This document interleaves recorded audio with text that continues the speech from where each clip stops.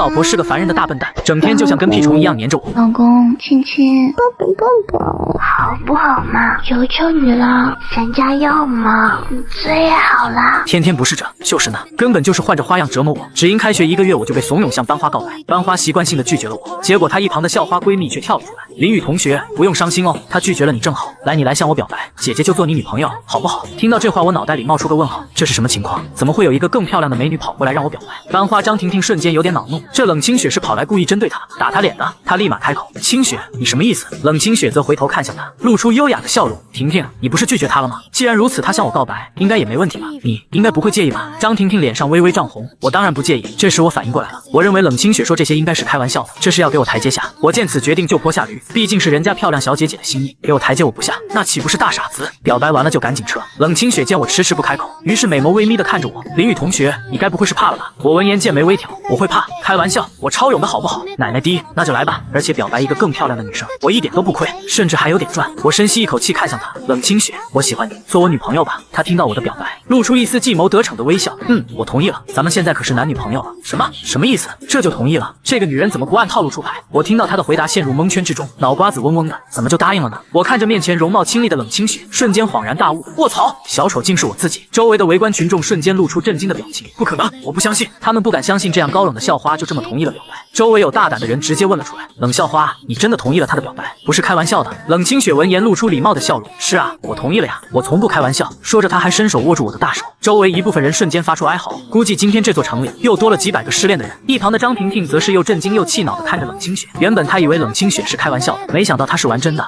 我们走。张婷婷带着她的闺蜜们离开了，我则是一脸呆滞的站在原地。这算什么事？我就这样凭空多了个女朋友，我真没想表白的呀。这时周围的人喊了一声，系主任来了，大家快跑啊！周围的人一哄而散，远处一个中年男子走了过来，我见此机会就想趁机开溜，连忙撒腿就跑，想做我女朋友没门。然而冷清雪看到我想跑，立马伸手把我抓住，修长的玉臂锁住我的腰身，形成一个强女所难的局面。我傻了，这女人是想抓我给系主任，我被冷清雪锁住，但她也不敢太用力。那什么，大姐，你放开我呗，系主任都来了，放开我，咱俩一起跑吧。我准备劝说冷清雪，两人一起跑总比被抓住的好。冷清雪则小脸一稳，谁是你大姐？要叫姐姐。她锁住我的腰身，然后露出一个狡猾的笑容，像一只小狐狸。林雨，不用担心，咱们这是大学，男女朋友之间秀个恩爱不是很正常吗？你怕什么？冷清雪一眼就看出来我并不想跟她处对象，她有早起锻炼的习惯，每天早上在校园里她都能看见我在晨跑。1个月来无论刮风下雨，从没见我迟到过。而她看着我那英俊的背影，有种说不出的喜欢。现在她看着我想跑，那可不行，必须给我绑死。煮熟的鸭子还能让它飞了？她可是对我很感兴趣，她今天就是故意在围观群众面前同意表白的。现在正好碰见系主任来了，那就让系主任也见证一下，到时候有围观群众和系主任的见证，这样就不怕我反悔了。我闻言微微一愣，冷清雪这话说的好像很有道理啊。大学嘛，男女朋友秀恩爱是很正常的，不过我根本没有答应做冷清雪男朋友啊，我甚至都不认识她，难道就因为人家漂亮就和她在一起？此时系主任迈着稳健的步伐走了过来，他是很支持大学生谈恋爱的。你们两个在干什么呢？主任，这人刚刚向我表白，我同意了。冷清雪用细白如玉的手指头戳了戳我，露出甜美的笑容。我张了张嘴，又顿了顿，一句话都没来得及说出，冷清雪就伸手暗暗地掐了掐我腰间的软肉。系主任拍了拍我的肩膀，小伙子不错。随后在系主任的目光下，冷清雪就这样把我拉到了校园的凉亭边。我看了看面前的绝美女神，决定先撤。这女人不按套路出牌，而且像个小恶魔一样，这哪里是高冷女神啊？那什么，没事我就先走了。等等，作为男朋友竟然不陪着女朋友，想一个人先走，我什么时候同意做你男朋友了？冷清雪则露出狡猾的笑容。林雨，你可是当着那么多人的面向我表白的，你该不会想反悔吧？反悔我可就要叫了。我疑惑地看着眼前的这位美人，不是吧？这女人玩真的，而且还是赖上我了。冷清雪，你答应表白是有什么目的吗？我没什么目的，就是想你做我男朋友。真的？她眨了眨自己漂亮的桃花眼，而且你刚刚向张婷婷表白，根本就不是真心的，对不对？我一愣，这都被她看出来了，这个女人有点聪明啊。冷清雪则是拿出自己手机，打开某信，来，林雨，咱俩都是男女朋友了，不得交换一下联系方式？我并不是很情愿的拿出手机，打开某信让冷清雪扫了一下，事已至此加个某信根本不算什么。我点了下确认，冷清雪看见我同意，心中窃喜，联系方式已经骗到手了。好了好了，今天先放过你，有事手机联系。冷清雪可爱的眨了眨眼睛，然后扭着性感的翘腿，就这么走了。这特么是高冷校花，哪里冷了？随后我回到宿舍，舍友看到我后连忙靠了过来，鱼子，行啊你，今天竟然向2个校花表白，虽然被张婷婷拒绝了，但是冷清雪同意了呀。我白了她一眼，想太多，冷清雪可是个聪明的女人。废话，人家当然聪明了。据我所知，冷校花成绩是他们数学系的全系第1，还会格斗散打。我一愣，卧槽，看不出来啊，这个女人有操作的呀，学的还是最难的数学，还会散打，是个狼人。随后我在她口中得知，今天让我做她男朋友的冷清雪在学校百媚榜排名第一，拒绝我的张婷婷只排第二。因为冷清雪很高冷，并不怎么露面，所以不被很多人知道。第二天早上9点，忽然我的手机收到一条信息，是冷清雪发来的：小雨儿在不在？一天不见，有没有想我呀？我看到这条信息，嘴角一抽，小雨儿是什么鬼？我根本就不小，而且这话好意外啊！我只感觉自己的鸡皮疙瘩都掉了一地。冷清雪这个女人真是太强了。我表情有些嫌弃的打开手机，在上面快速打字回复不在。冷清雪看到这话，精致白皙的小脸顿时一鼓，她紧握着小拳拳，恨不得现在暴捶我一顿，但又打不到，就好气啊！这个林雨自己这么个大美人倒贴她都不要，是我不够漂亮了。冷清雪想到这，忽然露出一个狡猾的笑容。虽然小雨儿没有想我，但是我很想你哦，想你想的都立马想来见你了。男朋友，我这就来见你。经济系一般是吧？等我。我顿时一惊，卧槽，这个女人也太会了吧，竟然想跑到教室来找我，这可不行！现在所有人都在这么个大美女跑来，绝对会引起一阵骚动。想到这，我连忙打字回复：姐姐，别呀，千万别！你这么大美女来这里会引起轰动的。冷清雪看着我的回答，脸上露出一抹得意的笑意。呵呵，现在知道我是大美女了，早干嘛去了？我就要来。我错了，姐姐，我特别想你，想你想的不行了。她看着手机，漂亮的大眼睛滴溜溜的转。好，那你叫我一声好姐姐，我就信。我麻溜的打字，好姐姐。冷清雪这才心满意足，脸上笑意更浓了，真乖。好了，不说了，我还有早课，拜拜。我才反应过来我被骗了，这女人有早课根本不可能过来，刚刚是故意吓我的，我被占便宜了。可待会冷清雪真的来了怎么办？虽说她有早课，但不排除她会故意过来搞我一波。这个女人不按套路出牌，我已经见识过了。很快终于熬到了下课，我松了一口气，庆幸冷清雪说话算话，并没有过来。结果没走2步就又收到了她的信息，冷清雪说数学系和经济系的教材到了，让我跟着一起去取。我连忙回了句我很忙没有时间，和冷清雪一起去。那谁敢啊？就在这时，我的身后突然响起了一道清冷妩媚的声音。男朋友，听说你很忙。我被吓了一跳，挠了挠头，啊哈哈，冷姐姐，这么巧，你也在这呢。今天天气可真好。真巧呢，这不是咱们的大忙人吗？在这散步呢。冷清雪一脸坏笑，迈着优雅的步伐朝我走来，啊哈哈，我刚刚确实有点忙，不过现在不忙了。冷姐姐有什么吩咐？我淋雨一定赴汤蹈火，在所不辞。她听到我这话，噗嗤一笑，让你搬个书而已，不至于赴汤蹈火。好的，我们去哪班？反正也被这坏女人逮住了，跑不掉，索性就配合起来。跟我来，去教材室。说完，她就领着我朝一旁的大楼走去。教材室处，不知道谁大喊了一声：冷清雪怎么来了？所有人的目光都朝着我们看来，毕竟这位冰山女神可很少出现。两人瞬间变成全场的焦点。然而冷清雪并不在意这些人的目光，领着我就走了进去。此时另一边，张婷婷也带着自己的闺蜜们来到了教材室，她身后簇拥着一大帮小伙，听到是替校花搬书，一个个冒着头就来了。教材室内，冷清雪二话没说便迅速找到了我们系教材的位置。我见此也是暗暗给这个女人点了个赞，这姐姐人是坏了点，但是做事效率是真高，能力很强，可靠。她看着桌子上2摞个50本的书，拿起一捆转身就走，直接给我看傻了。卧槽，姐姐你要不要这么猛啊？等一下呀，姐姐我来。我急得连姐姐都喊出来了，连忙抢过冷清雪手中的书，另一只手拿起另一摞书。她挑了挑黛眉，看向我露出笑容，我可以拿呀，咱俩各拿一半才公平。这特么不是公不公平的问题，于情于理这2摞书都应该我拿。首先我是个男人，怎么可能让女人拿呢？其次这可是冷校花呀，大家都在外面看着呢，我作为跟在冷清雪身边的狗腿子，竟然敢让她拿一半，外面的人看到了岂不是要笑我细狗？我可不想受这个气，交给我就行了。我强势的拿起2摞书，就看见了迎面走来的张婷婷。我对这个人并不感兴趣，要不是那天朋友忽悠我，加上我脑子短路，就不会跑去跟她告白。她再漂亮也跟我没关系，我又不是舔狗，而且班花也不是很漂亮，比起旁边那小恶魔冷清雪，差的不是一星半点。我要选也选冷清雪啊，不对，我干嘛要选冷清雪？另一边张婷婷和闺蜜们也认出了我，她们淡淡看了我一眼，没有说话。我则拿着2摞书朝外面走去，冷清雪迈着优雅的步伐跟在我身后。张婷婷有些意外，冷清雪怎么会出现在这里，而且还是和她一起出现的？难道昨天的表白是真的？她真的做了他的女朋友？冷清雪并没有在意这些，她跟在我身后随意看了眼周围。两人走到门外，就看到10几个男生朝教材室涌了进去，嘴里还嚷嚷着校花让我来。我一口气搬100本不是问题。果然不管在哪都永远不缺舔狗。我摇了摇头，舔狗舔狗，舔到最后一无所有。跟在我身后的冷清雪听到这句话展颜一笑，我一愣，冷姐姐偷听别人说话可不是好的行为。她白了我一眼，什么叫偷听？我这是正大光明的听啊！对，冷大人说的对。两人并肩的走在小路上，她有些诧异，看着我这么轻松的拿着2摞书，理论上这些书可不轻。林雨你不累吗？要不要休息一下？不累啊，我一脸轻松，我说的是实话，甚至都没用什么力。好，那咱们就把教材拿到教学楼，等导员分配就行。转眼两人便把书送到了教学楼。冷清雪对我眨了眨大眼睛，林雨谢谢你。我瞬间感觉心里一阵酥麻，但还是一脸严肃，别叫我林雨，那大雨儿宝贝。我捂着额头一阵无语。两人聊了一会后，我就把她送回了家，随后我才回到自己的宿舍。另一边回到家的冷清雪趴在床上，拿着手机，眼睛正滴溜溜的转，也不知道在想什么鬼点子。忽然她手机响了起来，冷清雪吓了一跳，就按下了接听键。喂，妈，有什么事吗？另一头冷妈妈的声音响起。喂，雪雪，对象找的怎么样了？冷清雪闻言，脑海中浮现出我被她折磨不清的画面，瞬间就露出小恶魔般的笑容。不过因为正和妈妈打电话，她并没有笑出来。找到了，妈妈，他是一个很好玩的人啊，这么快？冷妈妈一震，露出疑惑的表情。哪里还快？都1个月了，真的没有骗妈妈。冷清雪顿时腮帮子鼓鼓的，骗你干嘛？我是那种人吗？你是？冷妈妈毫不犹豫的说出口，她可是很清楚自家的宝贝女儿平时皮得很，说的话压根不能信，一点都没外人在的高冷模样，而且眼光也高的不行。现在却突然说自己找到对象了，这谁信？冷清雪立马换出一副哭腔，老妈，你不信任我，我好伤心。然而冷妈妈压根就不信她哭了。两母子之所以会讨论这个话题，是因为在冷清雪考上大学后，冷妈妈就想让她选经济系，毕业后适合继承公司。结果冷清雪压根不感兴趣，一心只想研究数学，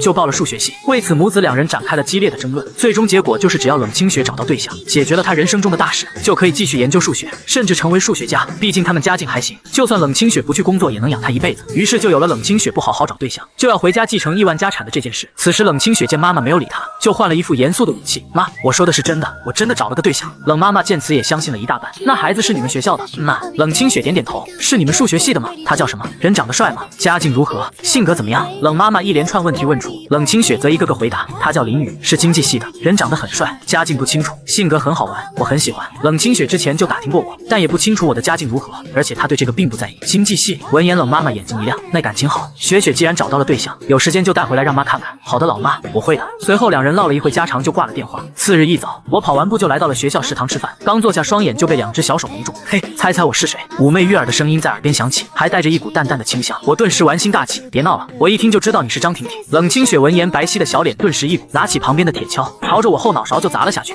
张婷婷个鬼啊！我声音这么好听，是她能比的吗？她的手有我的嫩吗？男朋友，你完了！我吃痛捂着脑袋转过头，故作惊讶的模样。卧槽，怎么是你？冷清雪看着我的表情又气又恼，臭男人！她已经看出来我是故意气她的，可惜现场人太多，要不然她都直接想上嘴咬我了。随后冷清雪哼了一声，拿出饭卡就去点餐，没一会就端着一盘小笼包回来了。这位同学，请问你这有人吗？我可以和你一起吃饭吗？说完还忍不住朝我抛了个媚眼，我撇嘴，有人不可以。然而冷清雪并没理我，直接挑了挑眉就坐下了。小雨儿弟弟，姐姐决定每天下课后去你教室接你，你觉得怎么样啊？我顿时一惊，卧槽，这个女人报复心这么强。别的不说，就经济系那边肯定当场炸锅。我忍不住咽了咽口水，别呀，冷姐姐，你自己课业都这么繁忙，没必要来接我，你可是数学系全系第一啊。没事，这点小事怎么会影响我去接男朋友？说完她露出小狐狸一般的笑容，我嘴角一抽，直接朝她撒起娇，姐姐，好姐姐，别这样嘛。冷清雪闻言顿时心花怒放，真乖，那我就暂时不去了，奖励与弟弟一个小笼包。说完夹起自己餐盘中的小笼包递到我嘴边，我只能乖乖听话的张开嘴吃了下去。怎么样，好吃吗？好吃，冷姐姐给我的当然好吃了。冷清雪见此嘴角上扬，双手驮着脑袋露出甜甜的笑容。随后两人吃完早餐就准备一起去上课。冷清雪就像一个乖巧的小媳妇挽着我的胳膊，两人有说有笑的来到教学楼。好了，姐姐我到了。经济系和数学系的教学楼是分开的，所以我打算在这直接开溜。冷清雪闻言跳了起来，摸了摸我脑袋，我顿时一愣，卧槽，偷袭！冷清雪，你知不知道男孩子的头不能乱摸，会长不高的？她听完翻了个白眼，你这么高还长，我就要摸。说完又跳起来摸了一下我脑袋，这才心满意足迈着优雅的步伐走了。我忍不住摇摇头，随后来到教室，刚一坐下就收到了小恶魔的信息，小雨儿，下午有没有课？姐姐去找你玩啊。我苦着一张脸回复，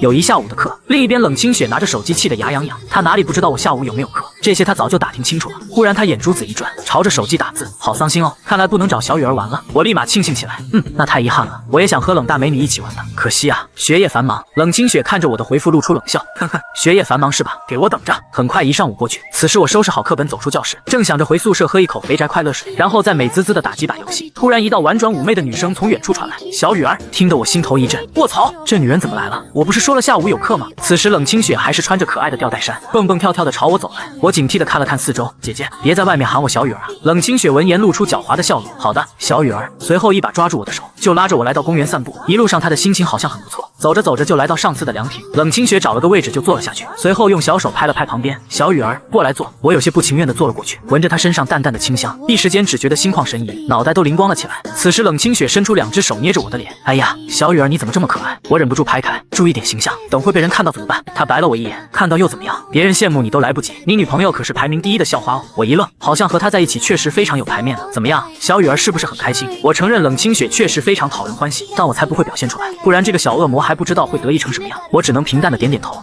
还行。冷清雪闻言瞬间掐住我的腰，不行，快点说开心。卧槽，来强迫的是吧？我立马就屈服在她攻势下，开心，非常开心。闻言她这才松开手，露出小恶魔的招牌微笑，这还差不多，真乖。就这样一下午我都难逃冷清雪的魔爪，不是捏我脸就是摸我头，要是说话让她不爱听还要掐我肉。终于熬到了下午6点，我连忙起身朝她告别，回去了，6点多了，好，那我们走吧。本来冷清雪还想继续坐一会，但见我这么乖巧的陪了她他一下午，也就不再说什么。两人走到分离的路口处，冷清雪笑眯眯的呲了呲牙，抓起我的手臂就咬了下去。我吃痛的挣脱开，冷清雪你属狗的呀，我这是给你我的专属标记。随后一溜烟就跑了。我忍不住大喊：恶魔呀，又偷袭我这个手无寸铁的年轻人。接着叹了一口气，我便朝着宿舍走去。回到房间后就直接趴在了床上，然后开始了游戏。第二天我和舍友一起去上公开课，刚走进教室就看到占了2个位置的冷清雪正远远的朝我招手，她脸上还洋溢着明媚的笑容，甚至冷清雪都没有说话，我的脑海中就自动浮现出她妩媚的声音：小雨儿，快过来，跟姐姐一起坐。我忍不住打了个寒战，要不要坐在冷清雪身边是一个深思熟虑的问题。我要是坐过去，肯定会被整个教室的人看见，估计瞬间会成为众矢之的。可我要是不坐过去的话，就要面临冷清雪如魔女一般的迫害，包括但不限于掐我腰、当众喊我小雨儿、把吃不下的小笼包塞我嘴里，还有捏我脸等等。我想想就觉得害怕，好狠毒的魔女。这时舍友一脸猥琐，于此冷女神正朝我招手。我的天，我做梦都不敢梦的场景。虽说那天你表白她同意了，可你后面不是说是给你台阶下吗？看来冷校花是想通过你找到我，我这是要走桃花运了吗？我很是无语，她怕是想多了。但凡她赶过去，我估计冷清雪立马就会把她打成猪头。与此同时，教室里的同学都在看着冷清雪那个方向，他们很好奇校花正在和谁打招呼，而冷清雪这边小手都举酸了，看到你还傻愣的站在原地，她顿时露出有点生气的表情盯着我。我一看心头一震，急了，冷 boss 这是急了呀！一瞬间我就做好了决定，我淡定的看向身边的室友，我不装了，我摊牌了。其实冷校花是在朝我招手，那天说给我台阶下是忽悠你的。说完我就拿着教材走到冷清雪身旁坐了下去。卧槽！顿时整个教室传来男生们整齐的呐喊声，所有人脸上都写满了震惊、不解、难受以及失恋的模样，还有一些男生则是露出嫉妒的表情，咬着牙瞪着我。看到众人的反应，我白了冷清雪一眼，满意了吧，我的姐姐？冷清雪露出小女人的微笑，满意。两人坐着频频交头切耳的说着悄悄话，让教室里男生们的心更是碎了一地。看这两人的模样，狗都知道在一起了。没一会上课铃声响起，数学系的教授夹着书就走了进来，拿着尺子敲了敲黑板就开始讲课。所有人都在安安静静的听讲，只有冷清雪偷偷摸摸伸出自己白嫩如玉的小手，在桌子底下牵着我的大手，然后还用手指在我掌心挠啊挠，还低声地说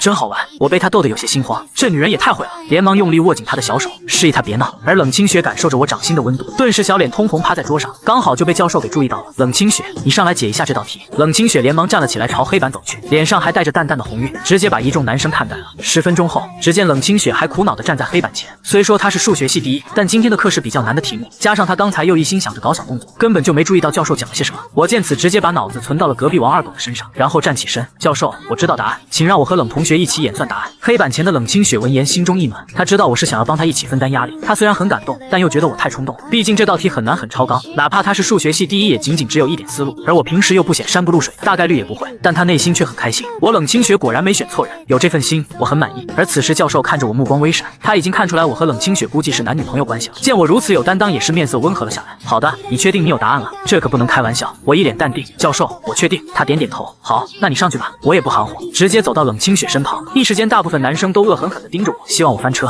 冷清雪则拿着粉笔，大眼睛扑闪扑闪地看着我。小雨儿，你能站出来我很开心，但是你太冲动了，我一个人丢脸没事的。我伸出手轻轻捏了捏她白嫩的脸蛋，没问题的，冷姐姐，我从不做没把握的事情。冷清雪小脸微红，这么多人看着，哪怕她是小魔女也有些害羞。此时教室内的所有人只觉得自己吃到了成吨的狗粮，就连老教授也感觉如此，但我丝毫不在意周围的目光，拿起冷清雪手中的粉笔，刷刷的就开始写了起来。片刻后，站在一旁的冷清雪看着我写出来的演算过程，脸上的表情从疑惑到迷雾，最后变成了震惊。她没想到可以这样推算，原来林雨的数学理解比我还高，太坏了，男朋友隐藏的这么深，这回可真是捡到宝了。我写完最后一步后，直接帅气的把粉笔扔进盒子内，然后牵起还在发呆的冷清雪回到了座位，随后才朝着老教授谦虚的说，教授，我答完了，你看看对不对？老教授则面带笑意的看着我俩，答得不错，你和小雪同学很般配，直接让那些恨不得我吃瘪的男生都蔫了。卧槽，给这小子装到了。而此时的冷清雪瞬间化为了我的小迷妹，看向我的眼神异彩连连，在她最擅长的数学领域，我居然比她还厉害。叮铃叮铃的下课铃声响起，老教授没有丝毫犹豫就说了声下课，众人一哄而散。冷清雪一脸兴奋的拉着我走出教室，走，小雨儿，跟我去图书馆啊。去图书馆干嘛？我可不是那种爱学习的人，去研究一下刚刚那道题啊。我有几个步骤没懂，我忍不住脸上冒出问号，这女人是不是有那个大病，竟然拉着我研究数学？然而我的反抗是没有用的，还是被冷清雪拉到了图书馆。我一脸懊恼，早知道就不装了，让冷清雪丢脸多好，因为她真的拉着我在图书馆研究了一下午数学，我整个人都傻了，这是人干的事吗？等我俩走出图书馆时，已经是傍晚了，夕阳西下，冷清雪露出了小恶魔般的笑容，小雨儿，你好像看起来有点不开心啊。我白了她一眼，特么的，那能开心吗？好了好了，今天谢谢你。说完，冷清雪突然踮起脚尖，朝着我侧脸上亲了一口，然后眨着大眼睛一溜烟就跑远了。我瞬间呆愣在原地，卧槽，偷袭！片刻才反应过来，被冷清雪这个魔女给亲了。果然男孩子出门在外要好好保护自己啊，千万不要像我这样不声不响就被人占了便宜，往哪说理去啊。此时正在逃跑的冷清雪脸上洋溢着笑容，心里里还略微有些害羞。刚刚他也是心血来潮就偷亲了一下我，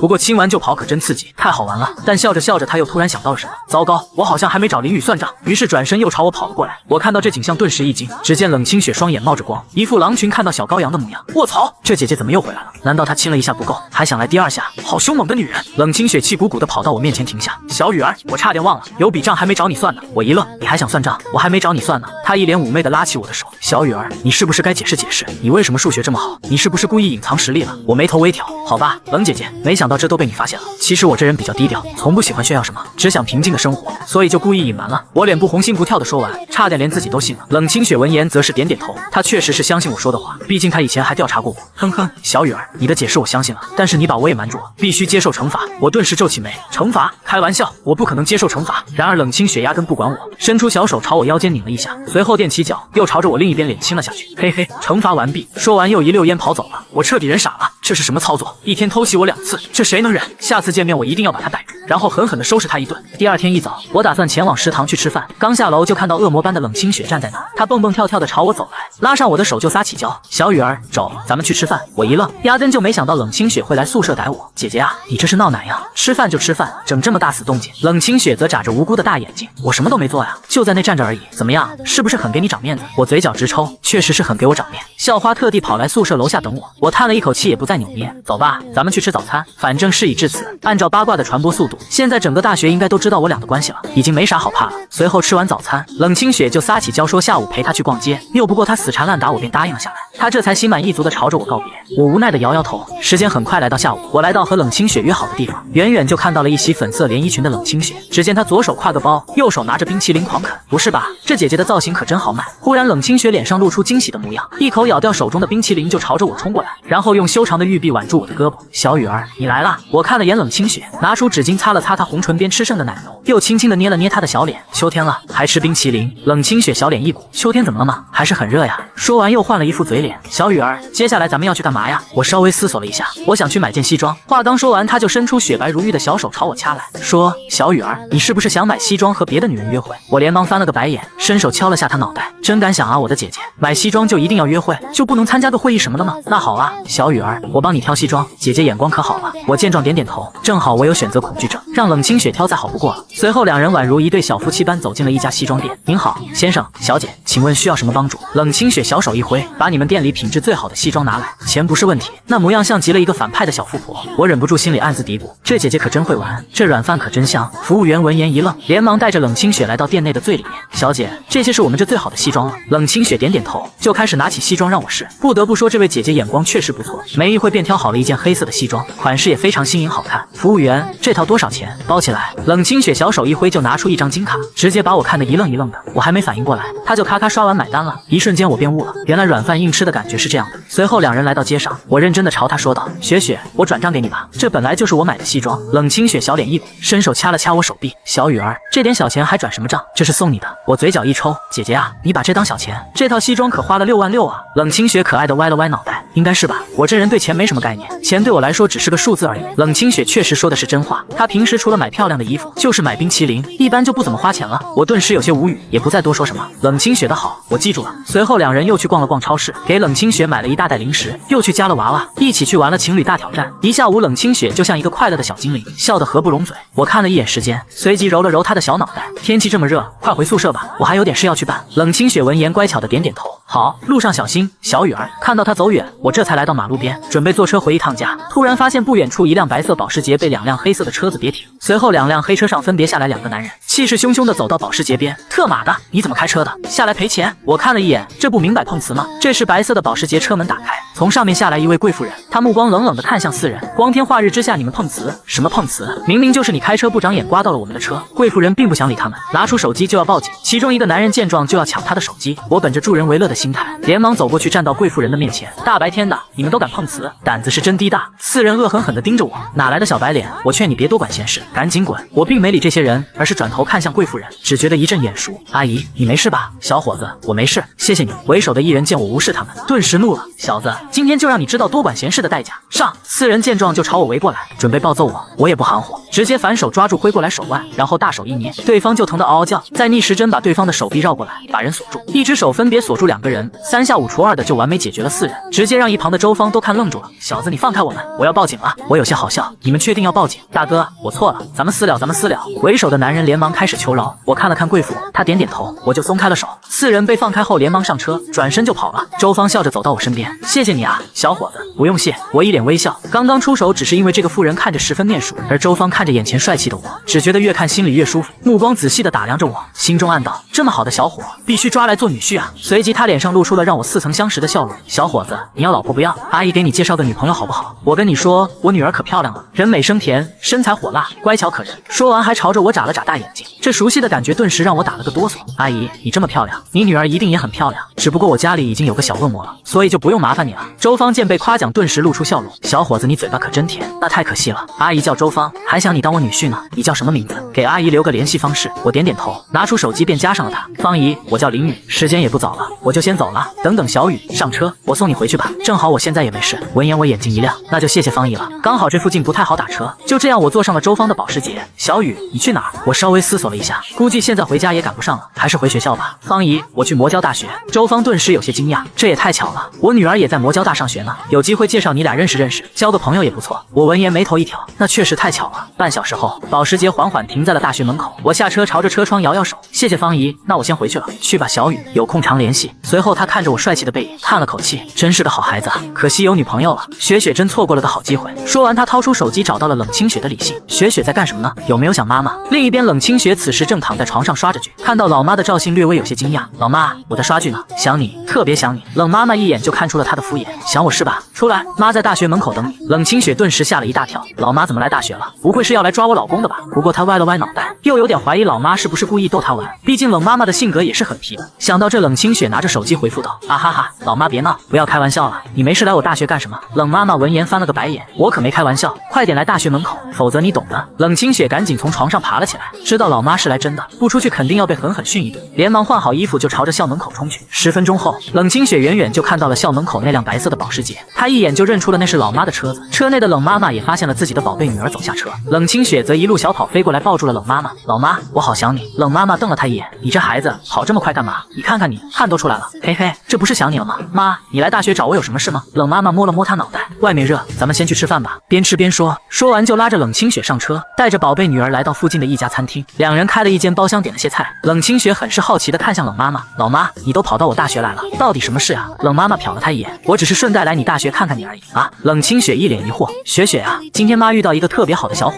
人不光长得帅，还特别有礼貌，又勇敢，帮了妈不小的忙。随后便把他下午遇到的事情说了一遍。冷清雪闻言也称赞道，这个男孩确实不错，就是可惜了，人家已经有女朋友了，不然妈还想介绍给你当男朋友呢。老妈，我不是说了吗？我有对象了，而且他很帅气，人也很好玩，我很满意。冷妈妈仔细观察了一下冷清雪的表情，确认他是说实话后，好吧好吧，妈就是帮你留意一下好男孩，你对象是在你大学吧？把他拉出来让妈看看。冷清雪一愣，不是吧，这就要见丈母娘了吗？我自然没问题，就是不知道小雨儿顶不顶得住。她顿时哭丧着脸，妈，这不太好吧？我们才谈了半个月，有什么不好的？半个月不短了啊！这冷清雪有些犹豫地看着老妈，妈，我男朋友他害羞，这么快就要见你，害羞？我看是你害羞吧，还是说你根本就没有对象？冷清雪这下忍不了了，老妈这是在质疑我呀？我可是言而有信的女人，奶奶滴，那就来吧，小雨儿，姐姐尽力了，就看你自己能不能顶住了。想到这，冷清雪掏出手机就准备给我发消息，忽然冷妈妈的手机响了起来，她按下了接听键，喂，什么事？好，我马上来。随即挂完电话看了看冷清雪，雪雪，公司有点事，我先回去一趟，你慢慢吃，账我已经结了。冷清雪闻言差点笑出声，耶，不用喊小雨儿喽。这时冷妈妈又继续开口，妈下周还来，要是没见到你对象，哼哼。刚还在偷笑的冷清雪顿时苦着一张脸，老妈，真的要下周吗？要不晚几天？说完伸手抱住冷妈妈，一个劲眨着漂亮的大眼睛。冷妈妈白了他一眼，雪雪，那你想晚几天呢？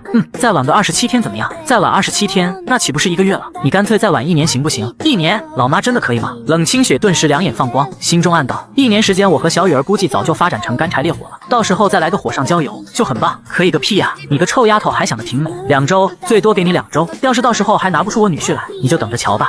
知道了，老妈。这么突然让他见你，我不得告诉他，让他做个准备吗？冷妈妈点点头，也觉得很有道理。好，就这么说定了。那妈先回去了，你回学校的时候注意安全。老妈拜拜。随后冷清雪吃饱饭后便独自回到学校宿舍中，她坐在床上苦哈哈的拿出手机，小雨儿，我妈说要见你。此时正在打游戏的我看到冷清雪发来的消息，整个人顿时傻掉了。上一秒还在美滋滋的打游戏，下一秒就被女朋友告知要见家长了，就很离谱。我和冷清雪才在一起半个月呀，我都还没有准备好。冷姐姐这么一个小恶魔，那她妈妈岂不是？想到这我都不敢继续往下想，连忙在手机虚拟键盘上飞快打字。那个姐姐，对不起，要不咱们先分个手。另一边冷清雪看到我的理性，当场气得牙痒痒，拿着手机就按下了语音键。滚蛋，想死是不是？别逼我删你啊！臭弟弟，给你一次重新组织语言的机会。见他有些生气，我顿时有些慌张。好姐姐，我就开个玩笑，你别当真。咱妈真的要见我吗？你不是在骗我吧？我这人可不惊吓，听到我叫她好姐姐，冷清雪这才露出小恶魔的笑容。小雨儿真好玩，我就猜到会有这个反应。好弟弟，姐姐骗你有什么好处呢？我妈真的要见你。我抹了一把额头的冷汗，故作镇定。那阿姨怎么说的？我妈说她要见女婿，如果人没带来，那我人就没了。不过别怕，咱们还有2周的时间。我嘴角一抽，我根本就没着急好吧？不过还是松了一口气回复：2周后吗？那还有一点缓冲的时间。嘻嘻，小雨儿，刚刚是不是吓傻了？我翻了个白眼，完全没有，才不能让冷清雪知道我刚刚慌的一批。我都能想象到她在手机另一面那得意的笑容。什么吗？小雨儿，你没被吓到，一点都不好玩。哼，我生气了，还是哄不好的那种。我挑了挑眉，生气是吧？我还说明天给某人带好吃的呢。既然某人生气了，那就算了吧。冷清雪一看到这个，顿时来了兴趣。不行，小雨儿，我要吃好吃的，不许算了。我得意的笑起来，就知道冷清雪吃这套。好好好，看你表现，明天再说。时候不早了，我去睡觉喽，拜拜。第二天一早，我起床洗漱一番，就打算下楼去吃早餐。刚一下楼，就看到冷清雪一脸坏笑的站在那里，周围还有不少男生装作若无其事的样子偷偷看她。然而冷清雪并没有理这群人，看到我后一路小跑飞奔的朝我扑来。小雨儿，快带我吃好吃的呀！我额头冒出一串黑线，看不出来呀，这姐姐还是个吃货，一大早上的就来逮我。我揉了揉冷清雪的小脑袋，走，咱们先去吃早餐。她闻言挽起我的手臂就往食堂走去。小雨儿，快告诉我给我带了什么好吃的，我可太好奇了。我故作神秘的模样，现在还不能说，等到时候你就知道了。我不管，我现在就要吃。被我这么一说，冷清雪更加好奇了，可怜兮兮的仰着脑袋看着我。我嘴角一抽，掐了掐她可爱的小脸蛋，不可以哦，这东西得吃完早餐后才能吃。冷清雪顿时陷入了沉思，到底是啥东西要吃完早餐后才能吃？随后2人吃完早餐，冷清雪就迫不及待地抱着我的胳膊摇晃。小雨儿，现在是不是可以吃了？快点拿出来给姐姐。我白了她一眼，拉着她就回到了宿舍楼下，在这等我一下，我去给你拿。她乖巧的点点头，好的，小雨儿。没一会我从宿舍里拿出一个盒子递到她面前。冷清雪一脸惊喜，哇，你怎么知道我喜欢吃冰淇淋呀？我嘚瑟的挑了挑眉毛，尝尝看，很好吃的哦。冷清雪连忙打开包装，拿着勺子挖出一大勺送到嘴中，瞬间两眼放光，哇塞，太好吃了吧！紧接着就是第2口、第3口，拿着小勺子咔咔一顿干，那速度直接把我都看呆了。卧槽，冰淇淋是这样吃的吗？难道不是一口一口慢慢吃吗？这姐姐可真猛啊！我伸出手揉了揉她的小脑袋，慢点吃我的姐姐，这可是冰的，吃太快对胃不好。冷清雪享受的眯了眯眼，没关系的小雨儿，我老冰淇淋美食家了，这种程度根本不冰。话虽这么说，但她还是放慢了吃冰淇淋的速度。虽然冰淇淋很美味，可男朋友的面子必须给啊，她可是很听男朋友话的。她一边吃一边看向我，小雨儿，你这冰淇淋太好吃了，在哪买的呀？我以前怎么从来没见过？我一脸得意，这个吗？是秘密，我可是花了好大劲才搞到的。冷清雪顿时一脸幸福啊，小雨儿你真好。说完凑上前就朝着我的脸上亲了一口，我瞬间亚麻呆住，冷清雪小嘴上的奶油全都亲到我脸上来了。这姐姐吃就吃呗，咋还突然亲我呀？冷清雪亲完我又继续拿着勺子吃起了冰淇淋，还时不时的拿起勺子喂我一口。小雨儿，来张嘴。我在周围人的目光中一口吃下，确实很美味。而其他人看到这一幕顿时心都碎了，特么的一大碗狗粮往我嘴里塞呀，酸，我可太酸了。渐渐的一些女生的目光死死盯着冷清雪手中的冰淇淋，她们感觉到这冰淇淋好像很美味的样子，纷纷露出想吃的眼神。冷清雪察觉到女生们的目光，顿时露出凶凶的表情，你们想干什么？这是小雨儿送我的冰淇淋。随即拿起包装盒一口就把剩下的全吃了，吃完还不忘哼了一声，然后挽着我的胳膊，小雨儿，你的冰淇淋好好吃啊，我还想吃一盒。我掐了掐她的小脸，不行，一天只能吃一盒，想吃的话要明天，并且还得答应我一个要求。冷清雪闻言毫不犹豫便答应了下来，她心里美滋滋的，还在期待明天快点到来。为了能吃冰淇淋，答应小雨儿一个要求又何妨？我则是一脸坏笑，让女朋友穿女仆装可是我从小的梦想。随后我陪着冷清雪在校园内散步走了一圈，就各自前往教室去上课了。很快一天过去，冷清雪又早早的来到我宿舍楼下等待。我刚一下楼，她就迫不及待的直接抱住我。嘿嘿，我来找你喽！小雨儿，快告诉我你的要求是什么？我有些哭笑不得。这姐姐真是个小好奇鬼。我摸了摸她狗头，等我一会，我回去拿道具。冷清雪闻言一惊，我操，不是吧？她立马有些慌了，而我则回到宿舍，幻想着冷清雪穿上女仆装的景象，忍不住眼角流出一滴泪水。随后拿起衣服就来到楼下，来，雪雪，把这个穿上。冷清雪看到我抱着一套黑白女仆装，顿时一愣。聪明的她已经明白了我的要求，她走到我身边，伸出小手就朝我腰间掐来，然后妩媚的白了我一眼。小雨儿，好啊，你是不是早就蓄谋已久了，拿着冰淇淋诱惑我呢？我一脸淡定，我不是，我没有，别瞎说呀。冷清雪则有点害羞的看了看女仆装，她从来就没有穿过这种衣服。我一脸坏笑的盯着她，雪雪，你该不会不敢穿吧？冷清雪小脸一鼓，谁不敢啊？我冷清雪天不怕地不怕，走，我现在就换上。我闻言一脸兴奋，这么漂亮的校花穿女仆给我看，想想就激动。随后冷清雪拉着我就来到她宿舍楼下，小雨儿在这乖乖等我哦，不许乱跑。我乖巧的点点头，好的，女仆大人。开玩笑，鬼才会乱跑。我还想第一时间看到冷清雪穿女仆装呢。她扑哧一笑，拿着衣服就走进了宿舍。就在这时，一位女生一脸坏笑的朝我走来。林雨，干什么呢？在这等雪雪吗？我看到来人是冷清雪的室友，笑着点了点头。是啊，冷清雪的室友我自然认识，上自选课的时候也坐过一排。许晴一脸笑意看向我，哈哈哈哈，那我上去帮你催催雪雪。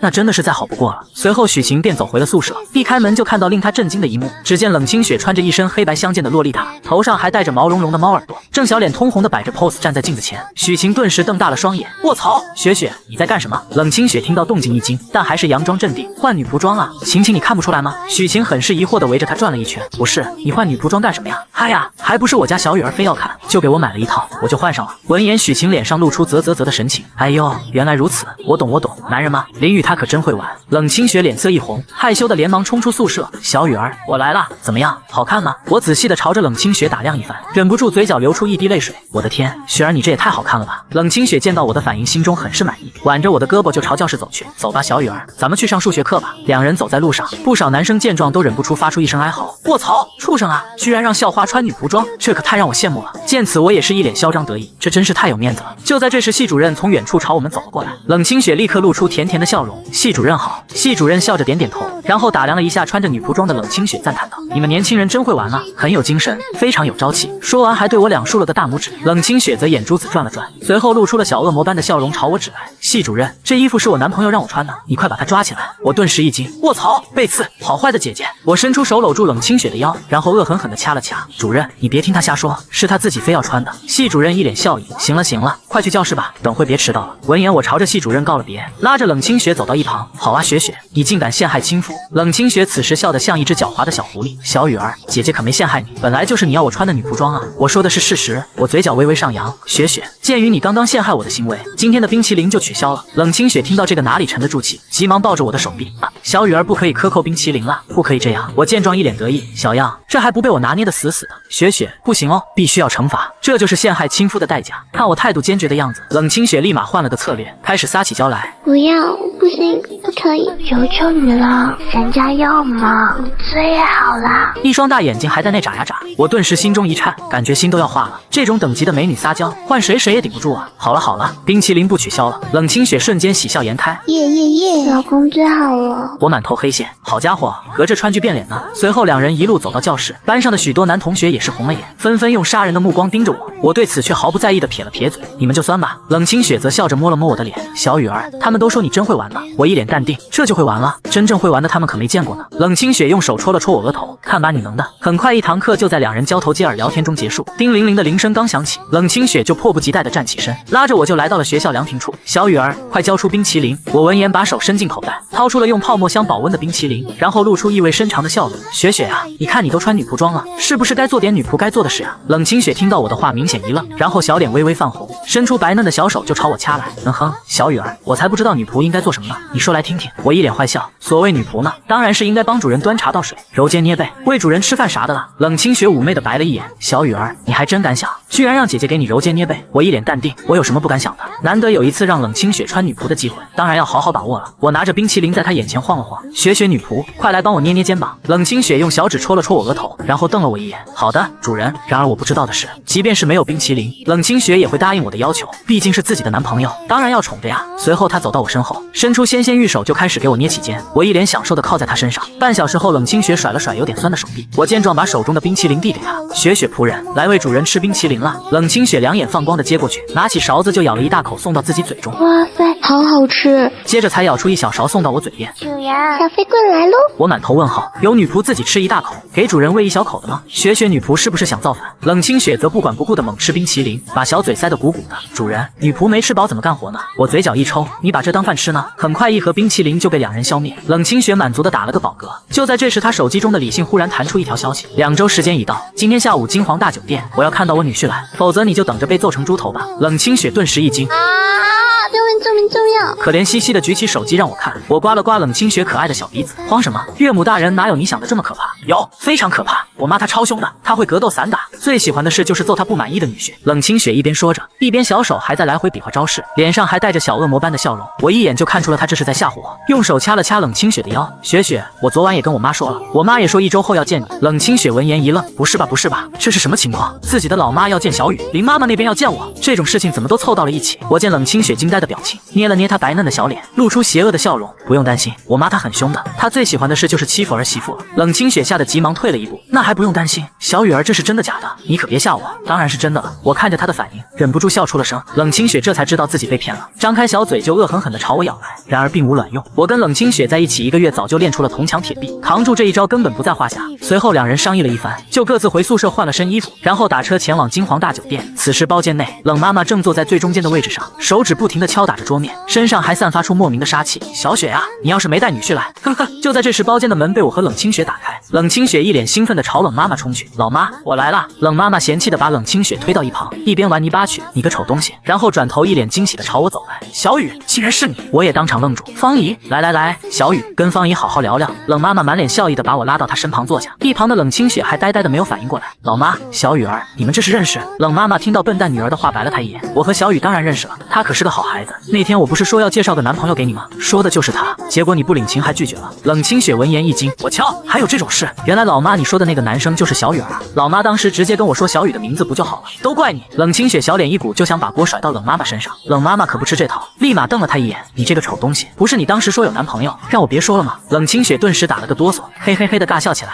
而一旁坐着的我此时也有点愣，压根没想到传说中的岳母大人竟然是我那天遇到的漂亮阿姨，难怪这么眼熟，原来是雪雪的妈妈。两人长得7分相似，都很漂亮，不过雪雪说岳母大人非常凶猛，我怎么没看出来？此时冷妈妈心里舒服的一批，自己心心念念的好女婿居然就在身旁，她满脸笑意的看向我，小雨啊，阿姨真没想到是你，真是太让人开心了。方姨，我知道你是雪雪的妈妈，也非常开心，真是好孩子，太有缘了。随即冷妈妈大手一挥就喊来服务员，去把你们店最好的菜都上来，我要给我女婿好好补补身子。很快一盘盘的顶级美食就被端上桌来，冷妈妈一脸笑意的连连给我夹菜，来，小雨吃菜，咱们边吃边聊。我看着被堆积成小山的碗，心中感叹起来，我这女婿待遇真不错呀。而一旁的冷清雪见到如此和谐的一幕，心里也是很高兴，这说明老妈很喜欢小雨儿啊。不过老妈竟然一直给她夹菜，都没给我夹，谁才是亲生的呀？顿时小脸鼓鼓的，老妈，我也要吃菜。冷妈妈哼了一声，随便夹起桌上的一片肉放到她碗中，又转头看向我，小雨，跟姨说，雪雪在大学里有没有欺负你？姨给你撑腰。我闻言一愣，那还真不少，比如初遇到雪雪的时候，抓着让我表白，还锁着我的喉让系主任逮我，天天把自己吃不下的小笼包强塞给我吃，用我衣服擦她那沾满冰淇淋的嘴，诸如此类的一大堆。冷清雪听到老妈的话，则紧紧盯着我，那眼神似乎在说，小雨儿，你可不许乱说，不然就咬你了。我挑了挑眉，看来这个女人是知道自己的恶行，已经威胁上我了。冷妈妈见我发愣，还以为我不敢说，没事，小雨，你大胆的告诉你。啊哈哈，方姨，没有的事，雪雪她很乖的，从来都不欺负我。冷清雪听到我的回答，满意的点点小脑袋，甚至还想等回去后奖励我一个大大的亲亲。我看到冷清雪露出窃喜的笑容，我的嘴角也微微上扬。不过方姨，刚才雪雪来的时候和我说你特别凶，最喜欢狠狠揍不满意的女婿。冷清雪听到这话顿时一惊，豆大的汗珠连连往下掉。冷妈妈明显一愣，但还是保持着微笑，没有的事，小雨，别听雪雪乱说，阿姨怎么可能会揍女婿呢？说完转头看向冷清雪，眼神里充满着杀气。雪雪，你说有这回事吗？冷清雪此时人都傻了，心中咬牙切齿起来，小雨儿，你给我等着，竟然敢背刺姐姐！随即连忙抱住冷妈妈的胳膊，大眼睛扑闪扑闪的，没有的事，老妈这么温柔，怎么可能凶呢？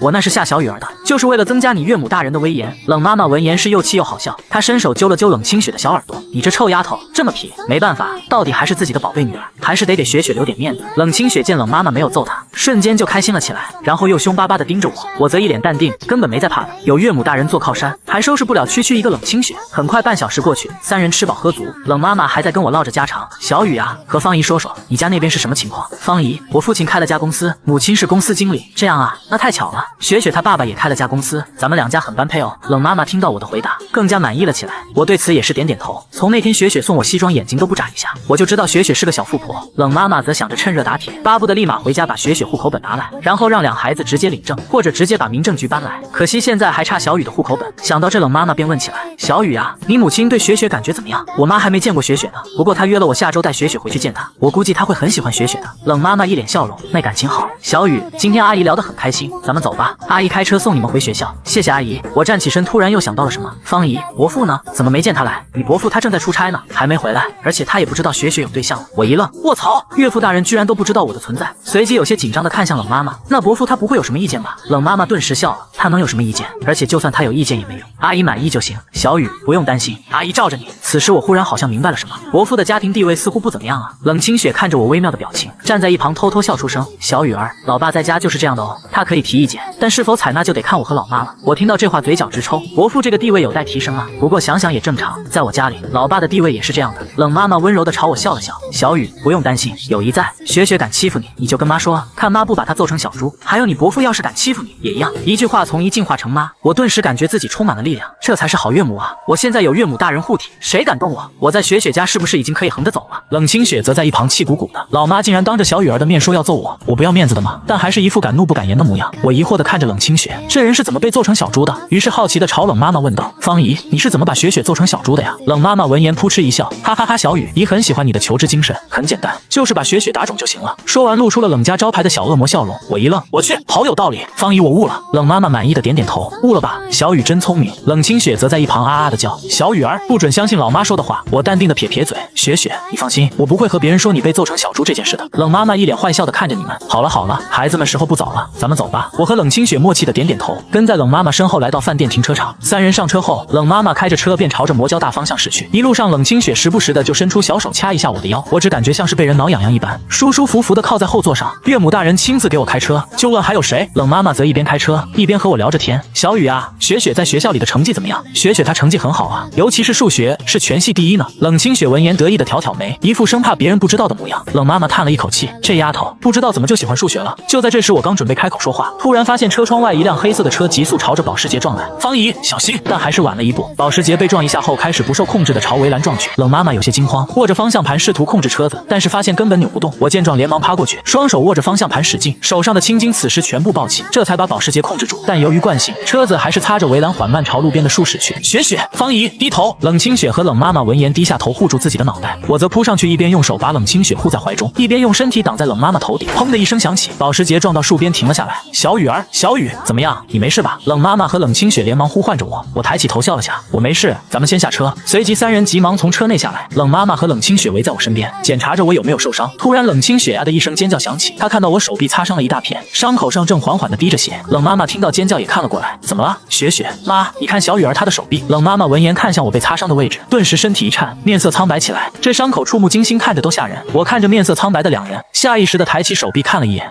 就这样，我还以为多狠呢，其实就是擦红了一大片，看着唬人，而我压根就没感觉到疼痛。冷清雪心疼地看着我，小雨儿，疼不疼啊？姐姐给你吹吹。她凑上前，用小嘴轻轻在我伤口上吹了起来，一阵微风吹过，我只感觉手臂酥酥麻麻痒痒的。冷妈妈皱了皱眉，一巴掌把冷清雪拍到一边，吹你个头啊！走，小雨，咱们去医院。我一愣，不至于吧？这种小擦伤去医院干嘛？讲多两句话，我伤口都愈合了。想到这，我便婉拒起来。方姨，我这点小伤就不用去医院了吧？休息几天就好了。冷妈妈闻言，眼神变得严肃，语气也认真了。不可以哦，小雨，伤口感染了怎么办？一旁刚被拍了一巴掌还在委屈的冷清雪此时也蹦了出来。就是，你管这个叫小伤？我眼睛微转，指了指车头有些损伤的保时捷。方姨，你车都坏了，得赶紧拉过去修。冷妈妈看都不看一眼，车子不重要，当务之急是送你去医院，我待会让秘书来把车开回去就行。我嘴角直抽，得，这医院是必须去了。就这样，我被冷清雪母女两人拉到了医院，又是消毒又是擦药的，我人都傻了，一个擦伤弄得跟骨折了一样。冷清雪在一旁看着我无奈的样子，露出了小恶魔的笑容，伸出小手戳了戳我手臂，疼不疼？小雨儿，我一脸平淡的白了她一眼，不疼。这小丫头真是的，才过了一会又恢复成蹦蹦跳跳的性格。冷妈妈听到我的回答松了口气，真是太惊险了，差点就让女婿受了大伤。随后办理完手续，冷妈妈喊人开来了一辆新车，三人又重新回到了车上。此时冷妈妈目露凶光，小雨、雪雪，你们放心，妈一定把今天那辆黑色汽车抓到。对老妈，抓到后狠狠地揍她，把我也喊来，我和你一起揍。冷清雪坐在我身边，表情恶狠狠地握紧小拳头。两个女人此刻浑身都充满了杀气。半小时后，一辆劳斯莱斯缓缓停在校园门口，我和冷清雪下车，朝着冷妈妈告别。冷妈妈点点头，雪雪、小雨，记得早点睡觉，别熬夜。随后开着车子便离开了。我和冷清雪则并肩走在回宿舍的路上。此时她脸上露出坏坏的表情，正伸出小手悄悄地朝我腰部靠来，准备趁着老妈不在报今天的背刺之仇。她可还记得差点因为我被老妈揍成了猪头。然而当她手伸到我腰间，正准备使劲的时候，看到了我手臂上那还未愈合的伤口。冷清雪小手一顿，心疼地抱住我的腰。我察觉到她的手，扭头看向她，雪雪，怎么了？冷清雪低着头，显得有些不高兴。今天多亏了有小雨儿在。我挑挑眉，疑惑地嗯了一声。她迅速换了个笑脸，没什么。小雨儿，我想吃冰淇淋，吃大个的。我有些好笑地摸摸她的小脑袋，这脑回路跳转得太快了，还没听清她说什么就跳到了要吃冰淇淋。冷清雪兴奋地噎了一声，踮起小脚尖朝着我的嘴唇轻轻吻了上去。良久过后，冷清雪有些不舍地松开了我，小脸微微泛红，但表情却还是小恶魔般的笑容。小雨儿，怎么样？这个是奖励你的。我还处于大脑宕机的状态，愣愣地说了一句，甜甜的。冷清雪得意地昂起小脑袋，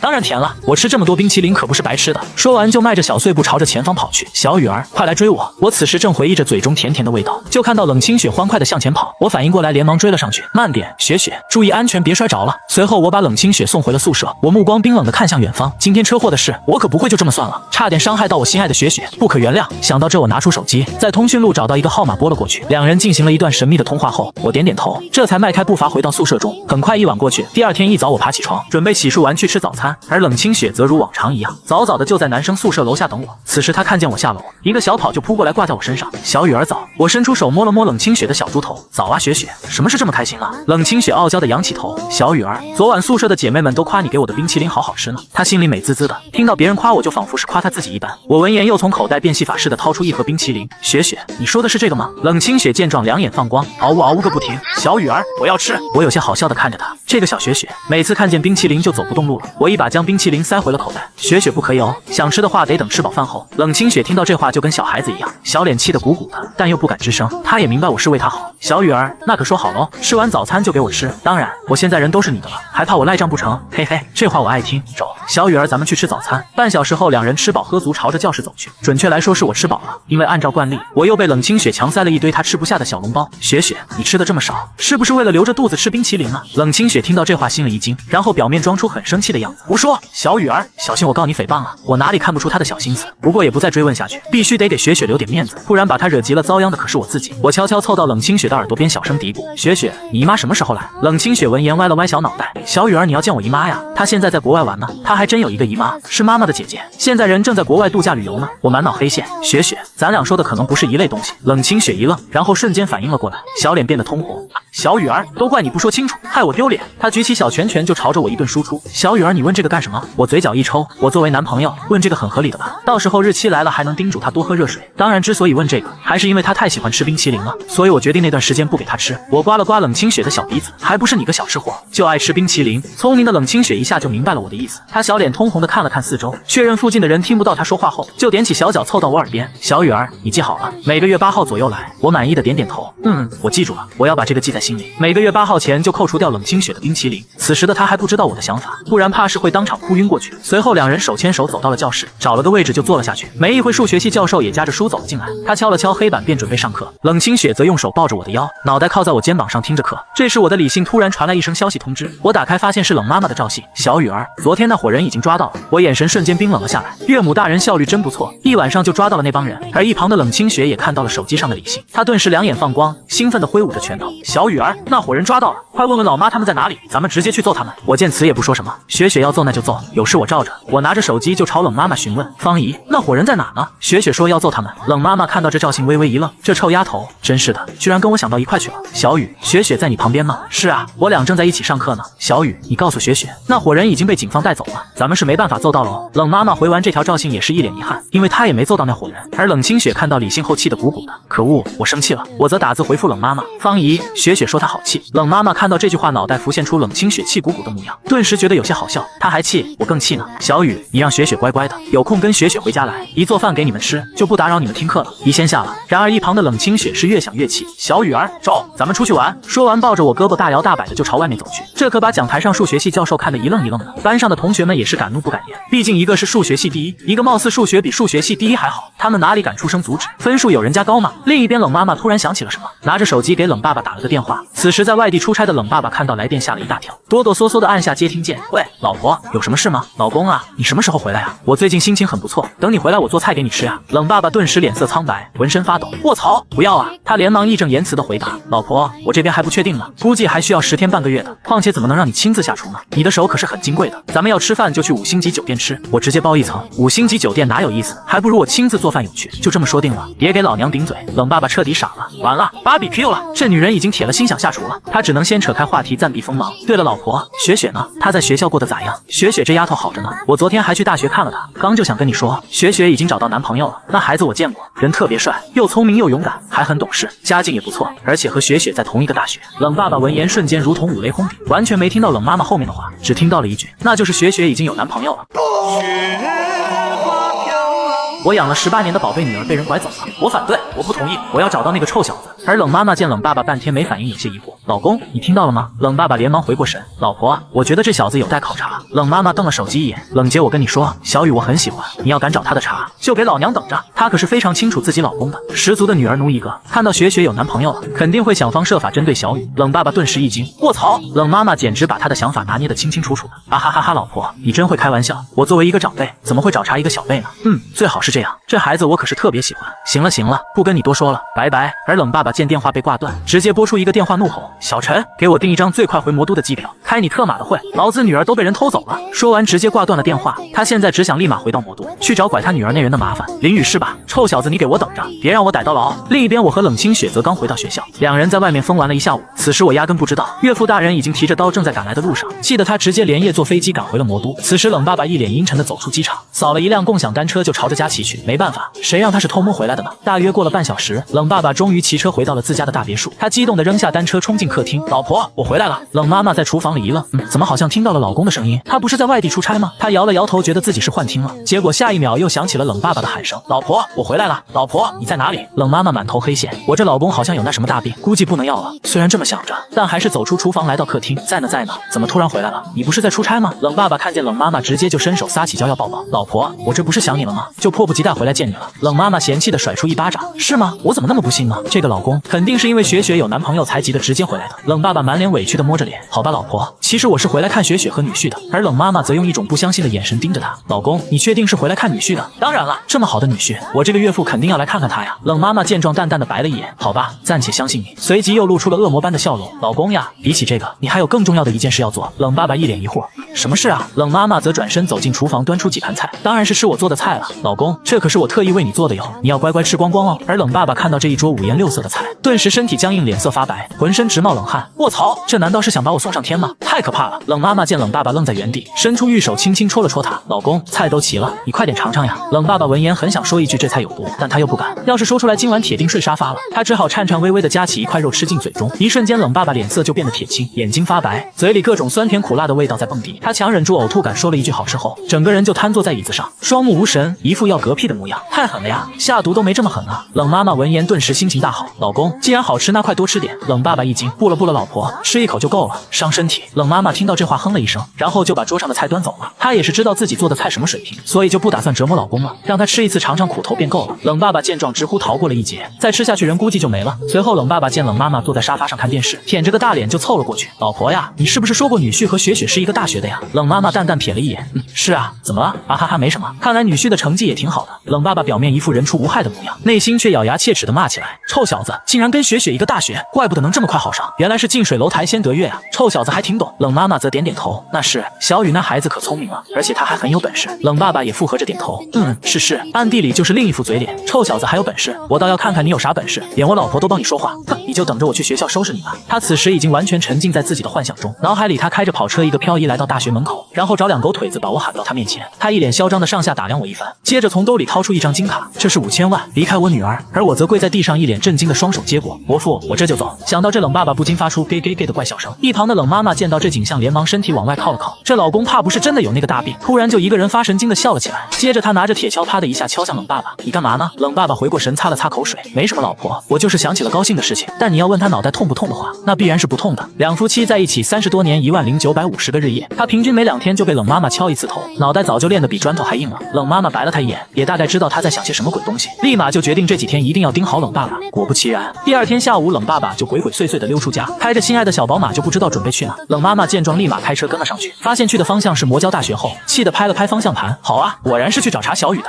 老公你完了。而前方的冷爸爸还心里美滋滋的，压根就不知道自己被老婆跟踪了。没一会，冷爸爸便驱车来到停车场，迈着六亲不认的步伐就朝向门口走去。结果刚走到就愣住了，因为他根本就不知道去哪找我。恰好这时舍友王军和同学赵天吃完大餐回来，冷爸爸见有2个同学路过，连忙上前询问王军：这位同学，你认识林雨吗？王军明显一愣，打量起眼前这个满脸猥琐的大叔。这位大叔，你找林雨有什么事吗？我是他的室友，你有事可以先和我说。冷爸爸闻言顿时欣喜若狂，真是踏破铁鞋无觅处，得来全不费工夫。舍友啊，那太好了，我找他有事，麻烦你帮忙把他喊过来。大叔，你可以先和我说说找他什么事，我喊他的时候可以帮你转告。同学，抱歉啊，我找他关乎个人隐私。王军闻言心里更加疑惑了，他现在严重怀疑眼前这个大叔根本不认识林雨，一直遮遮掩掩的不像个好人。他拍了拍赵天的肩膀，大叔，不瞒你说，他就是林雨。赵天瞬间明白了王军的意思，他骚气的甩下头，你好大叔，我就是林雨。冷爸爸一愣，明明刚才这个人都没出声，怎么突然就变成林雨了？他疑惑的看向王军，小伙子，你逗我呢？我可听说林雨长得很帅，他这副模样也算。赵天听到这话顿时不服了，大叔，你什么意思？我就是林雨，你没事我可就走了呀。一旁的王军也拍了拍胸膛，大叔，我作证他就是林雨。冷爸爸还是很怀疑，那你们怎么刚才不说？我们刚刚问你有什么事你也不说，但后面听你说是个人隐私的事情，我们这才决定说出来的。冷爸爸听完解释也觉得很有道理，他现在又相信眼前的人是林雨了。他仔细的打量一番赵天，老婆什么审美啊，竟然说这小子很帅，简直是天大的笑话。而赵天见冷爸爸不说话，又询问起来，大叔，你找我到底有什么事？没事我可走了。冷爸爸闻言就想从兜里掏出5000万的金卡，但转头一想又觉得没必要，这个林雨长得这么一般，到时候直接以颜值为借口挑刺，一定可以让这小子羞愧的离开雪雪，根本没必要花钱。他拍了拍赵天的肩膀，没啥事啊，叔就是想见见你，现在见到了，叔先走了。说完迈着快乐的小碎步就离开了，只留下一脸问号的王军跟赵天，两人瞬间都觉得这个大叔是有那什么大病。然而冷爸爸才不管他们怎么想，哼着小曲就朝停车场走去。这时冷爸爸的手机突然传来滴滴滴的响声，他拿起来一看，皱起了眉头，我才刚离开就有新的方案要求，还真是麻烦了。而另一边我正拿着手机跟冷清雪唠嗑，打算今天下午去一趟老爸的公司，结果走着走着没注意，砰的一声直接撞上迎面而来的冷爸爸。冷爸爸一个踉跄，直接就把手机甩了半米高，我眼疾手快，瞬间跳起来接住，抱歉大叔，刚刚没看路撞到你了。没事，我刚刚也没看路，谢谢你啊小伙子，还好你接住了我的手机，不然上面又要多一道裂纹了。说完，冷爸爸仔细打量了一下眼前帅气的小伙子，而我看着他那布满碎片的手机屏幕，忍不住嘴角抽了抽，大叔不用谢，你手机摔成这样怎么不换个新的？我正想换呢，不过现在暂时换不了了，这上面有个重要的文件需要把它解决才行。我看着眼前有些苦恼的冷爸爸，不知道为什么突然升起想要帮他解决问题的想法。刚才接手机的时候我就看到了上面的内容，是关于一个大公司经济策略的设计要求，这玩意还挺简单的，我以前就在老爸的公司弄过。想到这我便打定了主意，大叔，你这个方案我应该能帮你解决。冷爸爸闻言一愣，看向我的眼神充满了怀疑，小伙子你开玩笑的吧？或许你看到了我手机里的内容想尝试一下，但我这个可不是儿戏。我则淡淡一笑，大叔，我从来不开玩笑，不信的话给我2分钟，我和你说说具体内容。冷爸爸见我自信满满的样子，忍不住点了点头，好，那我就给你2分钟，我也不含糊，直接走到冷爸爸面前，拿起手机，用一堆专业术语噼里啪啦就跟他讲了起来。而冷爸爸是越听越入神，脑海中不自觉地构建出方案的雏形，他激动地握住我的手，谢谢你啊小伙子，这一单合作生意有几10亿的份额，连我都觉得很麻烦，如今我终于知道什么是听君一席话，胜读10年书的感觉了。小伙子，不知你在哪高就，有没有兴趣来我公司当保安，保证让你少走40年弯路。我闻言一愣，大叔，我还是个大一新生呢，并没有工作，等我毕业了我会考虑的。冷爸爸顿时一惊，卧槽，这特么是大一新生，怎么整的比我这40岁中年人还专业？小伙子，你真的只是大学生，莫不是在诓我？我的公司其实还蛮大的。冷爸爸此时以为是我觉得他公司不行才拒绝了他，我则淡淡一笑，大叔真的，我就是一个大一新生，骗你干什么呢？冷爸爸叹了一口气，好吧，那真是太遗憾了，你电话多少？咱俩加个联系方式。我掏出手机，两人便互互相添加了光信和暗信。随后冷爸爸见联系方式到手，就准备先赶回去做方案，还约好下次有空一起出来吃个饭。我见状也是连连点头，好笑的看着他火急火燎的朝远处走去。而冷爸爸走到停车场后突然一愣，依着我理个招，特么的，人家帮了那么大的忙，我居然忘了问名字。算了，还是办正事要紧，反正有这个小伙的电话，下次约出来就知道了。随后冷爸爸启动心爱的小宝马就朝家开去，完全就没注意到跟在身后的保时捷。冷妈妈她一路尾随着冷爸爸来到魔教大门口，本以为老公是来找茬小雨的，还想着等人赃并获时再下车收拾他，然而却看到冷爸爸站在大学门口和2个不认识的学生聊了半天，聊完之后又径直的离开了。这操作属实让冷妈妈摸不着头脑。接着就看到了2人相撞这惊人的一幕，吓得冷妈妈连忙准备下车，想要过去防止2人打起来，结果却看到我和冷爸爸2人面带笑容的交流着。冷妈妈顿时人都傻了，这么友善的吗？这父子俩竟然如此和谐有爱，是不是哪里出问题了？冷妈妈一脸怀疑的从头看到尾，见到老公要回家又跟了上去，以防着他有什么别的计划。而此时另一边的我，刚来到老爸的公司就接到了室友的电话，他跟我说中午有个不认识我的怪大叔找我，我听完也没当回事，只觉得可能是想来找我托关系进老爸公司的人。我摇了摇头，便开始处理老爸扔来的文件。很快时间来到夜里，冷爸爸弄完方案后伸了个懒腰，真是多亏了今天下午那个帅气的小伙子。冷妈妈听见好奇的转过头，那小伙怎么了？老婆，你可不知道啊，我今天下午遇见了个金融天才，我这个方案的灵感就是他给的，原本我还想拉他来我们公司，结果你猜怎么着？人家还是大一新生，可惜我当时太激动忘了问他的名字。冷妈妈闻言顿时豁然开朗，难怪这父子俩见面没有打起来，原来老公压根就不认识小雨啊。他一脸坏笑的看向冷爸爸，老公，那小伙子真的那么厉害？是啊，那小伙不仅厉害，还很帅呢，比我年轻的时候还帅那么一点点。冷妈妈则是越听越觉得有趣，心中暗自嘀咕，这位你欣赏的小伙子可就是拐走你宝贝女儿的人了，不知道到时候老公见到小雨是什么表情，一定很好玩。冷爸爸则疑惑的挠挠头，这老婆怎么有事没事就偷笑啊，还真是可怕。他好奇的朝冷妈妈询问，老婆你笑啥呢？冷妈妈闻言立马收敛起笑容，但那嘴角比 AK 还难压，随后终于绷不住了，使劲的放声大笑起来。老公没什么，我只是突然想起我女婿是个超级优秀的人才，就忍不住太高兴笑出来了。冷爸爸顿时皱了皱眉，老婆我不装了，摊牌了，我今天下午见到女婿了，他根本就没你说的那么好，在我看来他真的很一般。冷妈妈一脸疑惑，老公你在哪看到小雨的呀？我在大学门口见到的，刚好就遇到了他。一开始他旁边的朋友还挺有警惕心，一直问我找林雨干什么，我不说他也不说，最后才知道他身边的那个人就是林雨，真是踏破铁鞋无觅处，得来全不费功夫。冷妈妈听到冷爸爸的话，瞬间就明白了事情的经过，忍不住笑得更大声了。冷爸爸见状人懵了，老婆你又笑什么？我生气了，我跟你说那个林雨真的很一般，这小子不行，我不同意。好啊老公，如果你觉得你见的那个林雨不合适的话，我也没意见。冷爸爸顿时呆愣住了，卧槽，老婆这是咋了？他不是很喜欢那个林雨吗？他很是怀疑的看了看冷妈妈，你是认真的？冷妈妈淡定的点点头，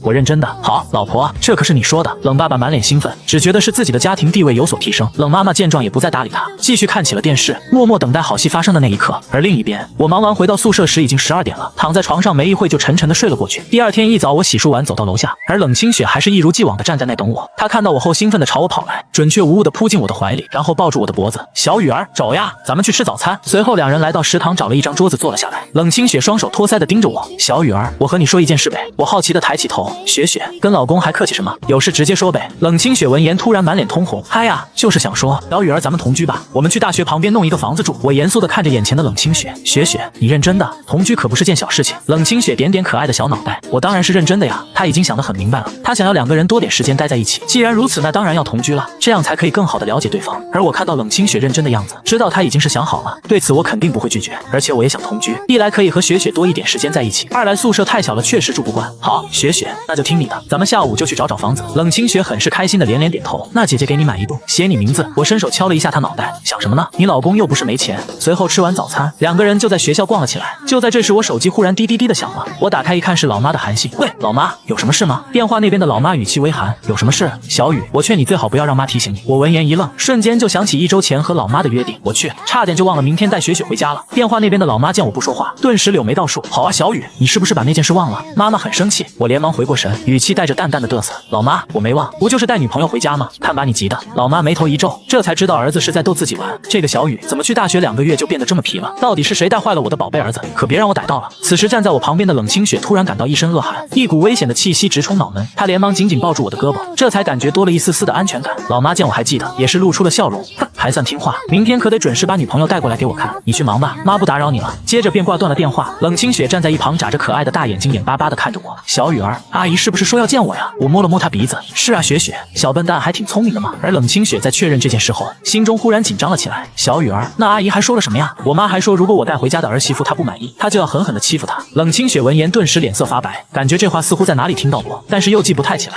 而我直接就笑出了声，雪雪我逗你的，你太笨了吧，同一个当竟然上了2次。冷清雪雪的小脸瞬间肉眼可见的鼓了起来。哼，臭小雨又骗我！他伸出白嫩的小手就朝我掐来，两人打打闹闹，时间很快就到了下午。我和冷清雪来到房产公司的售楼处，一个业务员小姐姐连忙迎了上来。两位需要什么帮助吗？冷清雪一脸笑意的挽着我手臂。业务员小姐，我们是来买房的。好的，那么请问你们的需求是什么？房子的位置、面积、采光都有要求吗？有的，房子的位置要在魔交大周围，距离越近越好。至于采光和面积没什么要求，我们要买别墅。业务员小姐姐闻言更加恭敬起来。好的，先生、女士，跟我来，这边是魔交大附近的别墅区盘。她带着我和冷清雪走到一块巨大的沙盘周围，旁边也有不少人在走走看看。此时冷清雪表面一副姿势优雅高贵的模样，暗地里她好奇地盯着这些沙盘看个不停。毕竟长这么大，她还是第一次自己买房，有点莫名的小兴奋。我则是很淡定，虽然我也是第一次买别墅，但气度不能丢。业务员小姐姐伸手介绍起来，先生、女士，你们购房的位置在魔交大周围，是想要买学区房吗？真好啊，为了孩子提早做准备。我听到这话忍不住看了看冷清雪性感火辣的身材，她感受到我的目光，小脸微红，心中暗暗吐槽，我们自己都还小，哪来的孩子啊？不过小雨儿要是愿意，也不是不可以。我尴尬的咳嗽一声，是的，就是要孩子赢在起跑线上，所以想提前准备好学区房。随后两人在沙盘附近逛了半个小时，最终找到了一栋建筑外形很符合我们审美的别墅，周围环境也很不错，而且离大学只有几百米，走路5分钟就能到。冷清雪伸出手指着他，小雨儿就是这栋，买它。我好笑的揉了揉他脑袋，买什么呀雪雪，咱们还没具体看看呢。业务员小姐姐很激烈，闻言立马拿钥匙就开车带我们来到别墅面前。眼前的别墅分为上中下3层，整体建筑呈白色，别墅内还配备游泳池等设施。冷清雪微微点头，凑到我耳边小声嘀咕，小雨儿，这个别墅这么看还可以吼，虽然比我家的小一些，但是住我们2个应该够了。我有些愕然，这别墅也比我家小了些，不过2个人住估计刚刚好。接着两人又来到别墅内部看了看，里面环境整洁，房间家具也很齐全，而且主卧特别大，足足有100平。冷清雪对此非常满意，小雨儿买它。好，买了。我招来业务员小姐姐，当即交上资料就要刷卡买下这栋别墅，一共是6000万。结果付款时却被冷清雪抢着付了款，她挡在我面前拼命拦着我，小雨儿不要动，让我享受富婆的感觉。这可把我整无语了，心中暗自叹了口气，姐姐你这样搞得我真不想努力了。而业务员小姐姐弄完手续后一脸笑意，先生、女士，这栋别墅你们后天就可以入住了。好，冷清雪闻言开心极了，后天就可以开始她期待的同居生活了。我忍不住揉了揉她小脑袋，走了小笨蛋，然后带着冷清雪回到了学校。第二天中午，冷清雪脸上画着美美的妆容，穿上了自己最好看的衣裙，却一脸紧张的模样。我好笑的捏了捏她小脸，不用紧张，就当回自己的家。接着牵起她的手就推开了自家的别墅大门。老妈听到声音连忙花2小时从餐厅走到了客厅，看到两人的一瞬间表情就惊喜起来。雪雪，冷清雪见到老妈也是一愣，兰姨，老妈笑得合不拢嘴，拉着冷清雪就坐在客厅沙发上，来，雪雪快坐快坐。小雨这孩子总算干了件正事儿。我则是一脸蒙圈的看着母女2人，什么情况？这2人竟然认识？老妈看着眼前的冷清雪一脸笑意，雪雪，真没想到小雨的女朋友竟然是你，真是太好了，阿姨可就盼着你做我儿媳妇呢。兰姨，现在知道你是小雨的妈妈，我也很开心呢。好，雪雪真是好闺女，阿姨可太喜欢你了。说着老妈还瞪了我一眼，真是的小雨，你怎么不提前跟妈说是雪雪要来？妈要是早知道就直接做32菜一汤，现在16菜一汤可太寒酸了。冷清雪乖巧的靠在老妈胳膊上，兰姨，那更不能告诉你我要来了，不然可就太破费了。原本她听到我说婆婆大人可能会很凶，她其实是有点害怕的，可见到老妈后紧张害怕的感觉就全没了。老妈温柔的揉了揉她小脑袋，雪雪真懂事，姨更喜欢你了。嘿嘿，兰姨，我也喜欢你，你好温柔，比我妈好多了。我妈特别暴力，动不动就要揍我，要是有你一半温柔就好了。冷清雪满脸笑意，直接把冷妈妈的事情抖了出来。我坐在一旁听得一愣一愣的，赶紧拿出手机录下冷清雪说的话，心中不禁露出 gay 的坏笑声。我要把雪雪讲冷妈妈暴力这件事记下来，等到雪雪欺负我的时候，我就去打小报告。结果偷笑的时候被老妈看到了，她伸出手掐住我耳朵，小雨你想什么呢？笑得那么坏，上的大学怎么变得这么皮了？我瞬间一脸的不服气，老妈，是雪雪把我带皮的，她可皮了。冷清雪闻言眨着可爱的大眼睛，一脸文静的看着老妈，那样子有多乖巧就有多乖巧，主打就是一副文静优雅大家闺秀的模样。我顿时一愣，卧槽，臭姐姐你好会演。老妈看了眼冷清雪，转头又朝我掐来，臭小子，人家雪雪多文静啊，你还说人家皮，我看是你皮还想赖人家。冷清雪在一旁捂着嘴偷笑，然后还给了我一个得意的小眼神。我见状只能委屈的转移话题，老妈我饿了，我要吃饭。你这孩子，好，吃饭去。接着拉起冷清雪就朝餐厅走去。冷清雪看到桌子上色香味俱全的16菜一汤，忍不住流下了口水，心中暗自嘀咕，她呀，老妈要是能做出这其中一道菜，也就不枉她练了10几年的厨艺。有时候人和人的差距真是比人和猪都大。此时魔都的一栋别墅内，冷妈妈正在厨房里鼓捣菜式，想要等女婿来家吃饭的时候露一手，结果突然打了喷嚏。是谁在说我坏话？是不是雪雪？1小时后3人吃完午饭，我好奇的看着两人，老妈，雪雪，快告诉我你们是怎么认识的？是不是背着我偷偷见面了？老妈伸手戳了戳我脑袋，就开始讲起两人遇见的经过。原来在半个月前，老妈去超市买菜付款的时候，有一个男人用小刀划破了老妈的包包，想要偷钱，恰好就被该溜子冷清雪看到了这一幕。正义感爆棚的他直接一个土豆飞踢就制服了小偷。老妈为了感谢冷清雪，就把他一车零食的钱给付了。两人就像王八看绿豆对上了眼，不仅互相添加了韩信和李信，还一起去逛街吃饭买衣服，俨然一副多年好闺蜜的模样。我听后不由得感叹一声，这可真巧啊。然后转头看向冷清雪，雪雪你好笨哦，我和老妈长得那么像，你都没认出来。冷清雪可听不得这话，她只觉得她大多数时候都机智的一批。哼，小雨儿你不也一样笨？我和我妈长得更像，你都没认出来。我顿时被堵得说不出话。我去，好像真是这样啊。老妈看着我们拌嘴，不由得轻笑一声，雪雪啊，你父母那边对小雨是什么样的看法？冷清雪闻言露出一副委屈的模样，兰姨，我妈她可喜欢小雨了，还说我要是欺负小雨，她就把我揍成小猪头。我见状一惊，我瞧，好可怕的女人，居然偷偷打报告。老妈则一脸心疼的揉了揉冷清雪的小脑袋，雪雪没事，小雨要是欺负你，兰姨也帮你揍他。冷清雪乖巧的点点头，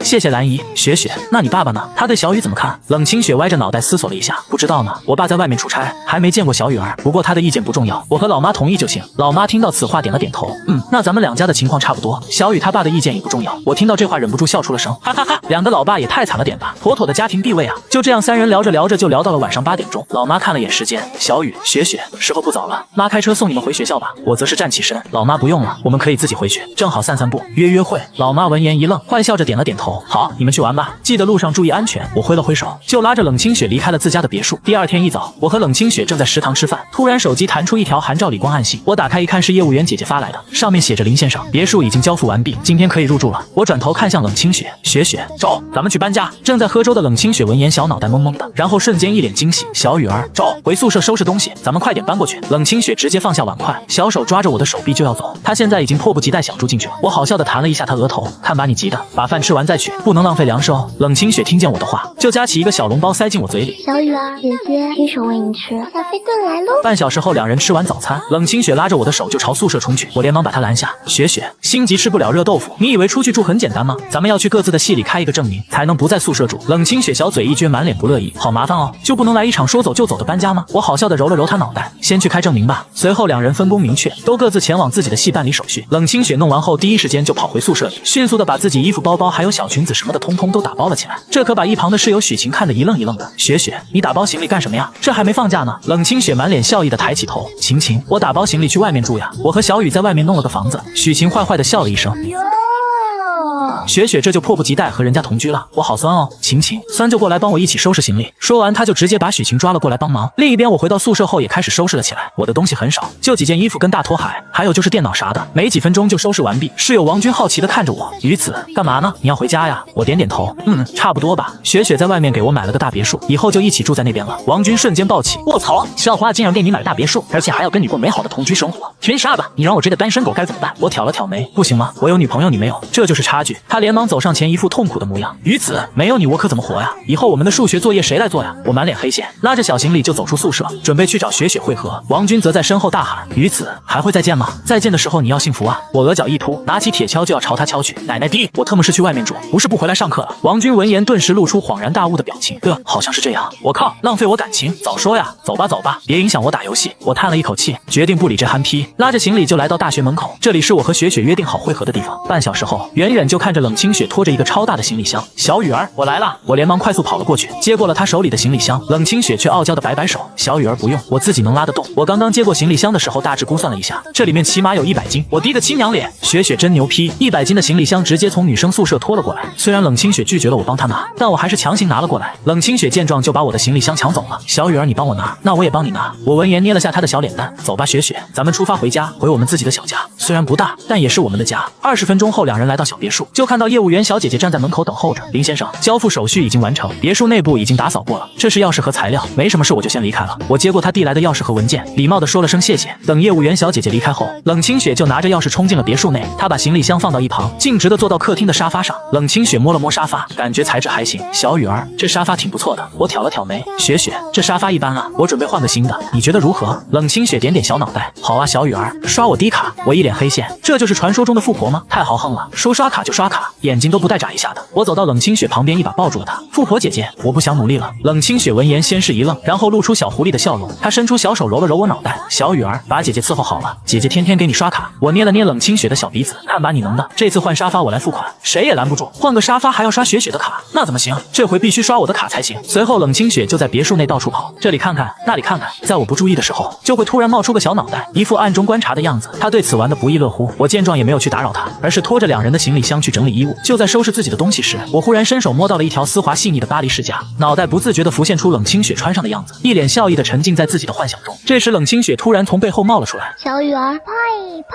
你在干什么呢？是不是在做坏事？我顿时一惊，连忙把东西藏到衣柜里。雪雪，你怎么来了？你不是在玩吗？随后迅速恢复镇定，转过身抱住了冷清雪。我见你在里面整理东西，就进来看看。小雨儿，你还没回答我的问题呢，是不是在做坏事？他刚刚一进来就看到我在衣橱前面鼓捣着什么。我一脸淡定，没有，我这不是在整理自己衣服吗？冷清雪闻言点点头，但还是疑惑地看了一眼柜子。好吧，小雨儿，等会也要帮我一起收拾东西哦。我松了一口气，差点就被发现了。而冷清雪说完后，一个飞跃就扑到了大床上，像一个小顽皮一样在上面来回打滚，还兴奋地朝我发出邀约。小雨儿，这床真舒服，要不要上来躺会啊？我一脸笑意地走过去捏了捏她小脸，然后指了指梳妆台，雪雪，先去把行李箱拿过来整理整理。冷清雪看到梳妆台，两眼放光，直接一个鲤鱼打挺就跳下了床。好，小雨儿也来帮忙。说完，她打开了自己的超大行李箱，瞬间哗啦啦的声音响起，里面的东西全都一股脑涌了出来。冷清雪顿时一惊，小脸微微泛红，连忙蹲下来捡自己的化妆品。我在一旁也是看得一愣，我去，这么多东西的吗？不愧是雪雪，人小东西多。随后在两人的通力合作下，终于把冷清雪的化妆品都摆好在梳妆台。她得意的双手叉腰，昂起小脑袋。哎呀，小雨儿，多亏我心灵手巧，才把梳妆台摆得这么整齐。我满脑黑线，雪雪，这大部分的化妆品好像都是我摆的吧？你就是站在旁边指挥我。冷清雪嘿嘿一笑，小雨儿，你出力，不就是等于我干活？咱俩之间还分得那么清楚干嘛？我挑眉坏笑起来。这么说，我吃冰淇淋就等于你吃冰淇淋？那以后冰淇淋我带你吃吧，你应该也能尝到味儿。冷清雪听到这话瞬间急了，小雨儿，不可以，冰淇淋这种东西还是我亲自吃就好，就不麻烦你代劳了。雪雪不麻烦哦，冰淇淋我一口一个刚刚好。冷清雪瞬间伸出小手掐住我腰部，一口几个？我吃痛连忙求饶，一口零个，一口零个。冷清雪这才满意的点点头，哼，算你识相。接着她把剩下一大半的行李箱拖到衣橱面前，小雨儿，过来帮我一起整理衣服。我一愣，啊，雪雪，这不太好吧？这里面可都是雪雪衣服啊，一些外衣小裙子就算了，但里面还有其他的衣物呀。冷清雪白了我一眼，有什么不太好的？快过来帮忙。我见此也不再推脱，直接走到她身边。她从行李箱内取出了一条米白色的长裙，然后在腰身上比划了一下。小雨儿，你看我穿这个好看吗？我仔细观察了一下，好看好看，真好看。冷清雪又取出一条牛仔短裤比划起来，那这个呢？好看好看，超好看。接着她又取出一条修身长裤，好看吗小雨？好看好看，无敌好看。我只知道不论冷清雪拿出什么，我只要说好看就完事儿了。冷清雪看着我点头的样子，顿时小脸一鼓，她觉得我太敷衍了。随即她露出小恶魔般的笑容，把手伸进行李箱内拿出一条黑丝。小雨儿，你看这件好看吗？我头都没抬就点头，好看好看，终极无敌好看。冷清雪像一只小狐狸般坏笑起来，伸手在我面前晃了晃，是吗？小雨儿，要不你自己看看。我闻言一愣，朝她仔细的打量一番。我靠，黑丝！我瞬间反应过来，尴尬的挠挠头，好看还是不好看？冷清雪坏坏一笑，哼，小雨儿原来喜欢这个呀。我顿时有些进退两难，说不好看吧就是送命，说好看吧就像我是老色批一样。不想了，我直接伸手掐住冷清雪小脸，臭雪雪，你就是故意捉弄我的。冷清雪则一副理直气壮的模样，谁让你敷衍我？看衣服都不认真。1小时后，她终于把衣服也整理完了，我则是站在她旁边看着她来回比划，人都看麻了。小小的箱子居然装了那么多衣服，我瞅了眼时间，发现已经晚上8点钟了，拿起衣服就跑到浴室打算先洗个澡。冷清雪则趴在大床上玩手机，突然她的小脑袋里好像想到了什么，直接从大床上爬了起来，然后在房间内探出小脑袋看向外面，一副暗中观察的模样。接着她发现我还在洗澡，就踮着脚尖蹑手蹑脚地走到衣柜前，脸上还带着坏坏的笑容，因为她很好奇我今天下午到底在里面藏了什么东西。而此时我正在浴室里泡澡，还满脸开心地在唱歌，就像是失去神经，我感觉不到呼吸，连空气都是洗白白。I love you so， 每秒钟胆战惊心，听看你给的惊喜，女语从不懂 love love I love you so。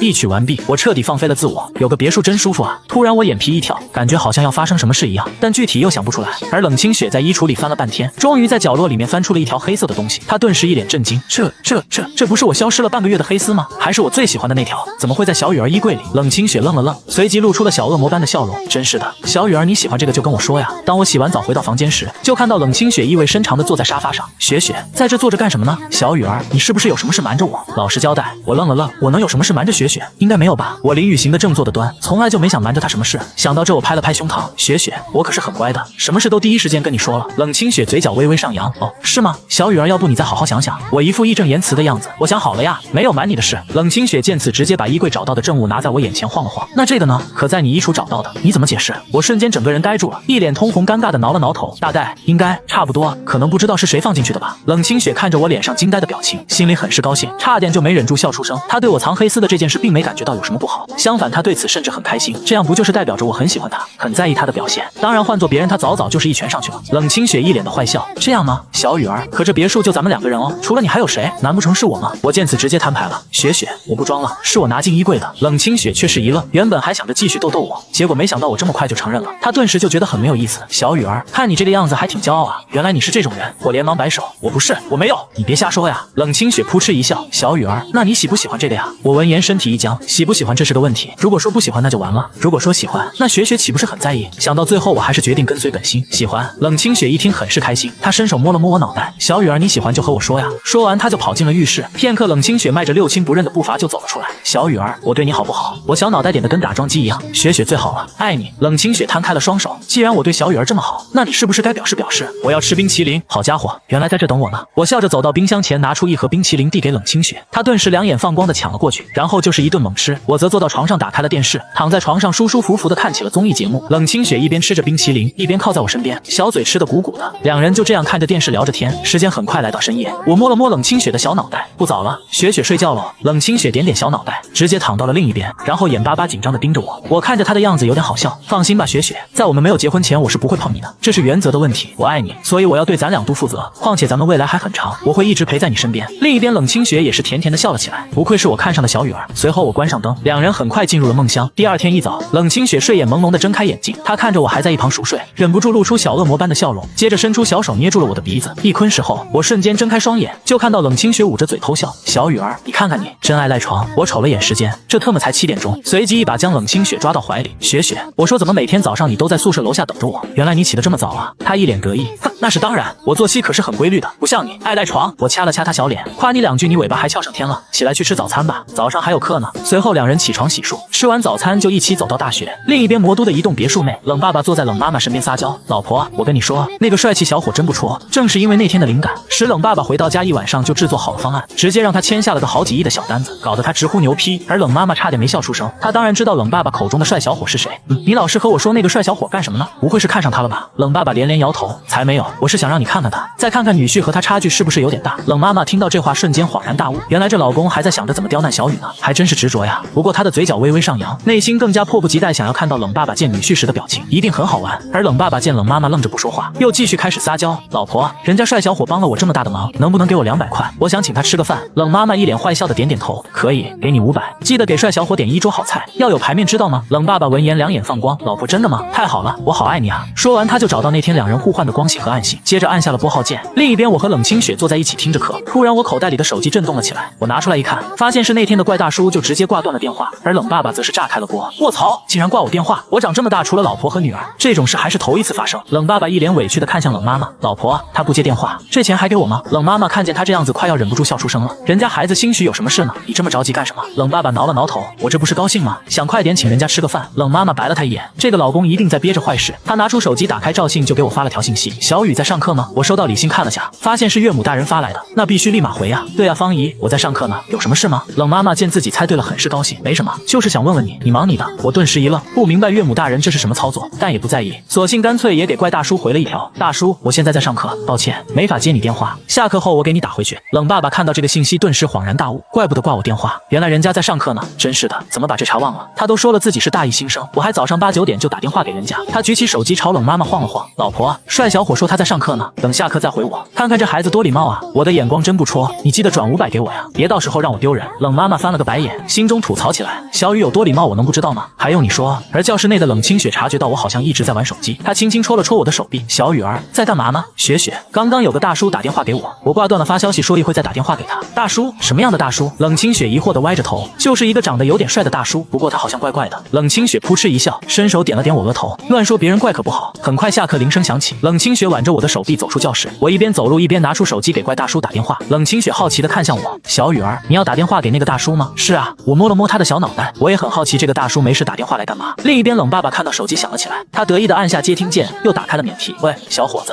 你可真是个大忙人啊！我一脸淡定地回复，大叔，我是属于学业繁忙啊。冷妈妈听见我的声音坏笑了起来，果然猜对了。而我这边的冷清雪听到那边的声音，也是疑惑地歪着脑袋陷入沉思。这声音怎么有点耳熟啊？好像是老爸的声音。随后他又摇了摇脑袋，怎么可能？老爸现在还在外地出差没回来，根本不可能认识小雨。冷爸爸则哈哈大笑，小伙子，你上次帮了我那么大的忙，我现在请你吃一顿饭不过分吧？我顿时愣住了，啊我压根就不想和一个怪大叔吃饭了，有这时间还不如陪雪雪一起玩呢。冷妈妈好像察觉到冷爸爸的咖位不够，她白了一眼冷爸爸，然后捂住了话筒，这才张嘴说话。老公，你只喊人家一个人怎么行？谁家小伙愿意和一个老大叔吃饭？你问问他有没有女伴，让他一起带来。冷爸爸一愣，卧槽，有道理啊，我老婆好机智。他立马改口，小伙子你有没有女伴？把她带上一起吃饭，这样也不尴尬。我闻言怔住了，转头看了看冷清雪，这好像可以。如果是我自己，那我真不愿意去。不过要是带上雪雪，那就等于是和雪雪一起去玩，这倒是一举两得。想到这，我便直接朝冷爸爸答应了下来。好的，大叔，我正好有女伴。冷爸爸也点点头。好的，好的，就这么说定了呀，不来就是不给我面子。冷妈妈则在一旁露出意味深长的笑容，这就是她想要的结果。然后冷爸爸思索了片刻，小伙子，那咱们就约在金黄大酒。话还没说完就被冷妈妈捂住了话筒，她拍了拍冷爸爸的脑袋，防止他继续说下去。冷爸爸一脸疑惑，老婆怎么了？冷妈妈瞪了他一眼，人家小伙帮了我们家这么大的忙，你就请人家吃酒店，那还能咋地？我请帅小伙的是魔都最大的5星级酒店，这很有排面了吧？冷妈妈则是摇头，5星级酒店也不够，我觉得要有诚意，就把他请到家里来吃饭吧。主要是冷妈妈突然想到，等会雪雪女婿和老公3人见面，她要是不在场看不到冷爸爸那震惊的表情，岂不是亏大了？所以她临时决定让冷爸爸把人请到家里来。冷爸爸闻言挑挑眉，这个好像也可以，只不过家里没人做饭了。冷妈妈害羞的扭捏了一下，老公，你这话什么意思？我不是人，我可以亲自下厨给他煮一顿丰盛的晚餐了。冷爸爸瞬间一惊，卧槽，我是请小伙吃饭，不是害他呀。他可怜兮兮的看着冷妈妈，老婆，这不太好吧？冷妈妈一副信心十足的样子，有什么不太好的？就这么定了。冷爸爸见老婆如此认真，心想完了，人家帅小伙怕是以后再也不来吃饭了。他小声吐槽着，你这哪是下厨，你这就是下毒啊。声音虽小，可还是被冷妈妈听见了。你说什么？老婆，我刚刚什么都没说呀，你是不是听错了？冷妈妈瞪了他一眼，刚刚我可是听得真真切切的，今晚你睡客厅，别想去我房间。而另一边我疑惑的看着手机，上面显示通话中却没有声音，不是吧？打电话还能卡住？喂，大叔，你还在吗？一脸痛苦的冷爸爸顿时回过神，我在呢，我在呢。刚刚想起悲伤的事情，所以愣住了。抱歉，小伙子，我原本是想邀请你去5星级酒店吃饭的，但是又觉得没有诚意，所以我决定邀请你来我家吃饭，地址是某某路某某号某某别墅，我待会发地图给你。我愣了愣，小声的在冷清雪耳边嘀咕，雪雪，这大叔邀请我们去他家吃饭，你觉得怎么样？他歪着小脑袋迅速思考了一下，我觉得可以啊，咱们去吧。请人到家里吃饭还挺有诚意的。我见冷清雪同意，也不再多说。好的，大叔，我会去的。随后便挂断了电话。冷爸爸见完成任务，好好似的看着冷妈妈，老婆，我这事儿办得怎么样？是不是很好？冷妈妈淡淡的瞥了他一眼，别想太多，今晚你还是睡客厅。而冷清雪见我挂断了电话，就好奇的看着我，因为她刚才压根就没听清两人的对话。我揉了揉她小脑袋，走，雪雪，咱们蹭饭去。我带着冷清雪打了辆车，随后两人来到一个别墅区。冷清雪疑惑的挠挠头，啊，怎么来到我家附近了？小雨儿，那个大叔家在哪呀？我伸手指了指一旁，雪雪，大叔家就在这。冷清雪抬头看着眼前的196号别墅，一阵茫然，这栋楼好熟悉啊。而别墅的窗台上，冷妈妈开心的朝着冷清雪招手，小雨，雪雪，你们怎么才来呀？妈都等急了。我和冷清雪两人瞬间懵懵的。老妈，方姨。冷妈妈开心的走到书房，抬起手就朝冷爸爸后脑勺拍了下去，你的帅小伙已经带着你伴来了，还不快去？卧槽，他终于来了。说完，冷爸爸连忙冲了出去，他一脸惊喜的跑到门口，小伙子，你终于来了。结果看到我身旁站着的冷清雪，瞬间就张大了嘴巴，雪。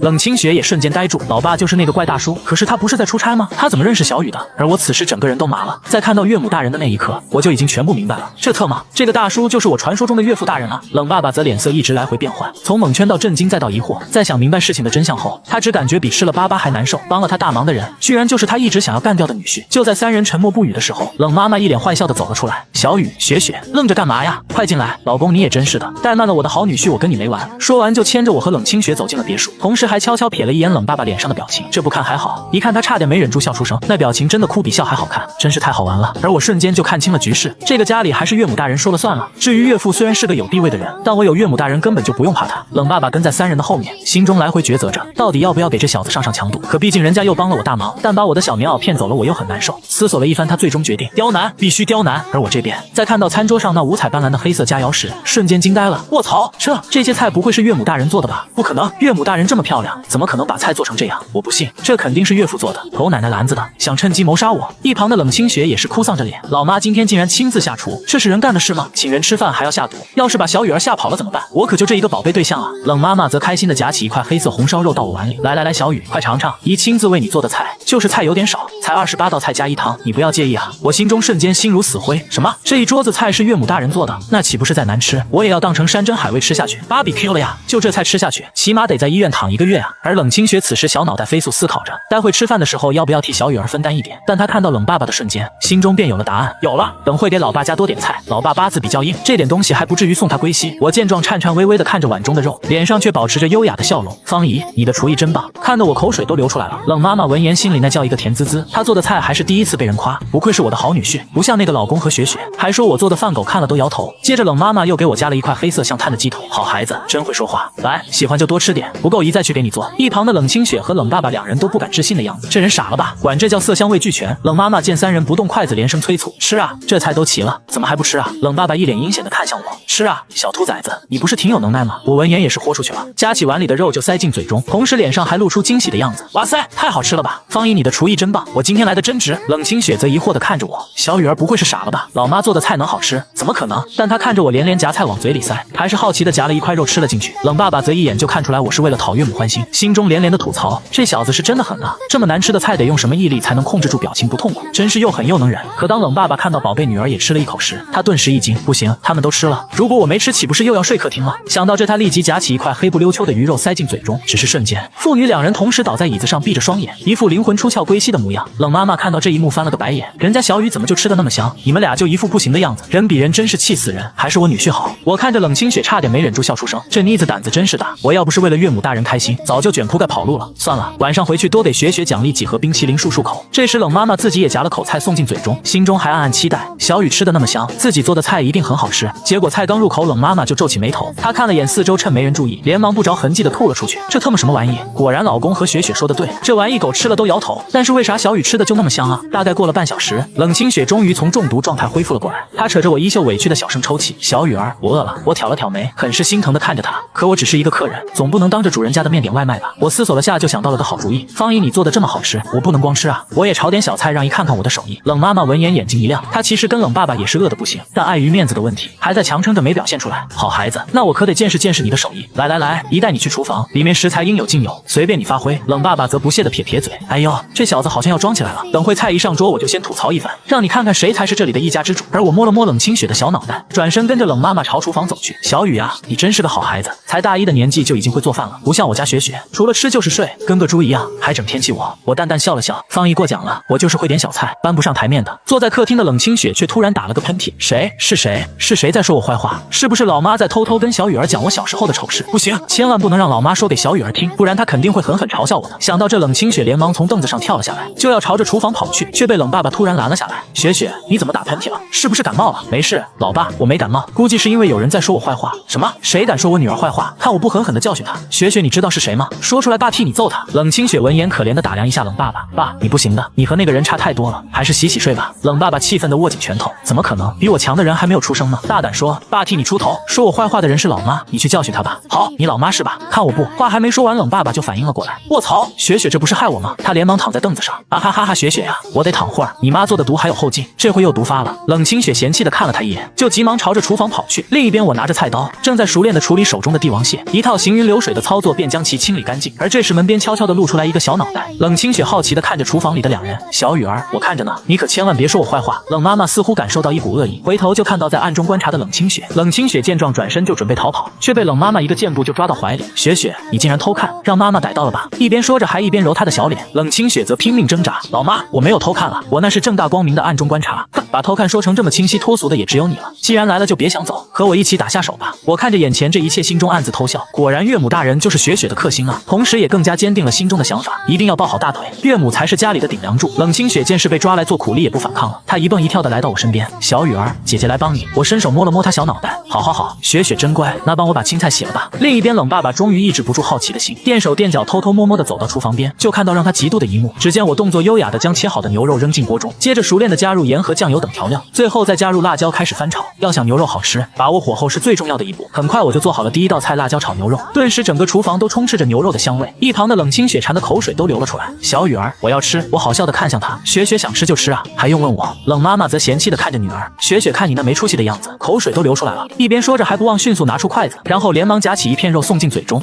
太好吃了吧！冷清雪人都看傻了。老妈，你不讲武德！说完也迅速的用筷子猛夹一大片送进嘴中。小雨儿你太厉害了！冷妈妈见雪雪夹那么一大口，瞬间急了，你这孩子，给妈留一口啊！随后母女两人谁也不服谁，都在疯狂抢着那盘辣椒炒牛肉，生怕自己少吃了一口。而门外的冷爸爸是越看越焦急，差点就要冲进来了，但碍于面子，他还是强行忍了下来。没一会，一盘牛肉便被母女两人吃了个精光。我无奈的看着他们，接着把处理好的龙虾拿了出来。方姨、雪雪，这龙虾我准备做3种口味，你们有想吃的做法吗？冷妈妈眼睛一亮，那我要吃烧烤口味的。冷清雪则连连举手，我要吃盐焗口味的。我点点头，好，那剩下的就清蒸吧。门外的冷爸爸听到后咽了咽口水，他也想选啊，他想吃油炸的，但还是不好意思说出来，于是恼怒的拍了一下墙，结果声音没控制好，啪的一声响起。我和母女两人瞬间回头看向门边，冷爸爸身体一僵，尴尬的挠了挠头，哈哈哈，你们忙，我溜达溜达。机智的冷清雪瞬间一脸坏笑，老爸你是不是肚子饿了呀？来厨房偷看也是很正常的。冷爸爸这时还在死鸭子嘴硬，没有，我只是刚好路过，我正准备去书房呢。说完还装出一副不经意的样子朝一旁走去。冷妈妈则是翻了个白眼，同时脸上也带着坏坏的笑容，那模样一看就不安什么好心。而我则松了一口气，转头继续干活。要是岳父真在一旁一直看着，我自己都会感觉得到压力很大。半小时后，我和母女两人把菜摆好在餐桌上，冷爸爸也掐着时间快步走到餐桌前，看着桌上新鲜出炉的各种菜，他忍不住咽了咽口水，哈哈哈，菜都齐了，怎么不吃啊？冷妈妈白了他一眼，然后转头看向我，小雨，咱们开饭吧。冷清雪闻言嗷呜了一声，拿起筷子就是一顿猛吃，那速度像极了3天没吃饭的样子。我好笑的看向他，雪雪，有好多呢，你慢点吃。他塞得满嘴菜，点了点头。撒旦纳俄诺瑞欧发货的收费和俄诺亚如发俄诺，破一头热我的阿斯萨俄维发俄诺 ERFS。我满头黑线，压根就不知道他说了些什么东西。与此同时，这副模样的还有冷爸爸，只不过他此时专心干饭，根本就顾不上说话。很快一顿饭吃完，我和冷清雪两个人乖巧的坐在客厅，岳父和岳母两人则是坐在对面看着我们。冷爸爸此时一副认真的模样，虽然刚才那顿饭让他好感大增，但终究是自己的小棉袄，他还是不想就这么让我拐走。冷爸爸咳嗽了一声，小雨啊，既然事已至此，那伯父就开门见山了。虽然你帮了伯父一个大忙，但是雪雪毕竟是我的小棉袄，必须搞清楚才能把它交给你。我点点头，伯父说的是好。小雨，我问你，你家境如何？父母是做什么工作的？伯父，我家境一般，父亲开了一家公司，母亲是公司经理。冷爸爸眉头一皱，心中开始吐槽起来，好家伙，你家有公司，你跟我说家境一般，这小子坏得很。他沉吟片刻，又问出了一连串的问题，你抽烟喝酒吗？你有不良嗜好吗？你成绩好吗？在学校排名第几啊？直接就让一旁的冷妈妈看不下去了，她伸出巴掌就朝老公拍了过去。行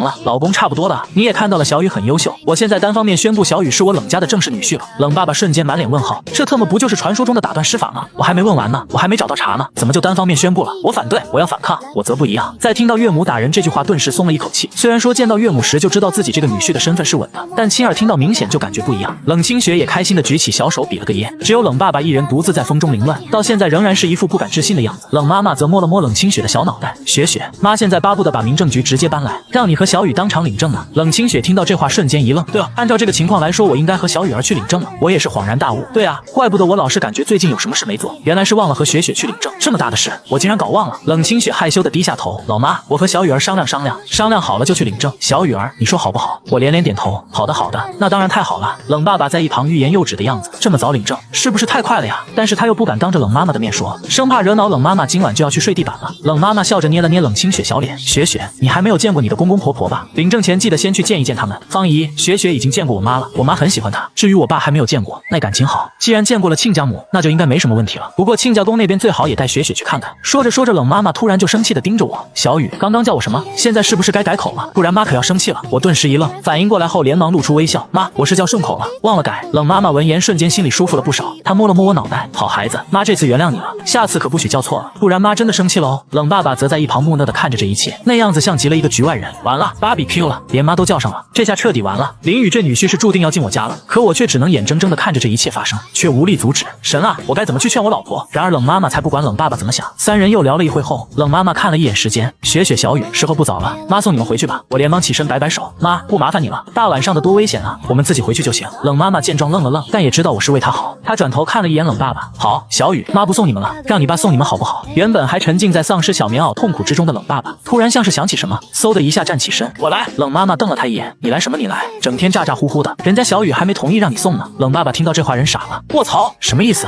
合着我送不送他还得看这小子同不同意，这是人干的事吗？而我也是在打量着岳父，让岳父送也行，这样倒是方便不少，就是怕岳父把我和雪雪送到别墅时小心脏受不了，毕竟我已经和雪雪同居了。岳父这女儿奴的性格，怕不是要当场嗝屁。不过算了，既然岳父执意要送，那就随他吧。随后我在众人的注视下点了点头，好吧，妈，就让爸送我们吧，只要爸不嫌麻烦就好。好，小雨，你爸怎么可能嫌麻烦呢？有人送你们回去我就放心了。老公，还不快去车库把车开出来？好的，老婆。冷爸爸不是很情愿的飞快跑到车库，随后我和冷清雪坐上他的车回到了学校。小雨、雪雪到了，你们下车吧。冷清雪靠在我怀里，抬头看了眼窗外，老爸还没到呢，你沿着这条路再往前开几百米才到。冷爸爸闻言，脑袋瞬间冒出许多小问号。雪雪，咱们这是往哪开呀？老爸你别问了，听我的往前走就行。冷爸爸没办法，只好继续开着车往前行驶。宝贝女儿的话那能不听吗？没一会就开到了一个别墅区。冷清雪看到站了，拉着我就跳下车，走。小雨儿，咱们到了。冷爸爸一脸问号，雪雪你下车去哪呀？冷清雪指了指一旁的小别墅，回家呀。我和小雨在这里同居，你不知道吗？冷爸爸瞬间愣住，什么？他甚至怀疑自己听错了，自己的宝贝女儿竟已经和别人同居了，这怎么可能？按照这个速度，他岂不是早早就得抱上孙子了？我看着岳父一直在变换的脸色，摇了摇头，早知道就不让岳父大人来送了。这下好了，受刺激了吧？冷清雪则是看着老爸的样子，歪了歪小脑袋，他伸出小手戳了戳我胸口。小雨儿，老爸这是怎么了？怎么呆呆的？我摸了摸他的小脑袋，爸他估计是小心脏受不了，让他自己静一静吧。于是两人就站在原地看着愣住的冷爸爸。大概过了20分钟，冷清雪站的腿都酸了，他走上前，伸手在冷爸爸面前挥了挥，老爸你一个人发呆吧，我和小雨要先回去睡觉了。说完，冷清雪挽着我胳膊，头也不回的走进了别墅。冷爸爸反应过来，眼睛瞪得大大，什么？回去睡觉？女儿竟然当着我的面说和女婿回去睡觉了，好气啊！他连忙启动车子，然后飞速的往回行驶。我要告状，我要立刻回去告诉老婆，出大事了，雪雪已经和女婿同居了。老婆听了一定很生气，然后直接把林雨逮过来训一顿，哈哈哈哈哈哈！我真是太机智了。没一会，冷爸爸就飞速赶到家，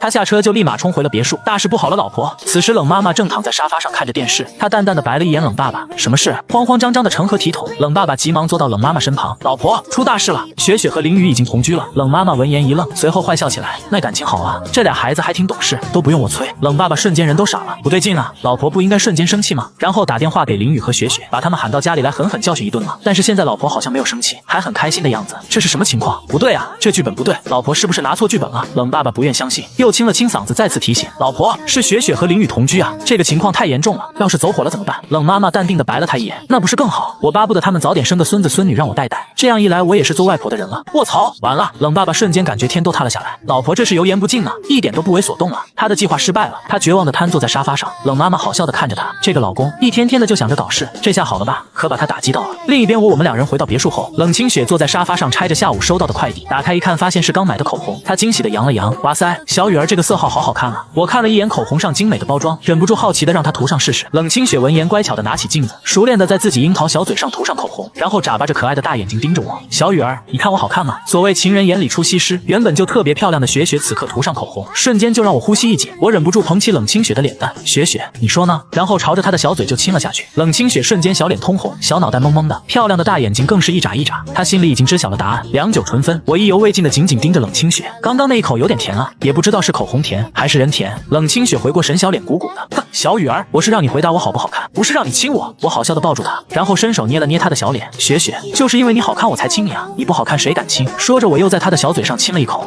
果然很甜。冷清雪却挑了挑眉毛，什么？小雨儿，你说我不好看？一边说着还伸出手朝我掐来，我瞬间一惊，雪雪，我可没说你不好看啊，小心我告你诽谤。冷清雪则是傲娇的抬起小脑袋，同时脸上露出小恶魔般的笑容，我不管，反正我听到了，这次没有2盒冰淇淋是哄不好的。说完，冷清雪还耍无赖的瘫在地上打滚，那样子像极了3岁要糖吃的小朋友。我见状一愣，好家伙，原来在这等我呢。我笑着从冰箱拿出2盒冰淇淋递给他，好，吃冰淇淋，吃大个的。冷清雪瞬间双眼放光，拆开包装就咬上一大口，我看着他那模样很是好笑，吃吧雪雪。2个人就这样在客厅吃着冰淇淋，看着电视，像极了结婚多年的小夫妻。第二天一早，我率先睁开朦胧的睡眼，看了眼身旁还在熟睡的冷清雪，平时都是雪雪醒的比我早，这次我不得抓住机会好好整蛊一下她。我伸出手捏住她的鼻子，然后俯身朝她小嘴亲了上去。半晌后，冷清雪呼吸困难睁开可爱的大眼睛，她连忙晃了晃脑袋挣脱开，好啊小雨儿，你竟然打扰本公主睡觉，你完了。话落，冷清雪如同小猛虎般朝我扑来，我直接反手把她抱在怀中，雪雪，你不也打扰我睡觉了？你上次捏我鼻子的时候可不是这么说的。冷清雪身子一顿靠在我怀里，上次是上次，这次是这次，那能一样吗？反正我可以打扰你睡觉，你不可以打扰我。我微微一愣，好家伙，这是什么神奇的道理，简直闻所未闻了。随后2人起床吃完早饭，便手拉手的前往学校，但由于今天没有一起上的课，2人来到学校后就走向了不同的教学楼。小雨儿，下课后等我哦，不许乱跑。我点了点头，知道了。啰啰嗦嗦的雪雪，接着我慢悠悠的走进教室里，前舍友王军看到我兴奋地挥了挥手。宇子这边怎么了？君子这么兴奋是有美女和你搭讪了？王军则是露出神秘又猥琐的笑容。No， 是比美女搭讪更好的事。我有些疑惑，什么东西对他而言能比得上妹子？不是吧，宇子，你这都不知道？班级群里都通知了，马上就要开全校运动会了，所有系都要参加，到时候就能看到整个大学的妹子。他说着说着，没忍住流出一滴晶莹的泪水。我耸了耸肩，正经人谁看班级群啊？反正我不看。王军抹了下泪水，拍了拍我，我已经报名了400米短跑跟跳高。宇子，你要不要也整几个项目？我仔细看了眼他，平时干啥不行，吃饭第1名的人，现在去跑400米能行吗？会不会把人跑没了？咋了？宇子，你这么看着我干什么？我可是为了系里的荣誉拼尽了全力啊！我翻了个白眼，我都不好意思戳穿你。这时经济系的系主任看着参赛人员名单点了点头，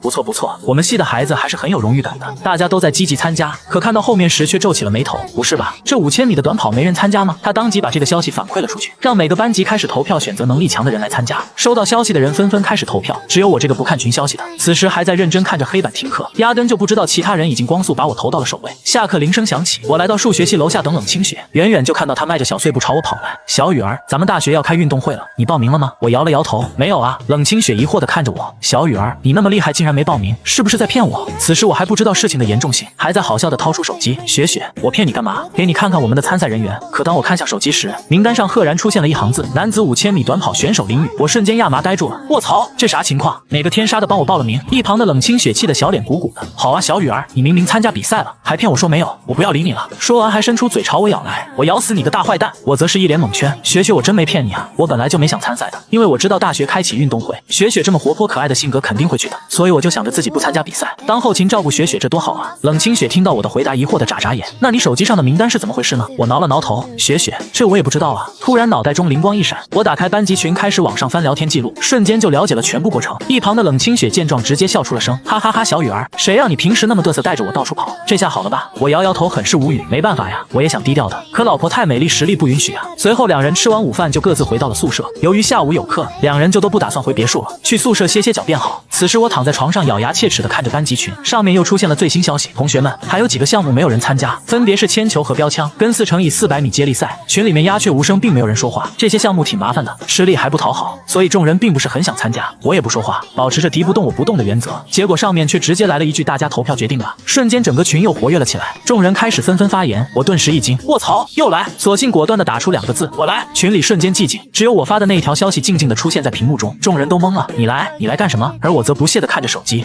还想投票搞我？不可能再给你们机会了。我刚看到班长说要投票时，就预见了接下来会发生的事。这帮狗仔肯定会直接疯狂投票给我，让我参加这些项目。与其这样，我还不如直接站出来，自己主动参加比赛，让他们没有投票的机会，走别人的路，让别人无路可走。此时班长已经在蒙圈中回过神，他好像明白了我的意思。林宇同学，你是要参加这些项目吗？是的，我铅球、标枪、4×400米接力我都要参加，帮我报上吧。顺便再帮我报上男子400米，谢谢。男子400米跑挺经典的，这个可以去玩一下。至于100米就算了，这玩意儿跑起来面目狰狞，强风都能把我帅气的发型吹乱。我要保持帅气还是不要了？而班长看到我的话，人又懵了，这么多项目吃得消吗？群里的众人见状也是咬牙切齿，卧槽，这小子这么狂，他一个人参加5个项目，特么真能装啊！别到时候哭出来。我则直接关掉了班群里的消息，本来还想低调一下，既然你们不给机会，那可别怪我了。另一边舍友王军回到宿舍后，直就朝我冲了过来。于子，你真的要参加5个项目啊？别为了漂亮妹妹把自己装没了。我嘴角一抽，拍了拍王军的肩膀，放心吧，我有把握，5个项目简简单单，而且我是装给雪雪看的。王军满脸黑线的骂了一句，擦，我就不该多嘴问，又特么给我塞狗粮。老婆是个烦人的大笨蛋，整天就像跟屁虫一样黏着我。老公，亲亲，抱，好不好嘛？求求你了，咱家要吗？你最好了。天天不是这就是那，根本就是换着花样折磨我。只因开学1个月，我就被怂恿向班花告白，班花习惯性的拒绝了我。结果她一旁的校花闺蜜却跳了出来，不仅要了我的联系方式，还强行要我当她的男朋友。就这样，我莫名其妙多了个校花女友。两人在一起2个半月后，学校开启了1年1度的运动会。舍友王军得知我参加了5个项目，直接惊呆了。我则轻笑一声，不就5个项目吗？小意思啦，况且主要是给我雪雪老婆长长脸。王军满脸黑线的骂了一句，超，我就不该多嘴问，又特么给我塞狗粮。我轻笑一声，便不再搭理他。随后下午我跟冷清雪上完课，两人便一起回到了小别墅。冷清雪刚到家，一个飞扑就瘫在沙发上，接着得意的晃了晃小脚丫。小雨儿，我跟你说，我今天运动会报了4个项目呢，有女子400米跑、1500米跑、标枪，还有女子4×400米接力。快说，我厉不厉害？我捏了捏他的小鼻子，轻笑一声，厉害，我家雪雪真厉害。不过我参加了5个项目，比你还多1个，那我是不是更厉害？冷清雪闻言小脸一鼓，小雨儿，你不是就参加了一个男子5000米短跑吗？哪来的5个项目？我把冷清雪搂在怀里，慢慢的和她解释。她听完后直接哈哈大笑，小雨儿你太好玩了，竟然为了不让他们投票自己主动参加。我一脸得意，走别人的路还是很爽的，其实还是不参加更好，那样我就能当雪雪的后勤啦啦队了，等你跑累了还能给你送冰淇淋吃。不过现在没法了，我也是运动员，分不开身喽。冷清雪一听到这瞬间瞪大眼睛，她赶忙抱住我胳膊，小雨儿，你就不能边当运动员边给我当后勤吗？这样你就有了2份快乐，多好呀！我瞬间一愣，好家伙，狗看了都落泪，老婆管这叫2份快乐，听到了吗？小雨儿，你只要听了我的话，就能同时收获2份快乐。雪雪，你这话狗听了都摇头啊，你确定是2份快乐吗？当然是啊。她靠在我怀里，小手晃着我胳膊，一副有理有据的模样解释着，小雨儿，你当运动员赢得冠军，这是不是1份快乐？然后给我当后勤，喂我吃冰淇淋，我也得到了快乐，这又是1份快乐是不是？说着冷清雪还站起身朝我脸蛋吧唧一下亲了一大口。怎么样，有没有考虑做姐姐的后勤？我看着可爱的雪雪哭笑不得，这是威逼利诱全都用上了呀，那我这还能说什么呢？我掐了掐冷清雪的小脸，好好好，雪雪我当你的后勤，专门给你送冰淇淋，好耶！她举起小手欢呼一声，又朝着我脸蛋亲了一大口。我则是把雪雪搂在怀里温柔地看着她。其实就算雪雪不说，我还是会给她当后勤的，哪怕我也是运动员要参加比赛，但后勤必须得做好啊，万一雪雪受伤了怎么办？有一点小小的磕磕碰碰我都是不能接受的，反正我和雪雪的比赛又不是同时进行，等我比完赛就去看她。雪雪估计也是一样的，此刻我觉得运动会的时候，我会成为场上最忙的仔，这就是传说中的时间管理大师，大家好好看，好好学。随后冷清雪哼着歌来到衣柜前，小手一件一件的找明天运动会要穿的衣服，还时不时的拿出一件在身上比划，我则是站在一旁看着她。雪雪的身材真不错，前后比例刚刚好。小雨儿，你说我明天穿什么好啊？我挑了挑眉，雪雪衣服那么多，我哪知道穿什么好？雪雪随便你啊，你穿什么都好看。冷清雪听到这话，小脸瞬间一鼓，好啊，随便是吧？她脸上露出小恶魔般的笑容，然后从衣橱里取出一条洁白的超短裙，拿在手里朝着我晃了晃。小雨儿，那你看我明天穿这件好不好？我看到这个瞬间瞪直了眼睛，运动会穿这个那还得了？那跑起来都带风，给那群老色鬼看到我可会吐血的，绝不允许！我直接冲到冷清雪身边抢过衣服，雪雪运动会你穿超短裙，你怎么不穿个黑丝呢？冷清雪眨了眨大眼睛看着我，小雨儿，你这么一说，穿黑丝好像也不是不行啊，况且不是你说随便的吗？穿短裙凉快啊！我脸色一黑，我那是说错了，穿衣绝不能随便，绝不能马虎，知道吗？我宣布雪雪你运动会只能穿长裤，短裤都不许穿。冷清雪好笑的看着我，不过她心里很开心，知道我这是在乎她的表现。她捏了捏我帅气的脸庞，好好好，那我就穿长裤了。不过小雨儿你也要和我一样。我瞬间一愣，啊这我干嘛也要穿长裤啊？我又没人看，而且还挺热的。冷清雪白了我一眼，小雨儿，我穿长裤就不热是吧？而且谁说你没人看的？你那么帅，肯定有许多女生盯着你。我不管，反正你穿短裤我也穿短裤，你看着办吧。说完她傲娇的昂起小脑袋，我见状有点好笑，不过还是朝着她点了点头。好吧雪雪，那就说好了，咱俩一起穿长裤。晚上两人吃完晚饭就坐在了小客厅的沙发上，冷清雪靠在我肩膀上看着综艺节目，而我则拿着手机在挑选衣服，找了半天才找到2套款式很好看的休闲装，刚准备付款，脑海里就想到既然都是给我和雪雪买的，那特么的我为啥不买一套情侣装啊？最终又在手机上翻了半天，才找到了一套好看的情侣款衣服，看了一下价格还行，不是很贵，就万把块，也不知道质量好不好，应该不能跑2不裂的大口吧。想了想，但还是下了单，不管了，明天到货就知道了。随后我靠在冷清雪大腿上准备休息一下，哎呀有点累，而冷清雪只看到我一直在玩手机，玩着玩着突然躺在她大腿上，然后说了句好累，她一脸问号，小雨儿这也太离谱了吧，玩个手机都能累。她摸了摸我的脑袋，看见我已经睡着就不忍心叫醒我，于是她抱着我就回到了房间里。第二天一早，我起床后就开始准备早餐。雪雪还不快点去洗漱，今天运动会开始了。冷清雪闻言睁开朦胧的睡眼，光速跳下床去洗漱，接着坐到餐桌上开始吃起早餐。小雨儿，你做的早餐比外面卖的好吃多了。我得意的点点头，那可不，你老公做的最好吃了。冷清雪好笑的白了我一眼，看把你能的。随后两人吃完早餐，冷清雪拿起包包就准备出发去学校，结果还没走出门口就被我拦了下来。雪雪，我特意买了新衣服，快把它换上。说着我便拿出一件白色长裤和一件短袖递给了冷清雪，她很是疑惑的挠挠头，小雨儿，你这衣服什么时候买的呀？雪雪，这可是我昨晚连夜买的，可辛苦了，要不要奖励我一个亲亲啊？冷清雪闻言很是感动，哇塞，老公最好了，嘿嘿，那当然了，雪雪快点去换上吧，运动会要迟到了。冷清雪瞬间一惊，那可不行，她从小到大可都没迟到过，连忙就跑到卫生间换新买的衣服，而我也走到房间里换上了另一套，看了一眼镜子点点头，不错呀，质量看起来还行。而冷清雪换完衣服后走了出来，她眨着大眼睛瞅了瞅我，小雨儿，你买的还是情侣装啊，好细心哦。我得意的点头，那当然了，也不看看我是谁老公。随后两人有说有笑的来到学校，操场上也准时传来震耳欲聋的广播声，我宣布魔交大第80届大学生运动会现在开始。随着老校长的一声宣布，整个操场上的气氛变得热烈，到处都传来学生们的欢呼声。随后操场上的众多方队迅速散开，像蚂蚁一样密密麻麻的离开。有的人跑到观众席等待着比赛的开始，有的人则是运动员，他们跑到运动员的候场区准备参加比赛。有的人直接溜出操场，去超市买好吃的零食带回来，准备边看边吃，买几十袋薯片，再买一瓶肥仔快乐水，不用参加比赛就是这么爽，一边看比赛，一边吃零食，这多是一件美事啊！还有的人之间掏出手机开始打游戏，或者刷剧。操场上迅速空了下来，而后工作人员和志愿者学生搬来运动器材，整个运动会都在有条不紊地进行着。一些老师坐在吃零食的学生周围，吃零食可以，垃圾记得收拾干净啊。吃零食猛点头，好的，老师。林雨这边一解散，就朝着雪雪的方向走去，他要去找雪雪玩了。而王军、赵天和钱飞也跟在他后面，他们以为林雨是去运动员候场区，他们看了半天都没看到运动员候场区在哪，于是就跟着林雨来了。另一边，冷清雪也朝着林雨班级的方向走去，他要去找小雨儿。而许晴和刘倩、吕杰三人全都抱住冷清雪的手臂，跟着他一起走。他们都是运动员，而且还是一个宿舍的姐妹，自然要走在一起了。不过这个不是重点，重点是待在雪雪身边有点凉快。在这个大热天里，雪雪就跟人形空调一样，怎么可能不抱着她啊？许晴决定收回她今早嘲笑雪雪的话。今天早上，冷清雪来到班级里，许晴一眼就看到了雪雪，她直接走了过去，一脸震惊地看着冷清雪。雪雪，大热天的，你还是运动员，你怎么穿个长裤就来了？许晴和宿舍的姐妹们都穿着短裤，不然跑起来太热了。结果就冷清雪大热天的穿个大长裤，虽然长裤是白的，但还是热呀。而且她还要参加比赛的，那就更离谱了。而冷清雪则是得意的昂起小脑袋，一副很骄傲的样子。她表情淡定的解释道：晴晴，你个小笨蛋，啥也不懂，我这长裤可是我家小雨儿专门为我买的凉快长裤，穿起来巨凉快。许晴闻言像看傻子一样的看着冷清雪。雪雪，你怕不是傻了吧？穿长裤还能凉快？这么离谱的事，你以为我会信？怕不是你家林雨不想别的男生看到你的腿，才故意让你穿这个的吧？是啊，冷清雪直接就承认了。小雨儿不让别人看她的腿，又不是不能说。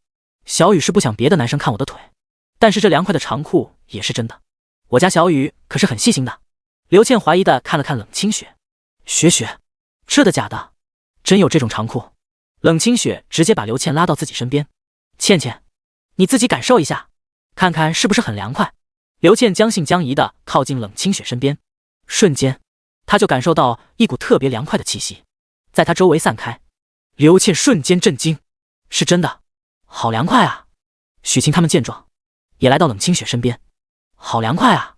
三个人对雪雪的这件长裤难以置信，但是事实就摆在眼前。于是冷清雪现在就被三个姐妹们给抱住了。此时林雨看到雪雪也朝着他这边走来，他直接小跑过去。王军三人看着林雨跑了起来，连忙追了上去。雪雪，怎么样？热不热？林雨走到冷清雪面前，伸手摸摸她的小脑袋。冷清雪开心的摇头。小雨儿，我不热，还很凉快。王军三人跑过来，瞬间懵逼。卧槽，特么的！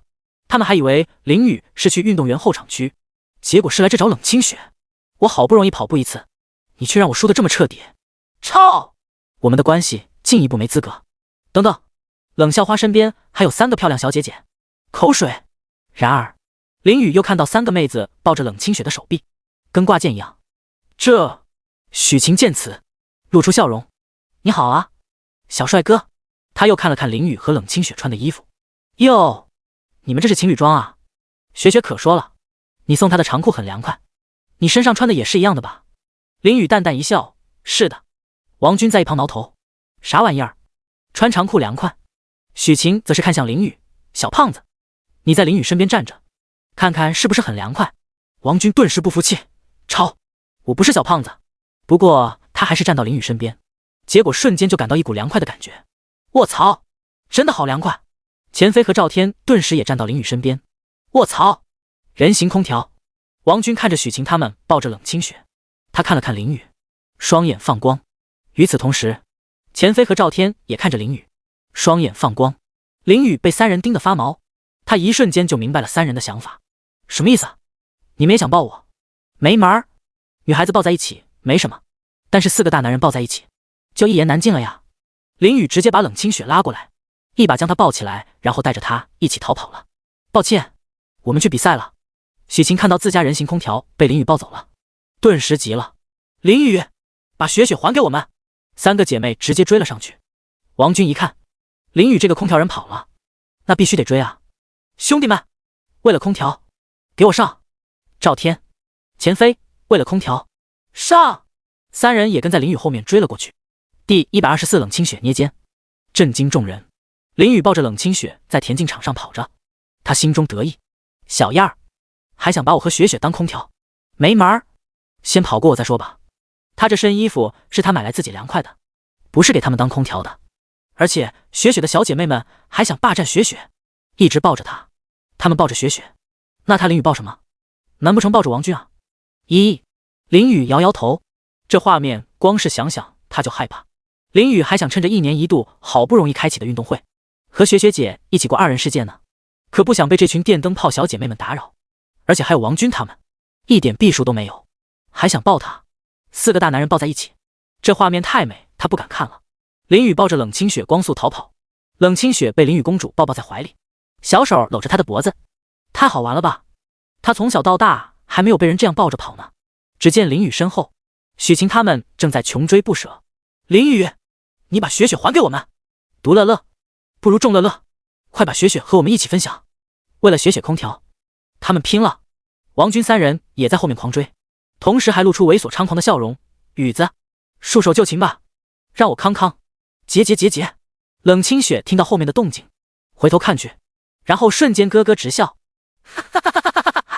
小雨儿，跑快点，他们追过来了！林宇听到这话，瞬间一惊，他边跑边回头看去。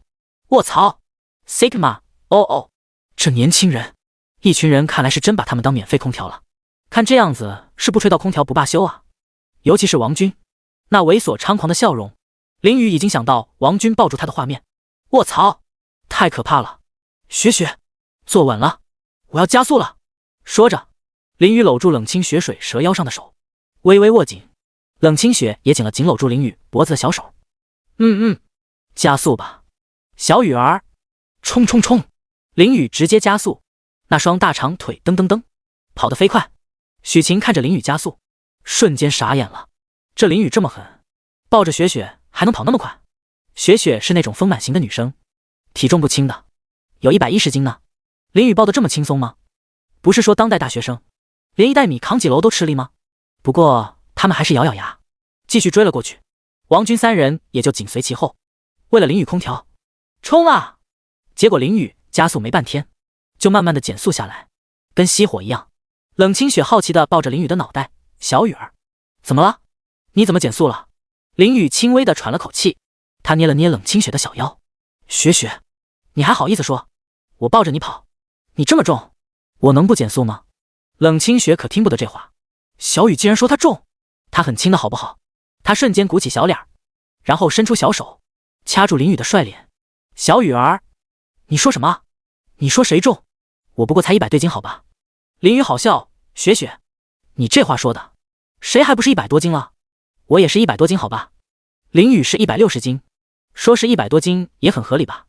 冷清雪闻言愣了一会儿，然后直接伸手在林宇头上乱摸，把他帅气的发型弄成鸡窝头。小雨儿，我一眼就看出来王军肯定不是100多斤。林宇挑眉，那确实，王军都200多斤了，看把人孩子饿的，都瘦成200斤了。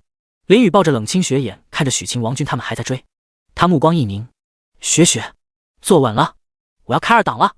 说着，林宇以更快的速度逃了出去，这回他是认真了，全程保持着2段加速，完全没有减速。而许晴、王军这边逐渐的已经跑不动了。烈日当空，天气本来就热，他们这么跑一下就累了，而且越跑越热。反观林宇，有空调衣，就跟在秋风里跑步一样，凉快的一批。而且林宇的体质高达100，王军他们平均体质才70，人与人的体质不能一概而论。林宇在烈日的情况下，直接抱着冷清雪就是跑了个1000米。此时，田径场上的一部分人也看到了林宇抱着冷清雪逃跑的画面，瞬间震惊。卧槽，这小子谁啊？抱着美女跑什么快？这大热天的，穿这么多还跑这么快？这小子疯了！我操！我认出来了，那个被抱着的美女是冷清雪冷校花。冷清雪，那抱着她的人就是林宇了。操！这林宇确实长得帅啊，不服不行啊！切，长得帅有什么用？抱着美女这样跑，以为自己很帅，看他背后的号码牌，他还是运动员吧？这样跑看他待会比赛怎么办？拍下来，拍下来，发校园论坛。林宇这边跑到运动后场区，然后直接带着雪雪藏了起来，在他们比赛之前是不会露头了。后场区的运动员很多，看到林宇和冷清雪走进来，都瞪大眼睛看着他们。一来是因为这样的帅哥美女不看白不看，而是因为林宇和冷清雪穿的衣服贼多，好像根本不怕热一样。林宇和冷清雪并不在意这群人的目光，他们找到一个无人的角落，然后坐下来休息。嗨呀，雪雪，可把我累坏了，快给朕捏捏肩。冷清雪白了林宇一眼，然后真的坐到林宇这边，开始给他捏肩。其实林宇根本不累，他甚至一点汗都没流，空调衣加上他100的体质，就是在抱着雪雪跑几千米都没问题。他就是想让雪雪给他捏肩。冷清雪给林宇捏着肩，周围关注他们的人看到这一幕，眼珠子都要瞪出来了。还有人揉了揉眼睛，又看了一遍。卧槽！冷校花给林宇捏肩，这是什么待遇啊？我好酸啊！林宇竟然舍得让这么漂亮的冷校花给他捏肩。不，发论坛，我要发论坛。冷清雪淡淡的看了这群人一眼，一惊一乍的干什么？她给自己老公捏肩有什么问题吗？第125比赛开始，强劲的对手。休息区内，林宇看着给他捏肩的冷清雪，掐了掐他的小脸儿。雪雪你真好。冷清雪得意的昂起小脑袋。哼，我不好，还有谁好？冷清雪又把林宇背后的号码牌扶了扶。林宇突然想到什么，他把冷清雪搂到怀里。雪雪，你的号码牌是多少来着？冷清雪转了个身，把背后的号码牌给林宇看。1314。林宇看到这个，瞬间恍然大悟。Sigma， 哦，他也转过身来。雪雪，你看我的，我的是520，你的是1314。冷清雪也反应过来，她漂亮的大眼睛睁大。双叹号，井号39，井号39。是哦，咱们太有缘了，小雨儿。林宇抱着冷清雪，心里也很开心。他没想到他和雪雪的号码牌都这么有缘。另一边，许晴和王军他们仅仅是休息了一会儿，就发现跟丢了林宇。林宇已经抱着冷清雪跑没影了。热带的运动场上，到处都是人，阳光也那么刺眼，他们已经在人海中找不到林宇了。6个人累得浑身是汗，许晴累得坐在原地。林宇体质这么强的吗？抱着雪雪都能跑这么快，难怪雪雪会喜欢他。王军也点点头，这小子看着白白净净的，其实深藏不露。半晌，坐在原地休息了一会儿的6个人起身，许晴直接大喊一句：“给我搜！”他看向王军：“小胖子，你们去那边搜，我们去这边搜。”雪雪和林宇2人形影不离，只要找到其中一人，就可以找到他们2个。王军点点头，然后他一愣：“我再说一遍，我不是小胖子。”于是，王军3人和许晴3人分别向着反方向跑去。王军的队伍中，只见赵天巧咪咪四处张望，然后离开队伍，一个人溜了。他要去找他对象了。开玩笑，在林宇身边固然凉快，但是哪有和对象在一起香啊？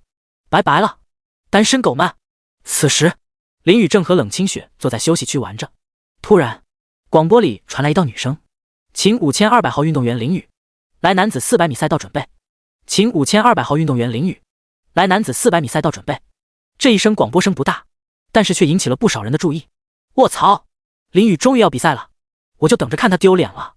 林宇，就刚刚抱着冷清雪跑的那个。哈哈，那他完了，这么快就是400米，他根本跑不动。卧槽，林宇的丢脸时刻，快准备手机拍下来。女生这边也很兴奋，快，林宇要比赛了，他跑步一定很帅，大家快看啊！就连在观众席的张婷婷也抬头看向男子400米的跑道。王军、许晴他们一听林宇要比赛了，瞬间脸上露出得意的笑容。林宇，你再怎么躲也得要参加比赛啊，这回跑不掉了吧？他们5个人准备直接跑去跑道那边蹲点，等林宇跑完就给他逮住。请9527号运动员王军，来男子400米跑道准备。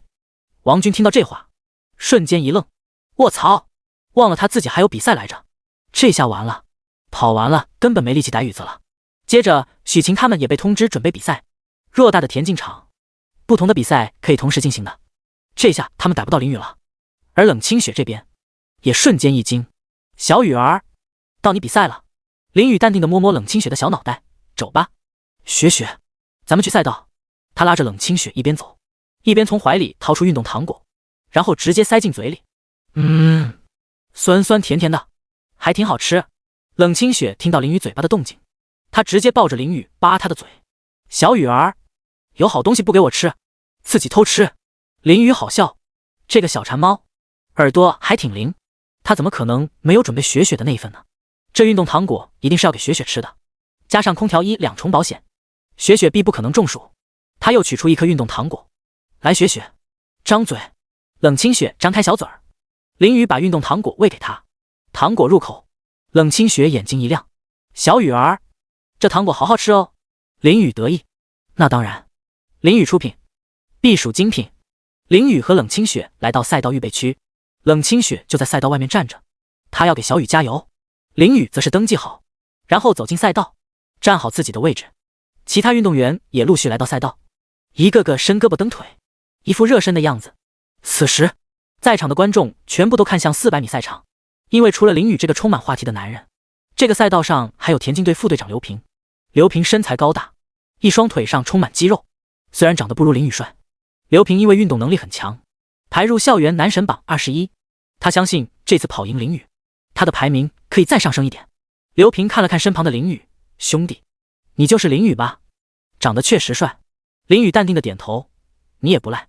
其实刘平颜值差林雨多了，林雨这么说也是给他面子，但是刘平却会错了意，以为林雨在挑衅他。小子，给我等着，你能跟得上我的 speed 吗？跟在我后面吃灰吧。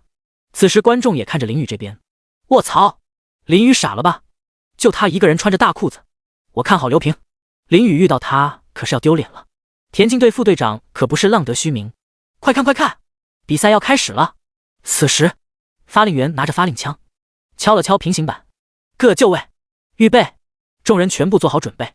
刘平直接半蹲在地上，昂起脑袋，一副很骚包但专业的起跑姿势。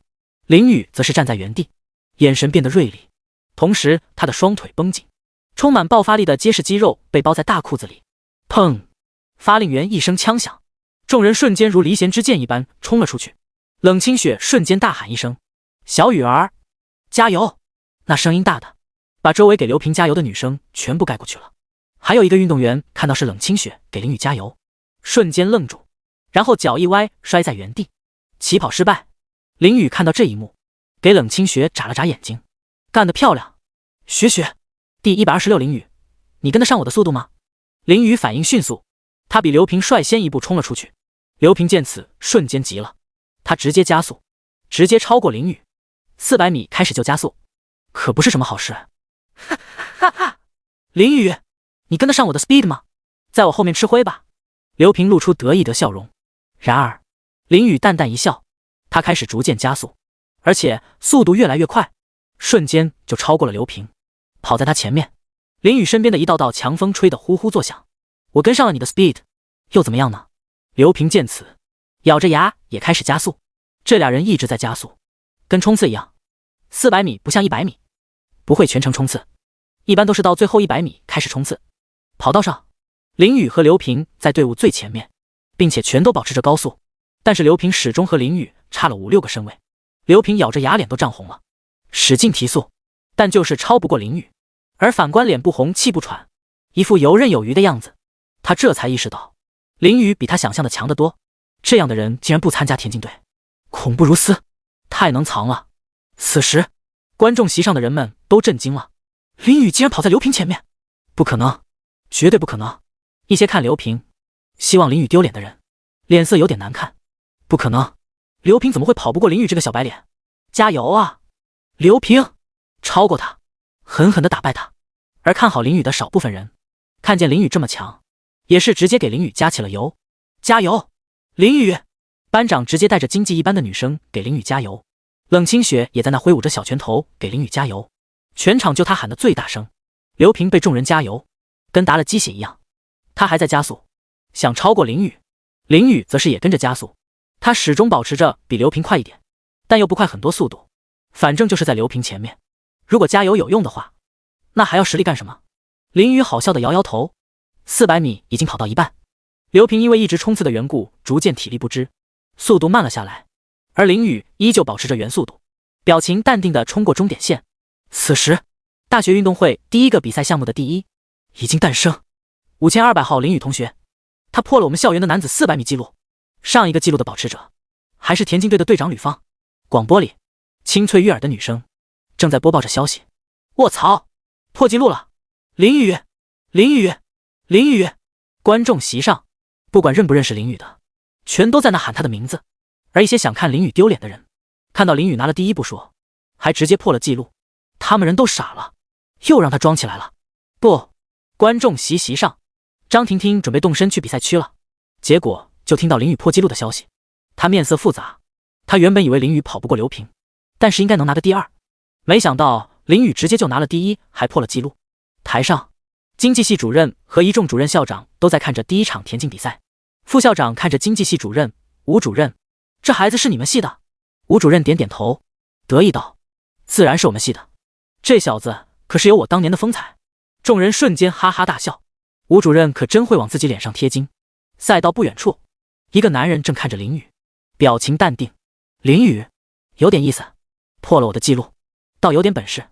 此时刘平垂头丧气地走到男人身边，队长，替我报仇。不过林雨那小子有点东西，你要注意点。吕方淡定地拍了拍刘平的肩膀，放心吧，我会带着你的那份夺冠的。此时林雨冲过终点线，一众女生就冲了上去，把他围了起来，一个个都要给他送水。林雨人都傻了。冷清雪看到这场面，瞬间小脸一鼓，直接冲了过来。干什么？干什么？这是我老公！冷清雪直接把围住林雨的女生，一边一只手全部扒开，然后拉着林雨，抱住她的手臂，宣示着主权。众多女生一看是冷清雪，瞬间就溜了。冷清雪见此，得意地昂起小脑袋，哼，小样儿，跟我斗！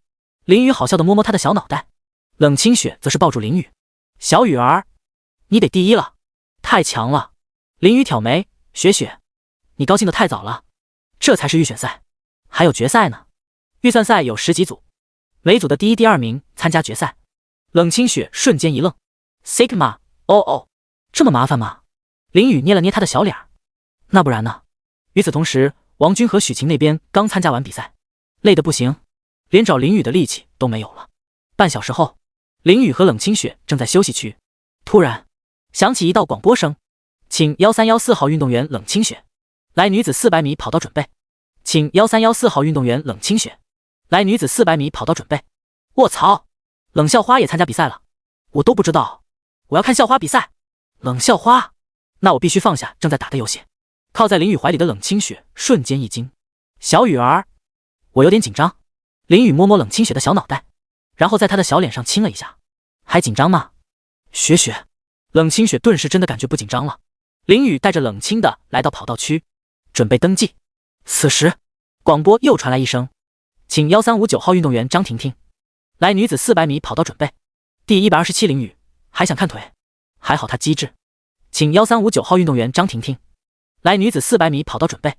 这一句清脆悦耳的女声通知瞬间传遍整个运动场。与此同时，运动场内的学生们听到这声通知，顿时表情变得震惊，然后又逐渐兴奋起来。卧槽，是张婷婷，张校花，她也参加运动会了。废话，张校花早就参加运动会了，而且我还听说她参加了4项啊！我操，这我必须要看张校花怎样拿第一的啊！于是他们有的放下手里正在吃的薯片，有的放下手上刚开的一瓶肥仔快乐水，连忙打开肥仔快乐水，猛喝一大口，再盖上盖子。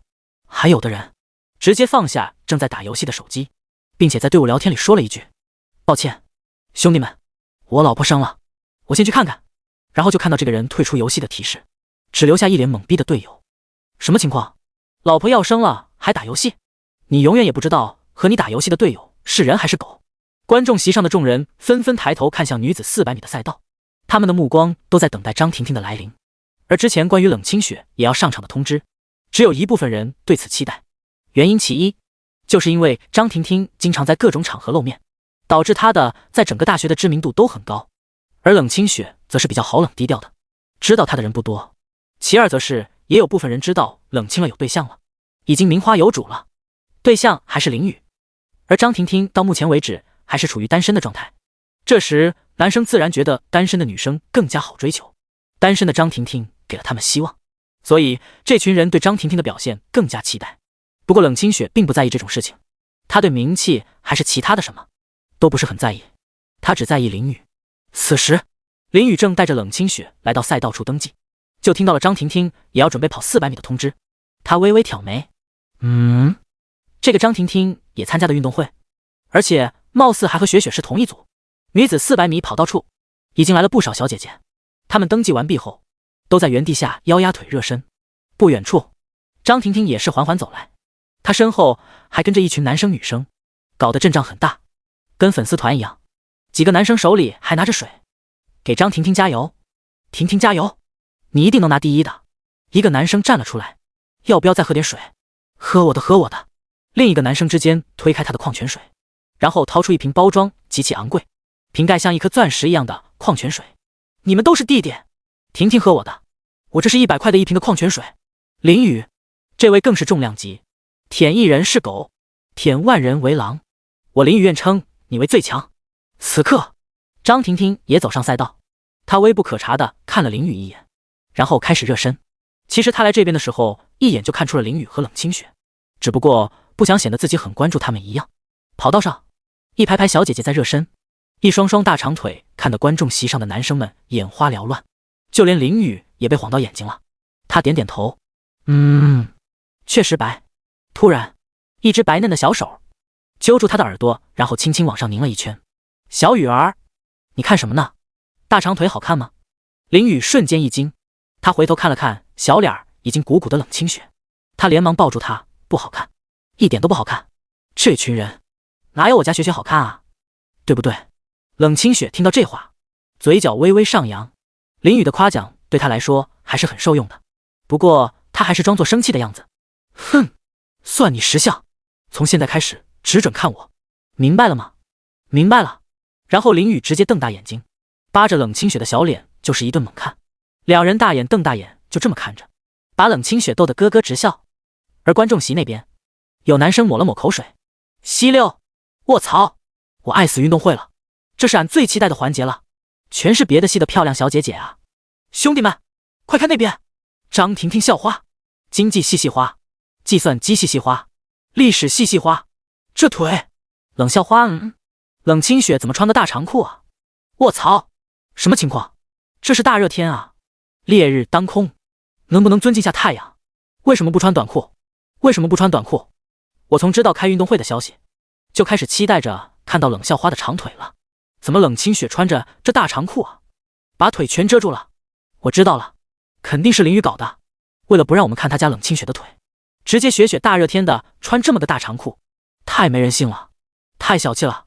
而站在跑道边抱着冷清雪的林雨，因为他100的超强体质，听到了不远处观众席的议论，他嘴角微勾，没错，正是在下，他就知道这群人憋着坏呢，想趁着运动会看腿。还好他机智，提前买了凉快的大长裤给雪雪穿，不然雪雪的白腿岂不是给他们看到了？雪雪只有他林雨能看。敏、立方，你们一群 LSP 还想看我家雪雪的腿？可能吗？做梦吧，你们。说他小气，真是给林雨整笑了。他就小气怎么了？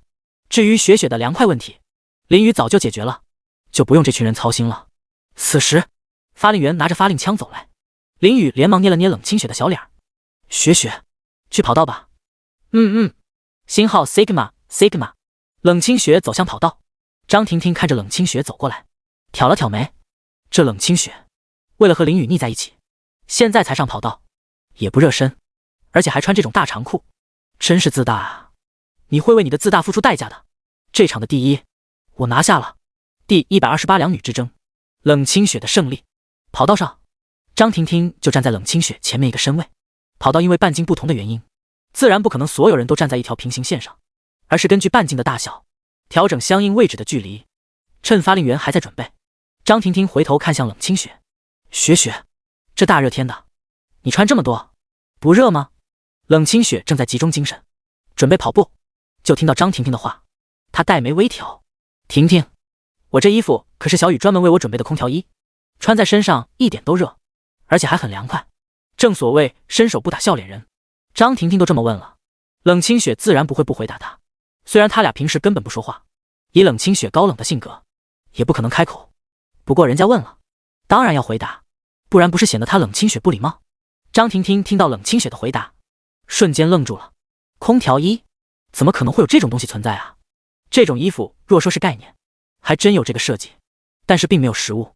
估计以现在的科技发展水平，100-200年过后，或许真有空调衣吧。但是空调衣估计也是那种在衣服里装个小叶片的那种，散热能力且不说，光说这重量，估计应该就几斤。大热天穿个几斤的衣服，那不是找罪受吗？张婷婷仔细地看了看冷清雪腿上的长裤，这款长裤整体呈白色，看起来很轻便的样子，就跟防晒衣差不多的材质吧。这也找不到空调叶片啊。林宇此时要是知道张婷婷的想法，肯定会淡定地说道：这是系统科技，凡人是不懂的。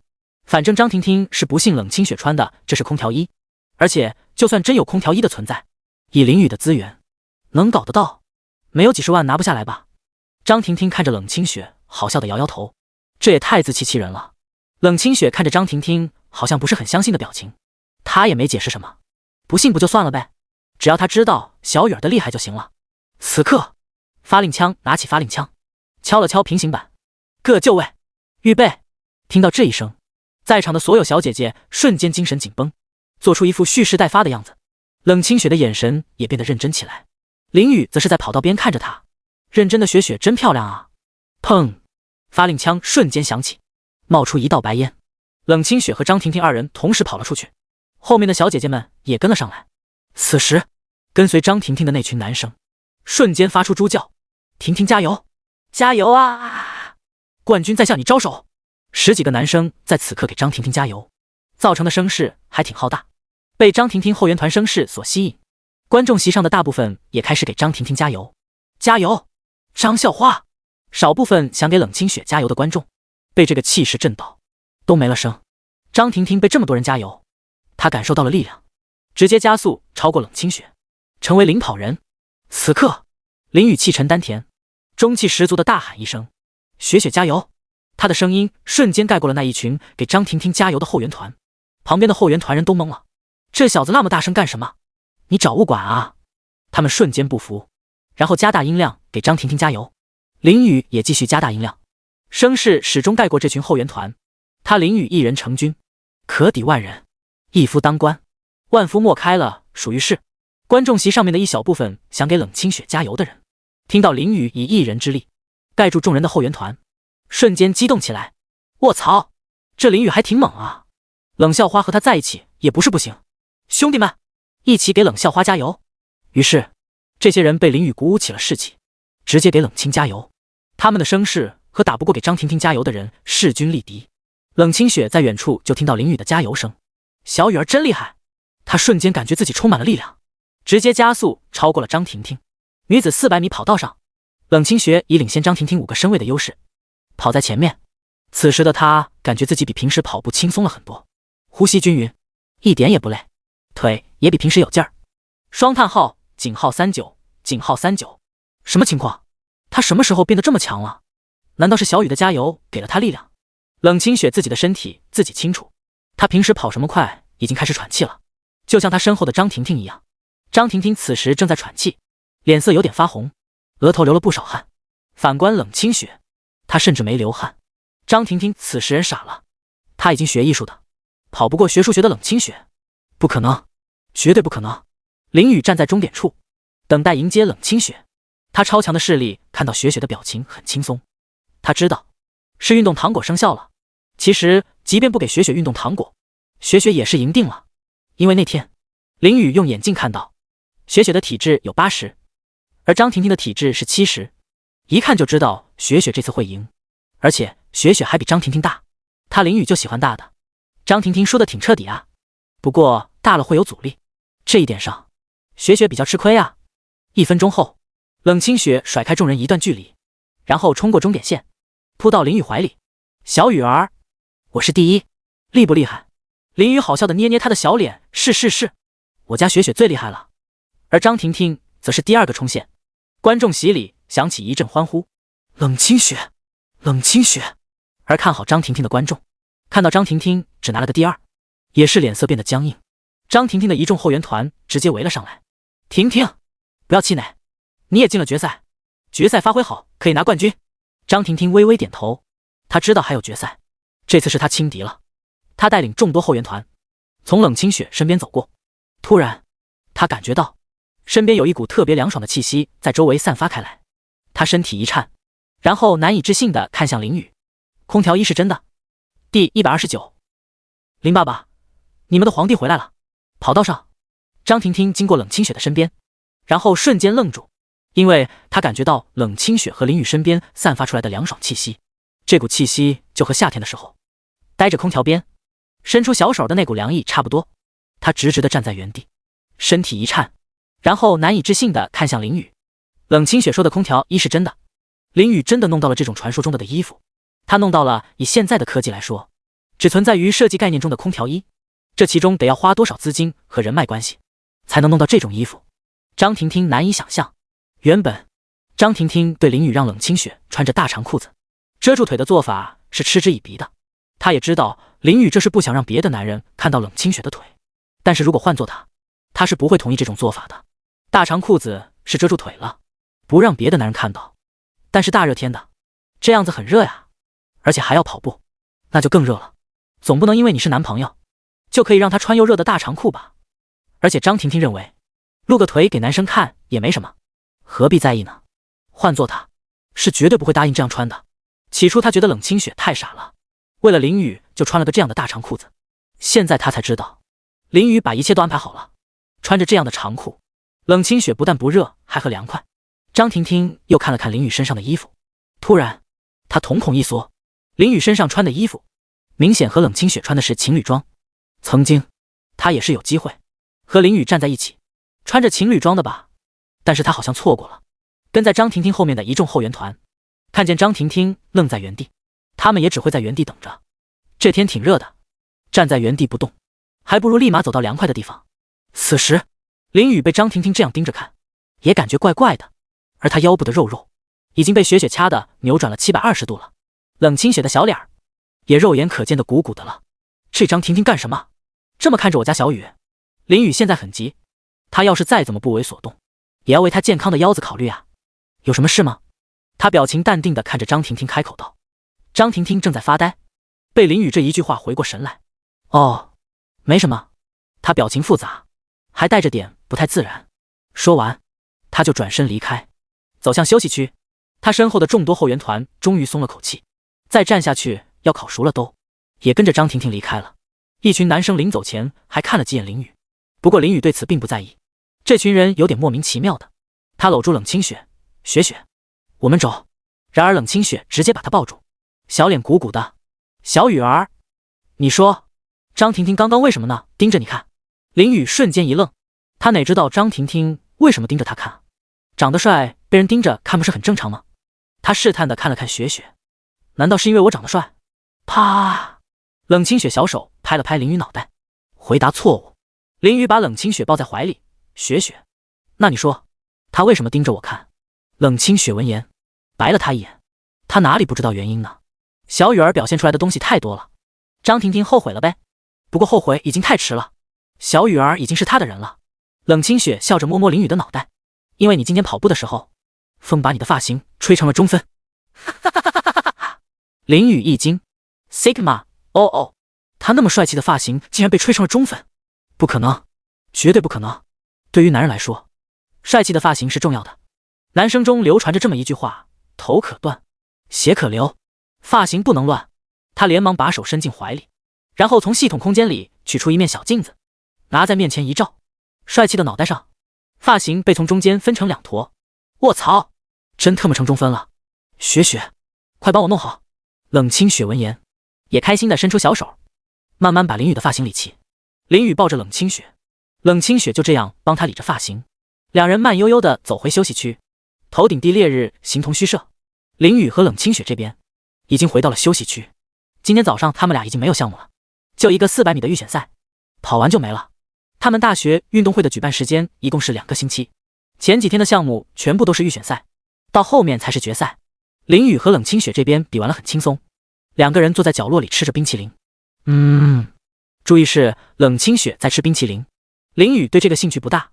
冷清雪手中的美味冰淇淋散发出来的香甜气息直接引得休息区的小姐姐口水直流。她们也想吃。冷清雪看着这群人猛盯她的冰淇淋，直接护食的缩在林雨怀里。想吃我的冰淇淋？没门儿！于是他们差遣男伴，或者自己直接去超市买冰淇淋吃。可惜感觉味道每天冷清雪手中的那个1%，因为从香味上就可见一斑。冷清雪的冰淇淋是那种香飘10里跟牛一样的感觉，他们买的普通冰淇淋只有拿在手边才能闻到香味儿。王军和许晴5人此刻已经累趴下了，他们刚刚参加完项目，王军毫无悬念的被预选赛淘汰了。许晴3个女生还好，都入了决赛，但是他们找不到休息区在哪里啊？魔都的一栋别墅外，一辆黑色的劳斯莱斯缓缓驶进车库，从车内走出一个中年男人。这个中年男人的面容仔细一看，竟然和林雨有6分相似。他走下车，站在地上，深深地呼吸了一口家里的空气，让脸上露出猖狂的笑容。1905号别墅，你们的皇帝回来了。第130爸爸，老婆，你是谁？林文张开双手，直接大喊一声：你们的皇帝回来了！可见他的心情有多么的开心。嗨呀，时隔多年，他终于回家了。其实没有多年，他也就在外出差几个月而已。但是他听到了自己的儿子林雨拱到了人家的小白菜，内心还是很喜悦的。他养儿子这么多年，为了什么？不就是为了终有一天，自己的儿子把人家白菜拱了？只能说一个字：爽。养儿子就是这样，巴不得儿子赶紧找到对象，拱人家把菜；养女儿则是天天护着自家小白菜，不被人拱到。现在林文事情办完了，儿子又找到对象了，他自然开开心心雪就回来了。林文站在别墅内门外，就这么站着，也不按密码不开门，静静飞等待着老婆出门欢迎他。他相信，以他的家庭地位，老婆肯定立马就跑出来给他开门，欢迎他这个皇帝。开玩笑，他在家里的地位可不是盖的，仅次于小雨好不好？刚刚开车回车库，弄得那么大动静，老婆肯定能听到，必须立马出来欢迎他。所以林文甚至自信的没有按门铃，就这么站在门口等着柳玉兰开门。然而半小时后，林文还是就这么站在门口，门也并没有什么动静，还是静静的关着，也并没有人出来迎接他。林文表情淡定，哈哈，老婆肯定没听到车的动静，都怪他车技太好，开车太稳了。车技太好有时候也挺麻烦啊。他清了清嗓子，嗨嗨，然后又重重的跺了几下脚。这回老婆应该能听到他回家的动静，出来接他了吧？他这个地位啊，有时候就是这么无处安放。结果半小时后，还是没人出来迎接他，别说是人了，鬼都没一个。林文还是表情淡定，但是脸部已经有点僵硬了。哈哈，老婆一定是睡着了，没听到声音，不然他肯定光速出来迎接他。还是我自己来吧。林雨为自己找到一个满意的借口后，走到门前，按下密码，自己进了别墅。而别墅的客厅内，柳玉兰正舒舒服服地躺在沙发上，脸上敷着黄瓜片。她自然是听到了门外的动静。刚开始车进车库的时候，她还以为听错了，以为是别家的车进车库。结果直到半小时后那道咳嗽跺脚声，她就知道是林文回来了。这个老公回来了不说话，自己不知道开门，就在那里咳嗽跺脚。怎么的？还想让我给你开门？美的你哦。他脸上还贴着黄瓜片呢，黄瓜片刚敷上没半小时呢，要是起来去开门，黄瓜片掉下来，岂不是白敷了？能让他敷着黄瓜片去开门的，也只有宝贝儿子小雨回来这件事了。至于老公，还不够格儿。当然，小雨是他的宝贝儿子，不会像他爸一样咋咋呼呼的，宁愿跺脚在外面等半小时，也不愿自己开门。要是小雨来了，肯定就直接开门喊妈了。此时林文缓缓走过走廊，走进客厅。平时他回来的时候肯定会喊一句我回来了，不过老婆现在在睡觉，那他就喊了。林雨走进客厅，突然发现沙发上还躺着一个女人，他看了过去，然后瞬间露出震惊的表情。 Sigma， 哦，卧槽！柳玉兰看到林文回来，并没有觉得什么惊奇的，她也淡淡的看了他一眼，两人四目相对，并没有说一句话。林文此时已经傻了，他没有认出自家老婆，因为眼前的女人明显是30岁的人，而他都40岁了。林雨现在脑袋里都是问号，这女人谁？她怎么出现在我家的？难不成是老婆的闺蜜？那也不对啊，老婆的闺蜜不也40岁了吗？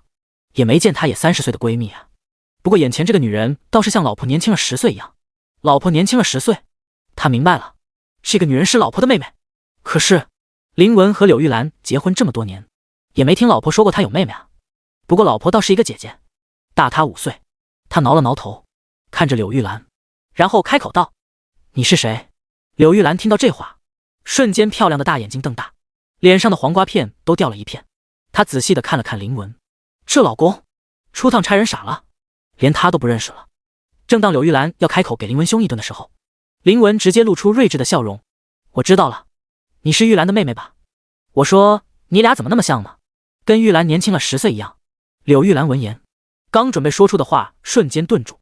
好家伙，这个老公真够离谱的，把她认成她妹妹。她根本没有妹妹啊，姐姐倒是有一个。不过柳玉兰已经知道林文认错她的原因了，是宝贝小雨的面膜起了效果呀，因为她是真的看着年轻了10岁啊。老公不敢相信罢了。突然，柳玉兰漂亮的眼睛一转，她好像想到了什么，随后露出狡猾的笑容。她决定将计就计。你说的没错，我是柳玉兰的妹妹，我叫柳玉莲。林文听到这话，瞬间觉得自己太机智了，这都能猜对，哈哈，果然是玉兰的妹妹，我猜对了，我一看你们就像。柳玉兰差点没笑出声。对，你真是太机智了。林文看了看柳玉兰，玉莲妹子，怎么一直没听我老婆说起过你呢？她好像没有妹妹啊。柳玉兰瞬间一愣，看来老公也不是很笨啊。她直接急中生智，那什么，我姐姐估计是太忙了，就忘记说了。哦，这样啊。林文点点头，还觉得有道理。你姐姐人呢？她出去了。柳玉兰淡定地回答道，同时心中有点想笑，快憋不住了。哈哈哈哈哈！太笨了这个人。第131，林爸爸要喊林雨回来。林文听到柳玉兰的回答，瞬间恍然大悟。卧槽，原来老婆是出去了，家里就剩玉莲妹子了，怪不得她在外面弄了半天动静，老婆没出来迎接她，这样就解释得通了呀。老婆出去了，怎么来迎接她呢？嗨呀，这给她弄的。有那么一瞬间，他还以为自己的家庭地位不在了，现在想想，是他想多了。不过玉莲妹子的声音和老婆的声音也是一样的，这一点林文有点搞不懂。不过他不想了，女人声音差不多也确实是一个样，不仔细听也听不出来。此时柳玉兰看着林文这个样子，有点想笑，又不敢笑，笑出来那不就暴露了。林文看了看年轻了10岁的柳玉兰，他神神秘秘的看了周围，然后说道：玉莲妹子，我跟你说件事儿，你可千万别和你姐姐说。柳玉兰瞬间来了兴趣。好啊，林文这家伙看来还背着他有什么秘密啊。还好他现在是柳玉莲。他表情淡定的点点头。好啊，好啊，老哥，我一定不会和我姐姐说，你就放心大胆的说吧，我替你保守秘密。林文淡淡一笑，也不是什么秘密。玉莲妹子，我跟你说，你姐姐有时候超凶的，根本没把我这个一家之主放在眼里啊。虽然她做饭好吃，但我好歹也是一家之主是吧？归来是不是得迎接一下？洗澡的时候是不是得给我宽衣沐浴？你好好的跟你姐姐说一下，暗示她要尊重我这个一家之主。巴拉巴拉，此处省略1万字。柳玉兰听到这话，小拳头已经暗暗的握紧了，她的额角直突突。这个老公真是皮痒了，竟然当着她的面说她很凶，胆子是真滴大。她哪里凶了？不就是平时揪揪耳朵，掐掐腰，然后把你赶出去房间跪键盘吗？小雨都说她很温柔的好吧，而且这个老公还一点避数都没有，竟然当着她的面称自己是一家之主，真是一点都看清自己的家庭地位。更过分的是，还想让她柳玉兰给她沐浴宽衣，简直岂有此理！立方。此时林文还没有意识到问题的严重性，他甚至没有看到玉莲妹子脸上的表情。他越说越欢快，直接把心里话直接一股脑的说了出来。还有啊，玉莲妹子，我跟你说，你多跟你姐姐说说，做妻子要温柔，要尊重老公，要会伺候老公，平时给老公捏捏肩，按摩按摩，帮他沐浴宽衣，亲手喂饭什么的。还有，别老是跪那个破键盘，跪得我腿都酸了。玉莲妹子，你评评理，你姐姐让我跪键盘，首先键盘连接电脑，电脑屏幕再连接投影仪，然后打开电脑文档。跪键盘的时候，电脑文档的字符不能超过10个，时间是半个小时。如果2个小时内文档上的字符超过10个，就要再来一次。你听听，你听听，这是人干的事吗？柳玉兰一听这话，脸色都已经黑了，她面带笑容，声音却有一股说不出的冰冷。是吗？林文，你觉得这不是人干的事？你再看看，我是谁？林文瞬间一惊 ，Sigma， 哦，卧槽，这语气怎么这么像老婆生气的时候？林文探出脑袋，仔细的看了看面前的柳玉兰，卧槽，老婆，你怎么看的跟年轻了10岁一样？林文这时才反应过来，他刚刚把心中吐槽的事情全部当着老婆的面说出来，还当面说他凶来着。完了，芭比 Q 了，老婆这也太坏了吧，装成他妹妹骗他。而柳玉兰则是脸上带着笑容，然后伸手揪住林文的耳朵，说我凶是吧？伺候老公是吧？沐浴更衣是吧？亲手喂饭是吧？跪键盘是吧？还好我看着年轻了10岁，不然我都不知道我在你心中很凶呢。林文小声嘀咕着，还不是你故意骗我？你说什么？我说我错了，老婆。柳玉兰冷笑一声，错了呀。那好，跪键盘1小时，出5个字符重新来。林文 Sigma， 哦，卧槽，刚回家就要跪键盘？不，1小时后，林文在柳玉兰的监督下跪完键盘。这次他使出全力，差点腿都断了，只出了4个字符，简直无敌。柳玉兰坐在沙发上，她脸上的黄瓜片已经取下来了。林文看着年轻10岁的老婆，心头一动，他跑到柳玉兰身边，老婆，你是怎么年轻了10岁啊？也教教我呗。柳玉兰白了他一眼，然后缓缓说出了林雨带给她的美容养颜面膜。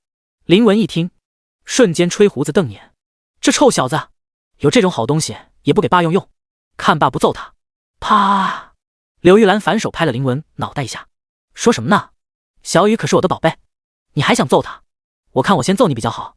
哈哈哈，老婆，我开玩笑的。林文欲哭无泪，他真是开玩笑的。从小到大，他都没揍过林雨。林雨小时候皮，他有几次想揍，都被柳玉兰护住了，反而自己被柳玉兰揍了。不过林文还是对面膜垂涎欲滴，看来想弄到面膜，得把小雨喊回来，悄悄找他要才行。林文突然开口，老婆，你想不想小雨呀？我把他喊回来怎么样？就说我回来了，要见见儿媳妇儿。柳玉兰看着面前的林文，眼睛一亮，她自然是想儿子的，但是没有什么理由喊他回来。但是老公这个理由很不错，这个老公还是有点用的嘛。第132林妈妈来电。冷清雪震惊，柳玉兰其实早就想把宝贝儿子喊回来了，顺便把雪雪带回家看看。其一呢，是因为她是真的想儿子了。作为妈妈，谁不想自己的儿子呢？而且小雨比他老爸乖多了，又听话又懂事，不像他老爸，刚刚还暗地说他很凶，还好他机智的发现了。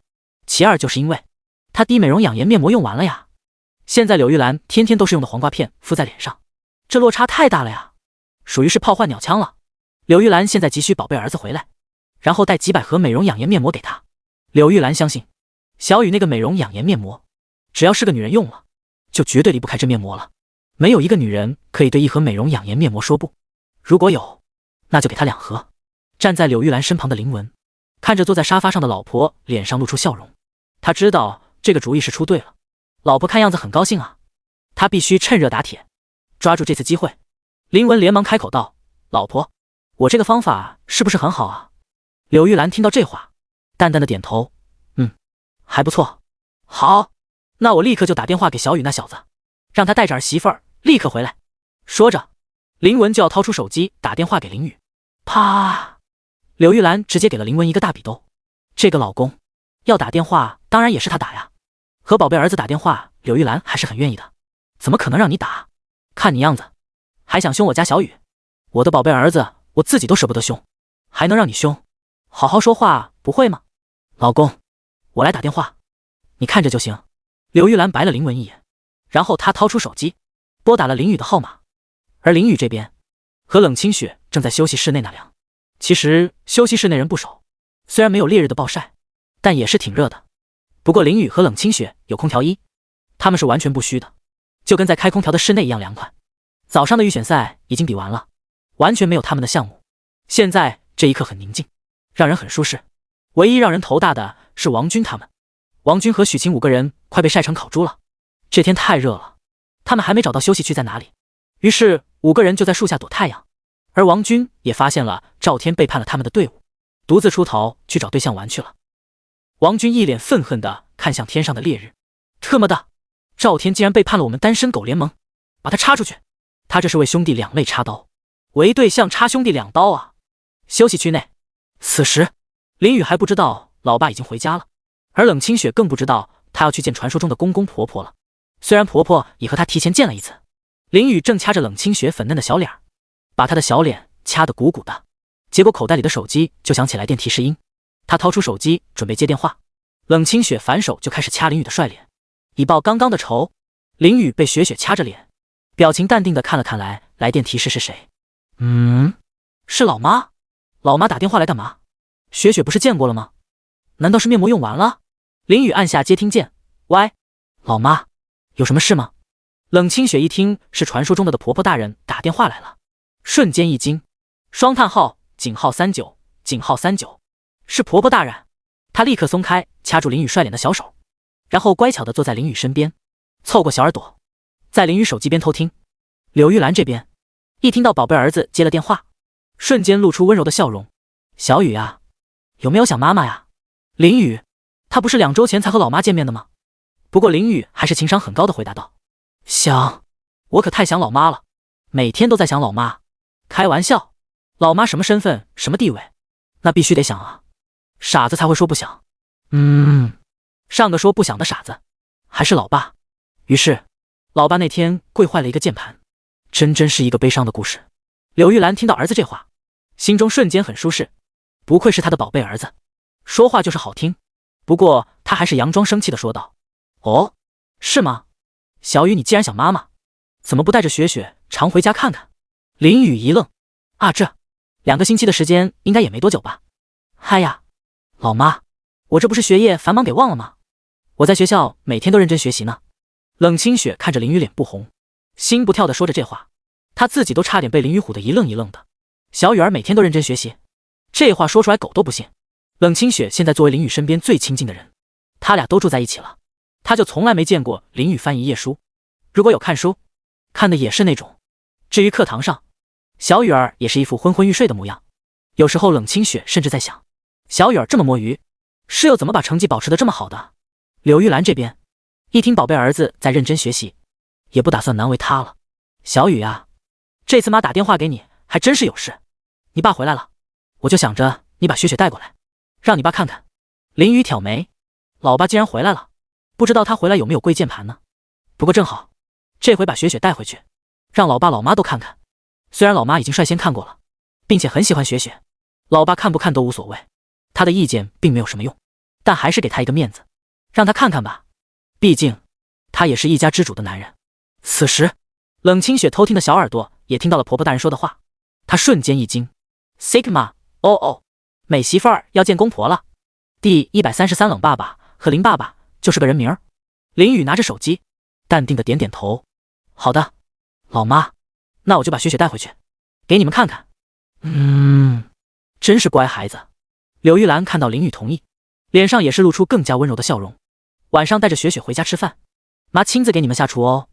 林雨嘴角一抽，一听到这个亲自下厨，他就想到了什么不好的事情。上一次岳母大人也一直说着亲自下厨来着，结果到他家一看，好家伙，那叫一个地道。还好林雨吃了一粒味觉糖果，不然他吃一口那个菜就差不多当场记了。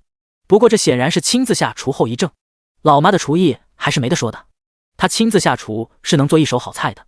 好的，老妈，我最喜欢吃你做的菜了，你这孩子就会给妈说好听的。柳玉兰被儿子这么一说，心里更加开心了。林雨这边觉得事情说的差不多了，于是准备挂断电话了。老妈，没什么事，我先下了呀。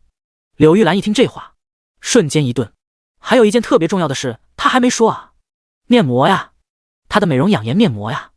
敏、立方，小雨这就要挂断电话怎么行？柳玉兰连忙说着，等等，小雨，你是不是忘了一件事啊？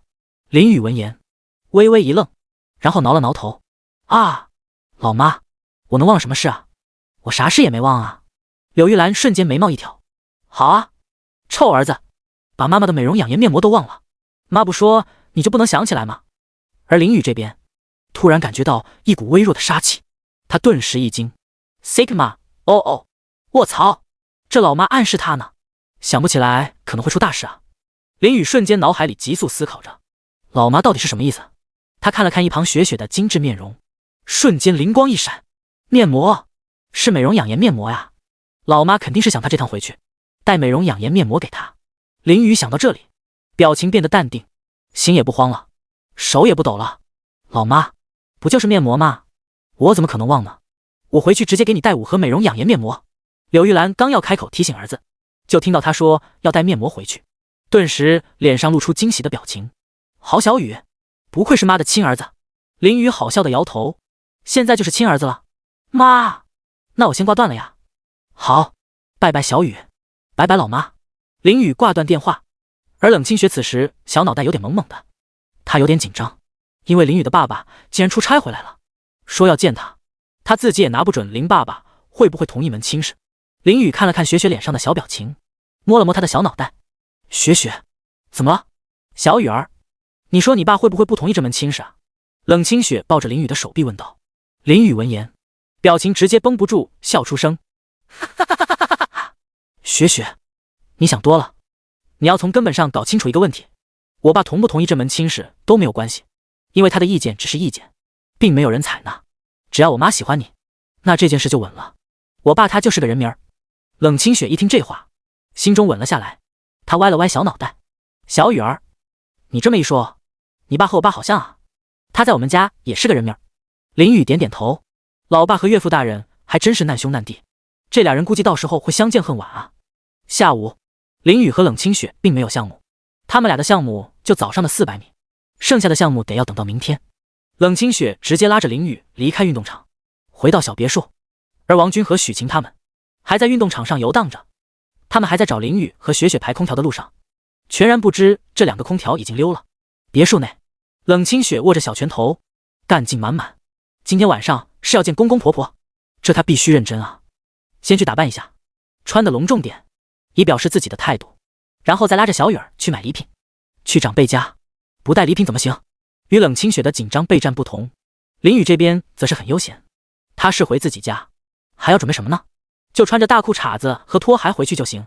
她坐在床边看着雪雪在惊喜准备漂亮的礼盒，她突然想到，还答应老妈给她带5盒面膜来着，而上次系统签到送的美容养颜面膜早就送完了。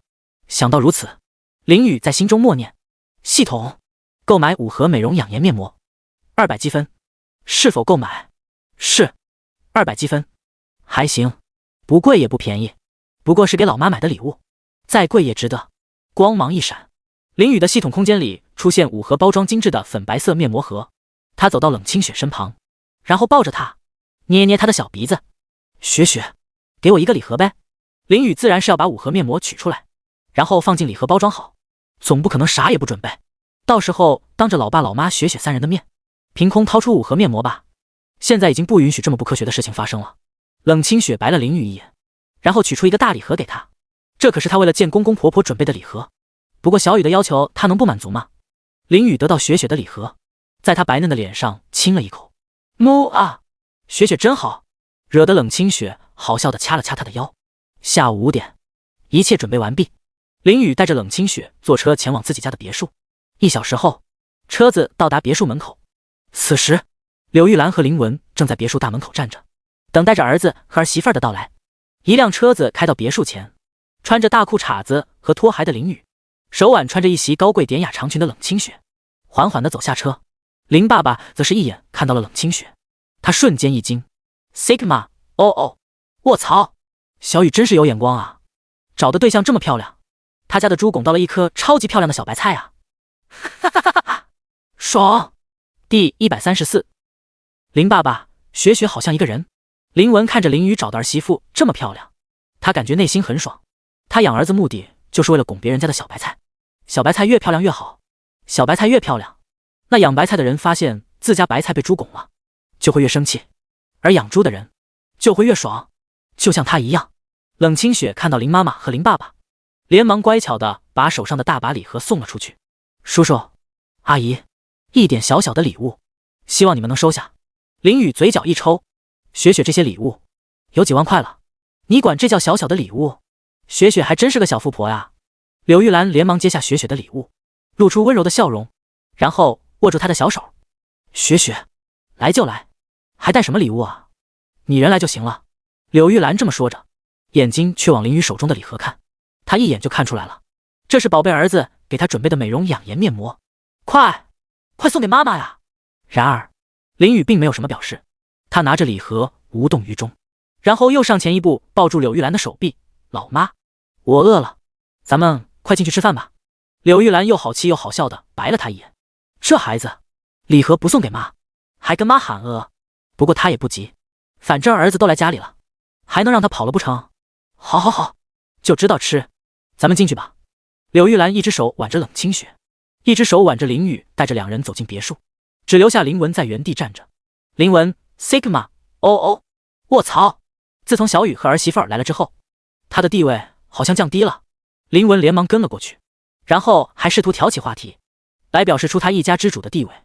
老婆，我看着雪雪长得还挺眼熟的呢，她长得的像我见过的一个男人的夫人。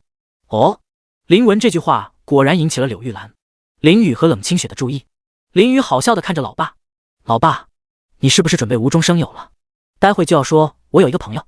林文则是一脸得意的说道，儿子，你爸我说的是真的，至于朋友还不算，我和那个男人只有一面之缘。不过雪雪真的很像那个男人的夫人。一听这话，三人神色各异，冷清雪也好奇的瞪着大眼睛，竟然还有人和他长得像。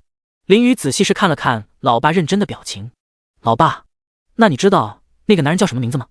或者他夫人的名字？林文闻言理直气壮摇摇头，不知道。林雨、冷清雪、柳玉兰，老公，你不知道你说个屁啊！柳玉兰有点无语的看着林文，都勾起他们的兴趣了，结果说了一句不知道。林文手一摊，老婆，我说了呀，一面之缘，我是在一次商业展览上看到的，哪里知道人家的名字。不过那个男人还挺帅的，是我林文唯一认可的男人。柳玉兰白了他一眼，那个男人有小雨帅吗？没有。你有小雨帅吗？没有。那不得了，你们两个没小雨帅的，还好意思在那互相认可。老婆，我不服，小雨这么帅，是不是也有我一半基因？柳玉兰淡淡的看了他一眼，然后把自己的脸凑到林雨脸边，两个人贴近挨在一块儿。老公，你仔细看看，小雨是不是和我长得更像？林文一愣，有一说一，小雨确实长得更像老婆一点。操！我好不容易心动一次，你却让我输得那么彻底。冷清雪则是在一旁看着这一幕偷笑。小雨儿说的果然没错，林爸爸和老爸一样，都是个人名儿啊。他现在只要好好的抱住婆婆大人的大腿就行了。众人来到餐桌前，餐桌上摆满了美味的饭菜，16菜1汤，还是冷清雪上次来的最高规格。众人落座开始吃饭。刚刚林文说的那些话，只不过是一个小插曲，谁都没放在心上。一家4口在餐桌前吃着饭，冷清雪吃得满嘴流油，好吃，好吃。兰姨，你做的饭比我妈好吃太多了，她那跟下毒一样。吃一口，中毒半小时。柳玉兰和林文听到这话，也都笑了起来。她给冷清雪加了几个大鸡腿儿。雪雪，好吃就多吃点。林雨则是嘴角微微上扬，露出邪恶的笑容。好啊。雪雪又说岳母大人做饭难吃，还说跟下毒一样。我要拿出小本本记下来，然后给岳母大人打小报告。结。4人在桌上吃着饭，林文时不时问冷清雪一些问题，冷清雪也回答得很好。她对这个儿媳妇儿很满意，不存在岳父针对女婿的那种的，要针对也婆婆针对儿媳妇儿。一个大男人怎么可能针对小女孩？而且他巴不得儿子拱到这么好的小白菜呢。养儿子和养女儿的心态是不一样的，更何况林文就算真的有什么意见，也没什么用。1小时后，一家4口吃完晚饭，全部坐到沙发上休息。柳玉兰已经等不及了，她直接把林雨带来放到桌上的礼盒拿过来拆开。拿来吧你。礼盒查看一看，里面果然是她心心念念的美容养颜面膜，而且还有足足5盒之多。她一脸温柔地看向林雨，小雨，你真的妈妈的好宝贝。林雨看着老妈这样子，有点好笑。冷清雪则是坐在柳玉兰身边，和她一起看着5盒面膜，但是她的小脸已经鼓鼓的了。好啊，小雨儿，还有这么多面膜，还不多给我一点？而林文看着老婆怀里抱着的5盒面膜，瞬间双眼放光，他也想年轻10岁。他心中已经有了想法，老婆那么面膜，自己拿1盒不过分吧？此时，冷家别墅内，冷杰鬼鬼祟祟地看了看四周，确定周围没人，然后溜进了主卧。今天老婆不在家，他得要抓住这次机会。冷杰在房间内找了半天，终于找到周芳藏着的只剩最后2片的面膜。他伸出手拿到1片面膜，然后脸上露出邪恶的表情。老婆，你滴面膜是我的了。第135冷爸爸倒面膜。冷家别墅内，冷杰手上拿着老婆仅剩的2片美容养颜面膜，脸上露出既猥琐又猖狂的笑容。结，老婆，你滴面膜是我滴了。他手上拿着林雨送给岳母大人的面膜，像拿着一块宝一样。他很久以前就开始觊觎老婆的美容养颜面膜了，因为他知道老婆就是用了这个之后，才变得像年轻了10岁一样，他也要变年轻10岁。虽然说男人年纪越大越显得成熟稳重，但是冷杰还是想变年轻点的。年轻肯定比中年好啊，而且老婆都变年轻了，他也要变年轻才行。而且冷杰认为，林雨之所以长得这么帅，肯定是因为他也偷偷的用了这个美容养颜面膜，不然这小子不可能比他帅。闵立方。然而冷杰不知道的是，哪怕林雨没有系统，他的初始颜值也高达96，比他帅得多。于是冷杰每天都在家盯着老婆的面膜，班也不上了，公司也不管了，交给秘书先管一段时间，他就盯着面膜，等待着一个合适的机会。等老婆不在家，他就去偷偷使用面膜。但是这1周时间内，老婆都一直在家里，还敷掉了一片面膜，给冷杰看的那叫一个心疼啊。不过还好，今天给冷杰抓到了机会。今天周芳去和闺蜜们聚会，已经出门了，是她最好的时机。冷杰手里拿着面膜，走向浴室准备洗把脸，然后开敷。走在路上，冷杰心里还感叹着，老婆还挺能藏啊，这找面膜就花了他半小时的时间。但是道高1尺，魔高1丈，这面膜终究还是到了他的手中。冷杰走进浴室，认真的洗完脸，然后查看面膜包装袋，就准备敷到脸上。突然他想起林雨说过的话，好像这美容养颜面膜只能女人敷，男人不能敷。随即冷杰摇摇头，他绝对这玩意儿就是无稽之谈，怎么可能面膜只能女人敷，不能男人敷呢？林雨这小子明显就是为了讨好岳母故意这样说的，或者这小子就是不想他冷杰敷了面膜之后变得更加帅气，超过林雨的帅气颜值，然后家庭地位暴涨。对，一定就是这样，这小子真是蔫儿话呀。还好他这个岳父机智，不然就中了这小子圈套了。闵立方，林雨你这小子，你不让我敷，我就偏要敷。奶奶爹，那就来吧。冷杰直接撕开美容养颜面膜的包装袋，然后啪一下把面膜敷脸上。面膜敷脸上的一瞬间，冷杰感觉自己脸上有点痒痒的，他开始激动了。来了，面膜生效了。结，接下来他冷杰将会一举超过林雨，成整个魔都最帅的男人。什么彦祖、于燕对他来说都不在话下。与此同时，魔都的一家高档餐厅内，周芳正穿着优雅的礼服，坐在闺蜜们中间，享受着闺蜜们颜值的惊奇和赞美。在场的闺蜜们都是和她差不多大，40岁左右的贵妇人。现在她才是聚会的 C 位，这一切还得多亏了小雨啊。学学总算做了回正事，找到这么好的女婿。一位穿着华丽的贵妇人正一脸羡慕地看着周芳年轻了10岁的脸，然后直直地抓着周芳的手臂。芳芳，你怎么保养的？2个月不见你背着我们偷偷年轻了10岁，快教教我。另一位贵妇则是怀疑地看着周芳，芳芳，你是不是找到一家特别好的美容院，自己偷偷去，不告诉我们？周芳看着众人一副抓心挠肝的样子，心中很得意。果然啊，女人对年轻的诱惑根本没有抵抗力。嗨呀，也没什么，只不过是用了美容养颜面膜罢了，不是什么大不了的事情。今天小雨可是给他长足了面子啊，真不愧是他的宝贝儿子。周芳神秘一笑，姐妹们，这个是秘密，说我不能告诉你们啊。什么秘密啊？芳芳，你可不能吃独食啊，有好的美容院或者补品得要分享给姐妹们，不是美容院哦。周芳还是神秘的摇摇头。那是什么？快说啊。周芳看着这群姐妹，白了她们一眼。开玩笑，这是能说的吗？小雨的美容养颜面膜只有她一个人能用，再者说了，要是都把面膜给你们用了，你们也年轻了，那她年轻的优势岂不是没了？这是万万不行的。就算再退一步，她也不能说出来，因为这美容养颜面膜是小雨给的，她和小雨情同母子，这面膜很珍贵，小雨都不一定能弄到多少，她不想让小雨难做，告诉了这群姐妹们。一开始可能会缠着她要面膜，后面嘴巴大的说不定就1传10，10传100了，那小雨岂不是很麻烦？总之呢，美容养颜面膜僧多粥少，是不可能和姐妹们说低。于是周芳依旧保持着神秘的笑容，对于姐妹们的问题只是选择性的回答。时间过得飞快，周芳今天一下午出尽风头，她心里很开心，于是拿着包包准备告辞。姐妹们，我先回家了，我老公还等着我回家做饭呢。众姐妹，你老公等你回家做饭，那他是多少有点想不开了。他们对周芳的厨艺还是知道的，就挺一言难尽的。眼见着周芳要离开餐厅了，一群人直接一拥而上，两个姐妹分别抱住周芳的两边手臂，另一个姐妹直接抱住她的腰。芳芳，不许走，你还没告诉我们怎么变得年轻10岁呢。周芳见此有点好笑，都40多岁的人了，孩子都多大了，还跟小女孩一样。她直接把3个姐妹从身上扒下来，然后拿着包包溜了。哈哈哈哈！想用我家小雨的美容养颜面膜？没门儿！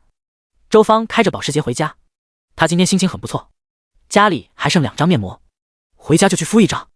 第136，东窗事发，冷妈妈暴揍冷爸爸。另一边，林家别墅内，柳玉兰和冷清雪两人坐在沙发边上聊着天，而林雨被林文拉着来到书房，然后林文鬼鬼祟祟地看了看四周，确定没人后，看向林雨：“儿子，爸看你那个面膜效果不错，也想用用，你给爸几盒呗，钱不是问题。”林雨听到这话，瞬间一愣：“老爸竟然想用这个美容养颜面膜？系统说了，这美容养颜面膜只能女人能用，男人用了会变娘。”林雨神秘兮兮地看了看老爸一眼：“老爸，这面膜可不行用啊，要是用了过后，老妈不要你了，你可别怪我。”林文一听这话，脑袋上瞬间冒出许多问号：啥玩意儿？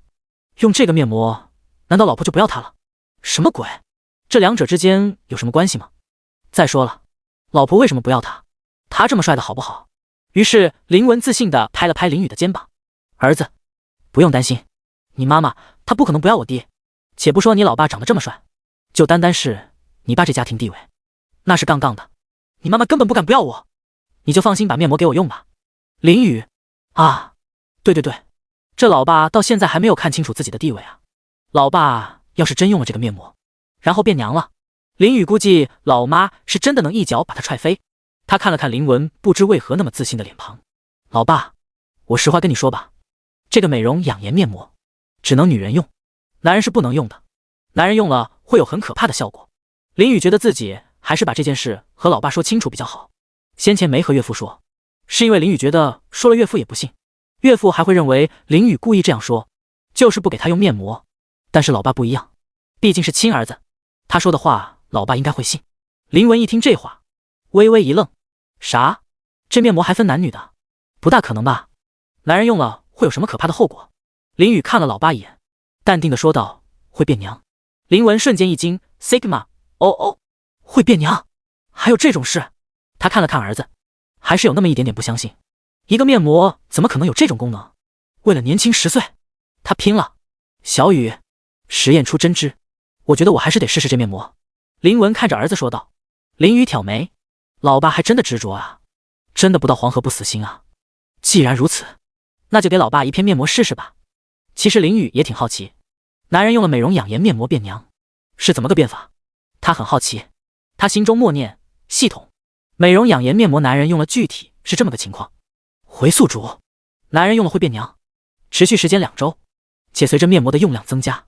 林雨得到系统的解释，瞬间心里稳定下来，还好，只是2周的话还是能接受的。要是永久的，那老妈估计是真的不可能要老爸了。既然如此，老爸，我给你一片，你先试试吧。林文一听，双眼放光：好。林雨转身，变戏法似的从怀里又掏出一盒面膜，然后递给老爸。林文接着面膜，立马等不及的冲到浴室洗脸，准备开敷。年轻10岁，我是最帅男人。冷家别墅内，周芳开着保时捷回到家里，他把车子缓缓开进车库，然后就迫不及待地冲到家里。今天心情好，敷一片面膜吧。周芳直接走进自己的主卧中，打开床下的暗格，取出里面的面膜盒。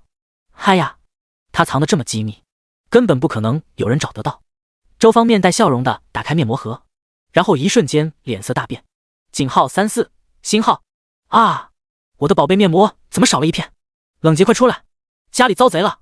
此时，冷杰正在舒服地坐在书房的椅子上，他听到老婆的叫声，闭上的双眼瞬间睁开。1个小时之期已到，恭迎魔都第一帅哥归来。他从座椅上一把站起来，然后取下脸上的面膜，走向主卧。冷洁甚至自信的连镜子都没看一眼，就走了出去。抱歉，他冷洁不看镜子也是为了保护镜子，要是到时候镜子照到他帅气的容颜，被帅得裂开了怎么办？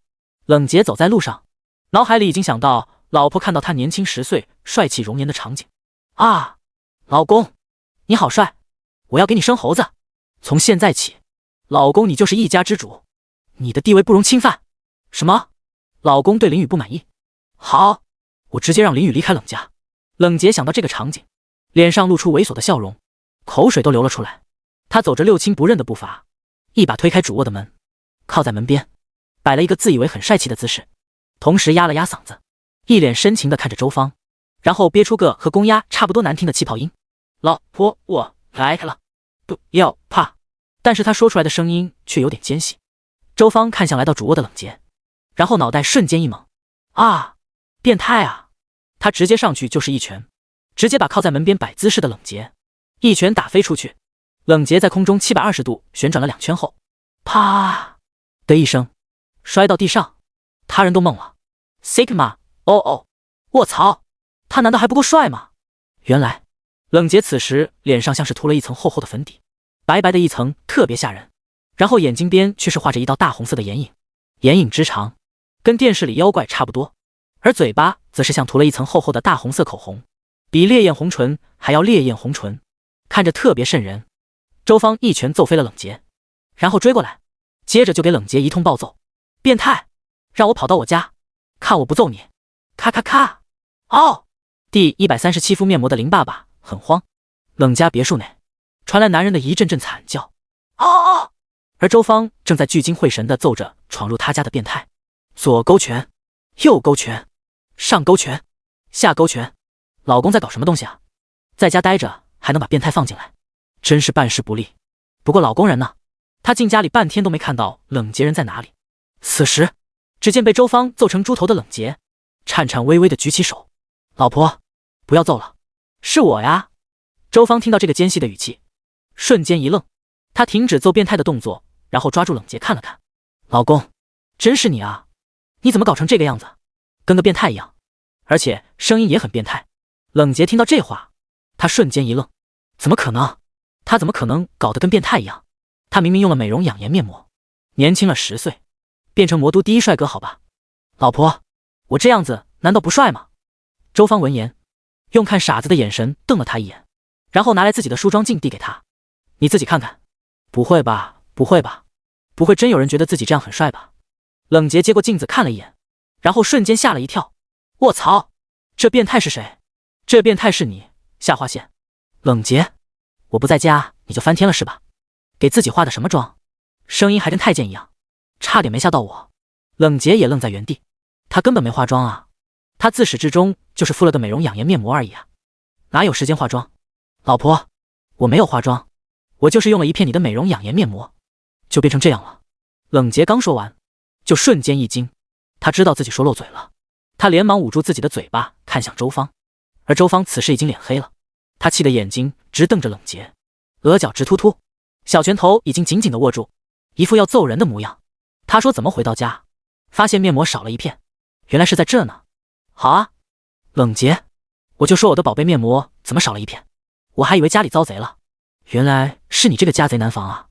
冷洁一看周芳的小拳拳，瞬间身体一僵：老婆，你听我解释啊。别解释了，拿了我的宝贝面膜，还敷在化了这么丑妆的脸上，简直就是暴殄天物啊。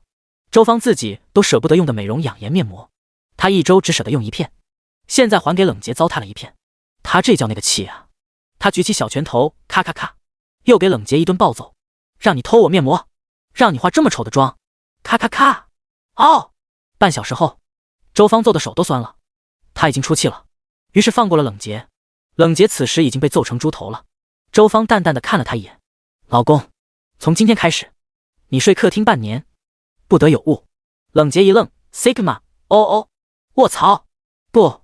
半晌，周芳走进主卧，把剩下的一片面膜赶紧收好，然后看了看已经石化的冷洁：老公，愣在那干什么？还不快去把你脸上那么丑的妆给洗了，看着就吓人。冷洁回过神来，他连忙走进浴室去洗脸。这脸上的妆他自己看着都想吐，结果他用毛巾沾水，在脸上擦了擦，发现脸上的妆根本纹丝不动，甚至都没有掉一点色。老婆，你卸妆水借我用一下。用吧。就在台子上，冷洁连忙把周芳的卸妆水敷到脸上，结果还是一样，脸上的妆根本没有一点变化。他瞬间急了，直接拿着毛巾使劲在脸上擦，发现根本擦不掉，好像长在他脸上一样。冷洁连忙冲到客厅，看着沙发上坐着的周芳，老婆，脸上的妆擦不掉啊。他说话的时候声音带着一点尖细。周芳闻言挑了挑眉头，怎么可能，我那可是上万的卸妆水，真擦不掉。周芳看了看冷洁，然后陷入思索之中。突然她想到了什么，老公，小雨说男人不能用美容养颜面膜，估计就是因为这个原因。你说说你，小雨都说了男人不能用，你还偷我面膜。冷洁一愣，老婆，我以为林雨是骗人的，他故意不想让我变帅。周芳狠狠地瞪了他一眼，小雨没事骗你干嘛？而且他是个好孩子，我都看在眼里。老婆，那怎么办？怎么办？打电话给小雨啊。还能怎么办？说着，周芳掏出手机，按下视频通话拨给林雨，因为他还想让小雨具体看看冷洁的脸。与此同时，林家别墅，林雨从书房内走了出来，柳玉兰看着儿子走出来，把他拉到身边。小雨，你刚刚在书房和你爸说什么呢？林雨一愣，然后想了想，没什么，老妈，就是老爸也想试试美容养颜面膜，我就给了他一盒，这没啥不能说的吧。老妈和雪雪现在都是自己最亲的人。柳玉兰一听宝贝儿子竟然还有一盒美容养颜面膜，并且还送给了林文，她瞬间柳眉倒竖，伸手轻轻掐住林雨的耳朵。小雨，你还有一盒面膜竟然不给妈妈，送给你爸简直就是浪费。林雨一惊，他连忙抱住柳玉兰的手臂，老妈，我那盒原本是要给你的，但是老爸直接抢了过去，他现在应该在浴室只用了一片。柳玉兰一听，瞬间双眼放光，他来着林雨和雪雪直接冲进浴室，老公，把面膜交出来。刚撕开包装袋的林文一愣，老婆，我就用一片，就一片。说着，他把剩下的4片面膜交给柳玉兰。柳玉兰一看林文这么懂事，满意的点点头，行吧，这一片别浪费了。他带着林雨和雪雪又回到客厅，而林文正一脸得意的敷好面膜，拿着手机走回客厅。此时，林雨口袋里的手机传来视频通话请求，他拿出来一看，是岳母大人。他按下接听键，就看到周芳的面容。喂，妈，有什么事吗？喂，小雨啊，你爸用了美容养颜面膜，出了点状况，你看看是怎么回事，快点给小雨看看。周芳对着旁边喊了一声，于是冷洁凑过脑袋，瞬间林雨、冷清雪和柳玉兰都被吓了一跳。卧槽，什么鬼？而一旁脸上敷着面膜的林文看到这一幕，顿时愣住，手机啪嗒一下摔到地上，屏幕出现蜘蛛网般的裂纹。Sigma， 哦，卧槽，第13808，完了，面膜接不下来了。林文看到林雨手机里那个妖怪一样的男人，瞬间整个人都懵逼了。那人脸上惨白的粉底，吓人的眼影，加上那大红的烈焰红唇，任谁看了都觉得这是个变态啊！卧槽，什么鬼？不男不女的，太吓人了。Sigma， 哦，此时此刻，林文静的手机掉到地板上摔裂了都不自知，只是身体僵硬的坐在沙发上，眼睛愣愣的盯着林雨手机屏幕。他刚刚听到了啊，那个男的用了美容养颜面膜，就成这个变态模样的，而他才刚刚敷好面膜没有几分钟，完了呀，BBQ 了。难道这就是小雨说的男人用美容养颜面膜的副作用？这好像变得不男不女啊。林文现在就是后悔，非常的后悔，当时没有听儿子的劝阻，非要敷面膜，这下记了。他等会要是变成那个模样怎么办？在线等，挺急的。此时林雨拿着手机，用一种不知道怎么说出来的表情看着岳父，就是那种想笑又不能笑，想吐又不能吐的绷不住的僵硬表情，总之就是挺扭曲的。岳父这一出真的是丑得出奇了，整个人看起来不男不女的，太吓人了。柳玉兰在一旁看得有点害怕，这就是传说中雪雪的爸爸，素未谋面的亲家公吗？井号34，星号1，玩得有点变态啊。这样想着，他把冷清雪和林雨一边一个搂在怀里，来增加自己的安全感。而在一旁看着老爸的冷清雪瞬间绷不住了，他先是呕的一下反胃的要吐出来，然后又直接笑出声。笑得眼泪都出来了。哈哈哈哈！爸，真的是你吗？你太变态了吧！我要吐了。视频那边的冷杰看到一幕，瞬间心态崩了。卧槽！不，我的宝贝贴心小棉袄雪雪竟然看着老爸吐了。Sigma， 给我找块嫩豆腐撞死吧！冷杰点点头，然后发出尖细如太监般的声音：“是我呀，雪雪。”这声音一出，冷杰顿时一愣，手机视频对面的4个人更是神色各异，一旁敷着面膜的林文更是瞬间石化。完了，他马上也要变成太监婴了。而冷杰这边知道，这次他是真的社死了。对面看样子好像是林雨的爸爸和妈妈。这下好了，连亲家都知道了，丢人丢大了呀！他就不该敷那美容养颜面膜。如果给他再来一次的机会，他冷杰就是饿死，从2楼跳下去，也不会敷他一口面膜。而林雨在听到岳父的声音时，剑眉微挑，他结合前面岳父那变态的脸，瞬间明白男人用面膜的效果。这就是系统说的变娘吗？就这啊！他还以为多狠呢，那和他心目中的变娘还差了很多啊。说真的，林雨还挺失望的。这种变娘不是他想象中的变娘，不是他想要的结果。这种最多只能称为变态。不过说真的，岳父要是真的变娘了，岳母大人怕不是真的不要他了。变成这样总比变娘好。而周芳此时把脸凑近屏幕，直接把冷杰的脑袋推开。一边去，别挡住我，问小雨。突然，他看到屏幕那边，看着有点害怕的柳玉兰，他眼睛一亮，这应该就是小雨的妈妈了，和小雨长得很像，很漂亮，跟她一样漂亮，而且有点年轻的样子，看着大概才30岁。看来小雨妈妈也用了美容养颜面膜呀。周芳又观察到柳玉兰有点害怕的表情，她瞬间明白了，亲家母这是被老公那副变态的脸吓到了，看给孩子吓的，都抱着小雨和雪雪在怀里了。周芳直接伸手，啪的给了缩在一旁的冷杰一个大笔墩儿。你看看你，没事非要偷我面膜，把人家亲家母都吓到了。冷杰挨了一个大笔墩儿，也是有苦只能自己咽啊。他本来还想着用美容养颜面膜变帅，超过林雨，成为魔都第1帅的男的，然后家庭地位暴涨，顺便把林雨逐出冷家。为什么？明明是2份快乐，可是加在一起 Sigma。 周芳给完大笔兜，然后又换上一副笑容，看着屏幕里的柳玉兰。亲家母啊，抱歉啊，没想到咱们的第一次见面是这么的戏剧性，刚刚被吓到了吧？我已经把吓人的玩意儿狠狠的教训一顿了。柳玉兰见此也是露出笑容，没事没事，亲家母，亲家公是男人吗？变态点也很正常。说着，他也在打量着周芳，眼前的这个女人很漂亮，和她差不多漂亮，而且看着年轻，估计是小雨也送给亲家母面膜了。周芳此时目光看向林雨，向他求助。小雨，你爸的情况也看到了，他偷了美容养颜面膜用，结果就变成这样了，你有什么办法解决这个吗？林雨闻言，心中默念，系统，美容养颜面膜被男人用了，产生的副作用该怎么解决？回宿主，无法解决。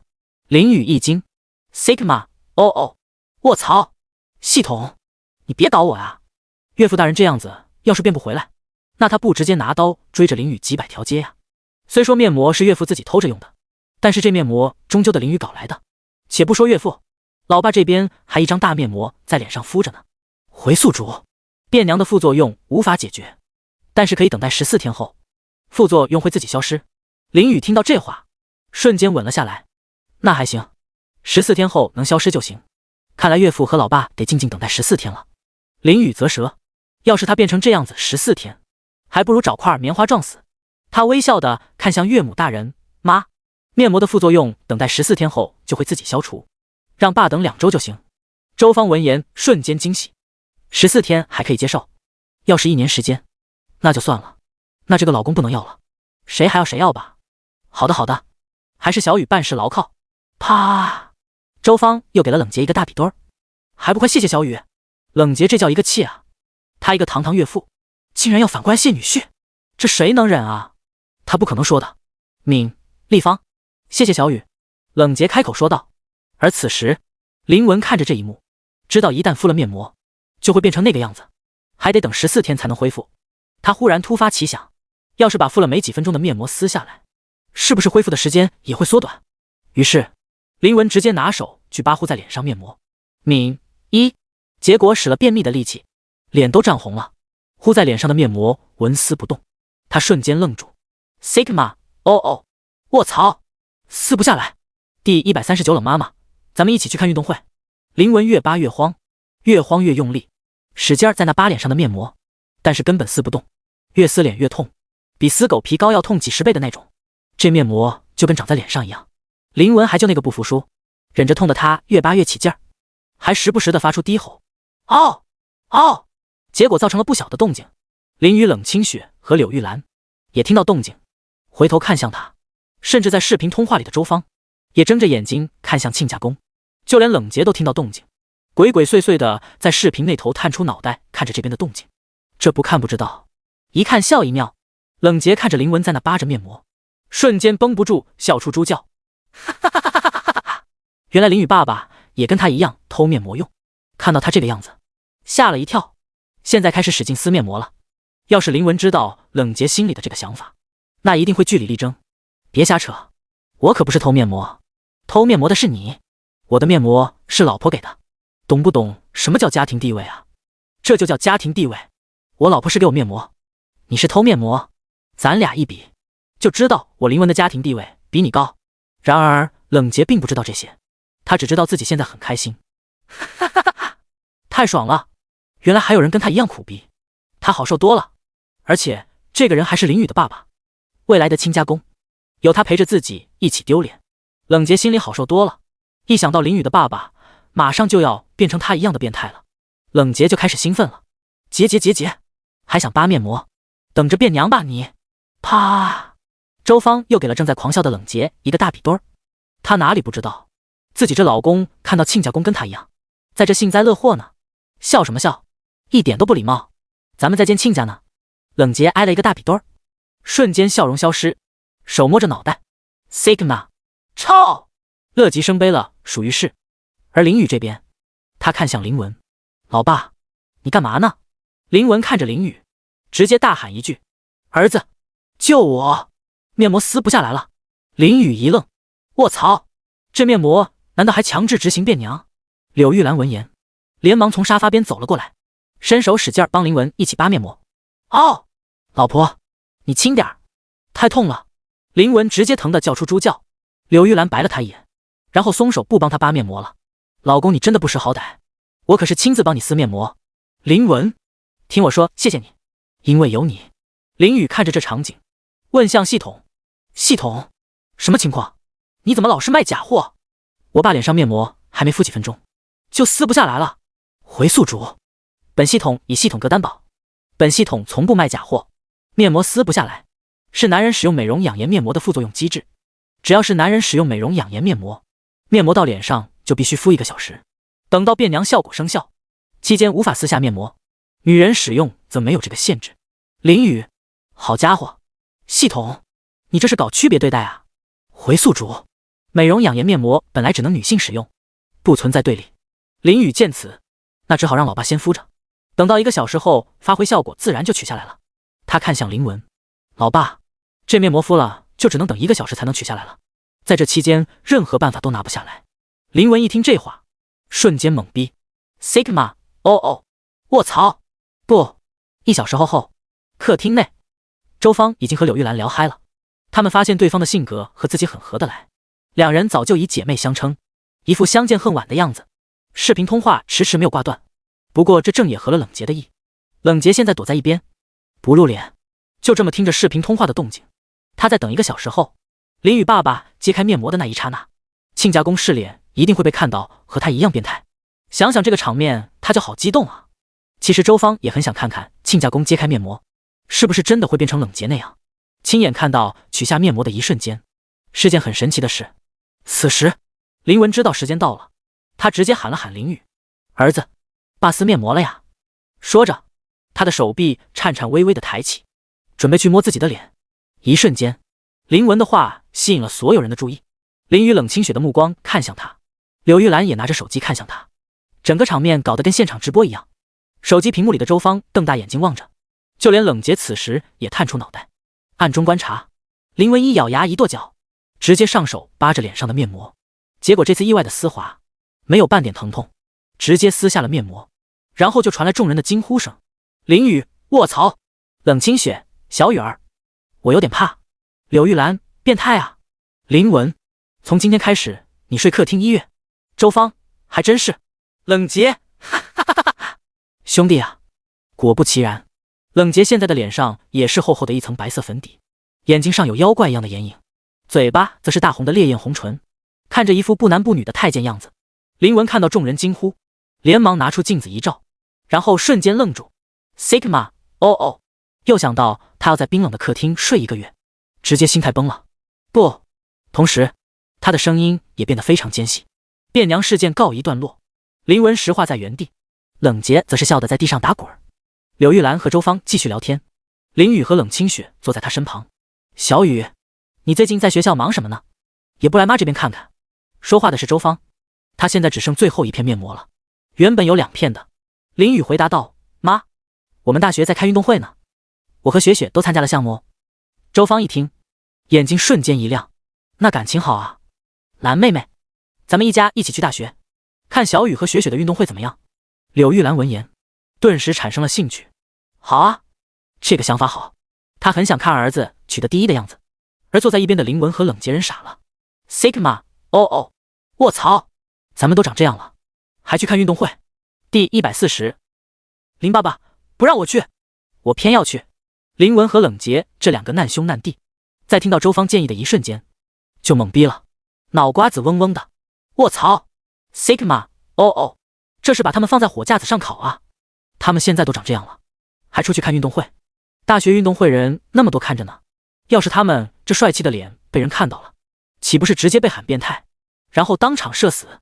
到时候运动会没看成，脸给丢光了。不过这只是他们自己的想法，这些想法是建立在他们会被老婆带去一起看林雨和冷清雪的运动会。然而事实上，周芳根本没想过带着冷杰去运动会，自家老公都丑成这个样了，能不能要还2说，还把他带去小雨的运动会，那不是离大谱，丢大人吗？这不仅丢他周芳的脸，也丢小鱼雪雪的脸，因为他们的岳父老爸是个变态，所以周芳是不可能同意带着冷杰去的。而一旁的柳玉兰也是一样的想法，这个老公实在是太丢人，根本拿不出手啊，到时候别人问起来，然后他指着一个变态说这是小雨的老爸，这画面太美，他都不敢想象。柳玉兰已经想好了，运动会就不带林文去了，让他留下来看家最好了。2人心思落定，周芳看了看柳玉兰，那就这么说定了。兰妹妹，咱们明天一起去看小雨和雪雪大学，看他们的运动会。柳玉兰点点头，然后摸摸林雨的脑袋。小雨，妈妈去看你们的运动会，你没意见吧？林雨抱着老妈的手臂，没意见。老妈，我能有什么意见？我巴不得你能来呢。其实林雨对这个没什么感觉，老妈来看运动会对他没什么影响，甚至老妈来了，或许他能跑得更快一点。而且先不说他林雨有没有意见，就是他真有意见也不可能说出来啊。以前是一个妈妈也就罢了，现在有2个妈妈都在场，他们什么身份什么地位啊？啥也别说了，抱大腿就完事儿了。像老爸那种看不清自己地位的就是太笨了。而林文一听儿子没意见，就瞬间急了，这下要出去丢脸了。他和冷杰2人隔着手机屏幕对视一眼，都看到对方不男不女般妖怪一样的脸，不约而同的交换了一下眼神，然后点点头。此刻他们就是双胞胎兄弟一样，默契十足。我反对。林文直接举起手表示自己的反对意见。这一声响起，整个林家客厅内陷入一片寂静，空气好像凝固了一样。林雨震惊地看着老爸，老爸这多少是有点想不开了。而柳玉兰也看向林文，目光锐利，一个想刀人的眼神，是藏不住的。我也反对。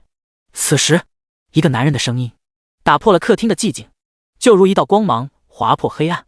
电话那边的冷杰直接跟上，他也举起手表示反对，同时也是在支持着林文。此刻他们不再势单力薄，他们是魔都双子星，魔都绝代双骄，任何人都无法对抗他们兄弟2人的联手。而周芳充满杀气的目光也落到冷杰身上，这个老公是想造反啊。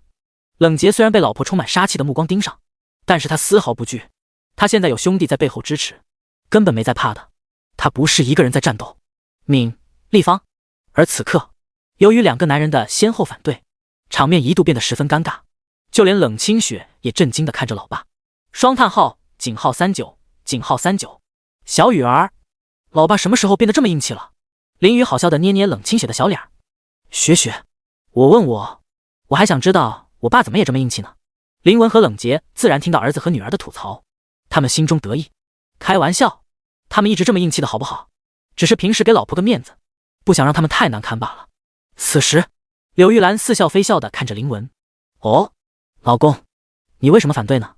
林文一看老婆发问了，直接理领口，开门见山道：老婆，现在是和亲家公的情况，你们是知道的。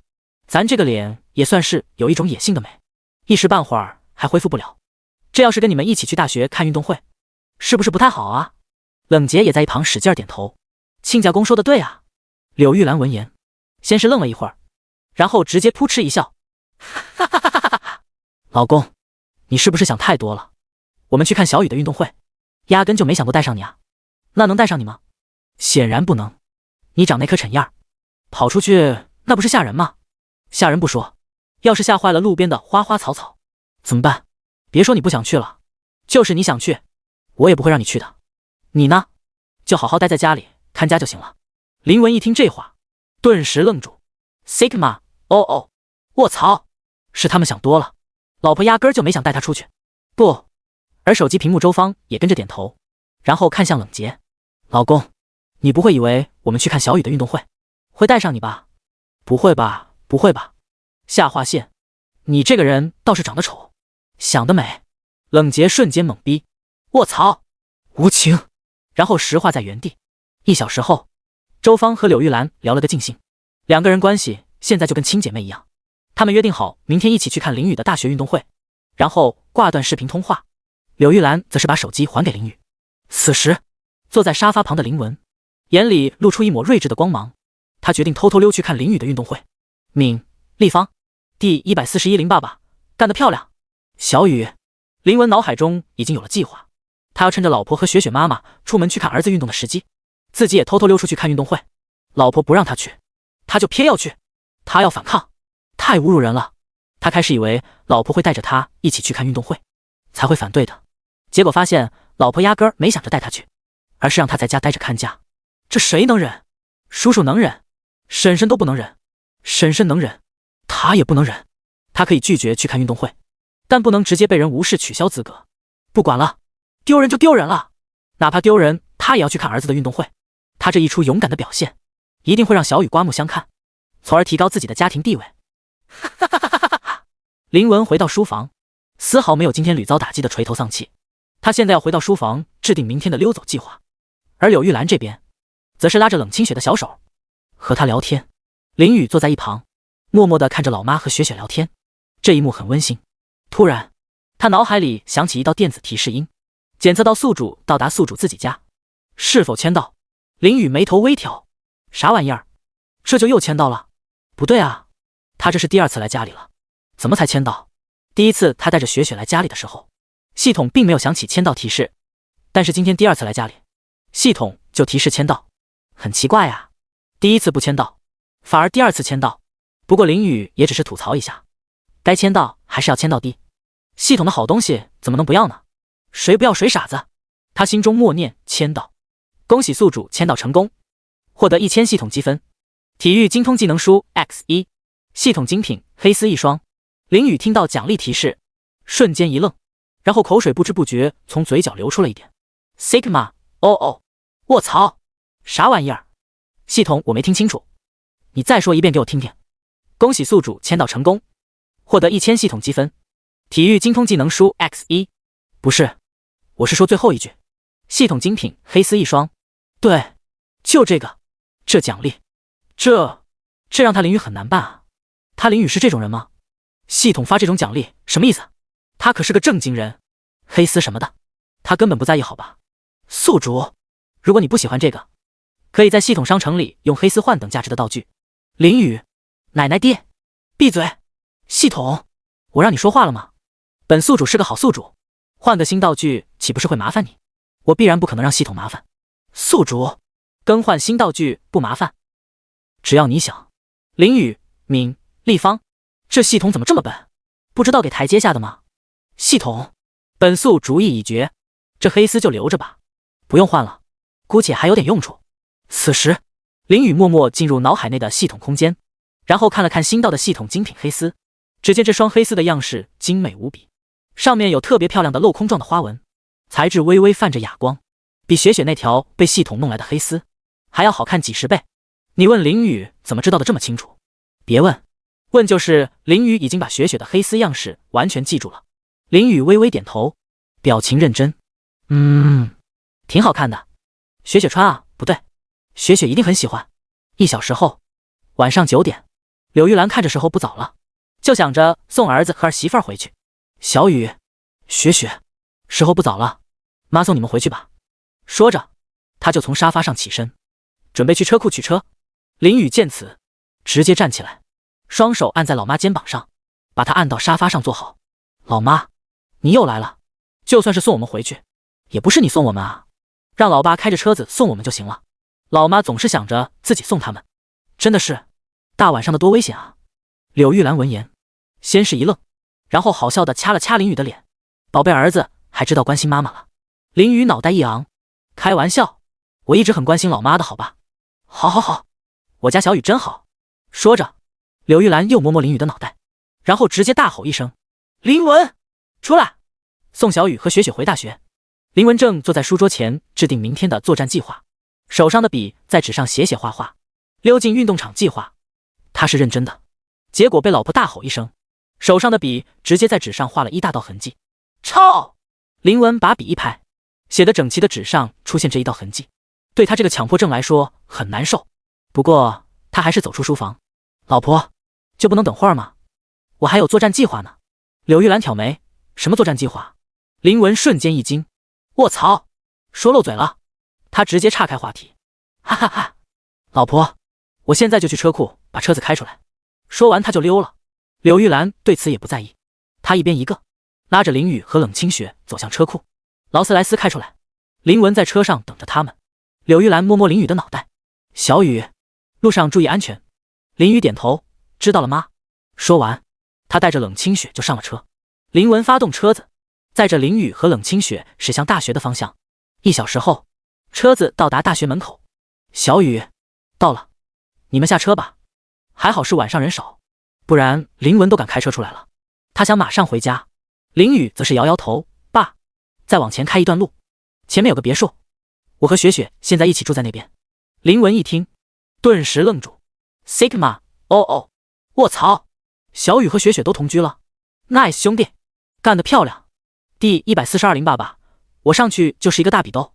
林文此时都愣住了，小雨和雪雪都已经同居了，这才多长时间啊？好小子，是个有本事的，都可以让人姑娘和你同居了，有操作的呀，这个人果然是虎父无犬子。林文对林雨和冷清雪同居的事很骄傲，也很赞同。不同于养女儿，他这个养儿子的发现自己的儿子和儿媳妇儿已经同居了，内心是满意的。这就是养儿子和养女儿的区别。相比于冷洁小棉袄和人同居的心碎不同，林文还是很开心的。儿子这一手干得漂亮，是个有本事的人，相信要不了多久他就能做爷爷了。爽！林文被这个消息惊了一下，然后就恢复过来。他继续开着车子，按照林雨的指示，来到了林雨和冷清雪的小别墅前。林雨和冷清雪下车，林文也跟着下车。他看了看儿子的小别墅，脸上露出满意的神色。不错呀，儿子，你这别墅挺好看。林雨淡定的点头，还行吧。老爸，一般一般。林文笑着拍了拍林雨的肩膀，好小子，有你爸我当年的风范了。我当年也是这么和你妈在一起的。林雨听到这话，怀疑的看了看老爸。老爸，你确定？你当年好像没有和老妈同居吧？我记得你当年是想和老妈同居的，但是老妈看穿了你的把戏，直接拒绝了你。这些老妈都和我说过了。林文、敏、立方，操！这臭小子拆他台。不过事实确实是如此，同居这种事当然要2个人同意才能开始。然而当年林文提出要和柳玉兰同居，结果柳玉兰一眼就看穿了他，直接拒绝了他。空气有点尴尬。冷清雪在一旁憋着笑，她快憋不住了，就直接把脸埋在林雨怀里。在老爸面前她可以肆无忌惮的笑，但是在公公面前她还是要收敛的。林文挠挠头，哈哈哈，小雨，你别听你妈瞎说，她都是骗你的。你想想，你爸我要是跟他提出同居，他会不同意？他能不同意？他不同意，我上去就是一个大笔兜儿。说着林文给了空气一个大笔墩儿。林宇，他一脸无语的看着老爸。下划线，这老爸是真敢说啊，还上去就是一个大笔墩儿。确定不是老妈给你一个大笔墩儿？林文看着林宇一脸不相信的表情，直接伸手拍着林宇的肩膀。你要相信我呀，儿子，你爸当年可是人见人爱，花见花开，车见车爆胎的美男子，轻轻松松就拿下你妈妈了。林宇面无表情。啊，对对对，老爸你说的对。林文一看儿子貌似相信了他的说辞，于是直接开车准备溜了。他这样子可不敢在外面待着了，给人看到就完了。小雨，我先回了，拜拜，拜拜老爸。林宇看着老爸开着车子离开，转过身去，然后嘴角微微上扬，脸上露出邪恶的笑容。老爸刚刚说的话，他要全部记在小本本上，然后到时候给老妈打小报告。结。林宇快被自己笑顺哭了，他搂着冷清雪，走，雪，咱们进屋。1小时后，林文开车回到家里，柳玉兰正躺在沙发上敷面膜。她现在实现了面膜自由，想怎么敷就怎么敷，就很爽。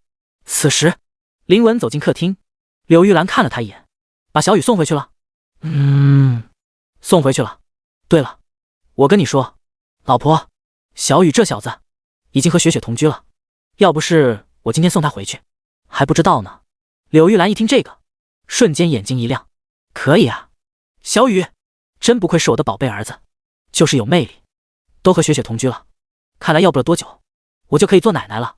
然后他又看了看林文，老公，今晚你就睡客厅吧，被子都给你准备好了，你那脸太磕碜了，还吓人。说着他就走进主卧。林文一愣， Sigma， 哦，结果刚进房门的柳玉兰又伸出脑袋看了看他。林文瞬间惊喜，卧槽，我老婆果然还是舍不得我睡客厅的。结果柳玉兰开口，老公，明天我和芳姐姐去看小雨的运动会，你在家待着看家，别乱跑啊。林文，卧槽，不。另一边，冷家别墅内，冷杰正躺在沙发上，身上盖着被子，静静的发呆。他在想着明天的计划。明天老婆出去看林雨的运动会，他就趁机也溜出去，溜到大学看运动会。老婆不让他去，他偏要去。敏、立方，不知道亲家公怎么样了。是也，这座城市里又多了2个睡客厅的人。而林雨和冷清雪回到家中，两人之间靠在一起坐在床边。林雨此时想把系统的精品黑丝拿出来送给雪，但是又想了想，还是等运动会后吧，不然要是太激动，影响他运动会发挥怎么办？明天可是有2个妈妈看着呢，这必须得拿第一啊。冷清雪看着林雨发呆，伸出小手，啪，轻轻地给了林雨一个小笔墩儿。林雨回过神来，把雪抱在怀里。雪，干嘛呢？竟然给我一个大笔墩儿，大胆！我看你是造反了。开玩笑，这必须得把地位确定。说着就把冷清雪的小脸一通掐，逗得冷清雪咯咯直笑。翌日清晨，林雨和冷清雪洗漱完毕，吃完早餐回到大学。与此同时，柳玉兰和周芳也开着车子赶往大学的方向。在家里的林文和冷杰目送着老婆出去，然后脸上露出邪恶的笑容。结，作战计划开始。第143，林爸爸的作战计划表。林文和冷杰目送着老婆开着车子出门，哪怕在相隔甚远的2个不同别墅里，两人的脸上也是不约而同的露出邪恶的微笑。今天老婆不在家，我就是整个别墅的皇帝，已经没有人能阻止我了。林文跑进书房内，拿出自己的作战计划表，然后仔细的看了一遍。林文运动会作战计划表，柳玉兰这个坏女人，凶的一批，不仅不让我去看小雨的运动会，说我长得磕碜，出去了吓人，还让我睡冰冷的客厅，这个仇我记下了。等我林文有朝一日恢复家庭地位，一定要狠狠的教训老婆，要让她给我端茶倒水，给我沐浴宽衣，给我捏肩捶背，给我亲手喂饭，此处省略1万个字。君子报仇，10年不晚。等我狠狠的把老婆拿捏了，让她知道谁才是皇帝。作战计划，趁老婆开着车子出去，然后溜出别墅，开着车子前往大学。进入大学后，找到老婆所在的位置，坐在她身后纵观全局。计划感言：完美的计划，没有一丝一毫的破绽，出其不意，趁其不备。想出这个计划的一定是个风流倜傥、玉树临风、英俊潇洒的美男子。林文看完自己的作战计划表，满意的点点头。完美的计划，现在万事俱备，只欠东风了。他在怀里掏了掏，准备用火机一把火把计划表烧了。这种东西可不能保留下来，要是给老婆看到了，那岂不是玩完了？所以得要毁尸灭迹，把纸烧了，来一个死无对证。然而林文刚掏出火机，准备点火，又看了自己所制作的完美计划表，有一点犹豫。这么精美的艺术品，就什么毁了？他有点舍不得。而且这还是他制作的一个反抗老婆作战计划表，具有划时代的意义，意味着他已经迈出了地位的第一步。算了，还是留着吧，烧了怪可惜的。林文嘀咕一声，把作战计划表放入桌上的一本经济学，从入土到入墓收好，然后转身走向车库，准备驾车前往小雨的大学。不过在此之前，他得戴好口罩和墨镜才能出去，不然他这有点野性的脸估计会迷到不少人。另一边，冷家别墅内，冷杰正在收拾东西，其实也没啥收拾的，就是找到口罩和墨镜戴上就行。他也有一个作战计划，不过没有林文那么烧包，直接写在纸上，而是在昨晚的凄凉的月光和寒冷的客厅中，冷杰的计划在脑海内应运而生。这个计划诞生的环境如此凄冷，但并不妨碍他反光发热，他就像黑暗中的一道强光，他就是太阳。冷杰已经想好，趁着老婆出去，他也开着车子跟在后面，然后偷偷跟进大学，找到观众席后面的位置坐下来，以上帝视角观看整个运动场。哈哈哈哈哈哈！嗨嗨，笑得太猛，岔气了，无伤大雅。冷杰走进车库，开着他的劳斯莱斯幻影，驶向大学的方向。魔教大门口，林雨和冷清雪缓缓地走了过来，他俩今天依旧穿着大裤子，在外人看来，这俩人好像有那个什么大病，大热天的还穿着这么长的裤子。但是这其中的凉爽，只有他们自己知道。不远处，一辆白色的保时捷和一辆红色的玛莎拉蒂从两个不同方向缓缓驶来。林雨的目光一凝，他看向红色的玛莎拉蒂，那是老妈的车啊！老妈这么早就来了？现在才8点呢。玛莎拉蒂内，柳玉兰探出脑袋，对着林雨就是大喊：“小雨，妈妈来了！”冷清雪则是朝着白色的保时捷招手：“老妈，这边！”林雨也回头看去，岳母大人的保时捷洁白如初，跟第一次见的时候一模一样，完全没有上次车祸留下来的刮痕。看来岳母大人那边效率很高啊，很快就修好车了。柳玉兰和周芳看到儿子女儿就在门口，他们也是很开心，连忙把车子开了过来。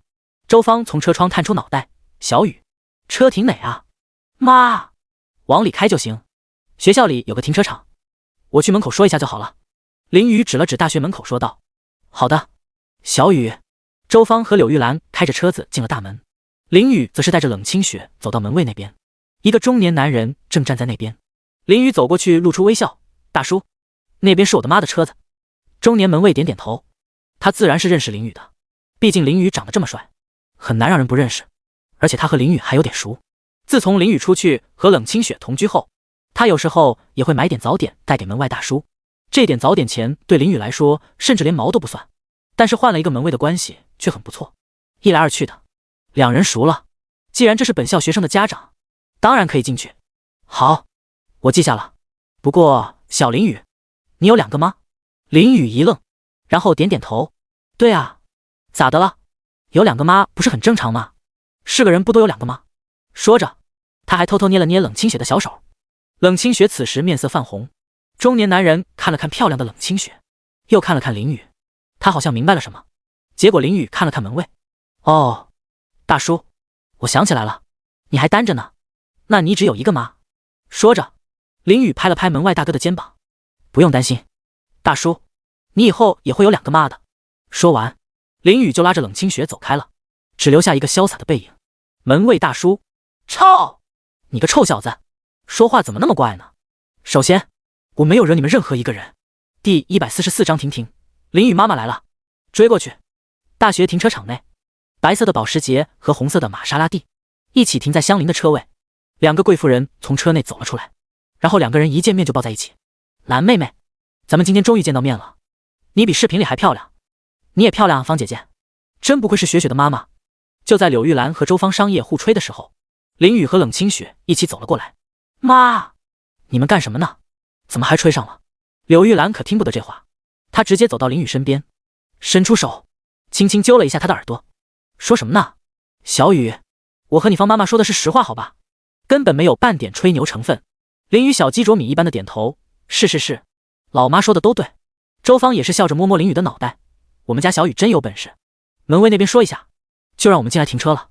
其实大学周围2公里的地方有个停车场，不过要是真在那边停，还得走2公里的路过来，那就太折磨人了。林雨好笑的摇头，妈，这算什么本事？一般般罢了。我们家小雨真谦虚，你爸要是有你一半谦虚就好了。周芳摸着林雨的脑袋，脸上的笑容更甚。冷杰那货从来就不是个谦虚的主儿，整天在那猖狂的哈哈哈哈，以为自己的地位很高。林雨听到这话，嘴角一抽，那确实，指望岳父谦虚，猪都能上树了。走吧走吧，小雨，带我们去运动场啊。你今天没有项目吗？柳玉兰拉着林雨的手问道。有啊，老妈，今天的项目还是标枪呢。冷清雪、周芳和柳玉兰顿时一惊，标枪对于他们来说就是传说，碰都没碰过的东西。双叹号，井号39，井号39，标枪，听起来很厉害的样子。小雨，你有投标枪吗？不会。林雨两手一摆，淡定地说道。他是真不会啊，不说现在，就是前世他也没碰过这玩意儿，没点力气谁去投标枪啊？虽然他现在倒是有的是力气，但是他不会投啊。难道要跟扔烧火棍一样扔出去？其中的技巧和手法估计还有不少门道，不过他学一下体育精通，应该就能掌握的8、9不离10了。冷清雪、柳玉兰和周芳听到林雨来了这么一句，差点没一个趔趄摔倒。不会你还报名参加？柳玉兰伸手轻轻戳了戳林雨的额头，你这个孩子又跟妈开玩笑了，说到底会不会？林雨顿时一惊，他连忙抱住老妈的手臂，会。老妈，我会还不行吗？你说会，那我就会，逗得3人咯咯直笑。随后林雨和冷清雪带着2个妈妈走向运动场，周围的路人也注意到林雨和冷清雪那个方向，一个男生直接陷入震惊，卧槽，看那边，那边好像是林雨的妈妈。卧槽，在呢，在哪？我操，我看到了，好漂亮，和林雨长得好像啊。不对啊，你为啥觉得那是林雨妈妈，就不能的林雨姐姐？我看着是有一点年轻的。你放屁，那绝对是林雨妈妈啊。虽然人看着有点年轻，但那股气势一看就是长辈才有的。那冷清雪身旁的女人是谁啊？和冷清雪长得好像啊。笨蛋，你自己都知道像了，那还用想？肯定是冷清雪他妈呀。卧槽，冷清雪妈妈和林雨妈妈都来学校了，他们这就见家长了？才几个月啊，也快了吧？卧槽，见家长，那这么说雪雪女神和林雨的事已经定下来了？不，雪雪，我的雪雪生无可恋了，下划线还惦记着冷清雪呢。洗洗睡吧，你没可能了。且不说人家林雨比你帅1万倍，我刚刚看到他妈开的车都是一台几百万的玛莎拉蒂，你怎么和他比？我操，不是说林雨家境一般吗？怎么会这样？呵呵，人家家境咋样还写在脸上，还能让你看出来？别人说一般你真信啊？卧槽，不。此时张婷婷也带着一众粉丝团走向运动场，从人群的议论中，她知道林雨的妈妈来了，她知道这个长辈至关重要，她连忙四处张望，终于找到林雨的背影，结果就看到冷清雪身旁的周芳，瞬间身体一颤，那是冷清雪的妈妈。林雨和冷清雪带着妈妈们走向观众席，找了人少的位置，然后从兜里的系统空间里掏出纸巾，把4个椅子都擦了擦。老妈，请坐。柳玉兰笑着摸摸林雨的脑袋，我的宝贝儿子真是长大了呀。以前的林雨除了吃，就是在家疯狂奖励自己打游戏。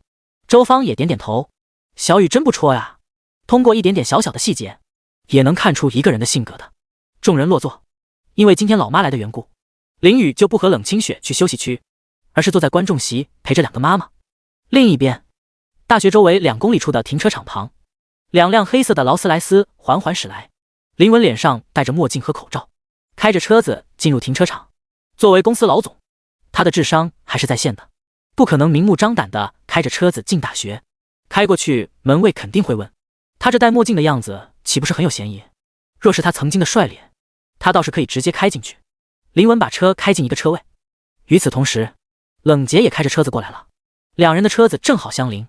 林文和冷杰同时下车，2人漫不经心的互看一眼，以为对方是个路人，结果他们瞬间猛地抬头对视，对方有一股熟悉的感觉，好像失散多年的兄弟之间的吸引，哪怕被口罩和墨镜包得严实的脸，也无法阻止他们相认。两人眼中闪烁着希望的光芒，然后同时开口：“你是林雨的爸爸，你是雪雪的爸爸。”卧槽，兄弟，我可太想见你了。我也是，战友，我对你是日思夜想啊。说着，林文和冷洁两人直接抱在一起。这是一段具有历史意义的会晤。第145，冷霸林霸中相见。林雨救场。停车场内，在早上9点的阳光的照射下，两个男人正拥抱在一起。那刺眼的阳光照耀着两个人的脸上，散发出金色的光芒。半晌，林文和冷洁分开，然后各自伸出了手，重重地握得在一起。这两只手握在一起，具有重大的历史意义。这是一次兄弟与战友的正式会晤，代表着两个男人的坚毅勇敢。而林文和冷洁正激动地望着对方。兄弟，我们联合。等等。此时冷洁伸出手，示意林文先等一下，然后他缓缓摘下自己的墨镜，露出那带有妖怪一般眼影的眼睛。林文一愣，然后瞬间默契的也摘下自己的墨镜，他的眼睛处也是一片眼影。他俩看到对方的眼影，心中更加稳定。这磕碜的大眼影，这下没跑了，一定是自己那同病相怜的兄弟啊。林文此时伸出手，林文，冷洁握住他的手，冷洁。随即两人瞬间一愣，眼里露出震惊的目光，异口同声道：“你就是林文，你就是冷洁，你就是传说中魔都林氏集团最帅气总裁林文，你就是传说中魔都冷氏集团最靓仔总裁冷洁。久仰久仰，幸会幸会，兄弟啊，没想到我们这么有缘，现在还成了亲家。”冷洁拍了拍林文的肩膀，林文也是点点头：“谁说不是啊？我说雪雪怎么那么像你夫人？原来她你女儿。几年前的商业展览，我看到你和你夫人，我也看到你了，但是当时有事没来得及说话。”冷洁解释道：“其实林氏集团的林文和冷氏集团的冷洁两人以前并不认识，甚至他们根本没有交集，最多也就是那次商业展览上的一面之缘。谁也没想到这俩人现在竟然因为儿子女儿成为了战友和兄弟，他俩并成为魔都最帅总裁，倒也不是浪得虚名。不过他们不知道的是，现在魔都最帅总裁的名头已经易主了。”林文看向冷洁，目光坚定：“冷兄，天下苦老婆久仰，是时候该我们出手了，夺回我们地位。”冷洁深以为然的点头：“林弟，咱们出发。”于是两个中年男人穿着西装，戴着口罩和墨镜，顶着烈日走了2公里路，来到林雨的大学门口。林文和冷洁一看大门口有不少人在走动，两人瞬间一喜：“卧槽，天助我也！看他们浑水摸鱼，趁乱进去。今天开运动会，大学门口人自然很多。”两人肩并肩，雄赳赳气昂昂地走进大学门口。正当他们窃喜时，一个中年男人的声音响起：“那边那两个鬼鬼祟祟的干什么？停下来！”林文和冷洁瞬间一惊，不过他们心理素质很强，继续往前走，装作不是喊他们的就行了。结果中年门卫直接追了过去：“说的就是你们两个，还在走！”冷洁和林文被门卫拦了下来：“抱歉，请出示证件，学生证或者工作证都行。”门卫大叔看着这俩人戴着口罩和墨镜，就有点怀疑。林文一愣：“他哪来的工作证和学生证啊？总裁证可以吗？”“这位兄弟，我们是学生的家长，让我们进去吧。”门卫大叔瞪了他一眼：“我没见过这么鬼鬼祟祟的学生家长，你是哪个学生家长？”林文和冷洁对视一眼，看了没办法了，只能交出小雨这张底牌了：“我是林雨他爸。”“林雨你认识吗？”门卫大叔一愣：“林雨他能不认识吗？刚刚还嘲讽他单身狗来着，扯淡呢！你是林雨他爸。林雨那小子长得那么帅，他爸也应该长得帅。你这样鬼鬼祟祟的，不敢以真面目示人，能有多帅？”林文这叫一个气啊！这人竟然敢说他不帅！立方，他恨不得直接把口罩摘下来，让他见识见识什么叫帅。兄弟，我真是林雨他爸，你相信我呀？门卫看了他一眼，且不说你的长相，今天早上林雨他妈妈开着车子来了，你是他爸，怎么不坐着车子一起来？林文，这不废话吗？他要不是有难言之隐，不早就坐着车子一起来了，还用在这跟你掰扯？奶奶爹，要不然直接喊小雨过来认领一下他们吧。确实林文不是很想喊林雨来，因为他们就是准备偷偷来的，谁也不告诉，谁也不知道才是最好的。不过现在没办法了，不喊儿子来，连大学门都进不了。你给我等着，我打电话叫我儿子来。说完，林文就掏出手机打电话给林雨。此时，林雨正陪着雪雪和2个妈妈在看运动会，她甚至还取出系统空间的瓜子给老妈一起嗑。突然，她兜里的手机响起来电显示，是老爸。喂，老爸，有什么事吗？柳玉兰听到这一声，瞬间看向儿子。喂，小雨，快来大学门口救我，我被门卫拦住了，不让进去。林雨一愣 ，Sigma， 卧槽，老板真是大胆啊，竟然偷偷跑到大学来了。小雨，这事儿别让你妈知道，我是偷偷来的。林雨，你不早说，我刚刚都喊了老爸了，老妈都听见了。好的。林雨为了不引起老妈的怀疑，直接挂断电话。柳玉兰把林雨拉到身边，小雨，你爸打电话来说什么了？哈哈哈，老妈，我爸就是说家里电视坏了，问我是买个新的还是修，那买个新的吧。小雨，妈也想把电视换了。好，我这就和爸说。对了妈，你们要不要雪糕？我去超市给你们买。周芳和柳玉兰点头，好。冷清雪则是看着林雨，她好像发现了一些端倪。林雨直接离开运动场，冲向大门口。半晌，林雨走了过来，看了看门卫大叔。大叔，他们是我爸，让他们进来吧。林文和冷杰大摇大摆地走进大学，得意地看了门卫大叔一眼，然后拍了拍林雨的肩膀。小雨，爸先藏起来了，别让你妈知道。说完，两人就没影了。门卫大叔愣愣地看着林雨。小林雨，那俩货真是你爸？林雨点头，叔，虽然这俩货长得磕碜了点，但确实是我爸。第146林爸冷爸，怎么办？迷路了。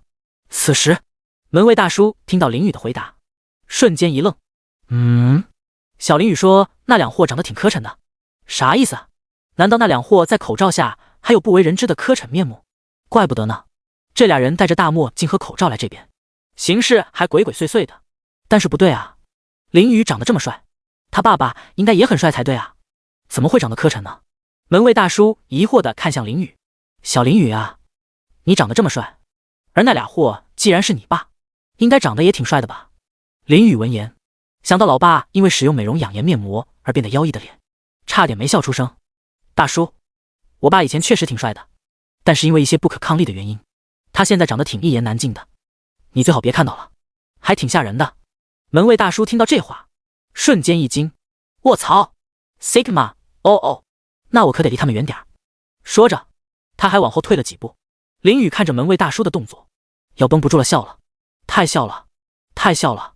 林雨看着时间差不多了，跟门卫大叔道了别，他刚刚借口给老妈买雪糕才能出来的，要是回去晚了被老妈发现怎么办？得赶紧回去了。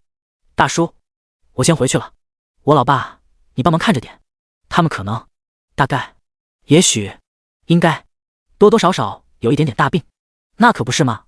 老妈都说了让老爸在家里看家，结果他还是跑出来看运动会，甚至和岳父一起，这不是有那个大病是什么？门卫大叔深以为然的点点头，表示赞同林雨的观点。小林雨啊，我看出来了，我会帮你看着他们的。林雨见到大叔答应，也转身朝着运动场走回去。同时，他在路上盘算着，今天这一出事儿该怎么办？老爸自己跑来大学就算了，还让他过来帮忙带他进大学，这到时候要是被老妈发现了，事情败露了，那他林雨岂不是成了帮凶 ？Sigma， 他可是接电话的时候帮助老爸瞒着老妈的，甚至还找了借口出来买雪糕。不过林雨又摇了摇头，认为自己想多了。嗨呀，他对这个并不是很担心，他在家里的家庭地位很高的，且不说家庭地位，老妈这边也是很宠他的，肯定舍不得教训他，就是这么自信。只是老爸和岳父他们就不好说了，希望人没事。林雨找了个隐蔽的角落，从系统空间里凭空取出3盒美味的冰淇淋，然后走向运动场的观众席。他刚刚借口出来买雪糕，那自然就真的得买雪糕。做戏做全套，懂不懂啊？不然到时候两手空空的回去，被老妈看到了，直接就看出端倪。不过既然要买雪糕的，肯定要给老妈买最好的。超市他就不去了，那里的比较普通，要给老妈吃最好的，自然得从系统空间里取出美味的冰淇淋。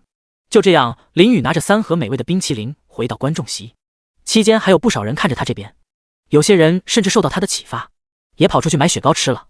柳玉兰看着宝贝儿子回来了，连忙朝着他招手。小雨，这边。林雨刚走过来，坐到老妈身边，柳玉兰就看了他一眼。小雨，刚刚去哪了？买个雪糕要这么长时间吗？林雨一惊 ，Sigma， 哦，卧槽，这都被老妈察觉到了。她直接打开美味冰淇淋包装盒，然后用勺子挖了一勺，送到老妈嘴里。妈，我这可是走了很远的路才买到的独家美味冰淇淋，你尝尝，好不好吃？柳玉兰的嘴巴动了动，然后瞬间眼睛一亮，好吃啊。小雨，这冰淇淋。柳玉兰温柔地摸摸林雨的脑袋，小雨，原来你这么晚才回来是为了买这个冰淇淋，我还以为你上哪玩去了，是妈错怪你了。林雨也是得寸进尺，妈，你知道错怪了我就好，我可是很辛苦的跑了很多路。好，我们小雨真是辛苦了。柳玉兰笑着轻轻揪了揪林雨的耳朵，冷清雪在一旁看得一愣一愣的。好家伙，要不是他吃过美味冰淇淋，他差点就信了。小雨儿刚刚出去，一定有什么不可告人的秘密。而林雨则是暗暗觉得自己真是太机智了，同时还在心里吐槽：老爸，你知道我为了这个家付出了多少吗？我刚刚都被老妈错怪了，你必须陪我。周芳闻到林雨手上冰淇淋的香味儿，也是双眼放光的看去。她和雪雪差不多，也很喜欢吃冰淇淋，甚至雪雪喜欢吃冰淇淋就可能是遗传她的。不过她现在倒是很少吃冰淇淋了，其一是因为她已经人到中年了，其二就没什么好吃的冰淇淋了。年轻时她把市面上的冰淇淋都吃了个遍，口味都刁了。她也算是冰淇淋行家，行家一出手便知有没有。小雨手上拿着的冰淇淋，一看一闻就知道很好吃。林雨自然是感受到了岳母大人的目光，他又拆开一盒冰淇淋，然后递给岳母大人。妈，这是你的。周芳开心地接过冰淇淋，谢谢小雨。接着林雨把拆开最后一盒冰淇淋，看了看身旁的冷清雪，嘴角微微上扬，然后直接用勺子挖了一大勺送进自己嘴里。真好吃。一旁的冷清雪看到这一幕，瞬间急了，她直接扑到林雨怀里。小雨儿，你偷吃我的冰淇淋！说着直接把林雨手里的冰淇淋抢了过来。林雨好笑地摸摸冷清雪的脑袋，雪雪，你是不是该喂我吃一口？冷清雪看了看林雨，又看了看手里的冰淇淋，然后挖了一大勺喂给林雨。小雨儿，就这一勺，不能再多了。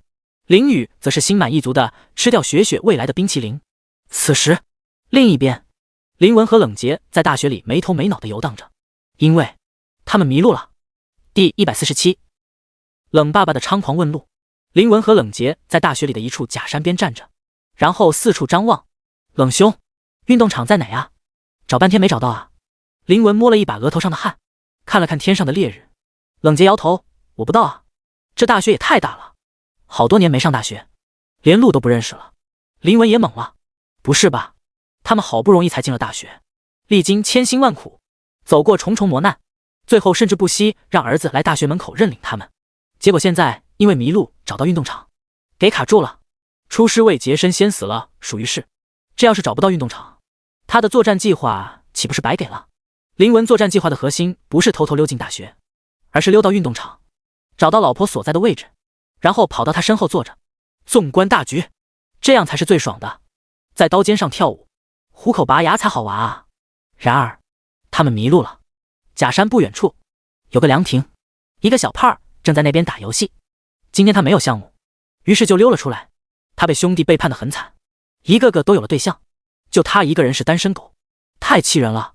冷洁看到远处的小胖儿，瞬间眼前一亮，这不是上次在大学门口骗他的那个小胖儿，还自称是林雨室友，上回可把他骗得一愣一愣的，总算给我逮到了吧。周林弟，咱们去逮他。林文一愣，他向四周看了看，逮谁？结果话还没问完，就被冷洁拉过去了。此时王军还不知道自己已经被包围了，他正在认真的打游戏。惩戒啊，龙怎么被对面抢了？你教惩戒啊，猪队友！哇呀呀呀，气煞我也！突然他听到背后传来一道声音，小伙子，听说你很气。冷洁拍了拍他的肩膀，王军回头看去，两个怪大叔脸上戴着个墨镜和口罩，就这么站在他身后。他瞬间一惊 Sigma， 哦，卧槽，怪大叔！他认出来冷洁了，那天冷洁也是戴着口罩和墨镜这样拍他肩膀的，连声音和语气也一模一样。因为那个坏大叔虽然蒙着脸，但是身形挺拔，就有一股怪怪的感觉，感觉这人应该会很帅。但是又蒙着脸，就给人的印象很深刻。冷杰看着小胖的样子，眉头一挑，哟，小胖，你认出我了？坏大叔，你想干嘛？王军往后退了几步，只有冷杰一人，他是不虚的。但是这个怪大叔今天又带了一个怪大叔来，1v2，他觉得自己没有胜算，还是战略性撤退吧。这两个怪大叔是怎么进大学的？门卫没看到吗？冷杰露出邪恶的笑声，杰，你小子还问我想干嘛？那天你们骗我那小子是林宇，害我上当。王军一惊，卧槽，被发现了，这个怪大叔的来找他算账的。小子，现在我问你一句，你答一句，否则让我康康。冷杰阴恻恻地看着王军，露出反派般的笑容。王军听到这话，差点没喊出来，杰哥不要。他决定先拖延时间，再找个时机脱身。好，你问吧，怪大叔。好，那我问了。王军瞬间身体紧绷，如果这个怪大叔要是问他关于鱼子的情报，他是不可能说的。小子，你们大学运动场在哪里？王军脑袋上冒出无数问号。啥？他整个人都懵逼了。就这啊？还要我再重复一遍？王军回过神来，立刻手指着运动场的方向，在那边。冷杰立刻看向林文，我们走。林弟。林文点头，跟着冷杰走向那个方向，只留下王军愣愣地看着两个怪大叔的背影。操，这叫什么事儿啊？林文和冷杰走在路上，他看向冷杰，冷兄，你和那个小胖子认识，还和小雨有关？冷杰闻言，眼中露出一抹沧桑，那是一段荡气回肠的往事，不提也罢。20分钟后，林文和冷杰终于走到运动场，看着广阔无垠的运动场和里面走动的人群，两人内心激动。终于到运动场了，他俩的目光瞬间看向运动场周围半圆形的观众席，他们要立刻找到老婆所在的位置，然后悄悄绕后偷袭，切后排。切后排还是不切了？切不动，老婆战力太强了，到时候没把后排切了，反而把自己送了。此时运动场上响起一道清脆的播报声，请5200号运动员林宇来田径场准备标枪项目，请5200号运动员林宇来田径场准备标枪项目。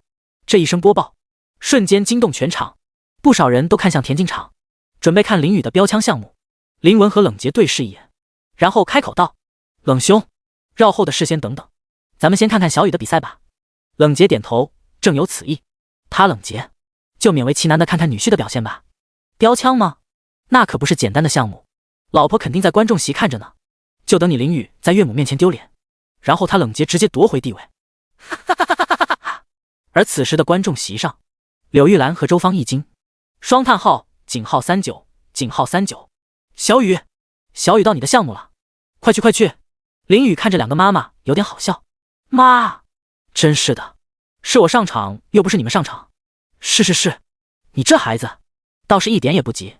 柳玉兰摸了摸林宇的脑袋，然后周芳也摸了摸林宇的脑袋，结果冷清雪也趁乱伸出小手摸了摸林宇的脑袋。林宇顿时一愣，老妈摸他头就算了，雪雪竟然也摸他头，大胆！林宇直接把冷清的抱在怀里，然后伸手就是盖在他的小狗头上一顿搓，摸摸小狗头，万事不用愁。第148林宇这一枪贯穿星辰，冷清雪的发型都被林宇搓乱了，他瞬间小脸一鼓，小雨儿，你完了！冷清雪刚准备反击，结果林雨人直接跑出观众席溜了，看得两个妈妈一阵笑。周芳直接把冷清雪拉到怀里，来，雪，给妈妈也摸摸小狗头。冷清雪，老妈。此时观众席不少人都期待着林宇上场。卧槽，林宇还有标枪项目，可以啊，这小子算上昨天的400米，他报了2个项目了。卧槽，够狂，我倒要看看这小子什么水平，标枪可不是什么人都能扔的。什么玩意儿？我怎么听说这小子报了3个小项目？不是吧，我听的是林宇报了4个项目，你们太拉了。我是经济系的，林宇报了5个项目，我亲眼看到的。我操，林宇报了5个项目，不可能，绝对不可能。张校花也就报了4个项目，你们啊，真是越传越玄乎。林宇要是报了5个项目，我当场把这个座椅吃掉。我录音了。卧槽，哥，刚刚外面人多，不要慌兄弟，放心吃。林宇必不可能报5个项目，你们想想，报5个项目，那还是人吗？众人觉得有道理的点点头，也对哦。张婷婷这边也在看着田径场，等待着林雨的上场。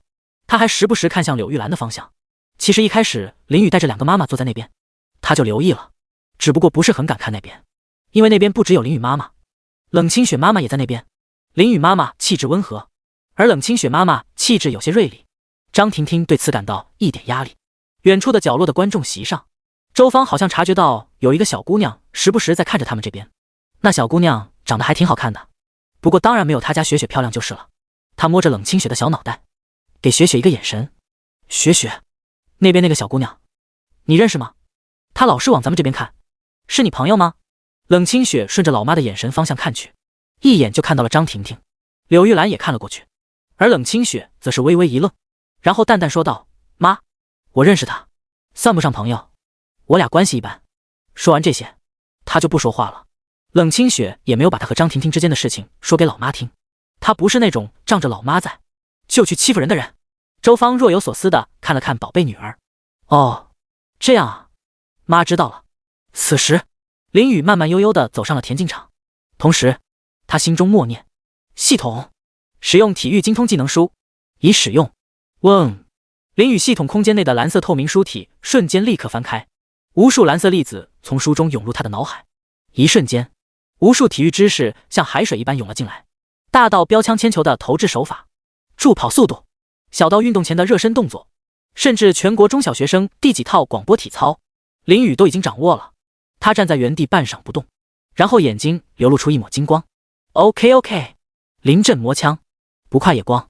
林雨走到标枪竞赛场，这是一个半圆形的田径场，一条长长的跑道映入眼帘，随后就是半圆形的广阔场地。跑道边，一个个男生正在裁判处登记。林雨也走了过去，一个个子高高的男生看着林雨来了，瞬间眼前一亮，卧槽，这哥们儿有点帅啊。兄弟，你也来参加标枪项目？林雨点头，是啊，不然呢？兄弟，我跟你说，我们这一大排全是班里拉来凑数的，别说投枪了，就是平时看都没看过标枪。高个子男生自来熟的拍了拍林雨的肩膀，然后指着身边一排男生说道。林雨笑道，都一样，我也是被班里拉来凑数的，刚刚还学了一会儿怎么投标枪呢。高个子男生一愣，竖起大拇指，兄弟，你是个狼面，临阵磨枪，你也太临阵了。半晌，比赛开始，第一个男生拿着标枪在跑道上冲了过去，啊！一声暴喝，哗的一声把标枪扔了出去，标枪跟一根棍一样，凭着落地滚了几圈。众人，那个男生当场射死。第二个男生上场，他也是一声暴喝，不过加了点台词，一支穿云箭，千军万马来相见。哗，标枪平稳扎地，40米，观众席上瞬间爆炸。卧槽，帅啊！结果裁判席忽然一声，枪尾扎地，成绩无效。原来被投出去的标枪是扎地了，但是扎地的不是枪头，是枪尾。哈哈哈哈哈哈！笑死了。接着一声又一声成绩被爆了出来，10米、25米、7米。林雨最后一个上场，他抚摸着手里的标枪，好像这支标枪已经被他投掷了许多年。老友，请再一次随我作战吧。右手握住标枪，在跑道上如猎豹一样高速助跑的林雨，眼神锐利地看向远处空旷的场地，他的脚刚好停在标记线前1公分，然后瞬间扭转身体，用脚跟发力带到腰部，再通过腰部传达到手臂上。他低喝一声，这一枪贯穿星辰。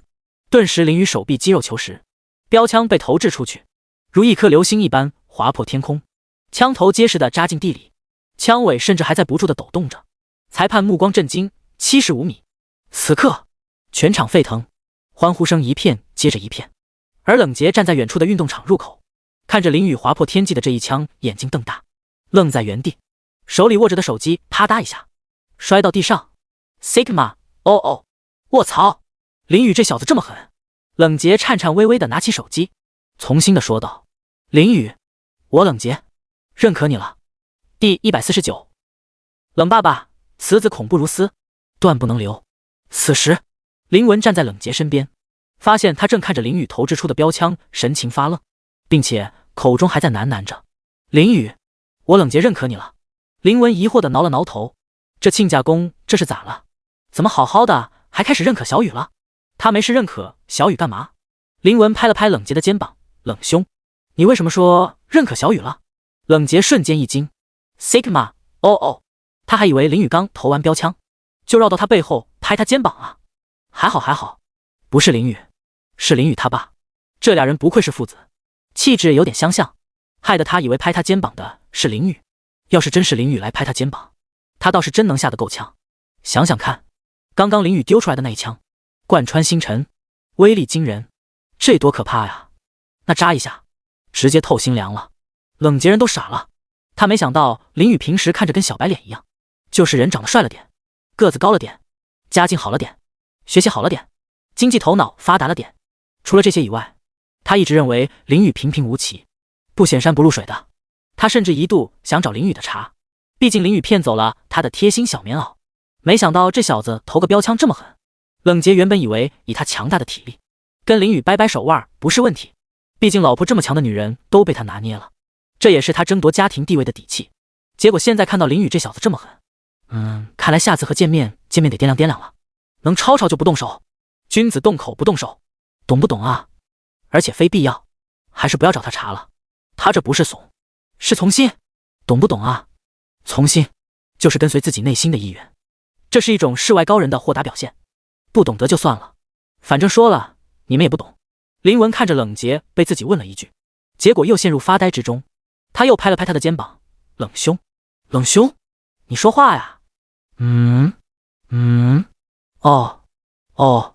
冷杰反应过来，他清了清嗓子，嗨，林弟，我认可林雨的意思，就是字面意思啊，我认可他了呗。他刚刚投的标枪我看了，很好，很有精神。男子汉就是要有这么强大的运动能力，不然我怎么放心的把雪雪交给他呢？今天这趟运动会他的表现很不错，我可以把雪雪放心交给他了。Sigma 因为要是不交的话可能会，不过呢，林雨比我年轻的时候还是差了点的。冷杰说着还不忘自己装一下。林文听到这话也是点点头，小雨那一枪确实惊艳到他了，哪怕是他这个做爹的亲自上场也扔不了那么远吧。林文感到不可思议，他出趟差才几个月的时间，儿子就变得这么厉害了吗？以前的林雨就是宅男，除了吃就是睡，然后就是打游戏奖励自己。他开始甚至没想到儿子竟然找到雪雪这么漂亮的儿媳妇儿。然而林文脑海突然内闪过一道光，盲生，他发现了滑点。不对啊，亲家公作为小雨的岳父，不应该早就认可他了吗？怎么现在才认可？这都多长时间了？小雨去雪雪家里也有几个，他平静的生活将会被打破，他可不想被打破宁静的大学生活。而且他这种没训练过的普通人，打破了世界纪录，岂不是很不科学？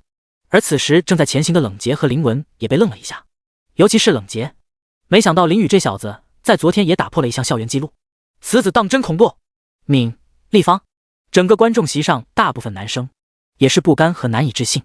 卧槽，真的假的？可能，绝不可能。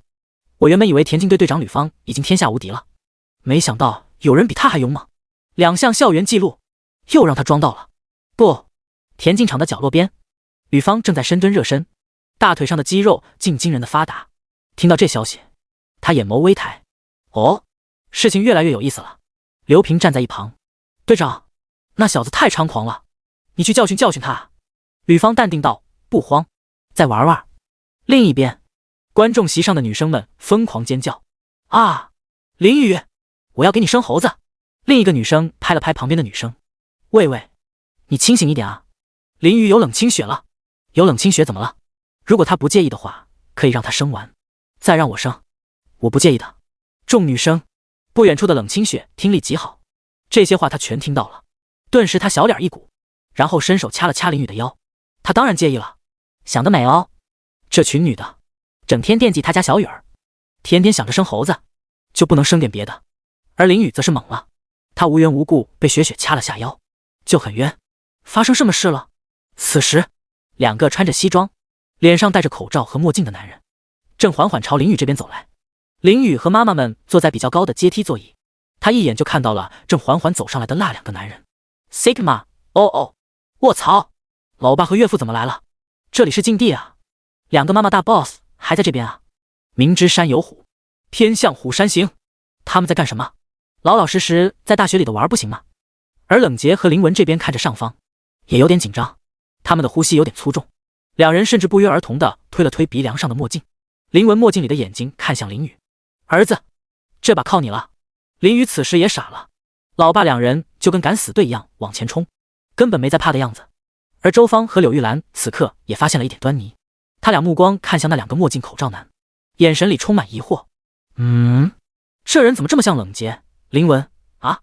眼见着林文和冷杰已经走到距离林宇这边只有3个台阶的距离，林宇直接急中生智，抱住柳玉兰的手臂，老妈，你渴不渴？我去买水好不好？果然，林宇的举动吸引柳玉兰和周芳的注意。柳玉兰摸摸林宇的脑袋，不用了。小雨，妈不渴。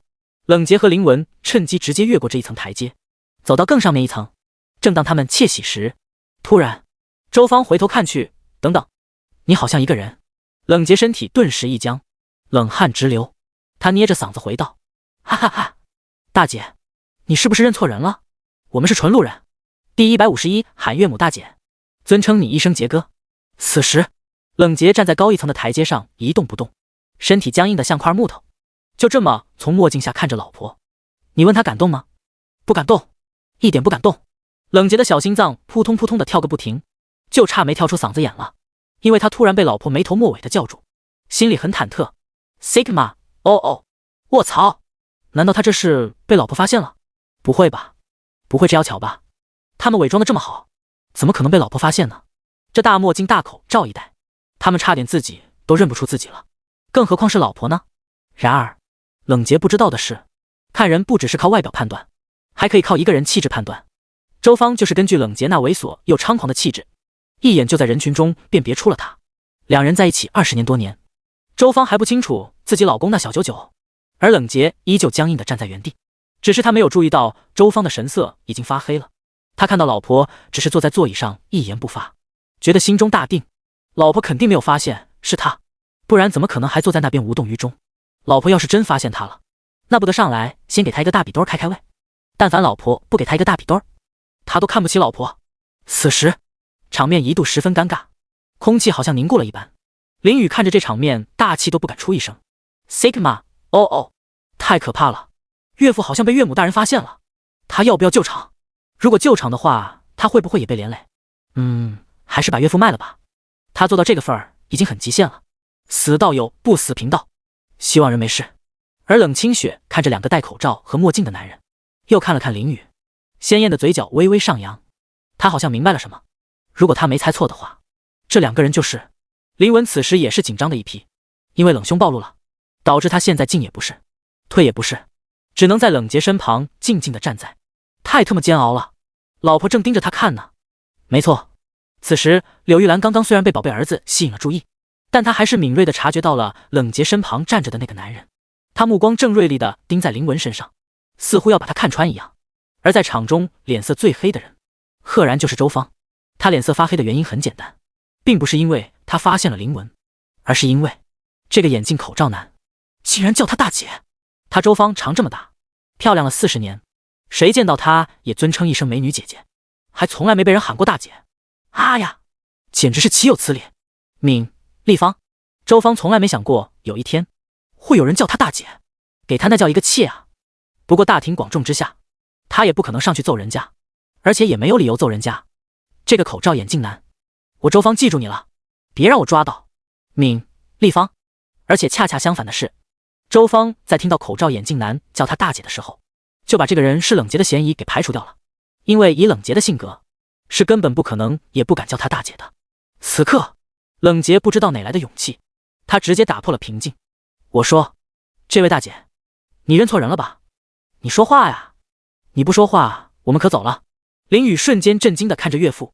Sigma， 哦，我操，他怎么敢这么和岳母大人说话的呀？他太勇了吧，他真的超勇的好不好？姐，哥，我林宇愿称你为最强。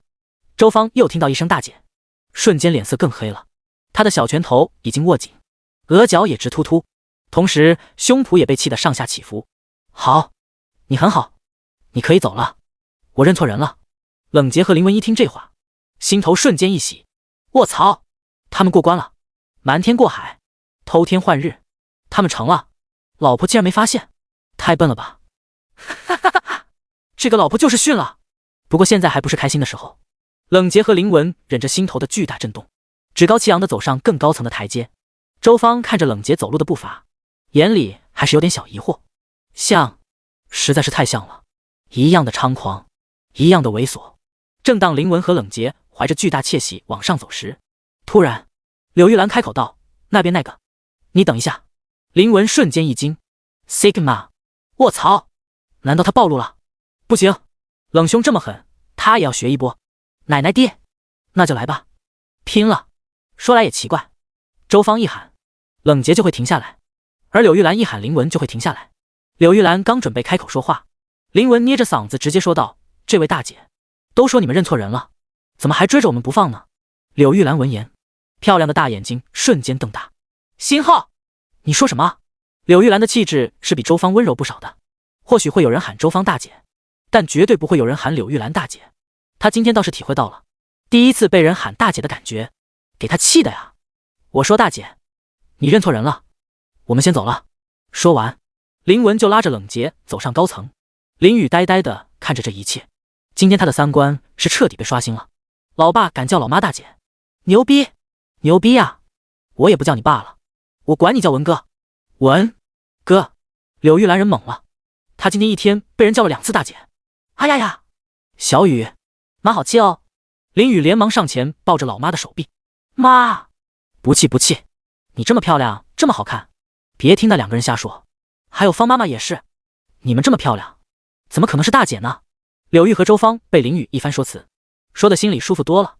而冷杰和林文俩货，正得意地走到林雨一排后面4个阶梯的位置，然后安稳地坐了下来。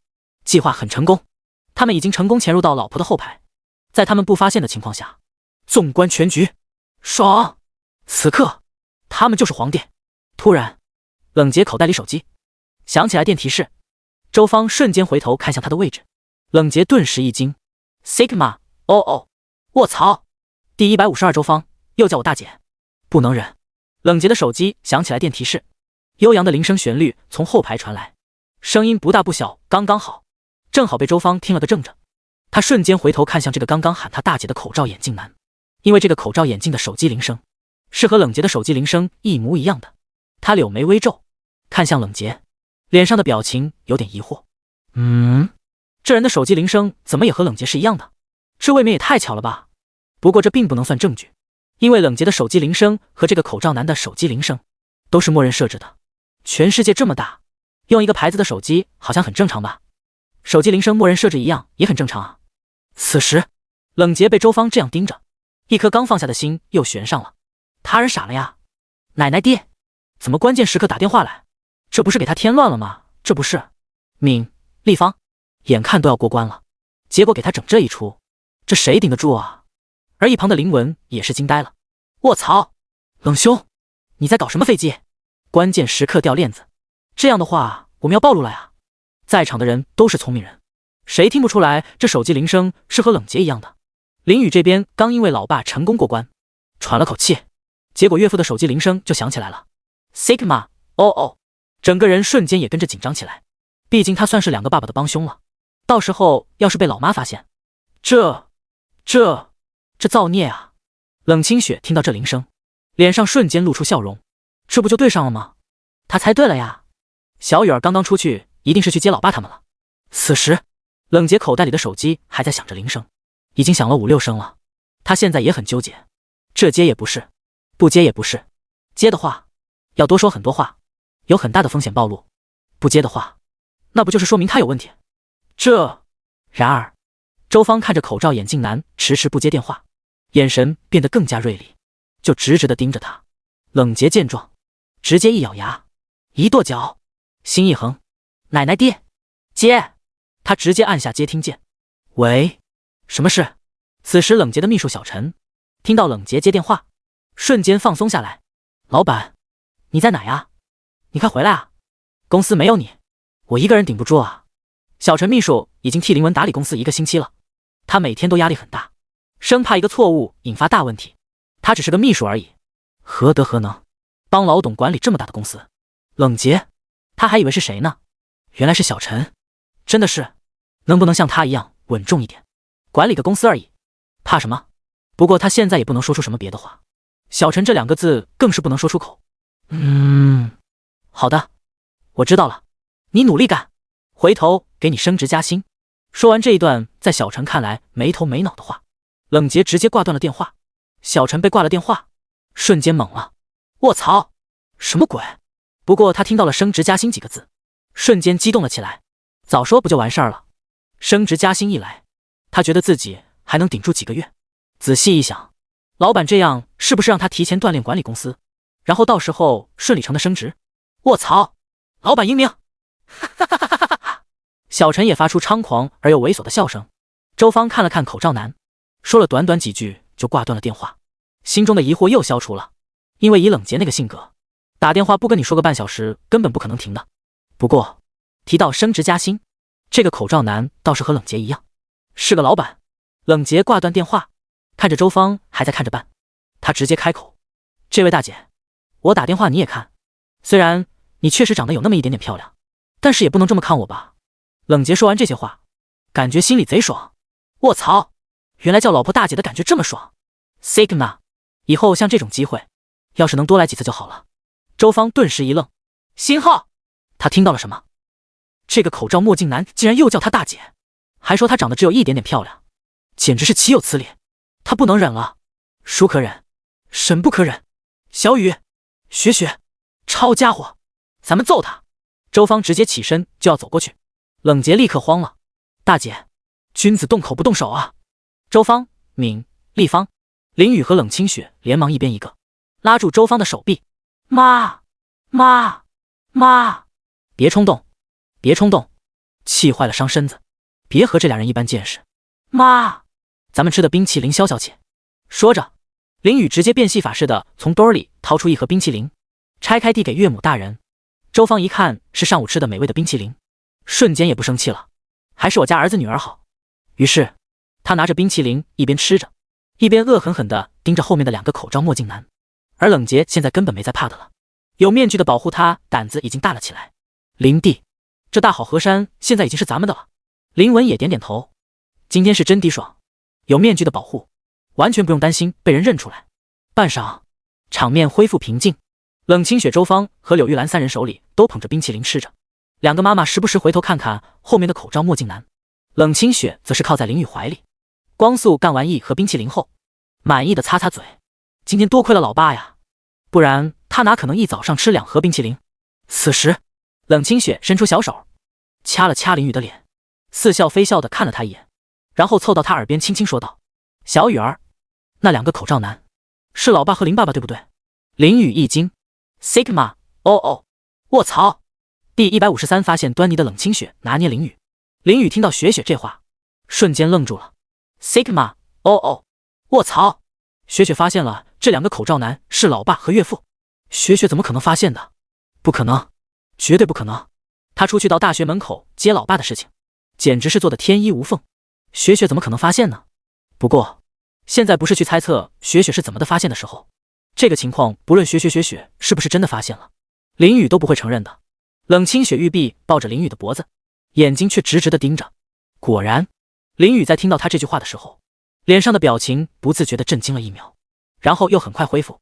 而冷清雪却把这一幕敏锐的看在眼里，他知道自己是猜对了，后面那2个口罩墨镜男就是老爸和林爸爸。冷清雪脸上露出狡猾如小狐狸般的笑容，就这么看着林雨，等待林雨的下文。林雨则是镇定的捏捏雪雪的小鼻子。雪雪，你说什么呢？那俩人那么猥琐，怎么可能是老爸和岳父呢？你想多了。冷清雪闻言，脸上露出微笑。哦，是吗？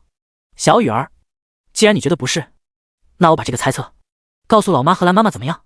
林雨顿时一惊，卧槽，不能告诉老妈呀，老妈本来就是怀疑的。然后雪雪把猜测告诉老妈，老妈对此就更加怀疑了。最后老妈把老爸抓到，把一切事情理清楚，就会查到他身上，毕竟他是把老爸和岳父带进大学的帮凶。林雨连忙把冷清雪抱在怀里。雪雪，不要说啊。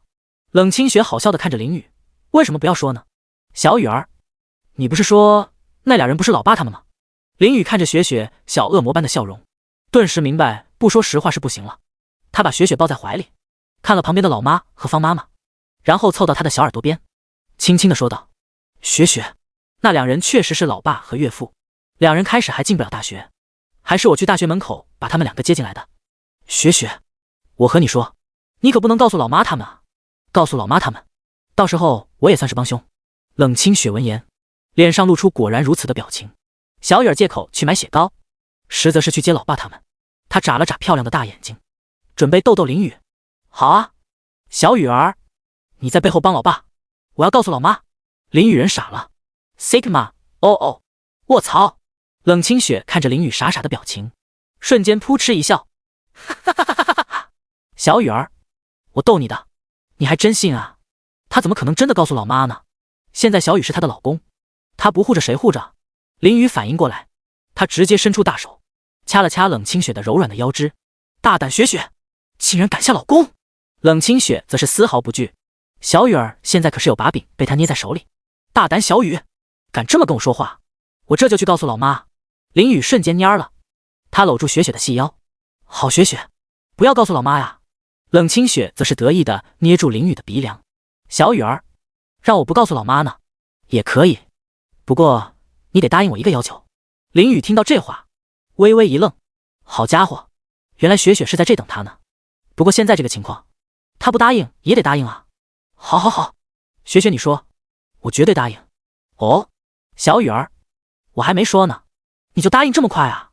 林雨闻言，则是义正言辞地说道：雪雪，不管什么要求，只要是你提的，我都能答应。哼哼，小雨儿很有觉悟嘛。冷清雪又掐了掐林雨的帅脸。既然如此，那我就说了，小雨，你现在当着这么多人的面，在我脸上亲3下，要亲的巨响的那种，不然不算数。林雨听到这话，眉头一挑，雪雪是不是傻的呀？虽说亲的响可能会有一点羞耻，但是具体来说，占便宜的还是他林雨啊。冷清雪看着林雨正在发愣的表情，瞬间小脸一鼓。小雨儿，你竟然迟疑了，你完了！林雨顿时回过神来，他连忙把冷清雪抱在怀里，然后直接凑到他的脸边，上去就是一顿啃。木啊，亲的冷清雪小脸发响，周围的人都听到了这动静，纷纷转头震惊地看着林雨和冷清雪。卧槽，这年轻人不讲武德，偷袭我这个20岁的单身狗。柳玉兰和周芳坐在林雨身旁，自然更加清楚刚刚的情况。两个妈妈都脸上带着笑容，看着自己的儿子女儿。嗨呀，你们这些小年轻真是开放呢。冷清雪面色发红，但她还是露出小恶魔般的笑容。怎么样，小雨儿，刚刚是不是很社死？林雨好笑的摸摸她的头。傻雪雪，你不知道总体上还是我占便宜吗？坐在后排的林文和冷杰也看到了这一幕。林文没啥感觉，他只觉得儿子很猛，当着这么多人的面亲雪雪。而冷杰此时已经歇斯底里了，贴心小棉袄被林雨这样亲，而他这个老父亲此时却只能看着，好气啊！敏、立方，他只觉得今天计划成功带来的喜悦瞬间少了一半，他恨不得上去就把林雨和雪雪分开。结果他突然想到林雨那贯穿星辰的一枪，于是，林雨，今天看在你帮忙给我们打掩护的份上，岳父先放你一马。而此时，周芳和柳玉兰还在时不时关注着后面的2个口罩墨镜男。按理来说，这俩人应该不是冷杰和林文，但是太像了呀，那猥琐猖狂的气质简直一样一样的。周芳掏出手机，看了看那个比较像冷杰的口罩墨镜男，找到冷杰的电话号码，然后按下拨号键。此时，林雨正好看到了方妈妈打电话给岳父的动作，他顿时一惊，然后连忙看向上方有说有笑的老爸和岳父。Sigma， 哦，完了，BBQ 了，杰哥，不要啊！第154冷杰，还好我早有准备。哈哈哈！林雨此时整个人都傻了。Sigma， 哦，卧槽，岳母大人竟然来真的！他真掏出手机打电话给岳父，在这么近的距离，只要电话接通，那个口罩墨镜男的手机响起来电铃声，那一切都暴露了啊！这下BBQ了，岳父大人一暴露，老爸也会暴露，最后他林雨作为帮凶也会被带到。林雨此时已经人麻了，他愣愣地看着后排的岳父，等待着他的手机响起来电铃声。然而1分钟后，周围除了观众说话的嘈杂声，林雨并没有听到手机的来电提示。2分钟后，3分钟后，情况还是如此。林宇愣了一瞬，然后瞪大眼睛看着后排的那个口罩墨镜男。星号，什么情况？岳父的手机竟然没响，这没道理啊！同样跟林宇一样有疑惑的还有周芳，他拿着手机看着那个口罩墨镜男，结果手机了传来一道女声电子提示音：对不起，您拨打的电话已关机，请稍后再拨。周芳一愣，冷杰在家里搞什么飞机？不是让他在家看家吗？怎么还关机了？不过周芳看到后排的口罩墨镜男手机并没有响，他就暂时排除了怀疑，因为刚刚那个男人明明才接了电话的。然而他怎么也想不到了，冷杰直接把手机关机了。此时冷杰也看到周芳和林宇在回头看着他，尤其是周芳手里拿着手机，手机屏幕显示的还是拨号界面。他瞬间明白了，老婆是想要打电话来验真伪。冷杰顿时惊出一身冷汗，还好他机智，把手机提前关机了，因为小陈秘书打来的电话提醒了他，有一回电话就会有第二回电话，这样下去迟早会暴露，还不如把手机关机，一劳永逸。惊吓过后，冷杰又是一阵得意，他真是太机智了。老婆，跟我斗，你还是嫩了点。他挑衅地看了看周芳，我说这位大姐，你老回头看我干嘛？虽然我长得确实帅，但是你也不能这么看吧。周芳额角直突突，3次大姐了，这个口罩男叫他3次大姐了，他怎么敢的呀？民警号，他恨不得上去就是一拳，但是显然不可能。周芳扭头不再看他，林宇也是惊呆了，岳父是真狂啊！啊，不对，杰哥是真狂啊！心中好气的周芳凑到柳玉兰耳边，小声点说着什么，然后只见柳玉兰点头，她也掏出自己的手机，打电话给林文，得到的回复同样是拨打的电话已关机。两个妈妈相互对视，眼里透着疑惑，这俩人在搞什么飞机？怎么都关机了？让你在家看家，人跑哪去了？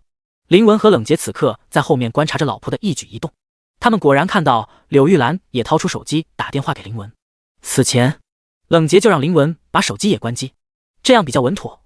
林文看到这一幕，瞬间觉得太爽了，他小声说道：冷兄果然神机妙算，这两个女人不是咱们的一合之敌。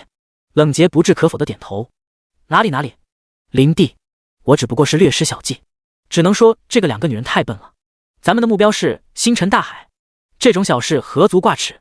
两人对视一眼，然后又相视一笑。时间流逝，转眼来到中午，观众席上的人陆续离场。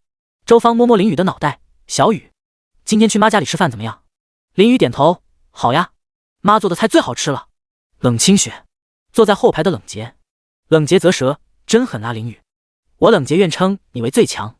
柳玉兰也欣然同意，她很好奇自己这姐姐的厨艺到底怎么样，以前光听雪雪说有毒，到底有多毒还得尝尝才知道。于是林宇带着雪雪和两个妈妈离场。冷杰看到已经下楼梯的林宇众人，瞬间一惊，卧槽，林弟，咱们得赶紧回去，晚了就被发现了。那可不嘛，让他们看家，结果让不在家，直接当场暴露。林文也是一惊，卧槽，差点出问题，咱们快跑。于是两个口罩墨镜男从林宇众人身边狂奔而过，跟后面有人追债一样，一溜烟跑没影了。柳玉兰和周芳嫌弃看着这俩人，咋咋呼呼的，多少有点大病。随即四人来到大学停车场，林宇看了看老妈的玛莎拉蒂和岳母的保时捷，妈，咱们开一辆车回去吧，下午还要来。柳玉兰点头，就听小雨的。于是林宇开着老妈的车子，带着雪雪和两个妈妈前往岳母家。林宇的车技很不错，加上原主的驾驶证放在系统空间里，他根本没在怕的。另一边，冷杰和林文一路狂奔，跑得满身是汗，气喘吁吁。来到停车场，进了车子就是一脚油门，卧槽，差点累死爷了。回家的路得1个小时，他们仅仅用了30分钟就到了。一到家，冷杰就连忙打开手机，气喘吁吁地躺在地上，而坐在车内的周芳又掏出手机，准备再打电话给冷杰。都大中午了，再不接电话可能就出事了。结果一瞬间对方就接通了，喂，呼，老婆，呼，有什么事吗？喂，老公，你在家吗？怎么上午的时候打电话不接？我在家呀，老婆，上午手机没电关机了。周芳突然听到冷杰正在喘气声很剧烈，老公，你怎么了？喘气这么快啊？冷洁一惊，然后又迅速冷静下来。老婆，我在跑步呢，锻炼身体。周芳疑惑，你这么懒的人还会跑步？冷洁讪笑，林雨都能参加运动会，我怎么不能跑步了？周芳白了电话一眼，你怎么敢和小雨比的呀？对了，我跟你说，今天遇到2个墨镜口罩男，竟然敢叫我大姐。有人叫我大姐你敢信？其中一个人还跟你特别像，别让我逮到他们，不然必把他们揍成猪头。民警号第155冷妈妈，冷洁，冷爸爸到。冷洁听到手机里老婆的这句话，瞬间人懵了。Sigma， 哦，卧槽，老婆好像生气的样子，他这把好像是玩大了呀。老婆这是要把喊他大姐的人暴揍一顿啊！卧槽，他是不是玩的太大了，把自己推到火坑里了？完了，这要是被老婆发现了，他真的要被揍成猪头了。老婆可是说一不二的，他说把人揍成猪头，就是真的揍成猪头啊。就比如雪雪小时候很皮，老婆当场就把雪雪揍成小猪了。冷洁现在很忐忑，但又觉得老婆太小气了。敏、立方，不就是叫了她一声大姐吗？至于这样吗？他没有叫一声大妈就已经很给老婆面子了，好吧？不然他上去就叫一声大妈，还是不了，想想就好了，不然真的伤身体。此时，周芳的声音从手机里再度传来：“老公，你在听吗？说话呀！”周芳有点气，这个冷洁，跟他打电话还发呆，我看你是真没睡过大客厅。冷洁被周芳的声音喊得回过神来：“哦，老婆，我在听呢，你继续说。”周芳挑眉：“哦，你在听？那你说说看我刚刚说过什么？”老婆，你刚刚不就是说有个喊你大姐吗？然后说要揍他。冷洁说这话的时候，声音有些虚。对啊，冷洁，那个人都喊你老婆大姐了，你都不表示，还在那发呆。周芳又听到大姐这个词，小拳拳又想揍人了。一旁的林雨在认真的开着车子，差点没笑出声。杰哥是真低大胆，这要是给岳母大人逮到了。电话那边的冷洁一愣，表示，他怎么表示？他表示要去揍那个人，那不就成了我打我自己？冷洁清了清嗓子，嗨，老婆，不要太激动，或许那个兄弟不是故意的呢。我觉得那个仁兄一定是位风流倜傥、玉树临风的帅哥，他品格优秀，这件事一定是误会。周芳，风流倜傥、玉树临风，冷洁，那个戴着个大口罩和墨镜，你说他玉树临风，他喊我大姐，你说他品格优秀，你到底站哪边的？冷洁淡定道：“老婆，我哪边都不站，我只站在正义这一边。那个仁兄一定有自己的苦衷。”周芳，这老公竟然帮助一个陌生人说话，给他气的呀！行了，不跟你说了，说了也是白说，挂了。说完，周芳就挂断了电话。冷洁被挂了电话，脑海里则是在思索着这件事咋办。想了半天，他发现自己在瞎想，老婆根本不可能发现那个男人是他，揍他也就不成立，那他还怕个屁啊！兄弟们，让我们嗨起来好吗？857，1小时后，林雨开着车子到达岳母家的别墅。4个人走进别墅的院子里，发现林文和冷洁正坐在那打牌，一副哥俩好的样子。柳玉兰疑惑地看了看林文，老公怎么也在这里，还跟亲家公一副关系很好的样子，他俩压根儿就不认识吧？老公，你怎么在这里？林文则是笑着拍了拍冷洁的肩膀，老婆，我跟冷兄是一见如故啊。这不，他邀请我到家里玩。周芳也走了过来，他看着林文和冷洁勾肩搭背的样子，若有所思。随后，他带着柳玉兰走进客厅。兰妹妹，这可是你第一次到我家来，我必须亲自下厨。说着，他就走进厨房。林雨和冷清雪见状，吓得眼珠子都瞪大了。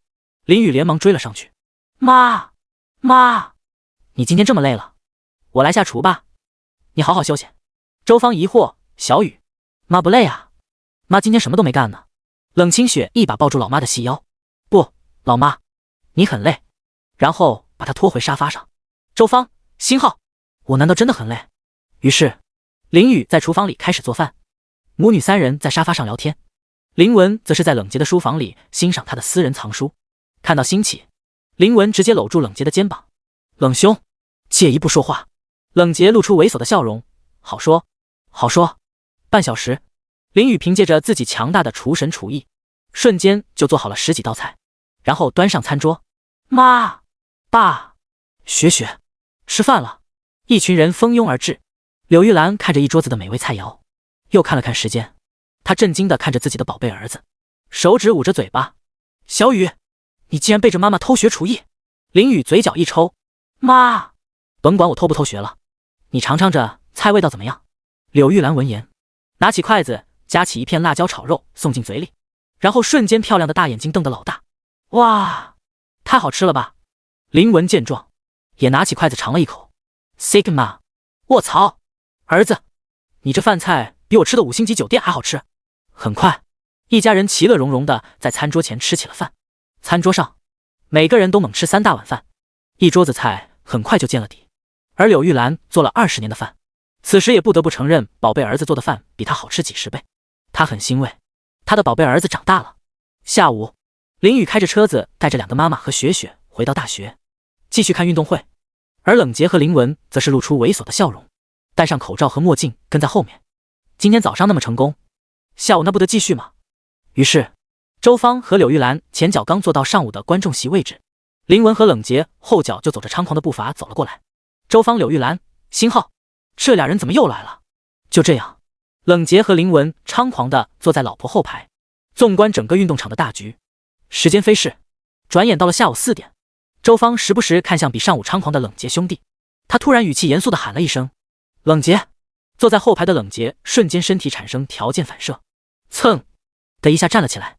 到第156冷霸林霸被逮，林雨也被抓到，整个场面就发生在电光火石之间。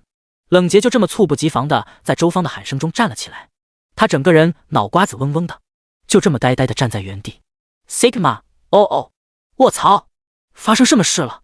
他怎么站起来了？随后他反应过来，刚刚好像是老婆突然喊他名字来着，然后他就条件反射站了起来。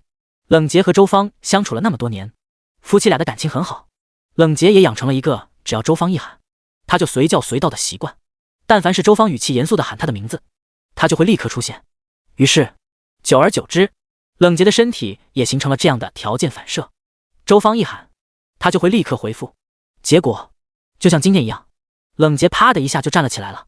很快呀，冷洁此时反应过来，已经人麻了。他这是暴露了呀，这个计划就爽了半天，就被老婆发现了。真不怪他呀，这身体的条件反射他控制不住，他控制不住他自己啊。Sigma， 此刻全场一片寂静，林雨整个人都惊呆了。刚刚还好好的，结果岳母大人直接一声冷洁打破了整个场面的和谐。更离谱的是，岳父被喊了一声，就蹭的站了起来。这岳父是人能干得出来事？被喊了一下，然后主动暴露。林雨是怎么也想不明白，他想过岳父被岳母大人发现的各种情况，但唯独没有想到过这种暴露方法，简直是自己送上门啊！一波3折都扛过了，没扛过这个，林雨此刻都没眼看了。岳父是什么等级的猪队友啊？因为岳父暴露了，接着就是老爸，然后就差不多到他了。林雨直接把脑袋埋进冷清雪的怀里，当做什么也没发生一样。雪雪的壮阔胸怀足以把林雨整个脸都没埋住。看不见我，看不见我，林雨还小声嘀咕着。冷清雪见此，好笑的摸摸林雨的脑袋。小雨儿，不要怕，姐保护你。林文看着突然站起来的冷洁，人也傻了。卧槽，冷兄，关键时刻掉链子，真有你的。完了完了，这下要被老婆发现了。同时，林文觉得冷地位比他还低，心中升起了一股小得意，因为他林文要是被老婆喊一声，绝对不会像他那样地位，懂不懂啊？而此刻全场脸色最黑的就是周芳了。当他看到那个口罩墨镜男站起来的那一刻，自己都惊呆了。他就是随便试一下，没想到真把冷洁试出来了。周芳额角直跳，小拳拳捏得咯咯响，他脸色阴沉地看向冷洁。好啊，冷洁，果然是你，你真是能耐了呀，跑到我眼皮子底下看运动会，还猖狂地喊我大姐，这一声大姐还真让我没认出来你，你胆儿肥了呀。冷洁听着周芳寒冷的语气， V 此时已经瑟瑟发抖。老婆，你听我解释啊。周芳见此，巴不得上去就教训一顿冷洁，然而他还是克制住了。他看了看四周，这里是小雨的大学，不能给小雨带来不好影响，等回家再说。这时柳玉兰也淡淡的开口，林文还在那坐着呢，出来吧，你上午大姐不是喊得挺爽吗？林文顿时一惊，卧槽，这他要不要出来啊？死不承认也不是不行，但是冷兄要是把他供出来怎么办？林文缓缓站起身，啊哈哈，老婆，这要巧啊，你也在这呢。周芳瞪着冷洁，等看完小雨的运动会再收拾你。此刻，林雨突然开口，妈，我下午已经没有项目了，咱们可以提前回家。林文和冷洁听到这话，瞬间倒吸一口凉气，死！这么说，他们岂不是提前回去挨揍了？周芳听到林雨这话，眼睛一亮，她摸摸林雨的脑袋，小雨真是妈的好孩子，然后又瞪了冷洁一眼，还愣着干什么？没听到吗？回家。于是6个人坐着车子回到了冷家别墅。一回到别墅里，周芳就带着冷洁走进房间里，关上门，然后房间内就传来一阵声响，叫我大姐是吧？哦，只有一点点漂亮是吧？哦，绕到后排是吧？哦，手机关机是吧？哦，哦，林雨和冷清雪就这么站在门外，听到里面的惨叫声，冷清雪差点没笑出声。哈哈哈哈！小雨儿，这场面太好玩了。林雨希望人没事，而柳玉兰则是带着林文进了有电脑的书房内。房间里并没有什么声音。半小时后，冷洁肿得跟猪头一样走了出来，林文则是腿麻的根本走不了路。周芳和柳玉兰坐在沙发上，看了他们一眼，说吧，你们是怎进入大学的？冷洁闻言，看了一眼林雨，林雨顿时一惊 ，Sigma， 哦，卧槽，要来了吗？他连忙把脸埋进雪雪怀里，装作一副与他无关的样子。周芳看着冷洁犹豫，语气严肃起来，说。冷洁见此，没办法了，女婿只能说了。于是冷洁把林雨到大学门口接他们进来的事情缓缓说了出来。2个妈妈一听这话，顿时都看向林雨。周芳还好，她是很喜欢林雨的，但是柳玉兰作为亲妈，这么多人看着她要拿出严肃的态度来。小雨，过来。林雨身体一僵，她慢慢坐到老妈身边，柳玉兰伸手就揪住林雨的耳朵，林雨连忙抱住她的手臂，老妈我错了，不要生气好不好？柳玉兰刚准备说话，结果瞬间被林雨弄得没脾气了。她其实是很宠林雨的，于是她轻轻地揪了揪林雨的耳朵，好笑地看着她，你这孩子真拿你没办法。林雨顿时一喜，直接抱着柳玉兰的手臂，露出笑容，老妈真好。林文和冷洁都看呆了，卧槽，这就没了？就这呀？不公平，不公平，他也是帮凶啊，为什么受伤的只是他们啊？第157林雨，我这无处安放的地位。林文和冷洁此时看着这个母慈子孝的场面，整个人都惊呆了，他们眼珠子瞪得老大，难以置信地看着眼前的这一幕。Sigma， 哦，卧槽，不公平，不公平，凭什么啊？凭什么啊 ？Sigma， 凭什么他们被暴揍了半个小时，而林雨则是安然无恙地坐在那里，没有受到半点教训。冷洁整个脸都肿成了猪头，而林文腿都麻了，而林雨还跟一点事都没有一样，坐在沙发上抱住柳玉兰的手臂。不公平啊，重新来一次。林雨也是他们这次计划的一员啊，他也是帮凶，林雨甚至是这次计划里不可或缺的一员，他发挥了大作用，把2人都接进了大学里。也就是说，没有林雨他们就进不了大学，进不了大学，整个计划都是白给。所以林雨发挥了至关重要的作用，这必须给他狠狠的教训一顿才行啊。冷洁直接忍不了了，他就要站出来提醒老婆狠狠的教训林雨，不然他心里不平衡。柳玉兰算是亲家，他自然不可能越级，但是可以跟老婆说啊，老婆现在也是林雨的妈呀。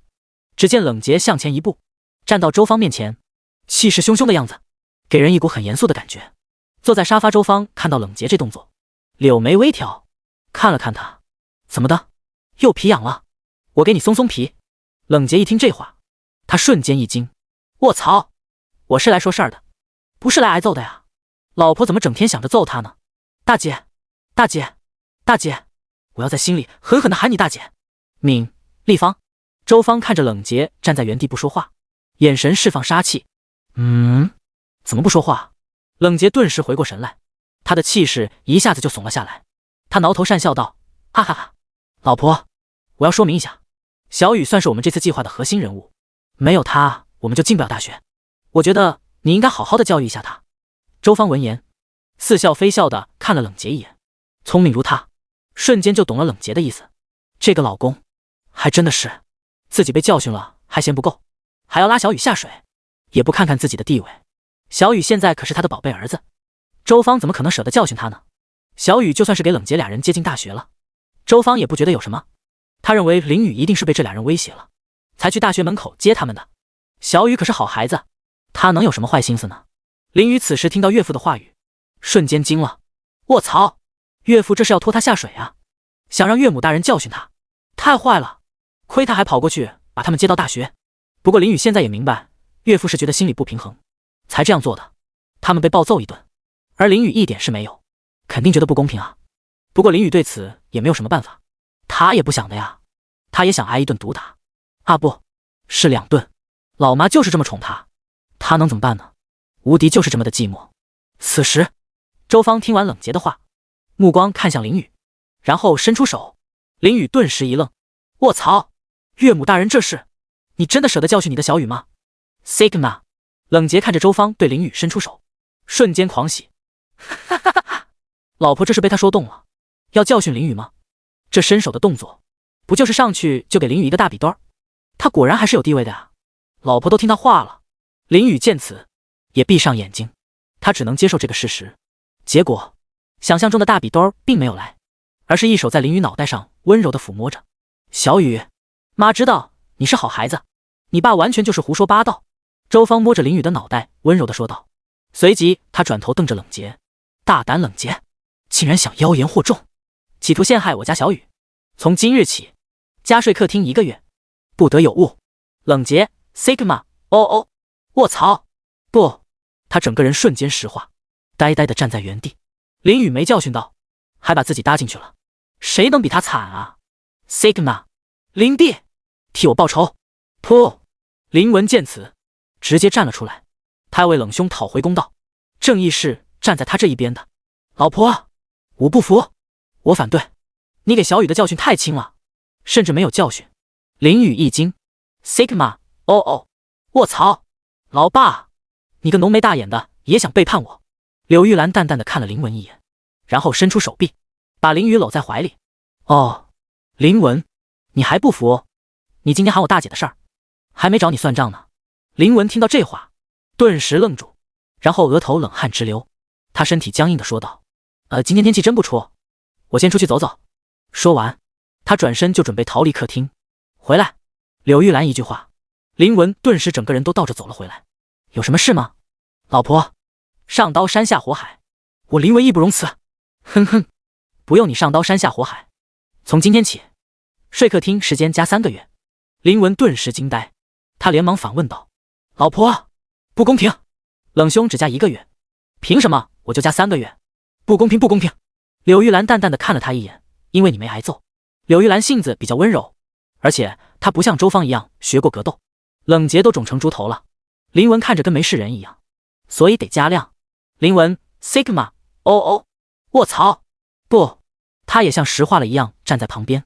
而此时林雨则是得意的靠在老妈怀里，看着2个石化的老爸，结，嗨呀，我这无处安放的地位就是那么的强大。第158。林雨安排面膜给老妈安排上。而就当林雨得益于自己的家庭地位的时候，一只手突然伸过来揪住他的耳朵，轻轻拧了拧。哦，小雨，妈妈听说你的地位无处安放呢，来和妈妈好好说说。柳玉看揪住林雨的耳朵，好笑的看着他说道。林雨被揪住耳朵，瞬间一惊， Sigma。 哦，卧槽，他刚刚太得意了，结果把话说出来，说漏嘴了，让老妈听到了。而此刻站在一旁表情石化的冷杰和林文看到这一幕，瞬间又活了过来。小子，太猖狂出问题了吧，竟然敢称自己有地位，这下要被教训了吧，爽。而林雨则是连忙抱住柳玉的手臂，老妈我再怎么有地位，那也是你亲儿子，对不对？我家小雨说的是呢。柳玉兰似笑非笑的看着林雨，然后又捏了捏他的帅脸。林雨见此看了看老妈，妈不是说好了不教训我吗？柳玉兰闻言眨了眨眼睛，妈好像没有说过这话吧。林雨听到这话瞬间惊了，卧槽，难道老妈还是要教训他吗？柳玉兰看着林雨惊呆的表情，好笑的看着他，行了，小雨，看把你吓的，妈不会教训你的。他前面之所以这样说，是因为他想吓吓林雨，毕竟林雨在这次计划中给林文他们帮了忙，把他们接到大学里，稍微吓吓他略施惩戒。至于教训他，那自然是不可能的。小雨作为他的亲生儿子，他怎么舍得教训呢？林雨听到老妈这话，瞬间露出笑容，哈哈哈哈！妈妈真好。林文和冷洁看到这场面，瞬间又惊了。卧槽，还有这种操作，不公平，不公平！他们白高兴一场。Sigma， 柳玉兰这边则是看了看林雨，眨了眨漂亮的眼睛。小雨啊，你既然知道妈妈好，那是不是该表示表示？嗨嗨，小雨啊，妈妈最近皮肤感觉有点干燥，一点也不能水润。说着，柳玉兰还摸摸自己脸上的白皙的皮肤。林雨看着老妈这操作，瞬间懂了，老妈这是想要美容养颜面膜呢。老妈要了，那她能不给吗？那必须给啊，这可是宠她的亲妈。就今天这老妈替她撑腰的场面，林雨当场掏出几万盒面膜送给老妈都不为过。林雨拍拍自己的胸脯，妈，美容养颜面膜儿子亲自给你安排上，必须给你安排上。柳玉兰一看儿子这么聪明，立刻就领会了他的意思。她满意的摸摸林雨的脑袋，还是我家小雨懂事。坐在一旁的周芳看到有美容养颜面膜，立刻坐不住了。他刚刚也是把小雨当成亲儿子护着的好不好？他也要美容养颜面膜。周芳直接笑着看向林雨，小雨啊，你拦妈妈好，我这个方妈妈是不是就不好了？林雨闻言顿时反应过来，岳母大人这是也想要面膜呀？安排，必须安排。岳母大人刚刚也是把他护得严严实实的，甚至把岳父睡客厅的时间又加了1个月。林雨现在都记不清岳父要睡客厅多长时间了。他看向周芳开口，妈，你这话说的，你对我不好，还有谁对我好？妈的面膜也给安排上，我这就打个电话让人快马加鞭的送快递到家里来。说着，林雨就掏出手机，装模作样的打电话。是，他是在心里默默的与系统沟通。美容养颜面膜出自系统之手，他哪里能打个电话就让快递送来的？他这边想让妈妈们立刻拿到面膜，只有这个方法了，不可能出现在怀来掏出几10盒面膜。系统，快给我安排2份美容养颜面膜，快递寄到家里来，1份10盒装，搞快点，搞快点！好的，宿主，已经安排上了。林雨微微一愣，卧槽，这么快，有操作的呀！这个人。此时，冷家别墅区最近的一个快递驿站里，神不知鬼不觉的出现一份大箱快递，快递箱上写着冷家别墅的地址，寄件人是林雨，收件人是柳玉兰和周芳，旁边还标红了2个醒目的字：加急。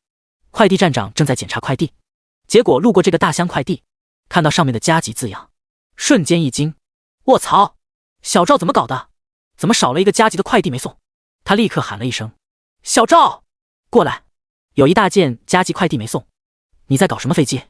小赵闻讯连忙赶来，他挠了挠头，不可能啊，站长，所有加急快递我都理好了，优先出去了，怎么凭空多了一件？站长瞪了他一眼，没什么不可能的，你自己看花了呗，搞快点，加急的给人家送过去。小赵见此只好点头，抱着快递箱走了出去。而林雨这边，柳玉兰和周芳看着林雨帅气的打电话让人送面膜过来，两人都惊呆了，真的假的？小雨，面膜这就送来了。林雨好笑的看着2个妈妈，他得意道，那不然呢？老妈，你们的儿子我可是很牛批的。柳玉兰好笑的揪了揪林雨的耳朵，是，我的宝贝儿子小雨，是不是该去做饭了呢？妈妈都饿了。林雨顿时一愣，我操，他这就成苦力了。妈，你变了，以前都是你做饭的，不带这样的。柳玉掐掐林雨的脸，妈变个屁，以前妈做饭是因为妈做饭好吃，现在我儿子做饭比妈还好吃，那不丢我儿子去吗？柳玉兰自从中午吃了林雨做的美味饭菜，她就产生了一个想法，她看了看林雨，脸上露出笑容，小雨啊，以后家里全都由你做饭。林雨 Sigma 哦，卧槽，不，第159零爸爸的计划表暴露。林雨此时人已经傻了，老妈竟然让他以后把家里的饭全包了，他认妈了呀！早知道他就不在老妈面前展现自己的神级厨艺了，现在当事人就是后悔，非常的后悔。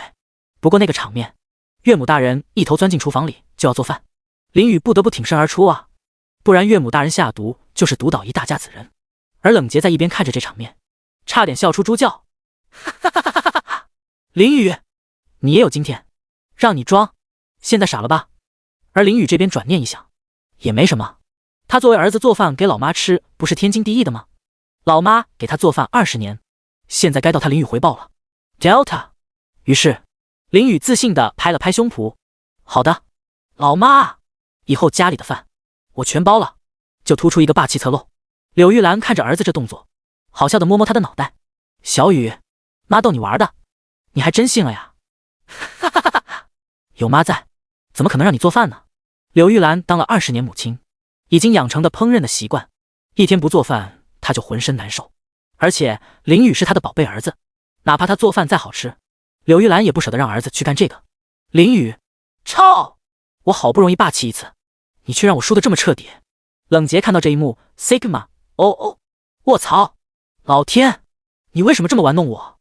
眼见着林雨吃瘪，结果又没有了，来来回回几次都这样，这样的大起大落，他的小心脏受不了啊 ！Sigma， 操！我好不容易心动一次，你却让我输得这么彻底，我们的关系进一步没资格。于是，林雨还是去厨房开始做晚饭。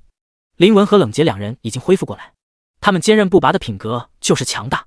两人在书房里窃窃私语，不知道在密谋着什么。而冷清雪而是猛猛地看着眼前的这一切，就这啊，他还以为多狠呢。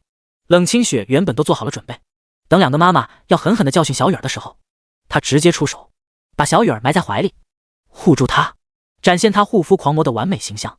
结果他还没护着小雨儿，小雨儿反而被两个妈妈护着了。他人都傻了，他还没出手呢，小雨的危机就这么化解了。冷清雪发现自己是完全低估了小雨儿在家里的地位啊，两个妈妈还护着她，根本没她冷清雪什么事情。想到这里，冷清雪发现了一个恐怖的事实，她在家里的地位好像减1了。双叹号井号39井号39，这样看来，小雨儿的地位好像比她高啊。半小时后，两个妈妈正在和冷清雪坐在沙发上聊天，林雨在厨房认真的做饭。突然，别墅大门外响起一阵铃声，两个妈妈和雪雪面面相觑，大晚上的谁来了呀？他们家也没什么亲戚啊。冷清雪走到门口的传声筒边说了一句，谁啊？就传来一道男声，你好，加急快递，请周芳和柳玉兰女士签收。冷清雪挑眉，老妈买了什么快递，还是加急的？结果周芳和柳玉兰听到这话，瞬间对视一眼，然后想到了什么，俩人穿着拖鞋就像一阵风一样，打开门跑了出去，差点没把冷清雪给撞倒。冷清雪，她也跟着两个妈妈跑了过去。别墅大门口，小赵抱着加急快递站在门口，柳玉兰和周芳冲过来，你好，你好，我们签收快递。小赵看了看两人，请问你们是周芳和柳玉兰女士吗？是的，是的，两个妈妈连忙点头。我们要打开看一下。好的。小赵把快递箱放到地上，周芳咔咔咔3下5除2就打开了箱子。打开一看，果然是小雨才能弄到的美容养颜面膜啊，足足有20盒呢。小雨怎么这么厉害？他们真没白疼他。周芳和柳玉兰脸色都很激动，小赵疑惑地挠了挠头，啊，这不就是几盒面膜吗？这俩人这么激动干什么？女士，没问题的话请签收。好。小赵把笔递了过去，柳玉兰接了过来，然后写上自己和周芳的名字。好的，快递已签收，谢谢啊。柳玉兰看着要离开的快递员，道了声谢。不客气。小赵礼貌回复，然后离开了别墅。两个妈妈心满意足地抱着快递箱回到别墅里了。冷清雪在一旁全程看着，她只觉得好神奇。小雨儿一个电话，这个快递就这么快送上门来了，这也太厉害了吧。周芳和柳玉兰也是这样想的，两人抱着快递箱还来的厨房给林雨展示了一番。小雨，你怎么这么厉害？你看，面膜都到了，你真是妈的宝贝。柳玉兰开心地夸赞着林雨。林雨有点忍俊不禁，老妈，我这就是你的宝贝了，你刚刚还要教训我呢。胡说，妈自始至终都没有想过要教训你。星号 Omega 星号 V。 说着，柳玉兰又揪了揪林雨的耳朵。林雨连忙点头，啊，对对对，老妈说的都对。晚上，一家人在一起在餐桌上吃着晚饭。2小时后，晚上9点，林文和柳玉兰准备告辞。林文开着车子先送林雨和雪雪回大学，然后再和老婆一起回家。他发动车子，冷杰突然跑到窗边，林弟，别忘了呀。林文点头，给他一个真挚的眼神。冷兄，我懂你。看到林雨雪雪和两个妈妈一头雾水，这两人是不是有点毛病？随后，林文送完林雨和雪雪，开着车子和老婆一起回到家里。累了一天了，柳玉兰回到主卧睡觉，而林文则是冰冷睡客厅 Sigma。清晨，柳玉兰起床，今天还要去看小雨的运动会呢。他准备去喊林文，而林文却不在客厅。老公，他找了半天，终于在书房里找到睡着的林文。柳玉兰疑惑地走了过去，结果把一本经济学从入土到入目从桌角边碰了下来，哗，书掉到地上，书页翻了一地，一张写满字的纸也随之飘了出来。第160从入土到入目。此时书掉到地上，书页随即翻了一地，一张写满字的纸缓缓地飘落了出来。柳玉兰看到自己把林文最爱的书给碰到了地上，连忙蹲下身把书捡起来，因为这本经济系从入土到入目是林文最爱的一本书，也是他的在金融道路上的启蒙书。林文对这本书可是赞不绝口，时不时还在柳玉兰耳边提钱。林文认为自己之所以成为今天这样的大老板，在商界有今天的这个地位，全都离不开这本书的功劳。这本书是他大学刚毕业买的，到现在也是历经了10几年有余。林宇就是凭借着这本书，一步步从金融界的小白成长为金融界的大佬。用他的话来说，就文道有先后，术业有专攻。书上有路勤为径，商海无涯苦作舟。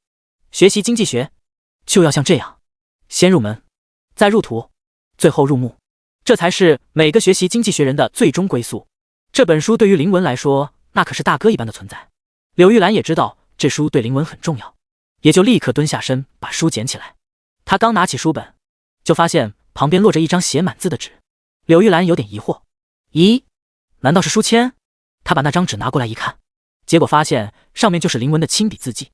他和林文生活了20年，一眼就看出来是他的字迹，因为林文的字迹有一种野性的美。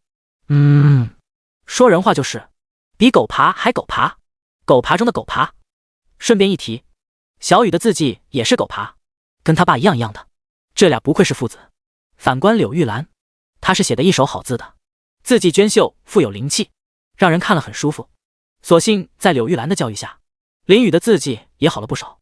虽然也是狗爬，但是比他爸少了一个狗爬，已经很有进步了。发现是林文的字迹，柳玉兰就拿起那张仔细的阅读了起来。林文运动会作战计划表。柳玉兰柳眉微挑，看来这个老公今天出现在观众席后排是早有预谋啊，甚至为此都写了个作战计划表，还挺严谨啊。他继续阅读下去，柳玉兰这个坏女人，坏的一批，凶的一批，说我长得磕碜不让我去运动会，还让我睡在冰冷的客厅。有朝一日，等我恢复家庭地位，一定要狠狠地教训这个女人。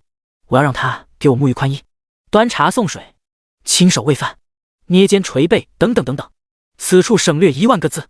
柳玉兰逐字看了下去，然后脸色越来越黑。后面还有林文自己夸自己的厚颜无耻的感言，她都没有眼看了。柳玉兰小拳拳已经紧紧握起，手上抓着这张计划表，指身都皱了，差点没一下把它捏破。好啊，林文，你背着我去偷看运动会就算了，还写了张这么离谱的计划表。写计划表就写吧，竟然在上面说他很凶，不让你去运动会是为你好，自己长什么逼样心里没数吗？还跑步去吓人，还说有朝一日要狠狠地教训他，要让他端茶倒水，沐浴宽衣，捏肩捶背，亲手喂饭，后面还省略1万字。你不妨大胆的把这1万字想法写出来啊。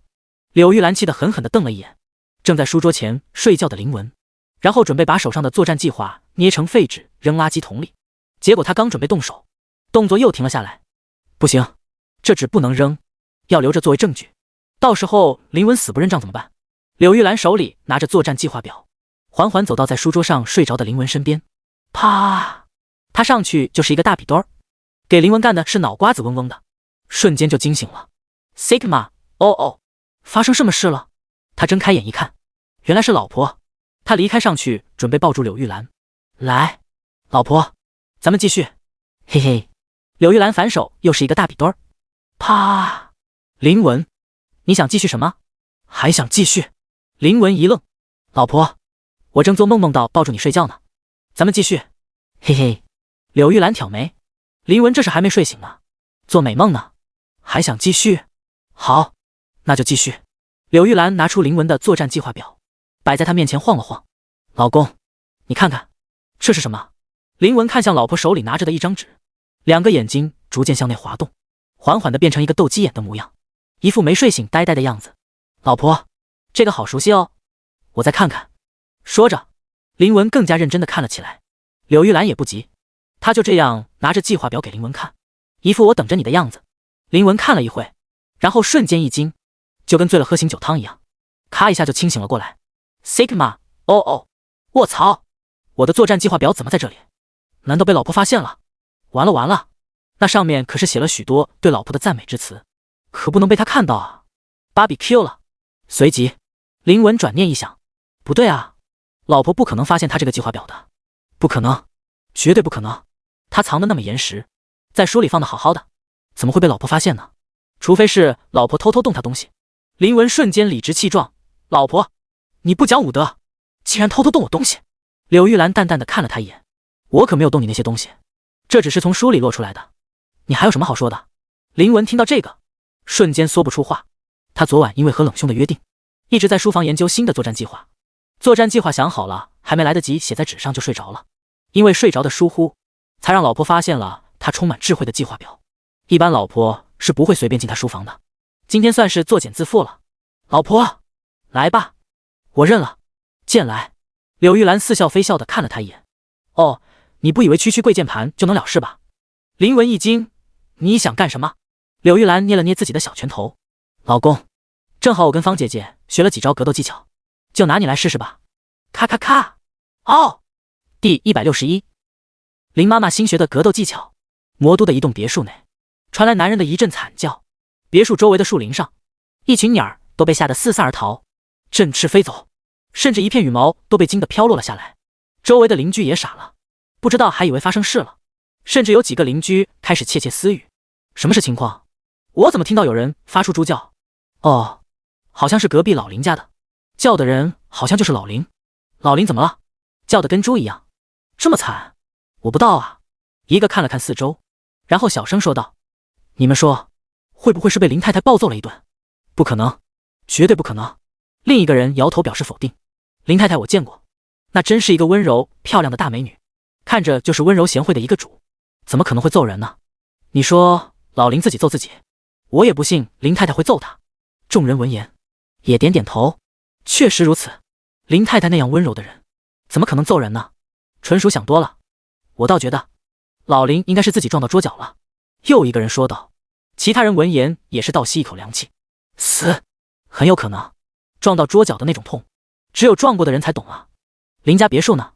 林文此时整个人肿得跟猪头一样，生无可恋地躺在沙发上，而柳玉兰则是心满意足地捏捏拳头，看了看他打造出来的艺术品。行了，教训一顿差不多了。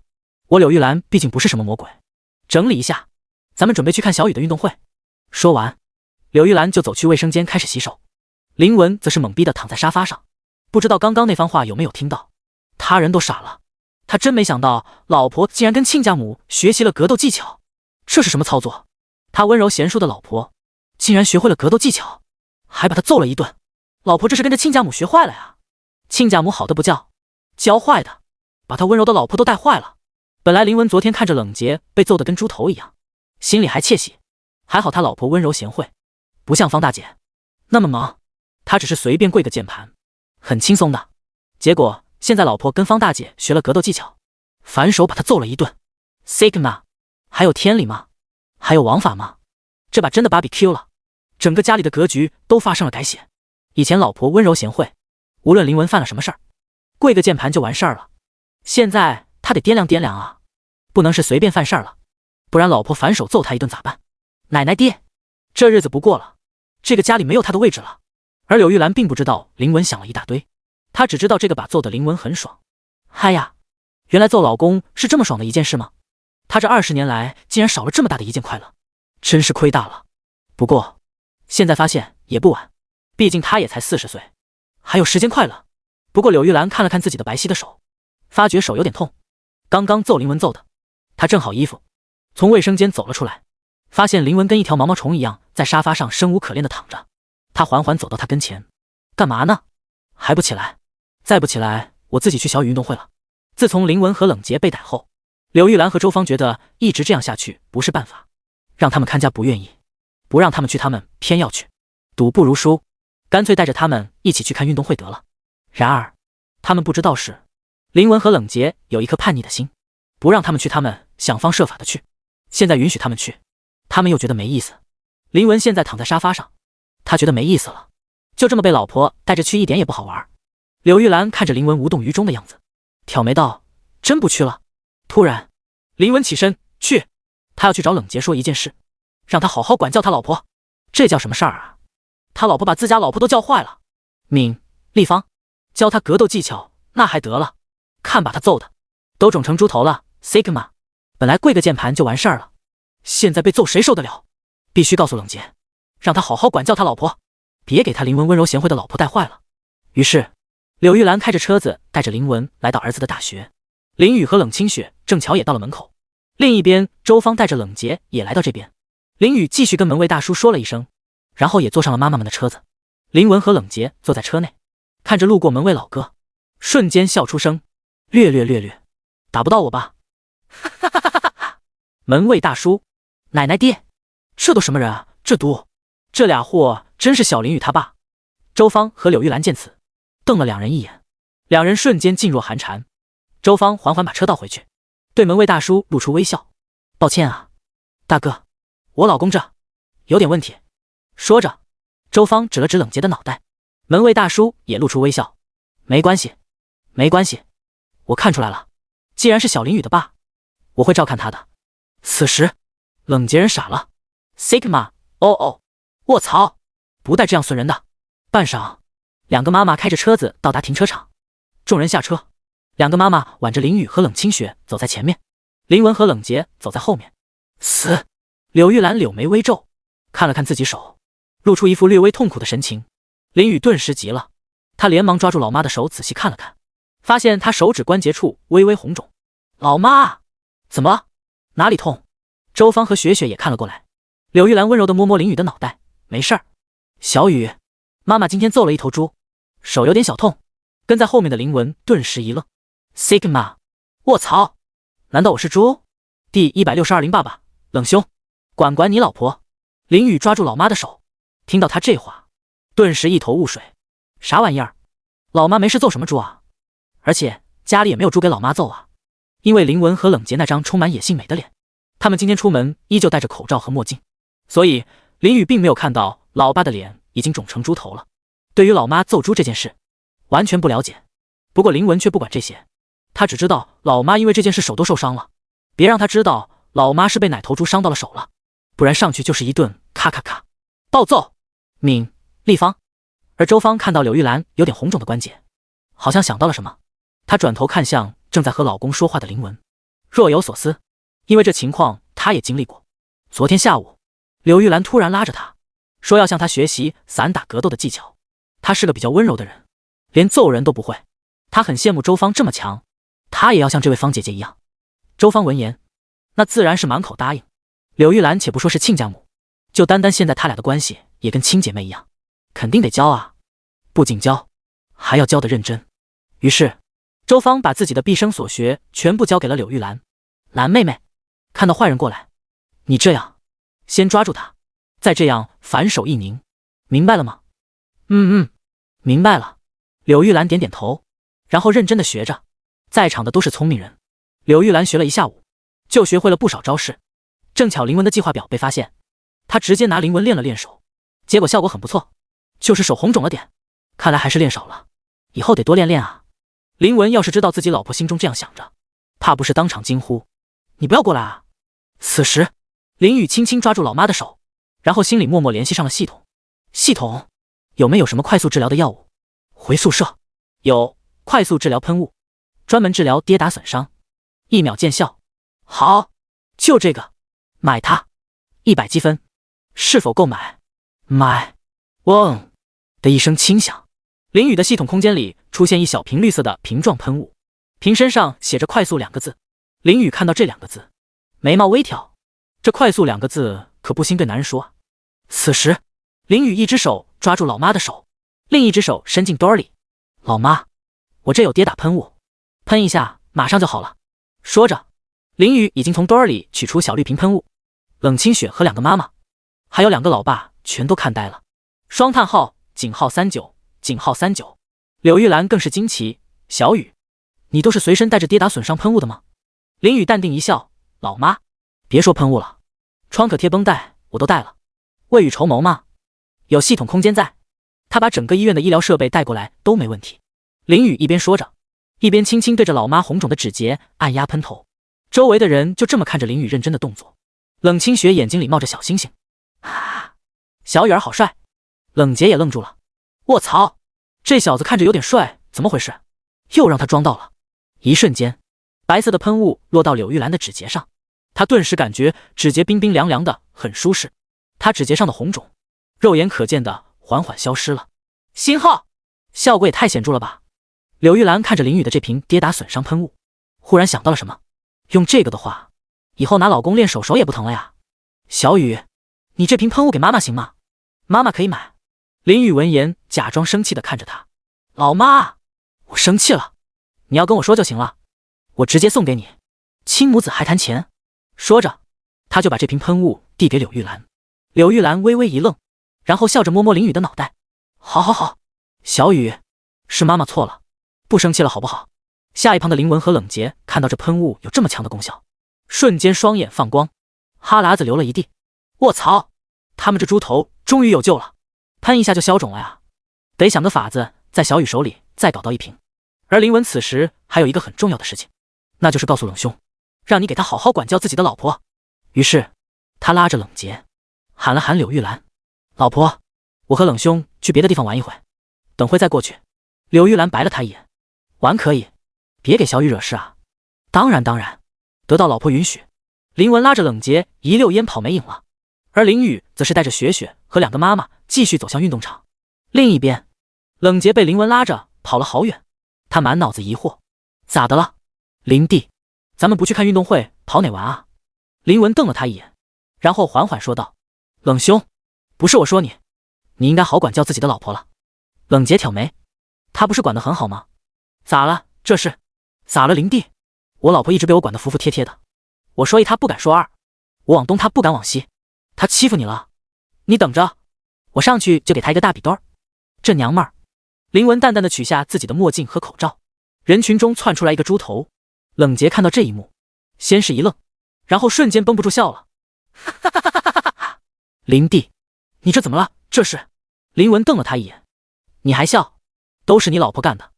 冷杰挑眉，林弟，话可不能乱说啊，我老婆一直在家里被我管得服服帖帖的，怎么可能动你？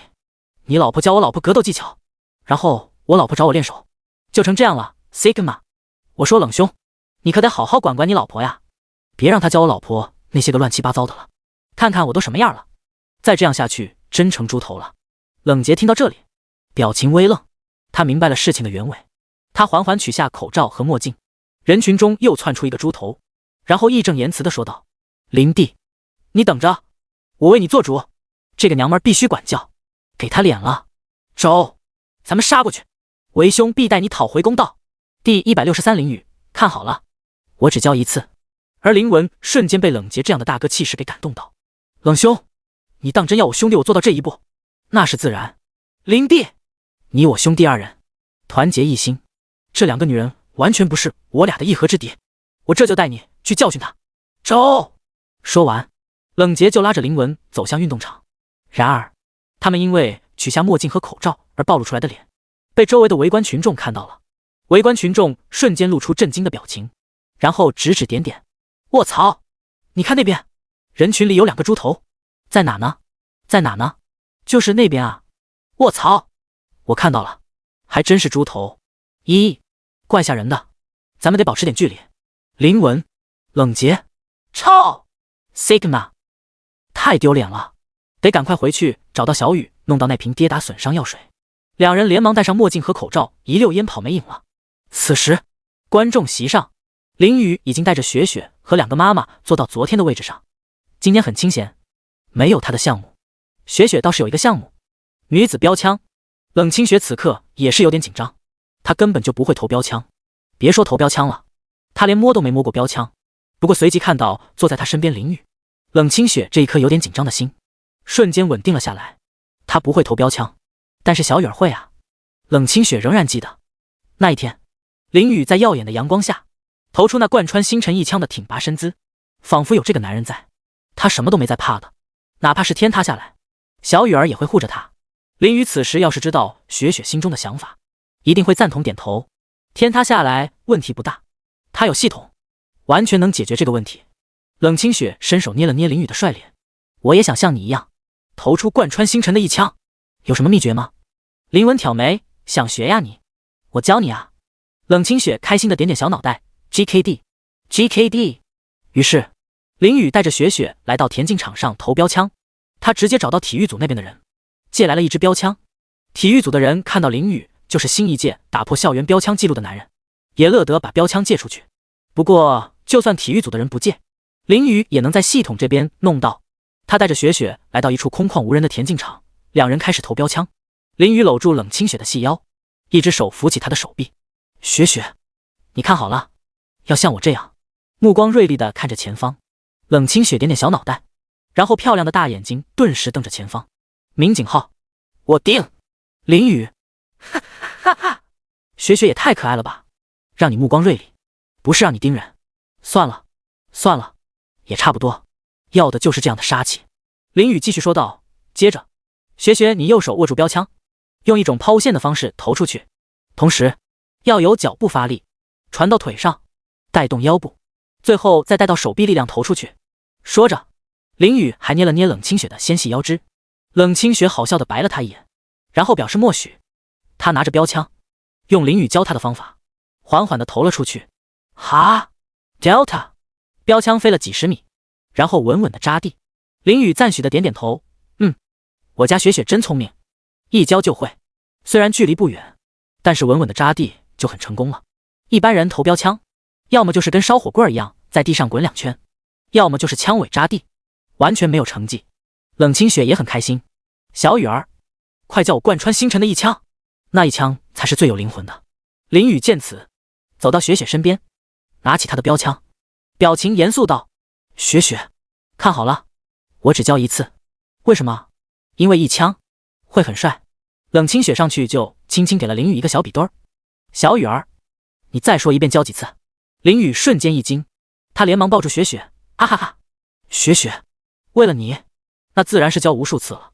冷清雪闻言，骄傲地昂起小脑袋，哦，哼，算你识相。于是林雨拿起雪雪的标枪，在他的注视下，目光锐利地看向前方，手臂上的肌肉已经鼓起。这时天地间好像风云忽然变幻，无形中有股气势出现在林雨和雪雪那片田径场上，而观众席上的大部分人一直在暗中观察着冷清雪和林雨的动静，结果就看到了这一幕。卧槽，林雨在教冷清雪投标枪，我好酸啊。我也想教冷清雪投标枪。得了吧，你还投标枪？标枪头你还差不多，你忘了林雨那贯穿星辰的一枪了，小心他给你来个透心凉。卧槽 Omicron， 你这么一说，我有点害怕，我先溜为敬。于是刚刚说话的那个男生直接溜了。而此时观众席上的人也发现了林雨那边气势磅礴。我操，你们看那边，林雨拿着标枪，难道是他要再现那贯穿星辰的一枪？要来了，是那一枪，我这辈子能再看到那一枪，算是值了。观众席上的人此刻脸上的表情异常激动，他们目光直直地盯着林雨的方向。林雨这边手臂肌肉爆发出来，手中的标枪蓄势待发，同时还在给冷清雪解说，这待遇也只有雪雪才能拥有了。雪雪，在投掷的时候，你要相信全身的力量，由大地逐渐向腿上传递，然后再传到手臂处，想象着有一股无形的波纹，然后投掷出去的时候，想象着这把标枪此刻贯穿宇宙的能量，上面还有熊熊的烈焰在燃烧。这就是我悟出来是秘籍，真香。怎么样，雪雪，学废了吗？冷清雪听到林雨这话，顿时露出震惊的表情，双叹号，井号39。哦，原来这其中的门道还有这么多学问。小雨儿，我学废了。第164林雨，得加钱。林雨看着雪雪一脸学废了的表情，微微点头。好，雪雪，看好了，我只教一次。林雨拿起标枪，眼神锐利地看向远处。这次他没有助跑，只站在原地，手臂微抬，肌肉鼓起。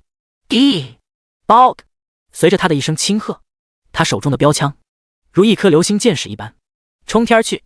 枪头好似燃烧着火焰一样，周身似乎产出红色的气浪，划过天际，直直地砸到田径场100米外的地上。此刻，全场寂静，甚至还有参加项目的人也愣愣地看着林雨的方向。林雨的一个随便投掷，都引起了众人的注意。随即，观众席上的人们开始议论纷纷。卧槽，是那一枪，是传说中贯穿星辰的那一枪。我曾在昨天的时候见过一次，时隔多年，我今天又见到那一枪。我赵某人，此生无憾了。卧槽，太帅了吧，这个林雨，他随便浇一下冷清血，都能投出这么强的一枪。看这距离，好像比昨天还要远一点，这岂不是又破了咱们大学的标枪记录？完了，这下决赛的冠军非他莫属了，太强了，这小子，我认可你了。雪雪女神可以放心的交给这小子了。我说一句，其实你认不认可林雨？冷清雪都已经是他的了。操！闭嘴！站在林雨身旁的冷清雪，一双美眸也是异彩连连的看着他。小雨儿太帅了。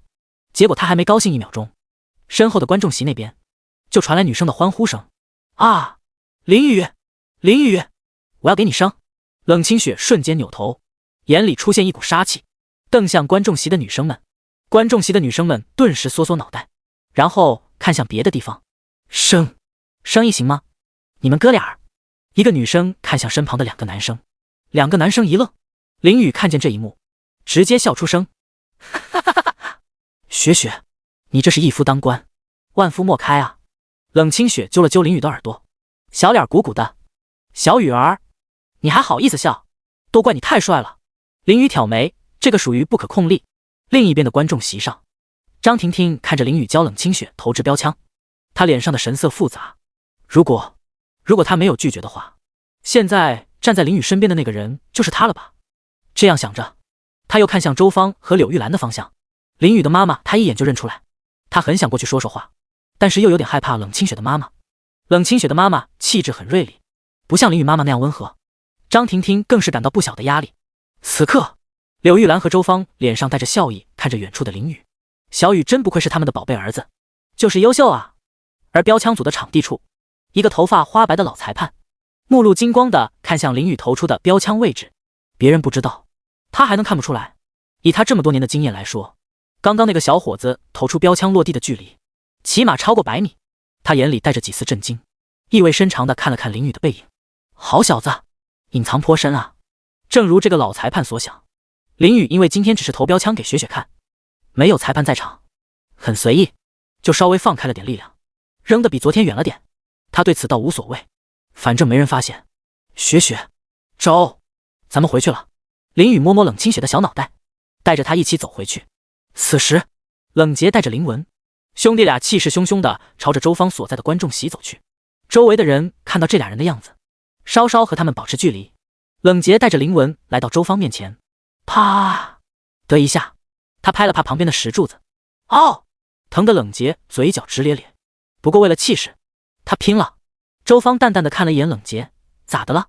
冷杰顿时一惊 ，Sigma， 然后想到林地的遭遇，目光认真起来。老婆，我要讨个说法，你教亲家母格斗，把我林地揍肿了斗。林文则是一愣 ，Sigma， 哦，不对啊，冷兄不是说来教训方大姐吗？怎么变味儿了？不过他还是在一旁附和，就是。周芳闻言，和柳玉兰对视一眼，然后淡淡的看向冷杰。哦，冷杰，你要什么说法？我教兰妹妹格斗是给她防身的，至于其他的我可管不了。还是说你也想？说着，周芳捏了捏自己的小拳头，捏得骨骼咯咯作响。冷杰瞬间一惊，卧槽，情况不对，可不能把自己搭进去了。他连忙转移话题，哈哈哈，老婆，小雨在哪呢？我找她有事。周芳闻言，疑惑地看了看冷杰，然后给他指着田径场的方向，小雨在那边呢，马上要回来了。冷杰立刻拉着林文朝着林雨所在方向跑了过去。既然是找小雨弄跌打损伤药水，自然不能被老婆发现。林文人傻，冷兄，不是说要教训他们吗？冷杰义正言辞道，教训自然会教训，但不是现在，咱们当务之急是找小雨弄到跌打损伤药水。林文听到这话，恍然大悟，冷兄所言有理。于是2个老爸找到林雨，神神秘秘地把他拉到一边。林雨看向雪雪，雪雪，你先回老妈那边，这里晒。冷清雪走向老妈那边的观众席，冷洁看着女儿离开，看向林雨开口道：“小雨啊，你那还有没有早上用的神奇跌打损伤药水？”“是啊，有的话老爸花钱买也是可以的。”林文跟着说道。林雨见此瞬间明白了，两个老爸想用他的药水抗揍呢。上次老爸还想让老妈教训他，他现在可是老妈坚实的后盾。他嘴角微微上扬：“有啊，老爸，不过这药水确实也不便宜。”“这个简单。”林文大手一挥，直接赚了5万给林雨。林雨摇摇头：“老爸，你可是我的挚爱亲朋。”林文一愣：“啥意思？”林雨：“得加钱。”第165林爸爸抽出7匹狼。林文和冷洁听到林雨这话，瞬间愣住。Sigma， 哦，卧槽！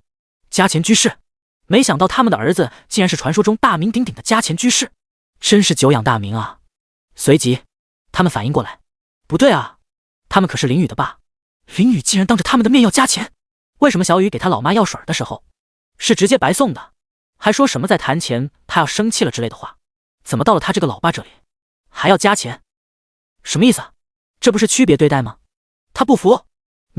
立方。林文额角直突突，他摸了摸自己腰带，准备掏出自己的7匹狼，狠狠地教训林雨一顿。结果找了半天没有掏出来，因为他的腰带压根就不是7匹狼。冷洁在一旁看着林文的动作，在一旁差点笑出声。哈哈哈哈哈！林雨，你也有今天，看你爸狠狠地教训你。冷洁作为岳父其实不太好出手的，真要教训还得是人亲爸最好。林雨看着老爸的动作，不仅不怕，还镇静地站在原地看着他笑。因为观众席上，柳玉兰和周芳正目光认真地盯着他这边看呢。老爸的任何动作都逃不过老妈的法眼，老爸但凡敢动他一下，老妈一定会立刻冲过来保护自己的。有了老妈的保护，林雨根本没在怕的。林文发现自己的腰带并不是7匹狼，索性也不抽了，因为不是7匹狼抽起来没那味儿，还不如不动。不过他还是看向林雨，准备训他一顿。刚准备开口的林文突然感觉背后有一股冰冷的杀气，他瞬间身体一僵，然后回头看去，柳玉兰正在观众席上瞪着他呢，眼里还充满杀气，似乎在说：“你敢动我儿子一下试试？”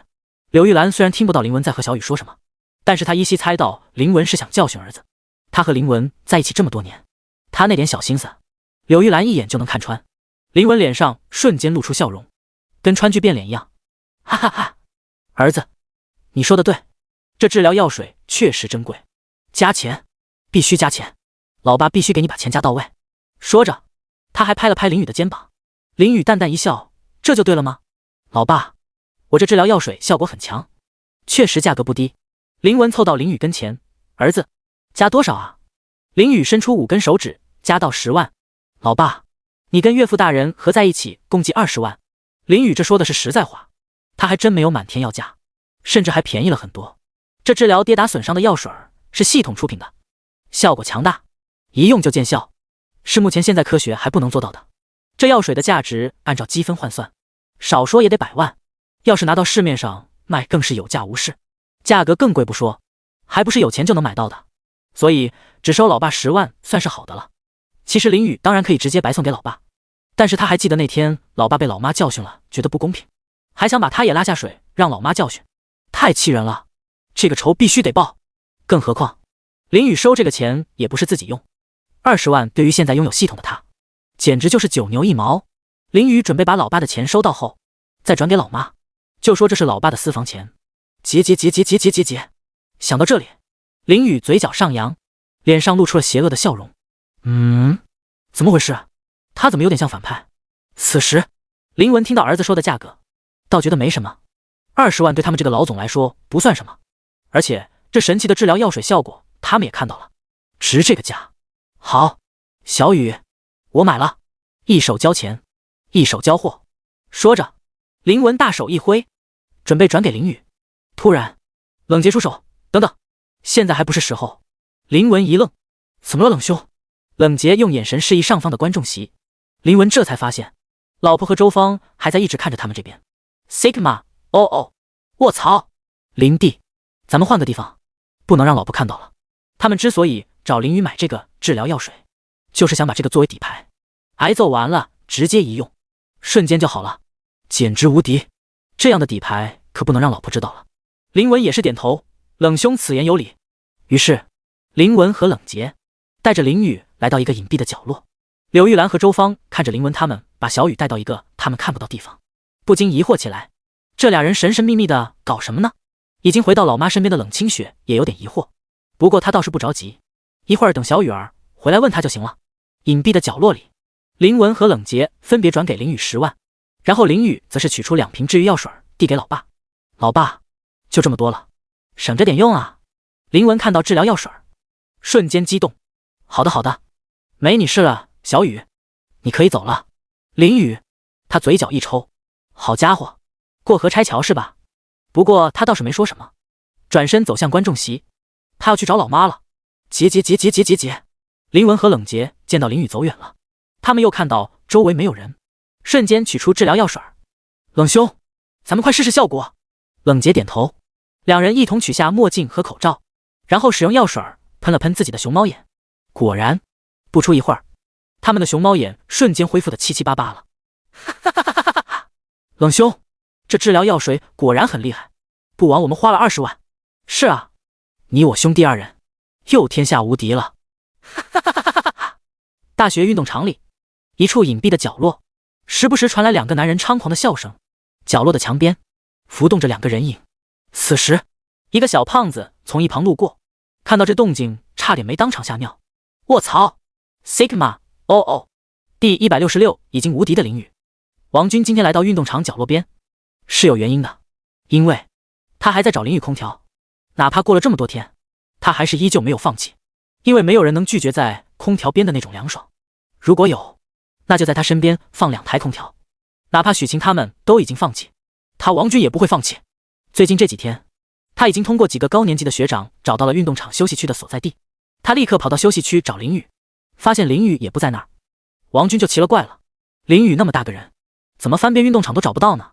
就在刚刚，他看到林雨在田径场另一边带着冷清雪投标枪，于是他直接跑过去，结果到场时发现林雨和2个陌生男人的背影走向了一个角落，他也跟了过来，然后就看到角落边有2个人影在猖狂大笑，差点没吓昏过去。卧槽，好可怕，大学里竟然有这种可怕的存在。王军吓得当场就准备逃跑，结果他刚刚往后面退了几步，就踩到路边的一根枯树枝，咔，瞬间一声枯树枝断裂的声响就传了出来。正站在角落里猖狂大笑的林文和冷洁听到这声，顿时收敛笑容。冷兄，林弟，外边有人偷听。2人表情严肃，然后目光锐利地看向传来声音的方向，他们对视一眼，同时点头。抓住他！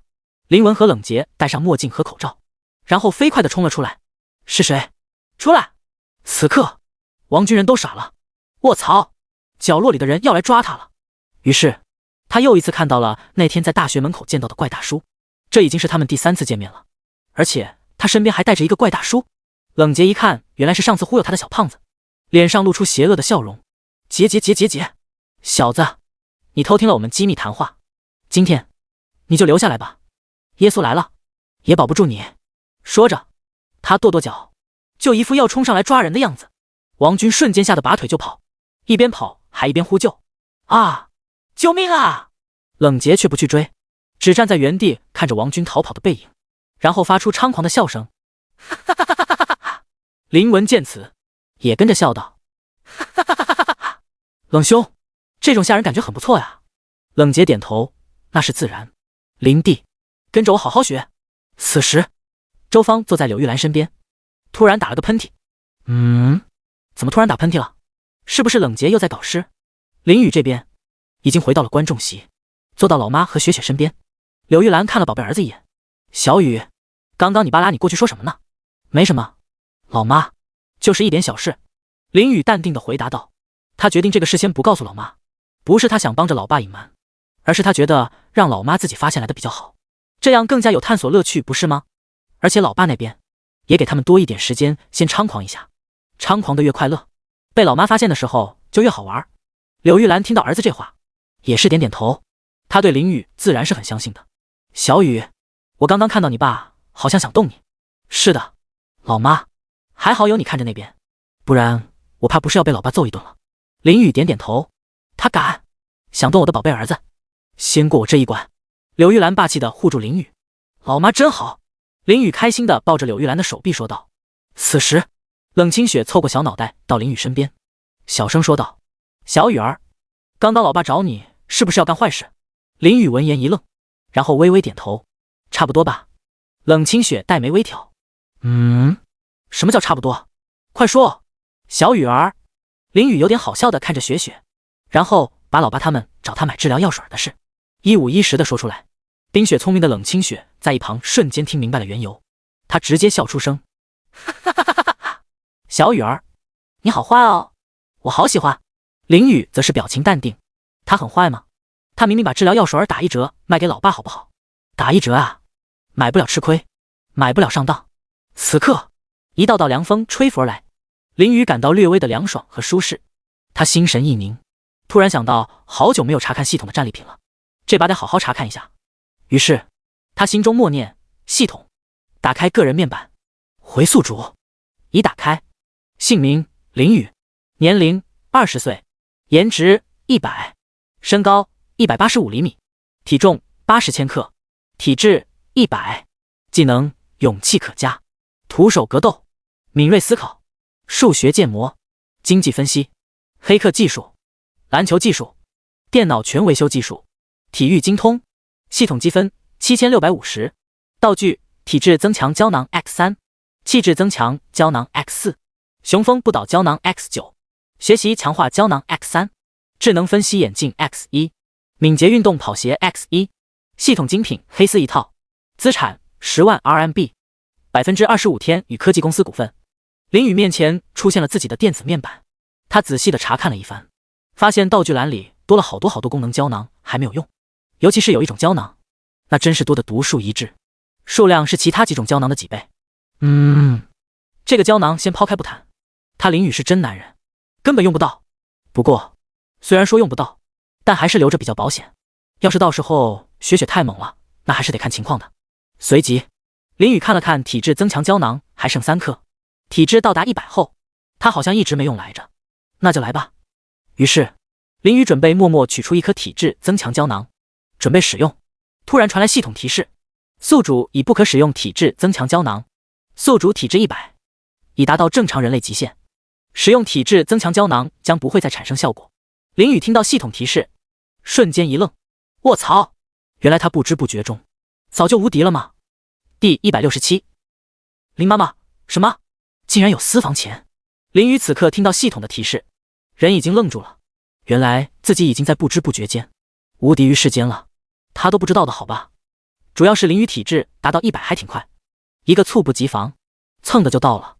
他在开启系统后1个星期，就通过使用体质增强胶囊达到了100。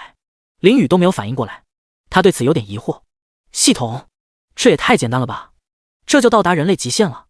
宿主，人类极限体质不是那么好达到的。一般来说，正常人的体质是50，然后逐渐往上增加，极少部分体质特别好的人也卡在80这个价上，每往上再提升1个点，都比登天还难。宿主，你从20虚提升到100，如果没有系统的帮助，根本不可能。林雨，好了，你不要再说了，闭嘴。林雨又听到了那个他最不想听到的字，男人怎么能虚呢？绝不可能。敏、立方，他林雨从来没虚过，小心我告你诽谤。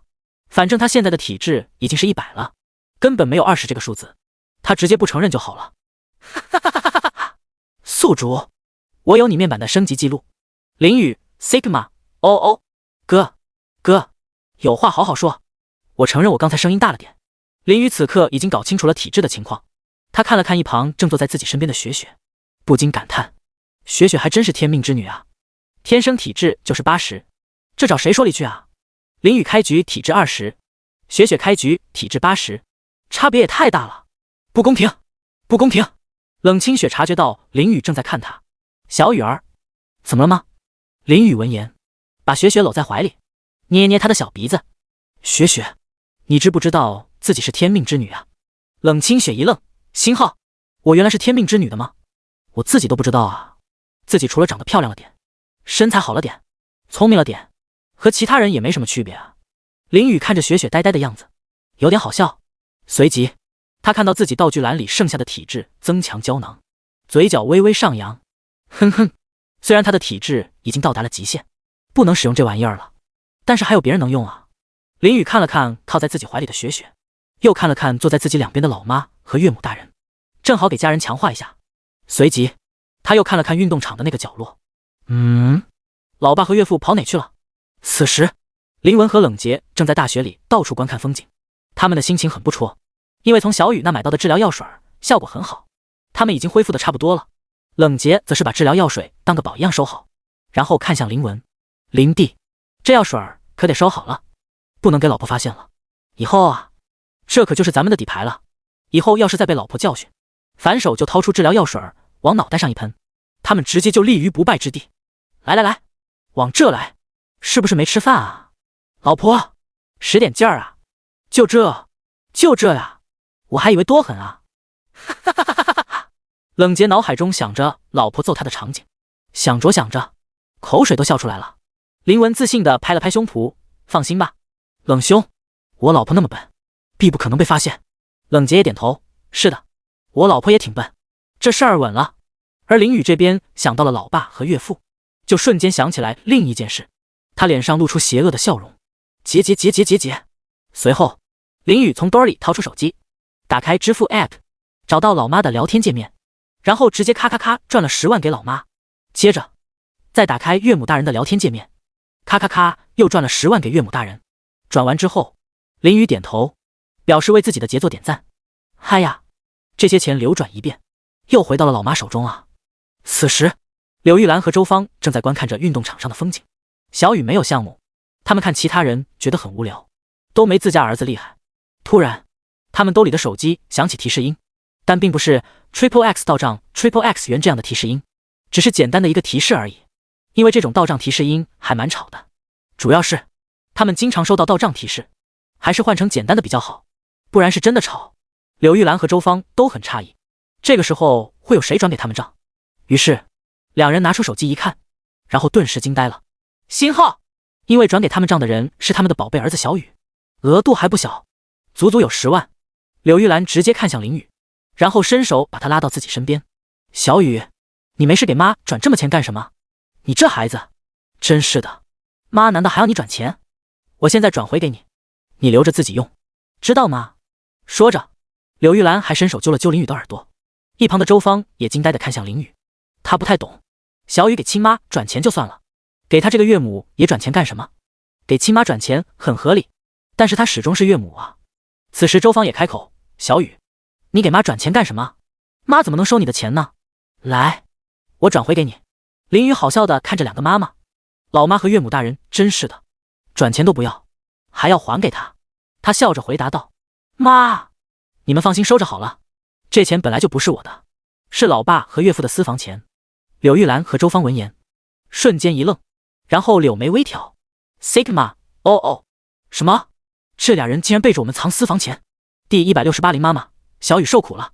林雨，柳玉兰和周芳听到宝贝儿子这话，先是愣了一会儿，然后瞬间柳眉倒竖。民警号，这俩人竟然背着他们藏私房钱，不应该啊，没道理啊。关于老公有没有私房钱这种事，他们应该很清楚啊。平时家里的账，柳玉兰和周芳自然是每一笔都会过问一下，查得清清楚楚，明明白白，绝对不会有漏网之鱼，绝对不会少一分一毫。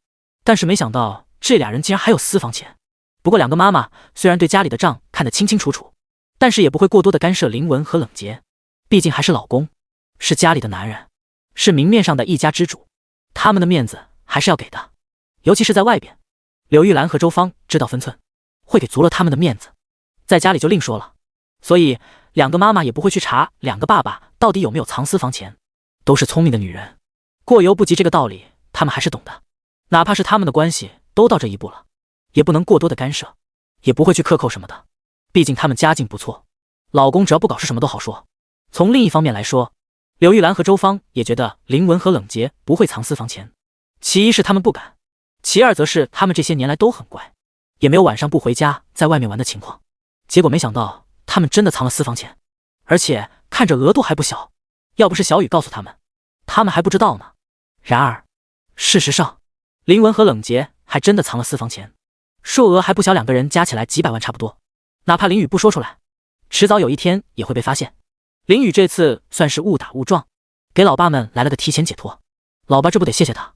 柳玉兰把林宇拉到身边，小雨，这些钱是你爸转给你的，然后你再转给我们的。林宇点点头，是啊，老妈，你真聪明，瞬间就猜到了。说着，林宇就掏出手机，打开支付软件，把老爸和岳父转给他的记录给老妈和岳母大人看了看。柳玉兰和周芳看着小雨手机中的记录，瞬间脑海内一阵思索，脑补出了一出大剧。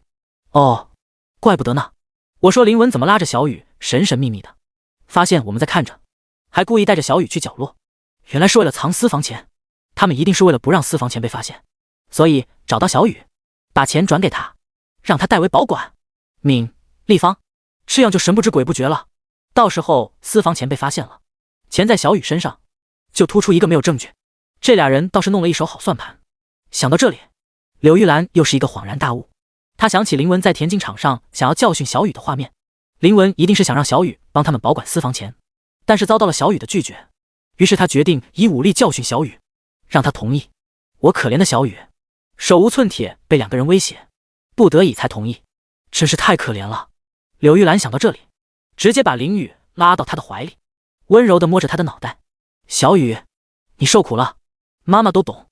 林雨，喵喵喵，她被老妈这个操作弄得脑袋上全是小问号。啥玩意儿？她受苦了？她根本没受苦啊。老妈，你说啥呢？我没。林雨刚准备解释，就被柳玉兰捂住嘴巴。好了，小雨，你不要再说了，妈都知道了。你爸是不是想着把私房钱转给你保管，这样就没有证据了？期间你要是不同意，还准备威胁教训你，是不是？林雨听到老妈这话，他整个人都惊呆了。Sigma， 哦，卧槽，老妈这是脑补了些什么东西啊？他根本没被老爸威胁，反过来他威胁老爸还差不多。老爸在他这偷偷买治疗药水的事，就足够威胁了。小雨，你不用解释了，妈知道你哪怕是被你爸威胁了，也要冒着危险告诉妈私房钱的事儿。你真是妈的好孩子。周芳也过来摸着林雨的脑袋。小雨，你付出的太多了。林雨见此顿了一下，然后微微点头。老妈，这件事和你说的差不多，他也懒得解释了，还是让老妈自己去脑补吧。至于老爸偷买治疗药水的事，他也没说。或许在这老妈暴揍的世界里，这瓶治疗药水就老爸最大的救星了。而冷清雪在一旁看的是一愣一愣的，太离谱了，这就是小雨的家庭地位吗？星号啊，雪雪地位减1。此时冷杰和林文可谓心情大好，他俩现在有了治疗药水，可以说是无敌于世间，只手镇压整个世界。两人心情不辍地回到老婆所在的观众席，他们俩的身份既然暴露了，也就不用坐在后排纵观大局了，老老实实的坐在老婆身边就行了。结果两人刚一到场，就发现现场的气氛很不对劲，周围的空气异常的冰寒而压抑。两人刚一上来，就看到了柳玉兰和周芳正在瞪着他们，眼神中充满着杀气。林文和冷杰一愣 ，Sigma， 哦，卧槽，发生什么事了？他们今天没有搞事啊？老婆怎么这个颜色？冷杰大着胆子上前问了一句。老婆，咋了？这是？周芳淡淡的瞪了他一眼，没有说话。他虽然很想立刻教训一顿冷杰，但还是控制住了自己，因为这是李小雨的大学，可不能给他带来不好影响。走，我们回家。说着，柳玉兰就和周芳走在前面，林雨和冷清雪跟在后面，离开观众席。现在已经是上午11点，观众席陆陆续续已经走了不少人，这个点回去刚刚好。冷杰和林文不知所以然的跟在后面，他还偷偷的问向冷清雪：雪雪，你妈这是怎么了？冷清雪则是摇摇头，然后露出小恶魔般的笑容：老爸，到时候你就知道了。冷杰瞬间愣住 ，Sigma， 哦，卧槽，不，他的贴心小棉袄又双若着漏风了。第169两个妈妈的个人面板，冷妈妈太强了。1小时后，众人回到林家别墅。上次他们是在冷家别墅吃饭，于是今天自然换到林家别墅吃饭。柳玉兰正好也作为主人，带着周芳参观他家的别墅。回到别墅内，两个妈妈并没有急着教训林文和冷杰，而是准备等吃完饭再算总账。吃饱了才有力气揍人啊，不然揍人都发挥不了全力。而冷杰和林文并不清楚老婆的意图，他们只知道自己现在很忐忑。老婆的表情明显是发现了什么大事儿，要教训他们了，但是又迟迟不出手，就很折磨人。他仔细的想了一下，但是想不出来到底发生什么事了。他们最近很乖的好吧，根本没有任何的搞事。敏、立方，想到这里，林文把冷洁拉进自己的书房，然后取出治疗药水，又往脑袋上喷了喷。这就起到了一个提前防御的效果。先把护盾打开再说，哪怕老婆突然偷袭他们也根本没在怕的，就很强。与此同时，林宇正在厨房里做午饭。谁让他是这个家里做饭最好吃的男人呢？啊，不对，毫不夸张地说，整个世界，他现在的厨艺也算是登峰造极了。毕竟有了系统的技能，他就是厨神在世。林宇熟练地切着青菜，同时嘴里哼着歌儿。我爱做饭，皮肤好好。哦，戴上厨帽，蹦蹦跳跳。哦，林宇切着菜，突然他想到了什么，他在水池边洗了洗手，然后把手擦干净，走向可以。林宇脑海中已经想到要把体质增强胶囊给雪雪和老妈他们使用。这是他上午在观众席查看自己的面板后，发现还剩许多体质增加胶囊没有用，他自己已经到达人类极限，用不了。那这些自然是给家人使用啊，给他们强化一下，增强一下体质。体质每增强一点都是好处多多啊，不仅身体健康不说，而且还百病不侵。必须给雪雪和老妈他们都安排上。老爸和岳父也得安排上。不过在此之前，他得要看看老妈和老爸他们的体质面板。使用体质增强胶囊前，要搞清楚老妈和老爸的体质才行，这样才比较稳。于是，林宇走到客厅。客厅里，柳玉兰、周芳和冷清雪正在沙发上聊着天。看到林宇来了，目光都移到他身上。柳玉兰看着林宇走过来，直接把林宇拉到自己身边坐下，伸手温柔地摸着他的脑袋。怎么了？小雨，是不是做饭累了？午饭还是妈来做吧。林宇摇摇头，老妈，这点饭哪有什么累的，我就是来客厅玩玩。妈，你和方妈妈继续聊呗。柳玉兰闻言笑着捏了捏林宇的脸，你这孩子。然后接着跟周芳聊了起来。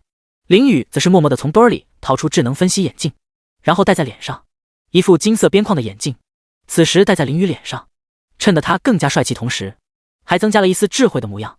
冷清雪在一旁眨着漂亮的大眼睛，好奇地掐了掐林宇的耳朵。小雨儿，你戴眼镜干什么？林宇则是把雪雪搂在怀里。雪雪，我戴眼镜帅不帅？冷清雪小脸微红，点点小脑袋，帅。林宇心中得意，然后看向老妈和岳母大人。瞬间，老妈和岳母大人的面板信息浮现在他眼前。姓名柳玉兰，身高166厘米，体重54千克，颜值94，体质70，喜欢的食物小雨做的饭菜，火锅，喜欢的事物敷小雨送的面膜，看剧。姓名周芳，身高167厘米，体重55千克，颜值94，体质80，喜欢的食物小雨做的饭菜，冰淇淋，喜欢的事物敷小雨送的面膜，锻炼身体。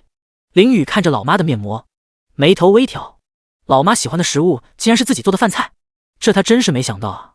看来以后得多给老妈做饭吃。至于老妈喜欢看剧，他是知道的。林宇在家里的时候，老妈就喜欢看剧，还喜欢拉着他一起看，看到他无聊的直打瞌睡。林宇最没想到的是，老妈喜欢的事物还有敷他送的美容养颜面膜，他有点哭笑不得。果然，只要是个中年女人，都对美容养颜面膜没有抵抗力，而因为他的到来，甚至产生了蝴蝶效应，改变了老妈的喜好。林宇看完老妈的面板，又看向岳母大人面板，他顿时惊呆了。Sigma， 卧槽，无情。岳母大人的体质那一栏赫然写着80的字样，原来岳母大人也有80的体质，那个女人太强了，怪不得雪雪是天生80的体质，这不是纯纯的遗传岳母大人的吗？80的体质是什么概念？林宇瞬间明白了一件事，难怪那天在天宇科技公司门口看到岳母大人被人碰瓷，面对那些人，他根本不怕，甚至还跃跃欲试，合着岳母大人根本不需要他去帮忙，也能把那群人解决啊。不过这忙他肯定得帮啊，不然哪有今天这局面。林宇又看到岳母大人喜欢食物也有冰淇淋，瞬间一愣，好家伙，合着雪雪喜欢吃冰淇淋也是遗传的，这俩人真是亲母女啊。最后林宇看到岳母大人喜欢锻炼身体，他顿时懂了岳母大人这80的体质是怎么来的了。同时他又想岳父的水深火热，希望人没事。此时柳玉兰和周芳发现儿子在看着他们，他们也笑着看向林雨。突然，他们发现林雨戴着金框眼镜。呀，小雨，你戴着眼镜的样子很帅啊！柳玉兰满意的夸了夸林雨，自家儿子真帅啊，而且戴着眼镜的样子很文雅，真不愧是他的儿子。周芳也是满意的看着林雨，这女婿他很满意。林雨则是在心中默念，让系统取出体质增强胶囊。结，老妈，吃药了。第170雪和2个妈妈增强体质，充满力量。林雨坐在老妈身边，心中默念，系统取出全部体质增强胶囊。回宿主已取出全部体质增强胶囊 X3。林雨手中无声无息的出现3颗体质增强胶囊。正当他准备给老妈吃的时候，突然他想到一个问题，这样不行啊，怎么可能直接给老妈他们吃体质增强胶囊？给老妈吃的时候，他肯定会看一眼啊，只要是个正常人，那肯定都会看一眼，无论是亲妈还是谁。亲妈知道你不会害她，但是肯定会看一眼，这是人类的本能。亲妈看一眼确定是什么东西就会吃，但要是陌生人，你给他吃他都不可能信你。只要老妈看了一看，就会看出来那是一个胶囊一样的东西。这不看没问题，一看就出大问题啊！没生病，没事吃这种东西，这让林雨怎么解释？不知道的还以为是下毒呢，这样肯定是不行的。林雨默默思考了片刻，然后心中默念，系统有没有能改变东西外表和口感的道具？回宿主有，糖果模拟器，100积分，可以把任何食物都模拟成糖果的外表和口感。林雨一听，瞬间眼睛一亮，我操，好东西啊，真是天助我也！正好可以用这个糖果模拟器把体质增强胶囊给模拟成糖果，然后再给老妈吃。买它！系统100积分，是否购买？是。嗡！林雨手中无声无息的又出现了一个像小手电筒一样的东西，上面写着糖果2个字。他转过身，把这个手电筒拿在手里看了看，然后咔的打开按钮，一道光照了出来。他把光照到手里的体质增强胶囊上面，瞬间体质增强胶囊变化成一颗小糖果的样子。林雨看了看手中的糖果，心想，成了，雪雪和老妈和岳母的体质可以增强了。起飞！林雨立刻坐到老妈身边，一只手抱着她的手臂。柳玉兰见他这个动作，摸摸她的脑袋，怎么了吗？小雨。林雨则是另一只手把糖果放到柳玉兰嘴边，老妈，给你糖果。柳玉兰闻言看了看林雨手中的糖果，然后好笑的捏捏她的脸，小雨，妈又不是小孩子了，吃什么糖果？林雨一听这话，瞬间装作生气的样子，老妈，你的意思我就是小孩子了？这可是我特意给你留的，你不吃我生气了。柳玉兰一看儿子要生气，有点好笑，她直接嘴巴一动，把林雨递过来的糖果吃下了去。好了好了，小雨，不生气了吧？味道酸酸甜甜的，很不错呢。林雨点头，好家伙，终于让老妈增强了体质。周芳在一旁看着好笑，结果林雨又掏出一颗糖果送到她的嘴边，妈，你也有份，奶奶爹，吃，为什么不吃？周芳看到林雨送来的糖果，有点惊喜，小雨，妈也有份，当然了。林雨点头，岳母当然也是妈。好好好，谢谢小雨。周芳笑着把林雨送来的糖果吃了下去。还别说，味道还很不错。林雨看着2个妈妈都得到了强化，微微点头，然后他就坐在一旁一动不动了。没错，他就是故意的，故意把女主角放在一边，等他自己上钩。半晌，果然，冷清雪漂亮的大眼睛看着林雨，等待着他送糖果来。结果林雨坐在一旁半天不动，没个表示。他瞬间急了，小雨儿，你竟然不给我糖果，2个妈妈都给了，不给我，区别对待啊！你完了！冷清雪上去就扑到林雨身边，掐了掐她的脸，小雨儿，你是不是忘了什么？林雨表情淡定，没啊。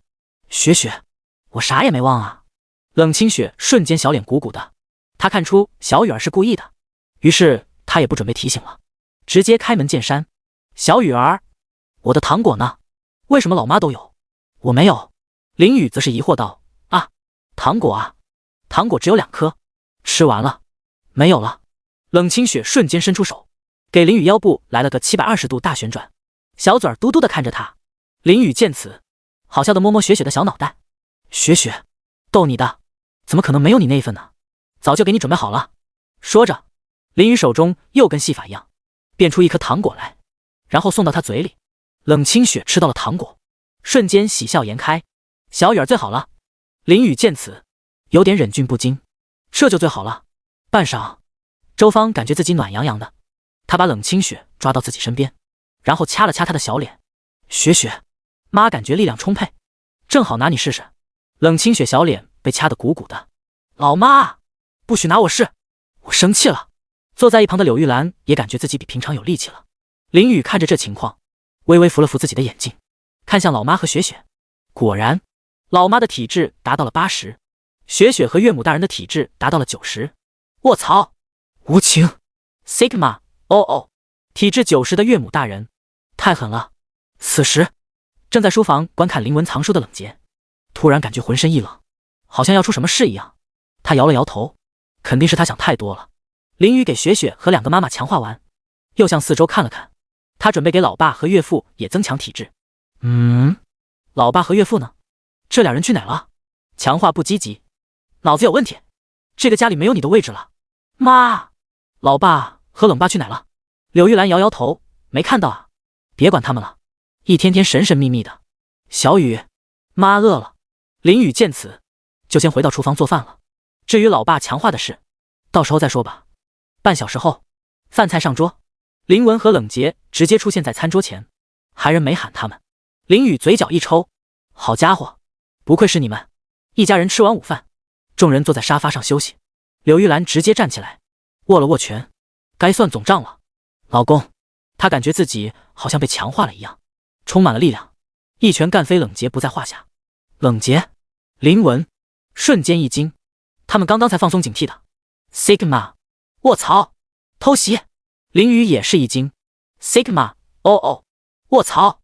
岳母大人现在90的体质，一拳可以直接把没强化的岳父锤飞呀！林雨立刻站起身，妈，拳下留人。第171林雨，老爸的面板也太弱了。此时，林家别墅的客厅内，局面很紧张。林文和冷洁看到周芳直接站起来，大喊一声要算总账了。这2人瞬间就被吓了一跳。Sigma， 现在是刚吃完饭的时候，也是2人最放松的时候。他们在前面就提心吊胆的等着老婆回来发难，治疗药水都提前用了，护甲拉满，护盾拉满，防御力直接拉满。没想到老婆半天没动静，结果刚吃完美味的饭菜，整个人身心都放松了，身体都松懈了。结果老婆突然站起来就是一个偷袭，太坏了！这个女人专门挑他们松懈的时候发难。敏、立方。不过林文和冷洁虽然被吓了一跳，但是他们也并不是很害怕，因为他们早就在前面使用了治疗药水，现在脑袋上是叠满了护甲，根本没在怕的。老婆既然要揍他们，那就让他揍好了。奶奶爹，那就来吧。他们甚至怀疑老婆连他们的防御都破不了，指了指脑袋，来，往这来，使点劲儿啊！老婆，不是刚吃完饭吗？就这呀，我还以为有多狠啊，连我防都破不了。然而，林文和冷洁不知道的是，周芳和柳玉兰刚刚体质得到了强化，林妈妈的体质强化到了80，而冷妈妈更是为重量级，体质直接达到了90。从80的体质强化到90的体质，这中间变强的不止一星半点，力量增加了几倍都不止。没有强化的冷洁现在哪怕使用了治疗药水，防御力拉满，也会被周芳一拳锤飞，因为2人根本不是一个重量级的，就像大人揍小孩一样，就像从新手村出来就打最终 BOSS 一样，你拿个小盾牌就能防住 BOSS 一下吗？显然不能。而他们更不知道的是，造成现在这个局面的就是他们的儿子林雨。此刻林雨突然站起身，拉住周芳的手臂，妈，拳下留人。瞬间所有人的目光都看向他，他此时就是家里最靓的仔。周芳、冷清雪和柳玉兰看向他的表情是疑惑，林文和冷洁看向他的表情则是感动。操，还是儿子好啊，知道救我这个老爸，儿子果然没白养。好感动。然而林雨之所以拦住岳母大人，是因为岳父现在的体质肯定扛不住强化后岳母大人一拳，直接当场就记了，他得出手拦住，然后把老爸和岳父也给强化一下，把他们的体质也增强一个等级，然后再给岳母大人揍。他出手并不是为了救岳父和老爸，而是把他们强化一下再给岳母大人揍。这俩人该揍还是得揍的。这样的话，大家都提升了一个等级，相互抵消，就应该没问题了。都在一个起跑线上，问题不大。嗨呀，他真是为了这个家付出了太多啊。周芳虽然疑惑地看向林雨，但是他挥出去的小拳头还是停在了冷洁面前。毕竟是林雨，宝贝儿子的面子还是要给的。怎么了吗？小雨，哈哈哈，妈，我带两个爸爸去书房聊一下，有点事儿，给我5分钟就够了。周芳闻言，笑着点点头。好的，小雨，时间不是问题，1小时都没关系。谢谢妈。说着，林雨就把林文和冷洁光速拉到书房里。两个爸爸见到这个场面，都还没有回过神来，就愣愣的被林雨拉进书房。书房内，林文和冷洁反应过来，他们感觉自己像逃过一劫一样，心里很开心。林文更是笑着拍了拍林雨的肩膀：“儿子，这回多亏了你救了老爸，爸答应你一个要求作为报答，说吧，只要是爸能办到的，全都满足你。”林雨则是默默地扶了扶自己的金框眼镜，看向老爸和岳父。还是那句话，在增强老爸和岳父的体质前，得弄清楚他们的体质具体情况咋样。随着智能分析眼镜中映入林文和冷洁，林雨眼前出现他们的面板：姓名林文，身高183厘米，体重75千克，颜值92，体质61，因为最近挨了揍，体质增强一点。喜欢的食物，儿子做的饭菜，麻辣小龙虾。喜欢的事物，和冷兄整天搞事，打游戏，钓鱼。姓名冷洁，身高182厘米，体重74千克，颜值92，体质75，因为经常挨了揍，体质增强5点。喜欢的食物，女婿做的饭菜，油炸口味食品。喜欢的事物，和林弟整天搞事，下棋，钓鱼。林雨看到两个人面板，尤其是老爸的面板，顿时愣住。Sigma， 哦，卧槽，原来老爸的体质才只有60，这也太虚了吧，正常人的体质都有50，老爸才60，这样太拉了，怪不得呀。林雨开局体质才20，虚，原来是老爸太拉，体质不行。但凡老爸有70的体质，也不至于他的体质才20，虚。其实林雨不知道的是，原主初始体质也是有50的，但是原主天天打游戏奖励自己，导致体质点数下降，形成了现在这个局面。不过林雨又看到后面一行的字，什么玩意？原来老妈揍老爸可以增强他的体质，老爸还因此体质增加了1点，甚至岳父更狠，因为揍多了，体质直接增加了5点。还有这种好事？这玩意儿不比他的体质增强胶囊好使？算了，不给老爸他们使用体质增强胶囊了，让岳母大人整天揍岳父就行了。当然，林雨只是开个玩笑，该给老爸体质增强还是要给的，不然他们被老妈和岳母大人一拳捶飞咋整？林雨继续看了看老爸和岳父的面板，然后嘴角一抽，这俩人还真是难兄难弟啊！喜欢的事物竟然是一起整天搞事，这俩人在一起真是释放自我了，太离谱了，该被教训。林雨看了看两个老爸，该吃药了。他心中默念：系统购买2颗体质增强胶囊。第172林雨，老爸你被强化了，快上！林雨系统空间里最后3颗体质增强胶囊已经给雪雪和老妈他们使用了，没有剩余，自然要去系统商城购买。回宿主200积分，是否购买？林雨挑眉，一颗100积分，这玩意儿还挺贵。他从体质20虚提升到100，这中间要不是系统送了很多，他岂不是要用掉800积分？不过贵是贵，该买还是要买。他点点头，是。随着林雨确认，他的手中又出现2颗体质增强胶囊，他悄悄转过身去，不让岳父和老爸看到，然后又从兜里凭空掏出一个小手电筒一样的东西，这个就是传说中的糖果模拟器，可以把任何食物都模拟成糖果的样子和口感。林雨把手里的糖果模拟器打开，一道光照了出来，他把光照到2颗体质增强胶囊上，瞬间2颗体质增强胶囊变成了一颗小糖果的样子。还是老规矩，先把体质胶囊变成糖果的样子，再给老爸吃，不然老爸看到了还以为是下毒呢。此时林文拍着林雨的肩膀，小雨，你有什么要求？爸满足你。林雨则是一笑，爸，我没什么要求。他这说的是实话，他现在可是有系统的男人，什么东西弄不到，不管是你想得到的还是想不到的，是人用的东西，还是狗用的东西？林宇一句话，系统就能乖乖送来。宿主吹牛，请别带上系统。林宇，抄，留你有何用？他看了看林文，然后掏出一颗糖果，递给老爸。爸，来，吃一颗糖果压压惊。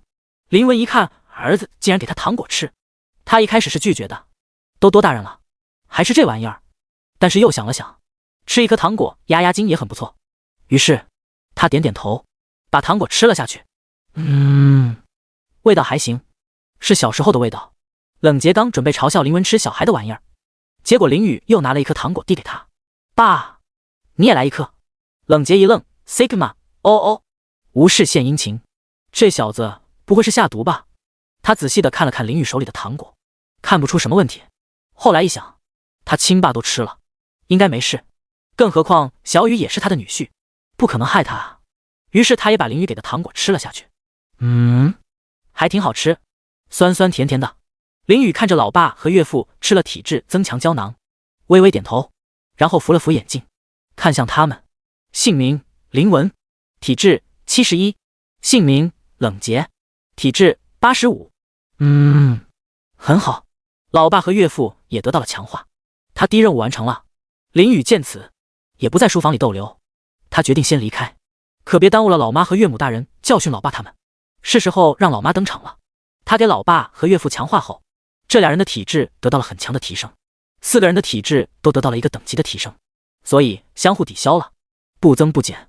老妈和岳母大人揍起来应该也和以前一样，岳父也不用记了，试了符一去，深藏功与名。林宇拍了拍老爸的肩膀，爸，你们继续聊，我先回客厅了。你回去吧，我跟你冷爸爸还有一些事情要说。林宇点头，然后走出书房，顺便关上门。而林文看到林宇走出书房，悄悄跑到自己的书架边，拿出一本他珍藏许久的私人藏书，传统图画品鉴，然后看向冷杰，露出猥琐又猖狂的笑容。冷兄，我这里有好康的，要不要一起来欣赏欣赏？冷杰见此，也是会意的点点头，同样露出猥琐又猖狂的笑容。我懂，林弟，我正有此意。于是两个人就在书房里认真的欣赏了起来传统图画品鉴。另一边，林宇走出书房来到客厅，雪雪正在和2个妈妈聊天，看见林宇出来，3人的目光看向林宇。周芳开口，小雨，怎么样，你的事情说完了吗？妈不着急。林宇点点头，说完了。妈，你可以动手了。周芳笑着摸了摸林宇的脑袋，还是我家小雨懂事。既然如此，兰妹妹，咱们走。柳玉兰点点头，锤飞他们。敏、丽芳。于是2个妈妈带着不可阻挡的气势走进了书房。冷清雪则是看向林宇，小雨儿，你猜等会儿2个爸爸谁喊得更大声？林宇听到雪雪这话，瞬间一愣，好家伙，这就是传说岳父的小棉袄吗？哄堂大笑了，属于是，不过他喜欢。林宇把雪雪抱在怀里，搂着她的水蛇腰。雪雪，我猜老爸喊得更大声。冷清雪露出似笑非笑的神情，我猜我老爸更大声。林宇挑眉，哦，那就拭目以待。此时书房里，林文和冷杰正在认真地看着传统图画鉴赏。林弟，我怎么感觉有点暖暖的？不会是小雨递给我们的糖果有问题吧？ Sigma， 哦，冷杰瞬间一惊，林文则是白了他一眼，想什么呢？冷兄，感觉暖暖的不是很正常吗？你我看的可是正经的书。冷杰闻言看了看图画鉴赏，露出恍然大悟的表情。那确实该如此。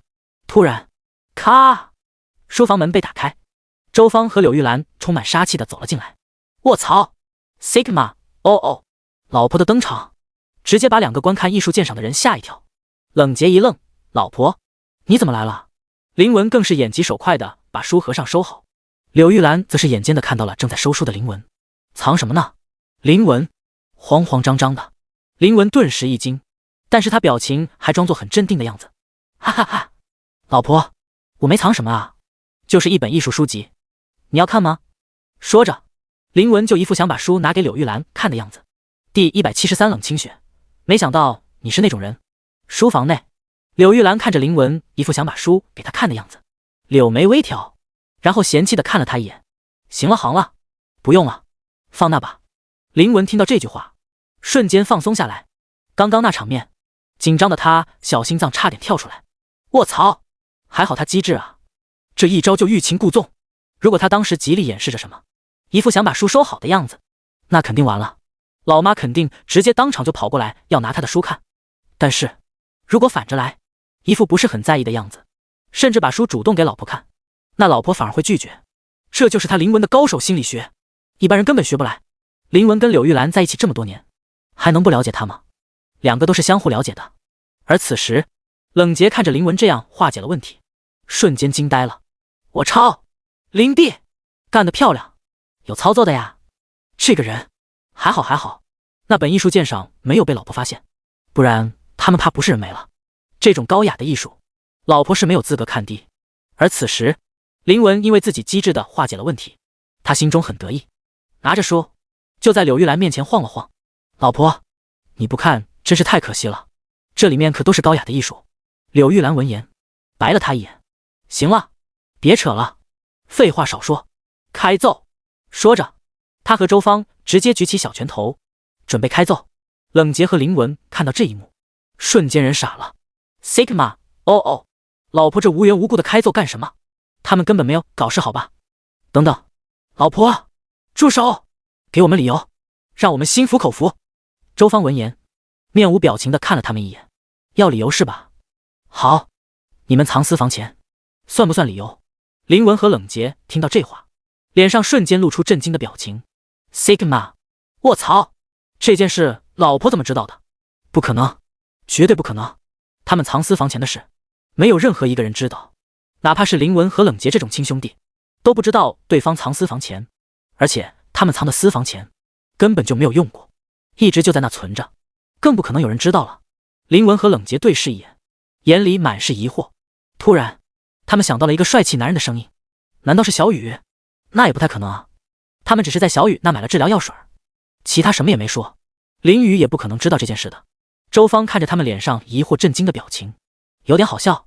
冷杰则是咬着牙，老婆，私房钱的事我们认了，但是你告诉我，是谁跟你说这事儿的？周芳挑眉，还能有谁？当然是小雨了，不过小雨可是他的宝贝儿子，怎么可能告诉你们呢？可得把小雨保护好。他扬起小拳头，至于是谁告诉我们的，你们就没有必要知道了，多说无益，乖乖站好。咔咔咔，嗷！林家别墅内传来两个男人的阵阵惨叫声，周围相邻的几栋别墅都听到了这个声音。他们很疑惑，怎么老林家有两个男人发出猪叫？半小时后，柳玉兰和周芳捏了捏已经发酸的手，从书房里走了出来，可把他们累坏了。起初他们以为今天自己的力量很充沛，奏起来应该很轻松，没想到和往常一样，还是会手酸。这是啥情况？难道今天力量充沛是假象？书房内，林文和冷杰两人已经肿成了猪头，但是并没有其他感觉，和往常一样的力道，可能要重一点点，但是无伤大雅。两人掏出治疗药水，露出得意的笑容。哈哈哈哈！老婆，你终究还是差了一步，我们是无敌的。说着，他们就把治疗药水往脑袋上喷了喷，瞬间脑袋就恢复了大半，底牌一用，瞬间恢复，简直无敌。客厅内，冷清雪靠在林雨怀里，得意地伸出小手，掐了掐林雨的帅脸。小雨儿，你输了哦，是老爸喊的最大声。林雨对此也是嘴角一抽，他本来以为是老爸喊的最大声，没想到结果是岳父喊的最大声，简直无语。因为岳父的体质比老爸高14个点，明明更强好吧，然而就最强的那个人喊的最大声，真是对不起你那个体质，太丢脸了。下午一家人并没有再去大学，而是在家里好好的休息了一番。林文和冷杰在书房里不知道干什么，林雨则是陪着雪雪和妈妈在客厅聊天。时间很快来到了晚上，林雨做好晚饭，一家人在餐桌上吃着菜。周芳疑惑地看了看冷杰，因为他的猪头差不多都没了。老公，你恢复的挺快啊。冷杰一愣，老婆，你知道的，我体质很好的，这点小伤几秒钟就恢复了。周芳闻言直接笑出声，哈哈哈哈！老公，你在开玩笑吗？你那个小身板儿。冷杰，奶奶爹，虽然有点尴尬，但还是把治疗药水的事儿给解决了。晚上10点，冷杰准备开着车子送林雨和雪雪回大学。这时柳玉兰看向周芳开口：“姐姐，今晚太晚了，你们在我家里住下来吧。还有小雨和雪雪也是，都在家里住下来。”周芳听到这话，毫不犹豫地点点头：“好。”于是柳玉兰开始安排了一番：“今晚我和姐姐一起，老公你和冷大哥一起，反正他们本来也是睡客厅的，正好了。小雨你和雪雪一起去小雨房间。”冷杰和林文听到这个安排，整个人都傻了。Sigma 不，而冷清雪则是很开心，她很想看看小雨房间是什么样的。林雨先开始觉得没什么，结果看到雪雪，急忙想去她房间看看，突然想到了什么。Sigma 卧槽，不可以，他的房间有很多。第174林雨的房间有几万个老婆。林雨此时已经人傻了呀，他没想到今天竟然猝不及防的就住在家里了，不回大学了。事情发生的太过突然，他根本没反应过来。理论上来说，今天还是照常回大学的，没想到老妈突然整这么一出，给林雨整懵逼了。老妈竟然让雪雪去她的房间。Sigma 不可以的呀，雪雪不能去进去的，她的房间里是有很可怕的存在的，雪雪看到了肯定会被吓到的，因为她房间是有那什么的。对，没错，就是你们想的那样，她的房间其实根本没有什么纸，也没什么色色的书，也没有色色的图，更没有色色的电影啥的。完全没有这种东西。是不是猜错了？他林雨本来就是个正经人，房间里怎么可能有这种东西？就不可能，就算有，也会藏起来，不让人发现。林雨之所以担心雪雪来他房间，是因为他房间里有原主买的很多的女人物的动漫手办模型，比如什么《猪头少年》里的麻衣学姐呀，辉夜大小姐想让我告白的辉夜大小姐，刀剑神域的亚丝娜，路人女主的霞之秋诗雨，圣人会，喜多川海梦，约尔，石崎狂三，雷神，莫娜，申鹤，此处省略1万个字。总之呢，以上这些都是原主认为是他自己老婆。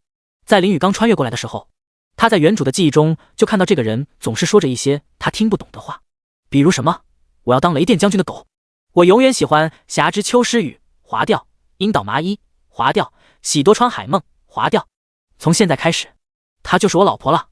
今天老婆又增加了一个，好家伙，林雨直呼好家伙，他林雨愿称你为最强，老婆竟然有几万个，不愧是你啊，难怪把自己整成体质20，虚，这一切都是因为你几万个老婆。而且原主的被子、电脑键盘、鼠标、衣橱里的衣服，全是这些贴图，这房间一眼看去就知道是肥宅的。一开始林雨看到这些也是不知道怎么办，他林雨可是正经人，但是他觉得的扔了也太可惜了，毕竟肥宅一面墙，北京一套房，所以留了下来。原主买的这些都是正版高质量作品，一个好几千呢。林雨当然觉得还是留下来好，绝不是有什么其他的想法呀。一个暑假中，林雨天天和这些塑料小人待在一起，慢慢的就接纳了他们。既然都在他房间了，不是他老婆是什么？于是那一天，林雨也拥有了几万个老婆，而且他电脑还有很多学习资料。这要是给雪雪看到了，那他在雪雪心中正人君子、高大威猛的形象岂不是崩塌了？林雨此时已经想象雪雪看到他房间时的表情了。雪雪脸上露出狡猾又带有深意的笑容，然后看向他：“哦，我懂了，小雨儿，原来你是那样的人，不可以色色哦。”林雨想想这个画面就觉得是太羞耻了，要是给雪雪看到了他房间的样子，那还得了？他怎么解释啊？难道要说这些都是宅男原主的东西，跟他林雨没有半毛钱关系？这话谁信啊？在雪雪眼里，他就已经是那样的人了。不行，他绝不允许这种事发生。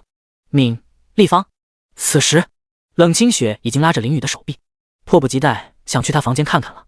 小雨儿，周，跟我进屋。林雨看到这情况，连忙急中生智：“老妈，要不还是送我和雪雪回大学吧，明天还得回去呢，不如晚上回去比较方便。”柳玉兰闻言挑眉：“小雨，这么晚了回去很不安全哦。怎么了？在外边住了几个月，现在都不想在家里住了，开始嫌弃家里了？”林雨：“好家伙，他人都傻了，老妈这是什么逻辑？不是，老妈，我没这个意思。那是什么意思？”突然柳玉兰想到了什么，她笑着看向林雨：“哦，小雨，你的房间是不是有什么见不得人的东西，不敢给雪雪去看啊？”柳玉兰作为林雨亲妈，当然知道林雨房间里有那些个手办，他倒是觉得没什么。男孩喜欢这些不是很正常吗？有什么不好意思的？林雨听到这话，瞬间一惊 ，Sigma， 哦，妈，你别说了，还嫌事儿不够大啊？奶奶爹，那就来吧。林雨强颜欢笑道，哈哈哈，老妈，你这话说的，我房间里怎么可能有见不得人的东西呢？雪雪今晚就和我一起在我的房间。此时，冷清雪漂亮的大眼睛观察到了林雨脸上的神情，她脸上露出小狐狸般的笑容。小雨儿的房间里肯定藏着什么，她一定要全部都找出来。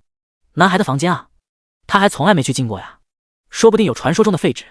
冷清雪想到这里，脸上就微微泛红，眼睛里闪着红光，表情一脸兴奋的样子。于是林雨就这样麻木地带着冷清雪走向他的房间。完了，这下要被雪雪给发现了，BBQ 了。林家别墅还蛮大的，林雨房间在2楼，他一路带着冷清雪来到他的房门口，也走了不少的距离。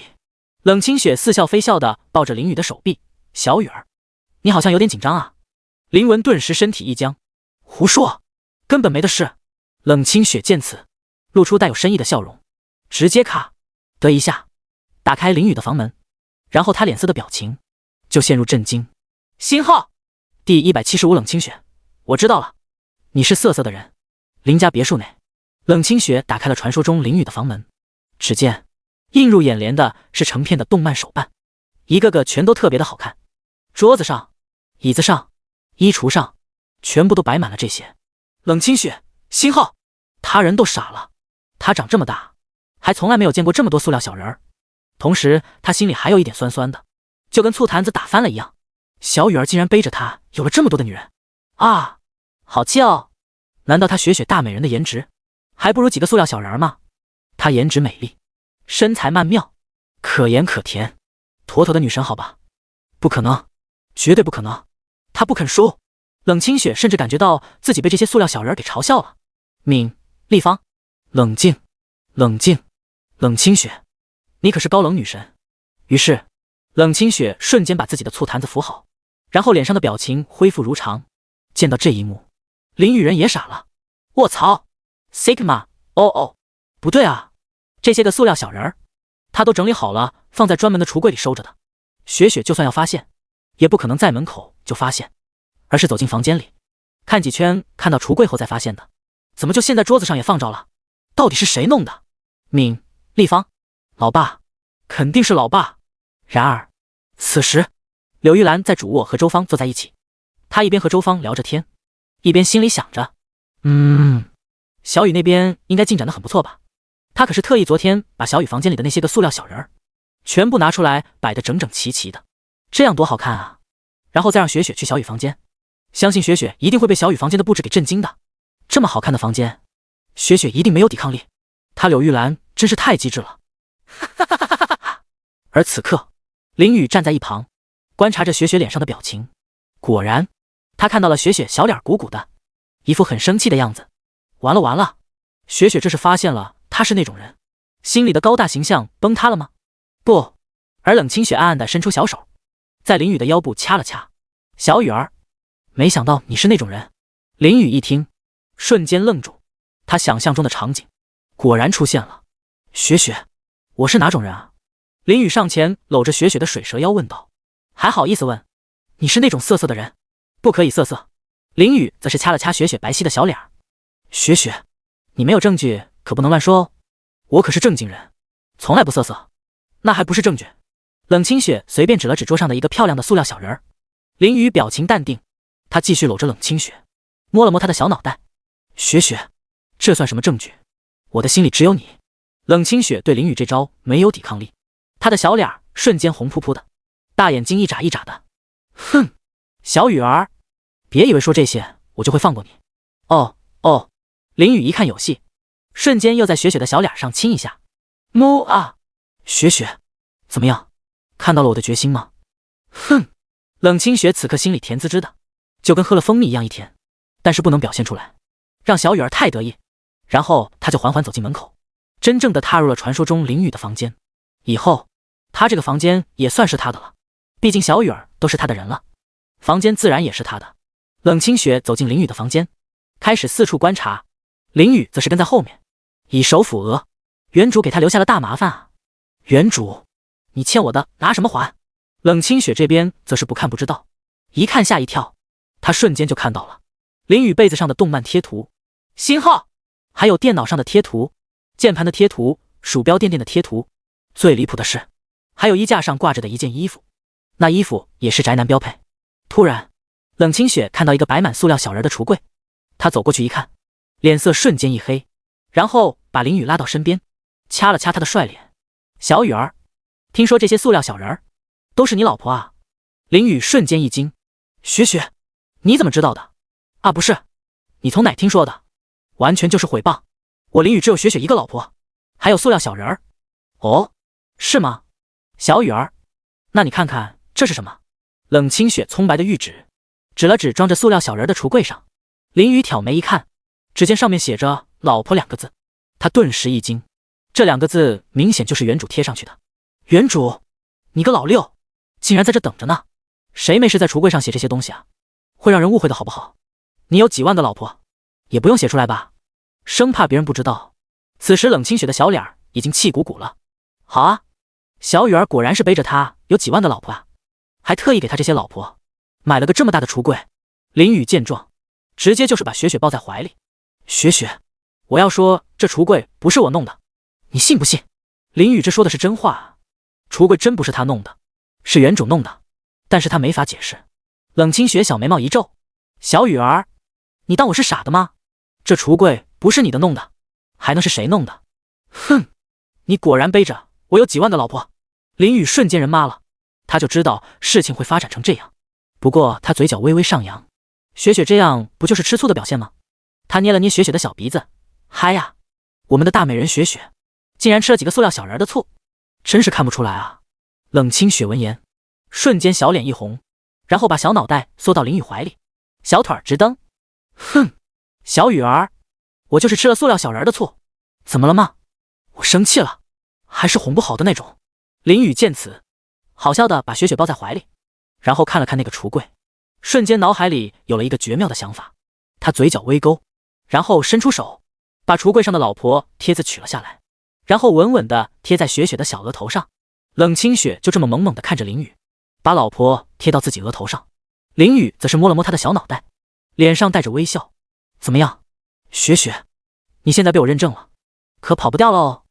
第176。冷清雪急了，急了，她急了。冷清雪瞪着漂亮的大眼睛，猛猛地看着林雨，她的小额头上还贴着那2个字。林雨此时温柔话语还在她耳边回响：雪雪，我给你认证了，你可跑不掉了哦。冷清雪顿时感觉心都要化了，脸颊微红，大眼睛里充满着水雾。小雨儿也太会了吧。冷清雪还伸出小手摸了摸额头上贴的那2个字，仿佛这2个字已经印在她额头上了。林雨看着冷清雪的小手，有点好笑，他捏了捏雪雪的小脸，笑着说道：怎么了，雪雪，你怎么呆呆的？我已经给你独家认证了，你脑门上的字就代表着你现在是我的独一无二了，那些个手办可没有你这个待遇哦。冷清雪听到这话，心里好似有一股暖流流过，看来他在小雨儿的心中地位比那几万个塑料小人要重要。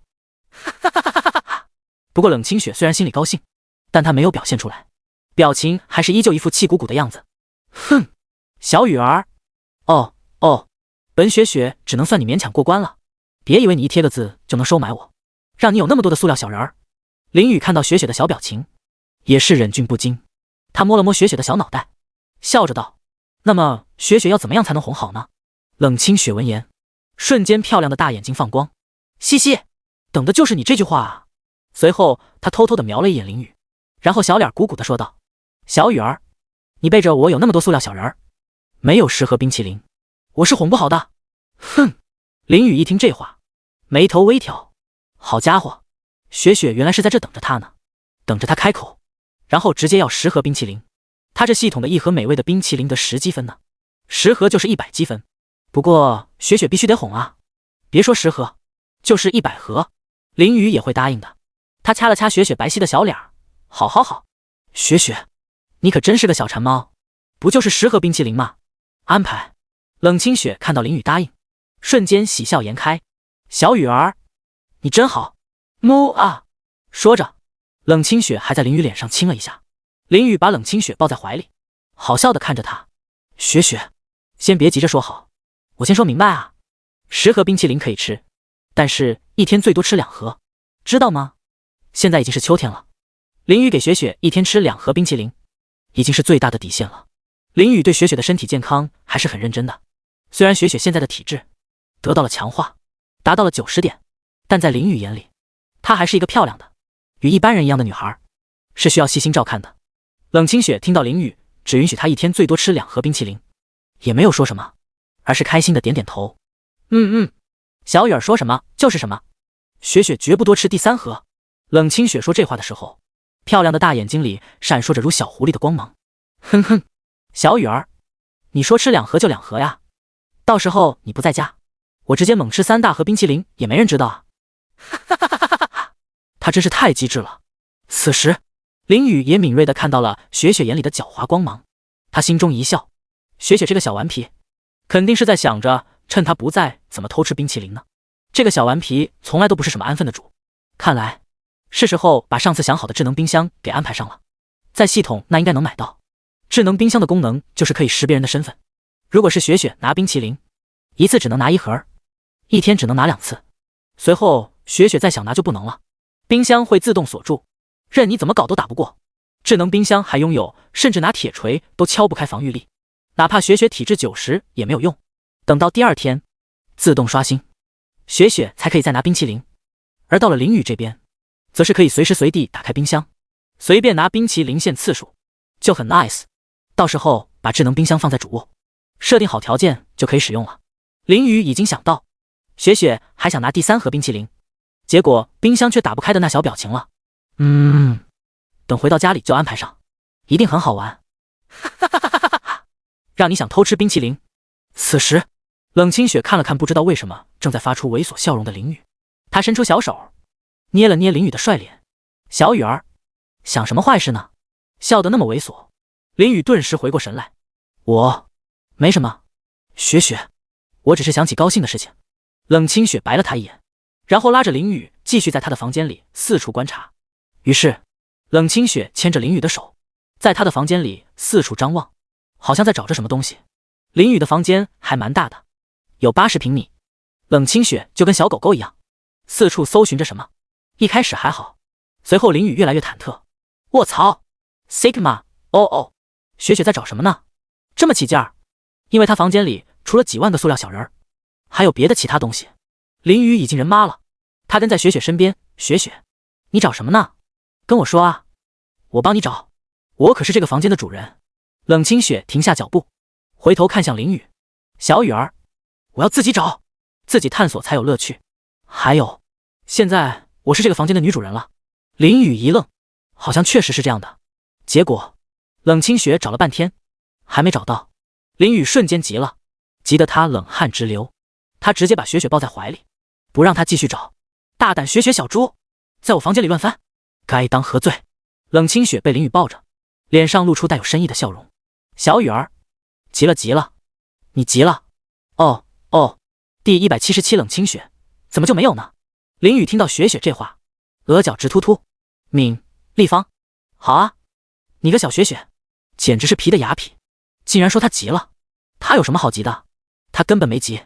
小猪雪雪竟然这样嘲笑他，叔叔能忍，婶婶都不能忍，婶婶能忍他，林雨也不能忍。林雨反手就把雪雪抓到怀里，然后就掐了掐她的水蛇腰。雪雪，谁说我急了？我根本没急。其实林雨是真急了。雪雪在这里找着不知道什么东西，她能不急吗？林雨自己都不知道，她房间里是不是藏了忘在角落里的什么东西。冷清雪闻言，眼里带着狡猾如小狐狸一般的笑容。哦，小雨儿，你如果不是急了，干嘛要把我抱起来，不让我继续找？林雨被冷清雪这么一说，顿时愣住了。啊，这确实啊，他这个行为很难解释啊。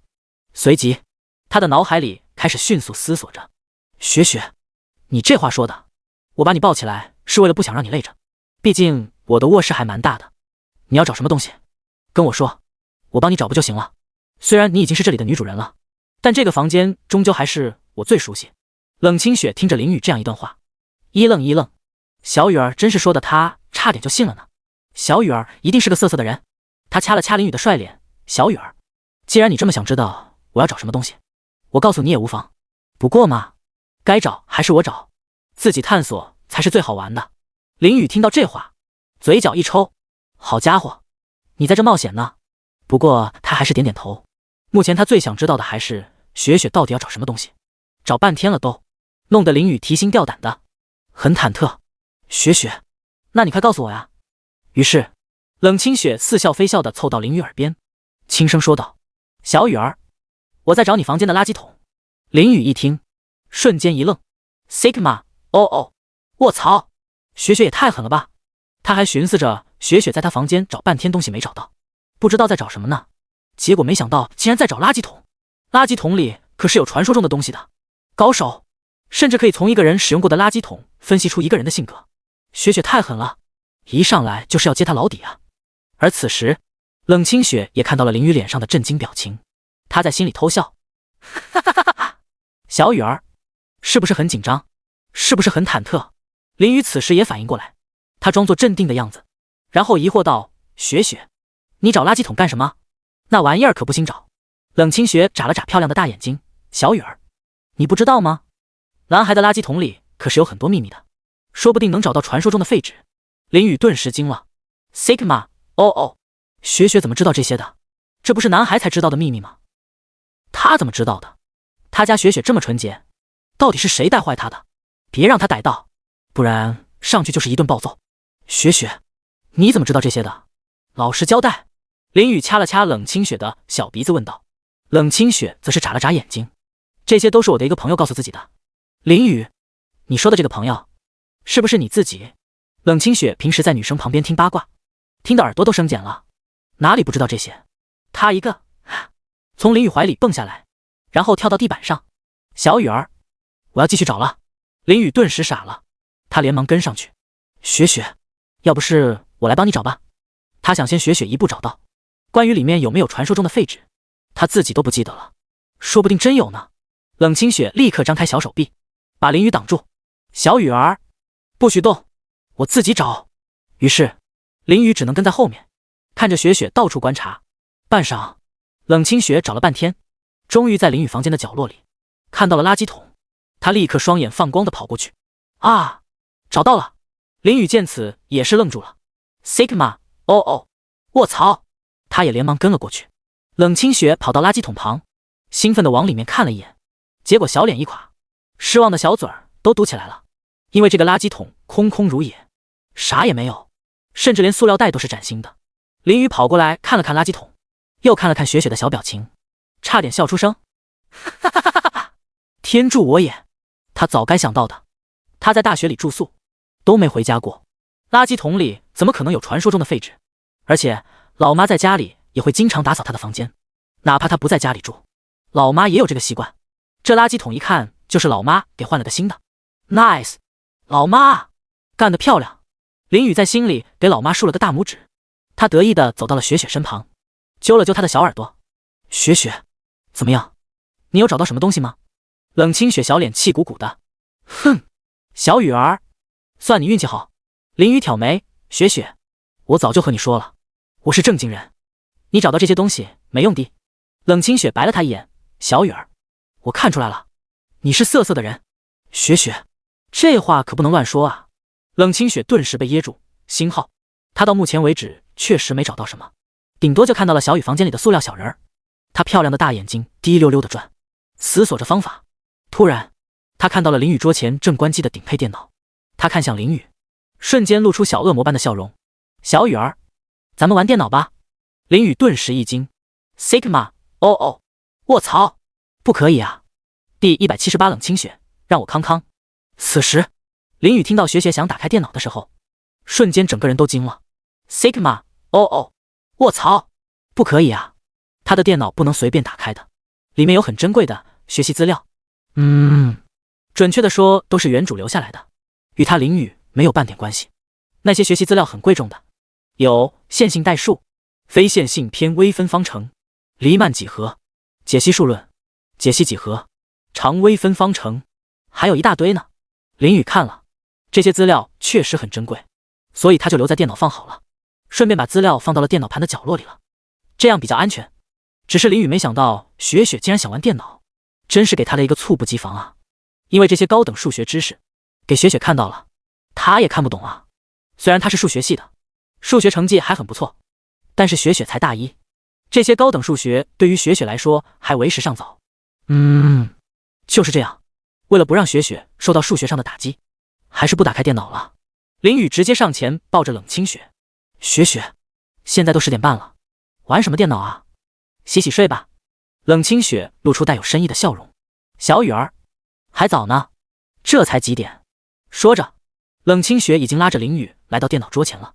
她伸出手摸了摸电脑的主机，脸上露出震惊的表情。哇，小雨儿，你这电脑一定配置很好吧？这显卡是不是3060的 CPU 一定是 i9 吧？冷清雪说着，脸上露出狡猾的笑容。哼哼，男人一定对介绍自己的电脑配置没有抵抗力，上钩吧，小雨儿。而林雨一听这话，顿时昂首挺胸，一副很生气的样子。雪雪，瞧不起谁呢？什么 i9， 什么3060，且让我好好的给你介绍介绍这电脑配置。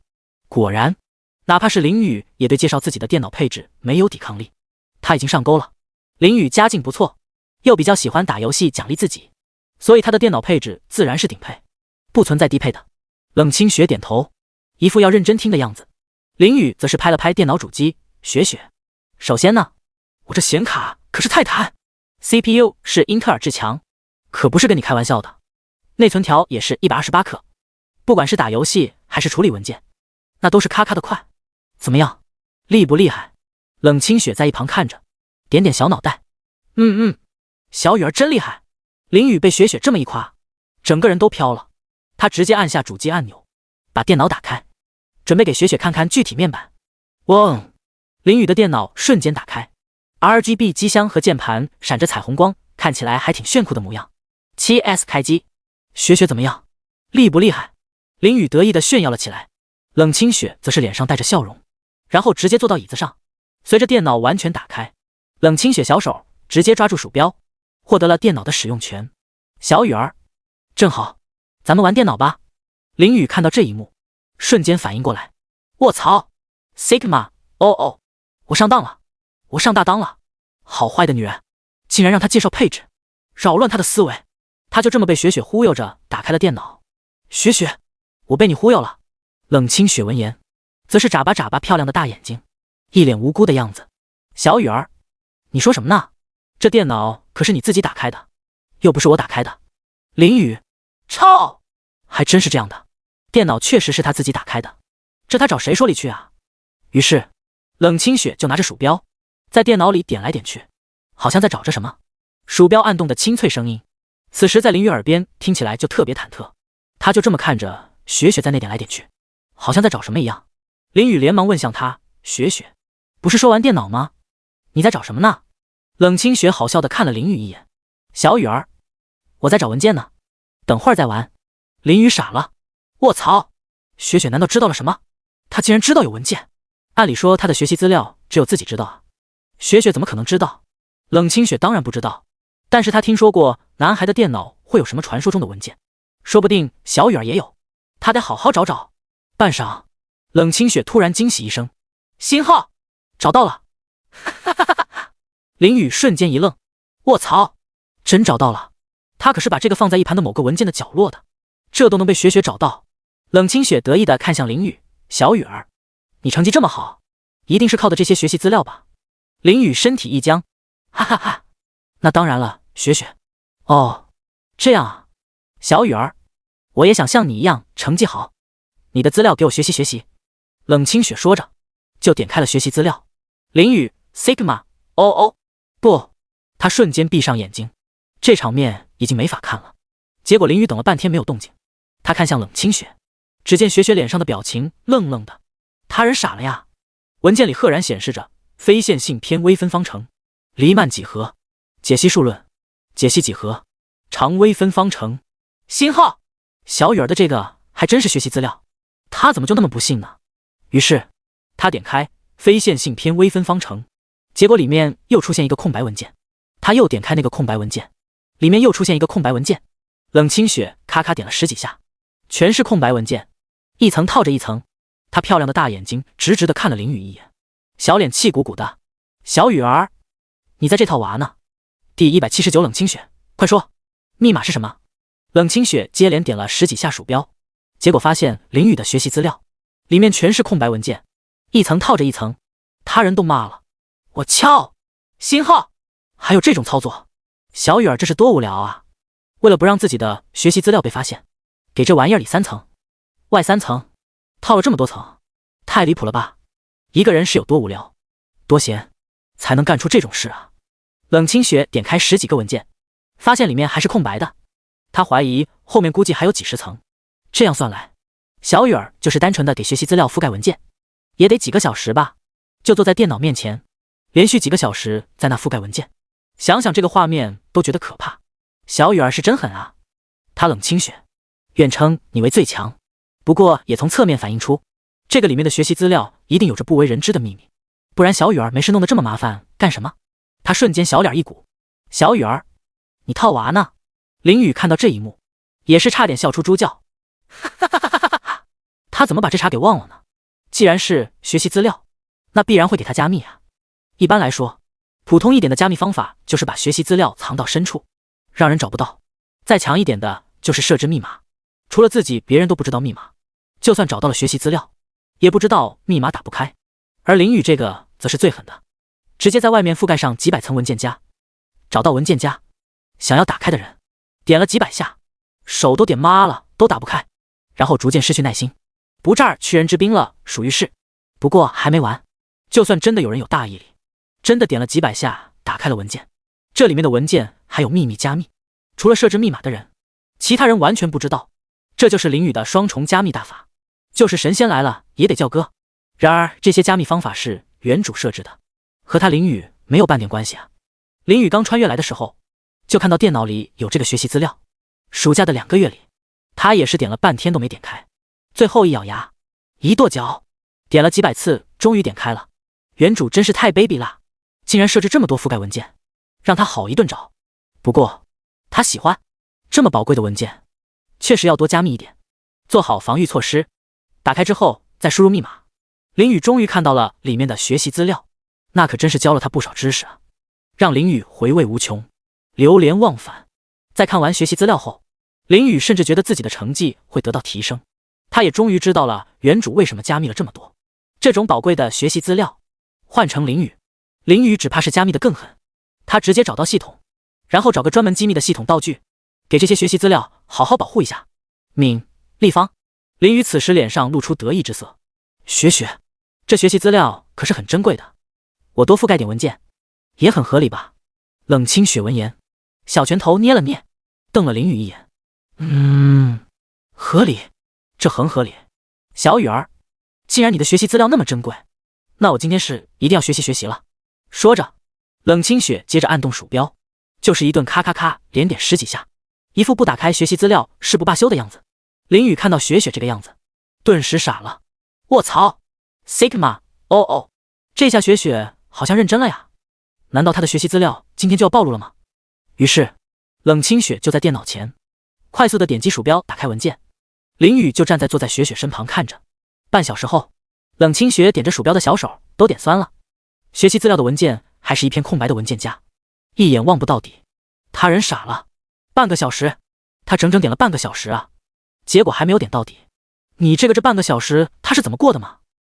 冷清雪发现自己错了，而且错得很彻底。小雨儿的学习资料根本不止覆盖了几10个文件夹，起码覆盖了几百个文件夹，这是人干的事儿吗？他手都酸了。林雨在一旁看着雪雪的小表情，又看到他停下来捏手的动作，瞬间在心里偷笑。哈哈哈哈哈！雪雪，手酸了吧？这么多文件点开来一定很累吧？实在不行就不放弃吧。还好他林雨就留了一手，真是太机智了。此时冷清雪挑眉看了林雨眼，结果就看到他那要憋不住的偷笑。好啊，小雨儿，你弄了这么个东西还在这偷笑。他瞬间小嘴嘟嘟的伸出小手掐了掐林雨耳朵。小雨儿，你来点文件，快点。林雨顿时愣住，卧槽，雪雪让他去点文件，是想累死他吗？这么多覆盖文件，点半小时都点不完。而且如果是他去点文件，那不就是搬起石头砸自己的脚吗？林雨讪笑道：哈哈哈，雪雪我可以不点吗？冷清雪听到这话，漂亮的大眼睛看了林雨一眼。嗯哼，你觉得呢？小雨儿。林雨顿时一惊，为了我家雪雪的学习资料，我必须一马当先。说着，林雨就拿起鼠标开始咔咔咔一通打开文件，逗得冷清雪咯咯直笑。又是半小时过去，林雨终于点到了最后一层的文件。冷清雪见此，瞬间双眼放光。小雨儿，我来，这个神圣的时刻必须由她冷清雪亲自打开。于是冷清雪接过鼠标，按下点击按钮，瞬间电脑屏幕内弹出2个字，请输入密码。冷清雪，她无语地看了林雨一眼。小雨儿，密码多少？林雨陷入回忆之中，思索了片刻。123456。冷清雪顿时一愣，怀疑自己听错了。星号，超，这么简单的吗？第180。冷清雪，真的是学习资料。冷清雪此时听到林雨的回答，小脑袋有点懵懵的，她实在是搞不懂，小雨儿费那么大的力，给学习资料文件覆盖了好几百个文件夹，让人打开的时候手都点酸了。结果设置的密码竟然是123456这种简单的不能再简单数字，她是怎么想的呀？冷清雪原本还以为小雨儿的密码是有多么高大上，经过7749天的周密计算得出来的。毕竟这文件都覆盖了几百层，密码不设定的难一点，怎么说得过去呢？早知道这样，冷清雪觉得就不问小雨儿密码了，还不如她自己一个一个的试，这样还有猜密码的乐趣。冷清雪想到这里，小脸一鼓，小雨儿，你这密码也太简单了吧，一点都没有挑战性，你对得起你辛辛苦苦覆盖了几百层的文件夹吗？林雨听到这话，剑眉微挑，雪雪这是咋了？看样子他还巴不得我把秘密设定的难一点，设定的难一点，他这个小笨蛋更打不开了呀。林雨好笑的捏了捏雪雪的小鼻子，雪雪，我设置一个简单的密码还不好啊？不然你这么笨，文件都打不开。冷清雪则是皱了皱小鼻子，腮帮子一鼓，不服的说道：小雨儿，不是我说你，就你这123456的密码，我随便乱敲键盘都能敲出来，你信不信？林雨则是好笑，真要是随便敲键盘，还真随便敲不出123456，这里面的随机数可是很多的。不过他没有这么说，而是抱着雪雪的小腰说道：雪雪，我跟你说，我为什么要设置个123456的密码？这其中可是有很多门道的。冷清雪一愣，这其中还有门道？小雨儿，那你说来听听。林雨也是点头，开口讲解了起来。首先呢，雪雪，最危险的地方就是最安全的地方，这个道理你懂吧？冷清雪点点小脑袋，这个道理他自然懂。所以啊，最危险的地方就是最安全的地方，最简单的密码就是最难的密码。如果有人点开文件，他想破脑袋也想不明白，这个密码竟然会这么简单，然后再在其中加一点心理学。雪雪，比如是你辛辛苦苦的点了1个小时的文件，终于打开了学习资料，这个时候突然弹出个密码，你会觉得接下来要填的密码很简单吗？这么难得打开方式，密码一定也很难，对不对？冷清雪坐在林雨身边，听得小脑袋一愣一愣的。井号39，井号39。小雨儿，你这么一说，好像很有道理的样子。林雨好笑的捏了捏雪雪的小耳朵，那当然有道理了，我这个密码可是集大成者，可不是简单的123456，不是什么人都能打开的。正当林雨在得意的时候，冷清的小手飞快地敲动键盘，把密码输了进去。噔，学习资料瞬间打开，里面全是一些解析几何的标题。林雨顿时一惊，卧槽 Sigma， 偷袭，完了 Barbecue 了，完了。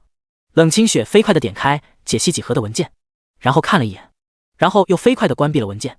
她小脸微红的点点头，漂亮的大眼睛眨了眨。确实是学习资料。小雨儿，我相信你了。林雨瞬间愣住，随即他又反应过来，那当然了，雪雪，我早说了，我是正经人。冷清雪则是好笑的白了他一眼，然后小手在他腰部轻轻掐了掐。哼哼，是的呢，小雨儿，你的学习资料现在是属于我的了，以后咱们有时间慢慢看，懂了吗？林雨连忙点头，那当然了，雪雪，我人都是你的。雪雪还是给他面子的啊，雪雪真好。冷清雪此刻还是有点紧张的，她心中想着，还是先不看了。这样比较好。随后，两个人就熄灯休息了。凌晨1点，别墅客厅内，有两个长得不能说是英俊潇洒，但能说是非常磕碜的男人，正躺在沙发上聊天，场面看上去一度十分吓人。主要还是他们一言难尽的脸比较吓人。林家的沙发很大，足够容纳许多人，所以林文躺在沙发这边，冷洁躺在沙发那边，两个人脚对着脚躺在沙发上。不过还好，不是头对着头，也不是脚对着脚。夜晚的客厅和沙发是那样的寒冷，两个人就靠在彼此，还能感受到一点温暖。不愧是难兄难弟，患难见真情啊。冷兄，你睡着了吗？突然林文开口问道。没呢。林弟，不抱着人根本睡不着。林文听到这话也是点点头。我也是啊。冷兄，咱们聊天吧，反正明天也没事。聊什么？冷洁也表示同意，反正他也睡不着，而且客厅这么大，两个讲话的声音甚至传不出去。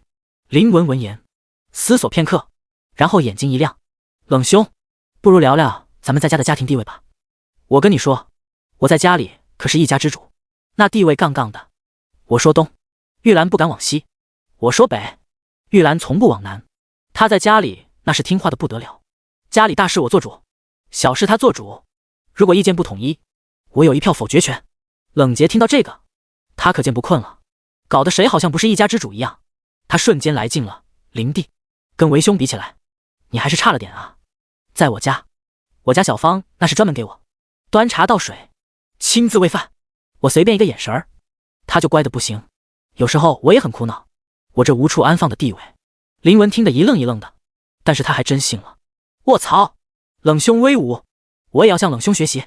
此时林宇要是看到这场面，他肯定人都傻了。这几个菜啊，这哥俩喝成这样，喝不了去小孩那桌，但凡有一粒花生米，这俩人儿也不至于喝成这样。第181新来的小管家林宇要是在场，肯定直接吐槽，但凡这俩人吃一口菜，也不至于喝成这样，看把孩子喝的，都说胡话了。与此同时，另一边林家别墅的主卧内，柳玉兰和周芳正躺在一起，说着女人之间的话题。这俩人真是相见恨晚，现在都已经是姐妹相称了。突然柳玉兰想到了什么，她看了看周芳，芳姐姐，晚上会不会有点冷了？我们去给林文他们带个杯子过去看看吧。现在是秋天了，还别说，晚上是有点凉的。周芳闻言也是点点头，毕竟真不能让冷洁冻着呀。好，兰妹妹，咱们一起。于是两个妈妈拿着被子缓缓来到客厅。突然体质更强，听觉更敏锐的周芳好像听到了客厅里两个男人在说话。她眉头一挑，这两人这么晚了还在聊天吗？她直接伸手拦住了柳玉兰，并且给她一个眼神。嘘，兰妹妹，这俩人在聊天呢，咱们先听听他们在聊什么。柳玉兰闻言也是点点头，她也很好奇这俩人这么晚了还在聊什么。随即他们就缓缓地踮着脚，轻轻地向客厅靠近，没有发出一点声音，也没有被林文和冷洁察觉。结果刚一走近，他们就听到了这样的话。冷兄，我跟你说，我在家里的地位那可是杠杠的，我往西，我家玉兰绝不敢往西，家里的大事小事都是由我来做主，并且作为一家之主的我还拥有一票否决权。柳玉兰听到这话，整个人愣住了。林文真是什么都敢说啊。这时又一个声音响起，林弟，你比我还是差了点，我家小芳那是真滴乖，我一个眼神她就不敢动了，而且我随便喊一声，她就给我端茶倒水，亲自喂饭什么的都不在话下。我这无处安放的地位啊，就是那么无敌。一旁的周芳听到这话，额角直跳，小拳头已经攥紧了。亏我们还给你们带被子，你们就是在这吹牛。他直接拉着柳玉兰出现在林文和冷洁面前，淡定的开口，冷洁，听说你很无敌。瞬间林文和冷洁都是一惊， Sigma， 哦，卧槽，大晚上的是真的吓人。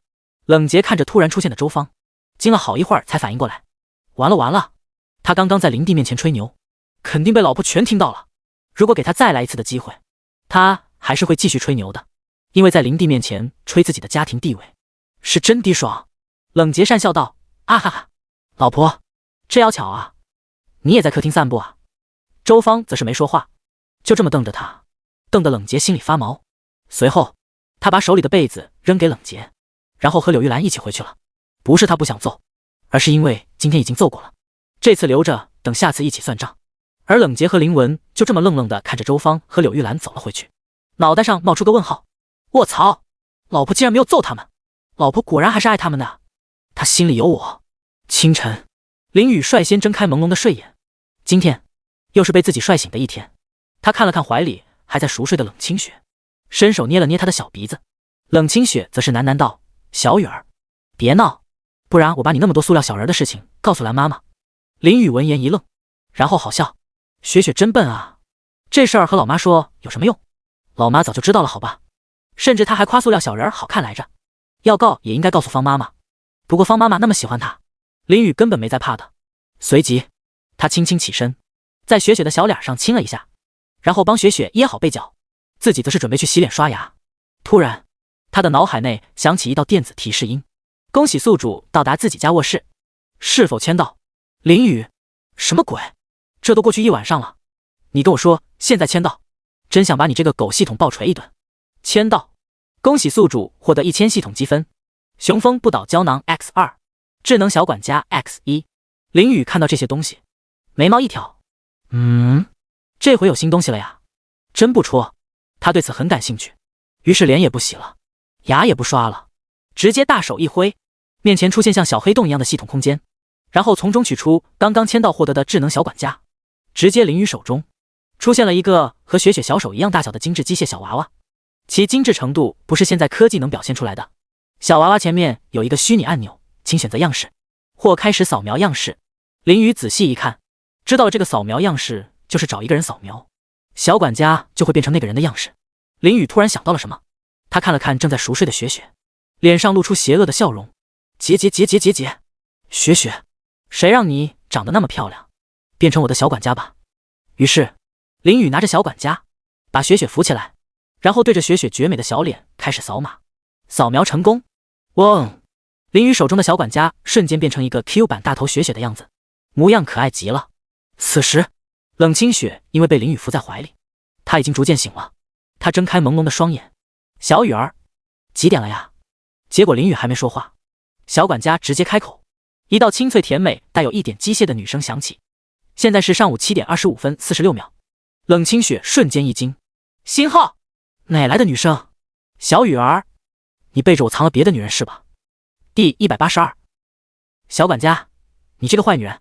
此时冷清雪才刚睁开朦胧的睡眼，虽然她表面上醒了，但是意识还是模糊的，处于一个半睡不醒的状态。结果她刚一问小雨儿现在几点了，就瞬间听到了一个清脆甜美的女声，她整个人顿时就惊醒了。星号，我敲，这房间里怎么有别的女人的声音？小雨儿竟然背着我有别的女人。冷清雪瞬间小脸一鼓，然后瞪着漂亮的大眼睛在林雨怀里打滚。啊，小雨儿，这日子不过了，这个家里没有你的位置了。林雨看着打滚耍赖的雪雪，有点好笑。他一只手掐了掐雪雪的小鼻子，在她的小脸上的亲了一口，然后另一只手把小管家拿了出来，放在雪雪面前。小笨蛋，说什么呢？你看这是什么？刚刚的女声就是这个发出来的。冷清雪闻言，小脑袋有点懵懵的，漂亮的大眼睛愣愣地看了看林雨手中的小机器人儿。只见林雨手中有一个还没有她半个手掌大的小机器人娃娃，娃娃虽小，但是各个部分的零件都有，甚至细致到小小的手指都存在，看着和未来科幻电影里的高级机器人一样，而不是现在那种普通的只有一个机械臂的机器。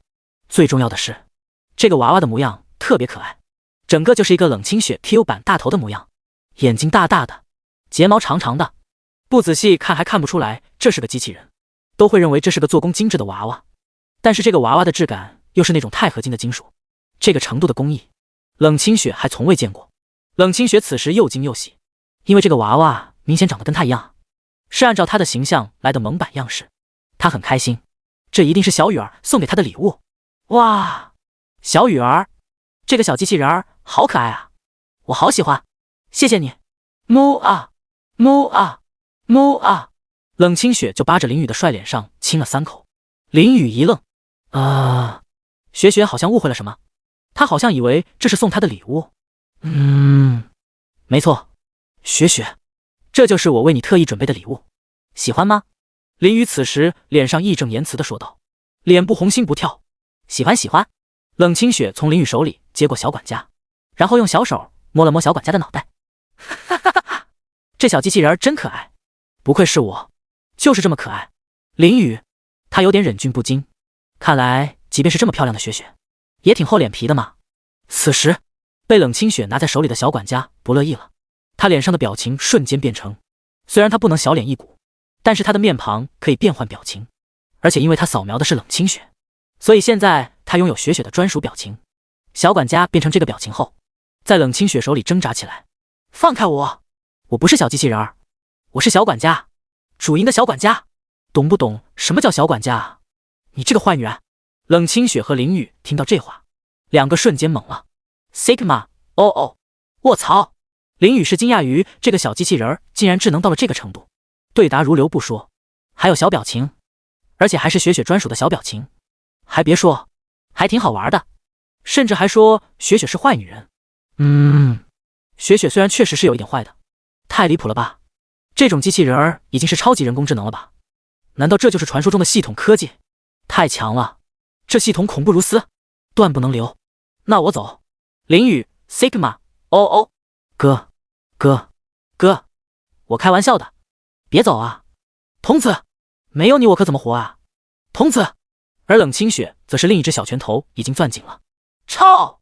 这个跟她长得一样可爱的小机器人儿，竟然说她是坏女人，她哪里坏了？她根本不坏。冷清雪关注的重点不是什么小管家，也不是这个小机器人儿为什么这么智能，她只关注这个小机器人儿竟然说她是坏女人。冷清雪直接反手抓住小管家，然后一只手按住她的小脑袋，说：你这个小机器人，为什么说我是坏女人？小管家也很不服，他挣扎着身体，要不是眼前的这个女人是主营的爱人，他反手就开启毁灭模式，一梭子大炮直接打出去，哒哒哒哒哒哒。哦，对了，他现在等级太低，还开启不了毁灭模式，需要收集能量来着。小管家现在被冷清雪拿在手里，只好说道：我在网上看了，他们说长得越漂亮的女人越坏，方圆100公里内，我已经检测过了，你长得最漂亮，所以你肯定最坏。听到这话的冷清雪和林雨瞬间愣住了。林雨愣住是因为他没想到这个小管家这妖牛批，竟然已经这么一会功夫扫描了方圆100公里，还分辨出了雪雪是最漂亮的人。不过有一说一，雪雪确实是最漂亮的人，而且这小管家怎么知道长得越漂亮的女人越坏这句话的？而冷清雪这边在愣住之后，随即露出笑容，然后捏了捏小管家的小脑袋，嘎嘎嘎嘎嘎嘎嘎嘎。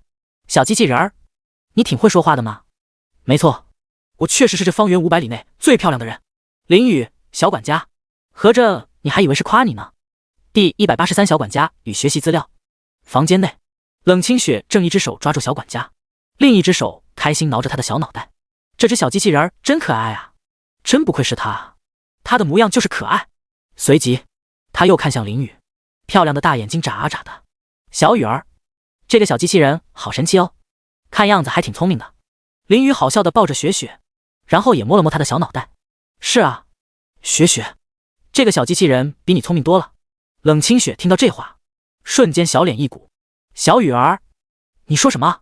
我怎么可能没有一个小机器人聪明？冷清雪对此是很不服气的，她再怎么笨也不可能比一个现代工艺的机器人笨。现在那些假的人工智能，问2句话都答不上来，怎么可能跟她聪明小雪雪比？林雨闻言，则是差点笑出声。雪雪要是和现在的机器人比，那肯定是她聪明，但要是和小管家这种系统科技的超级人工智能比，那……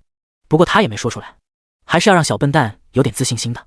此时，小管家却在冷清雪手里开口：坏女人，就凭你还想跟我比智商？我让你99%的运算能力，你都比不过我。冷清雪挑眉，好猖狂的小机器人儿。小管家瞬间又回复道：我不是小机器人儿，我是主营的小管家。这时林雨和冷清雪都看向他，冷清雪抱着林雨问道：小雨儿，你这小机器人儿在哪买的？看着还真的高智能的。林雨则是淡定道：啊，这个啊，是我在一个朋友那买的，他那里都是一些稀奇古怪的玩意儿，这个小机器人儿就是在他那边买的。小雨儿，那这个小机器人说的主营是谁啊？那还用问，当然是我了。林雨自信地说道，这可是系统签到给他的，当然是他了。雪雪，你问问这个小机器人试试呗。冷清雪闻言也是点点头，然后挠了挠小管家的脑袋，说：小机器人儿，你的主营是谁？小管家淡淡的看了他一眼，然后伸出小手指了指林雨。笨女人，还用问？我的主营当然是林雨大人了。冷清雪一听小管家又喊他笨，他当场就是忍不住了。嘿，我这暴脾气，你个小机器人儿，看我不摔你！不过他也只是说说而已，并没有摔，因为小管家实在是太可爱了，他舍不得，而且这还是小雨儿送他的礼物。然而就算了冷清雪真摔了，小管家也不会有任何事，因为他的材料特别高级，摔几万次都没事。而小管家突然从冷清雪手里跳了下来，然后跑到林雨身边，跳到林雨手里。主音，小管家前来报道。林雨一愣，好家伙，这真是超级人工智能啊！而且这小表情，他现在算是拥有2只雪雪了。还有谁？在这个世界上还有谁？冷清雪一看，这怎么行？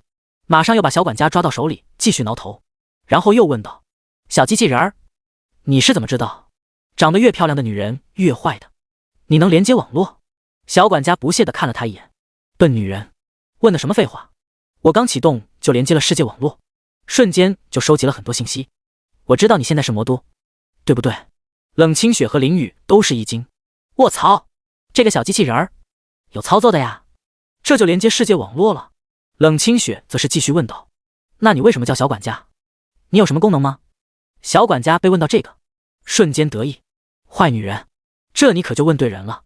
我主营的小管家，精通各种家电修理，可以连接电器控制所有电器，精通使用各种家电，煮饭洗衣机扫地不在话下，还可以解密文件，解密密码，后空翻，倒立洗头，此处省略10000个字。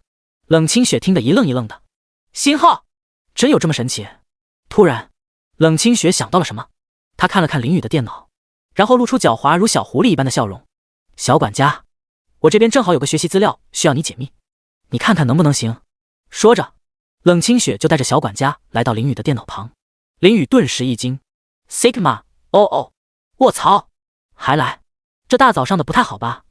然而冷清雪已经打开电脑，找到学习资料文件，这玩意儿真要打开得要1个小时，而且手都点酸了，到时候他和小雨儿需要学习的时候，那不是急死了？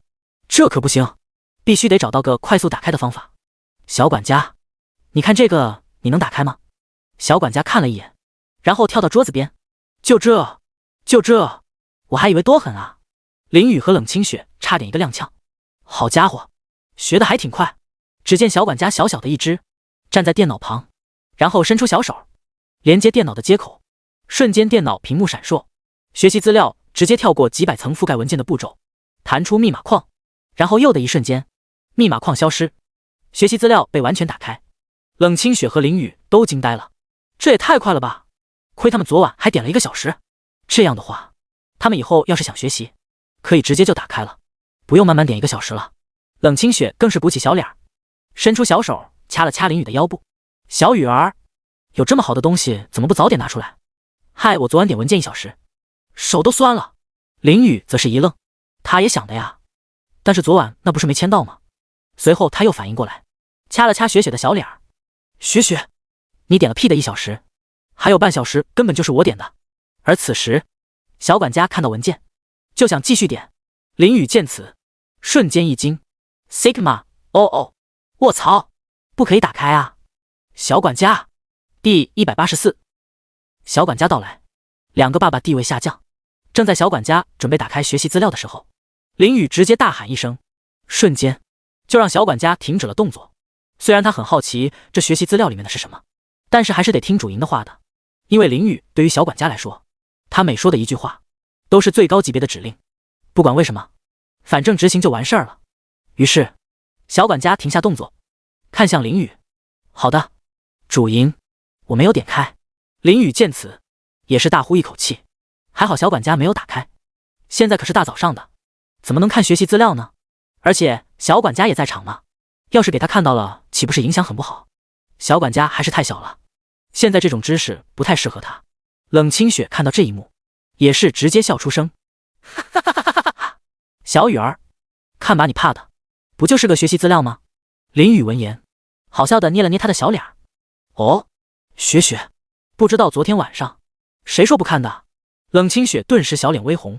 哼，小雨儿，我那是给你面子好不好？小管家此时也从电脑旁跳了下来，准备跳到林雨手里，结果在空中直接被冷清雪截胡，抓到手里。这个小管家太好玩了，他真是爱不释手。放开我，你这个坏女人，我要去主营那里。小管家在冷清雪手里挣扎着，冷清雪则是挠了挠小管家的小脑袋。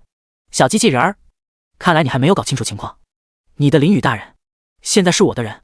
冷清雪抱着林雨开心地说道，所以你也是我的，懂不懂啊？以后要叫我女主营，知道吗？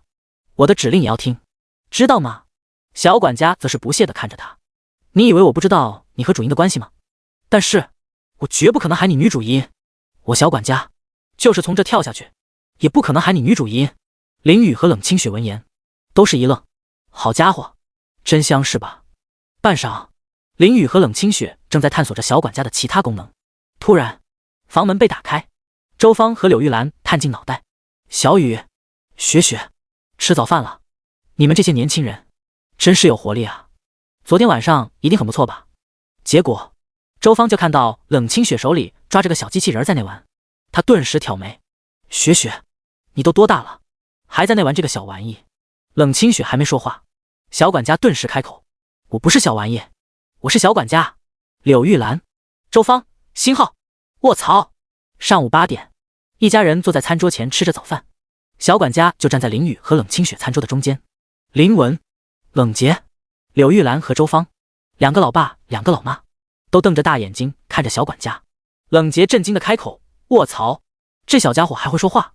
林文也跟着疑惑道，真的假的？小机器人，你会说话吗？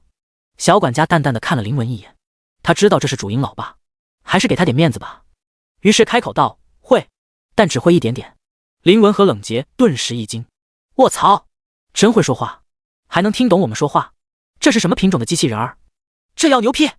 柳玉兰给林雨加了一个小笼包，然后问道，小雨，你这个机器人从哪来的啊？有什么功能？妈，我这个是从一个朋友那买来的，我那个朋友那都是最新的科技产品。至于功能，他叫小管家，是个管家机器人，功能很多。说着，林雨看了看小管家，小管家，开始你的表演。好的，注音。小管家瞬间跳到餐桌前的电灯按钮，然后手指连接按钮，瞬间，餐厅里的所有电器全部都被打开，电饭锅、微波炉盖子反复开合，电灯打开，风扇旋转，空调启动，冰箱门打开，电视打开自动换台，所有电器跟活了一样。随后小管家一个眼神，所有电器瞬间停止下来。柳玉兰和周芳见到这一幕，整个人都惊呆了。林雨和冷清雪也有点小震惊，这小管家是真的强大，哪怕他们前面已经见过小管家强大的功能了。林文和冷杰更是愣住 Sigma， 哦，卧槽，我们也想要一个小管家，以后啥活都不用自己动手了。这话一出，所有人看他们的眼神都变成鄙视，包括小管家也是鄙视的看着他俩。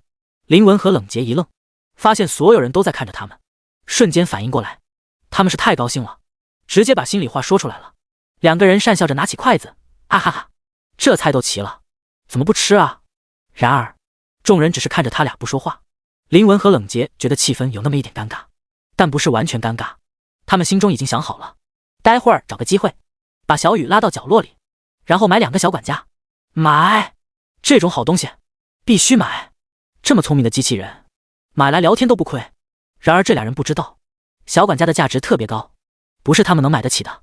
柳玉兰和周芳不理这俩人，然后朝着小管家招手，来，小管家到这来。小管家看了看柳玉兰和周芳，犹豫了一会儿，就走到他们面前，因为他知道这是林雨和冷清雪的妈妈，这2个女人是食物链顶端的存在，还是过去比较好。于是柳玉兰看到小管家走了过来，开心的把他拿在手里，真可爱啊，跟雪雪一样可爱。两人已经被小管家萌萌的外表吸引了。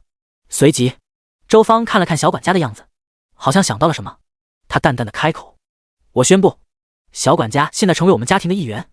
冷杰，你注意点。听到这话，林文和冷杰顿时一愣 Sigma， 哦，卧槽，难道是？小管家一来，他们的家庭地位好像又减一了。不，第185林雨，小管家，给他们整个活儿。清晨，林家别墅内，一家6口，林雨、冷清雪和2个老爸老妈都在餐桌前一边吃着早饭，一边看着一个像小娃娃一样的机器人儿。这个小管家是雪雪模样的 Q 版大头，看起来特别可爱，而且小管家的功能也特别强大，随随便便就能控制着家里的电器，深得柳玉兰和周芳的喜爱。就在刚刚，冷妈妈宣布小管家机器人儿成为家庭的一员，这句话具有划时代的意义，正是意味着林文和冷洁的家庭地位再度减一。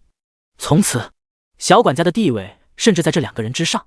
此时，林文和冷洁听到周芳的宣布，2个都懵了，他们脸上露出震惊和难以置信的表情。Sigma， 哦，卧槽！这么一来，他们地位岂不是连一个小机器人都不如？不，他们不能接受。林文和冷洁现在有点想直接把小管家扔出去，这样他们的地位就能回归一级。然而，他们不知道的是，他们2个加起来也锤不过一个小管家。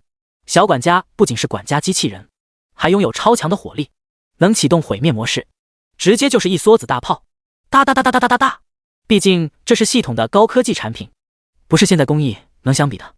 而一旁的林雨看着2个老爸脸上一脸惊呆的表情，也是差点没笑出声。哈哈哈哈哈哈！老爸和岳父则是家庭地位又减一了呀，现在他俩的地位竟然连小管家都不如。按照这样的算法，再给老爸和岳父排个家庭地位，应该是这样：老妈等于方妈妈等于雪雪大于等于林雨，小管家狗别墅老爸等于岳父。不过家里目前还没有狗，所以老爸和岳父的地位先升一级，是不是很不错？而这个小管家还是林雨签到得来的。从根本上来说，林文和冷洁地位的再度减一，还是因为林雨造成的。林雨自己都不知道，他签到个小管家会产生这种效果，他这不是故意的呀。老爸、岳父，建议加大力度，再接再厉。要是此时林文和冷洁知道林雨的想法，再看看他的表情，一定会吐槽：你一直在笑我，根本没停过。敏、立方。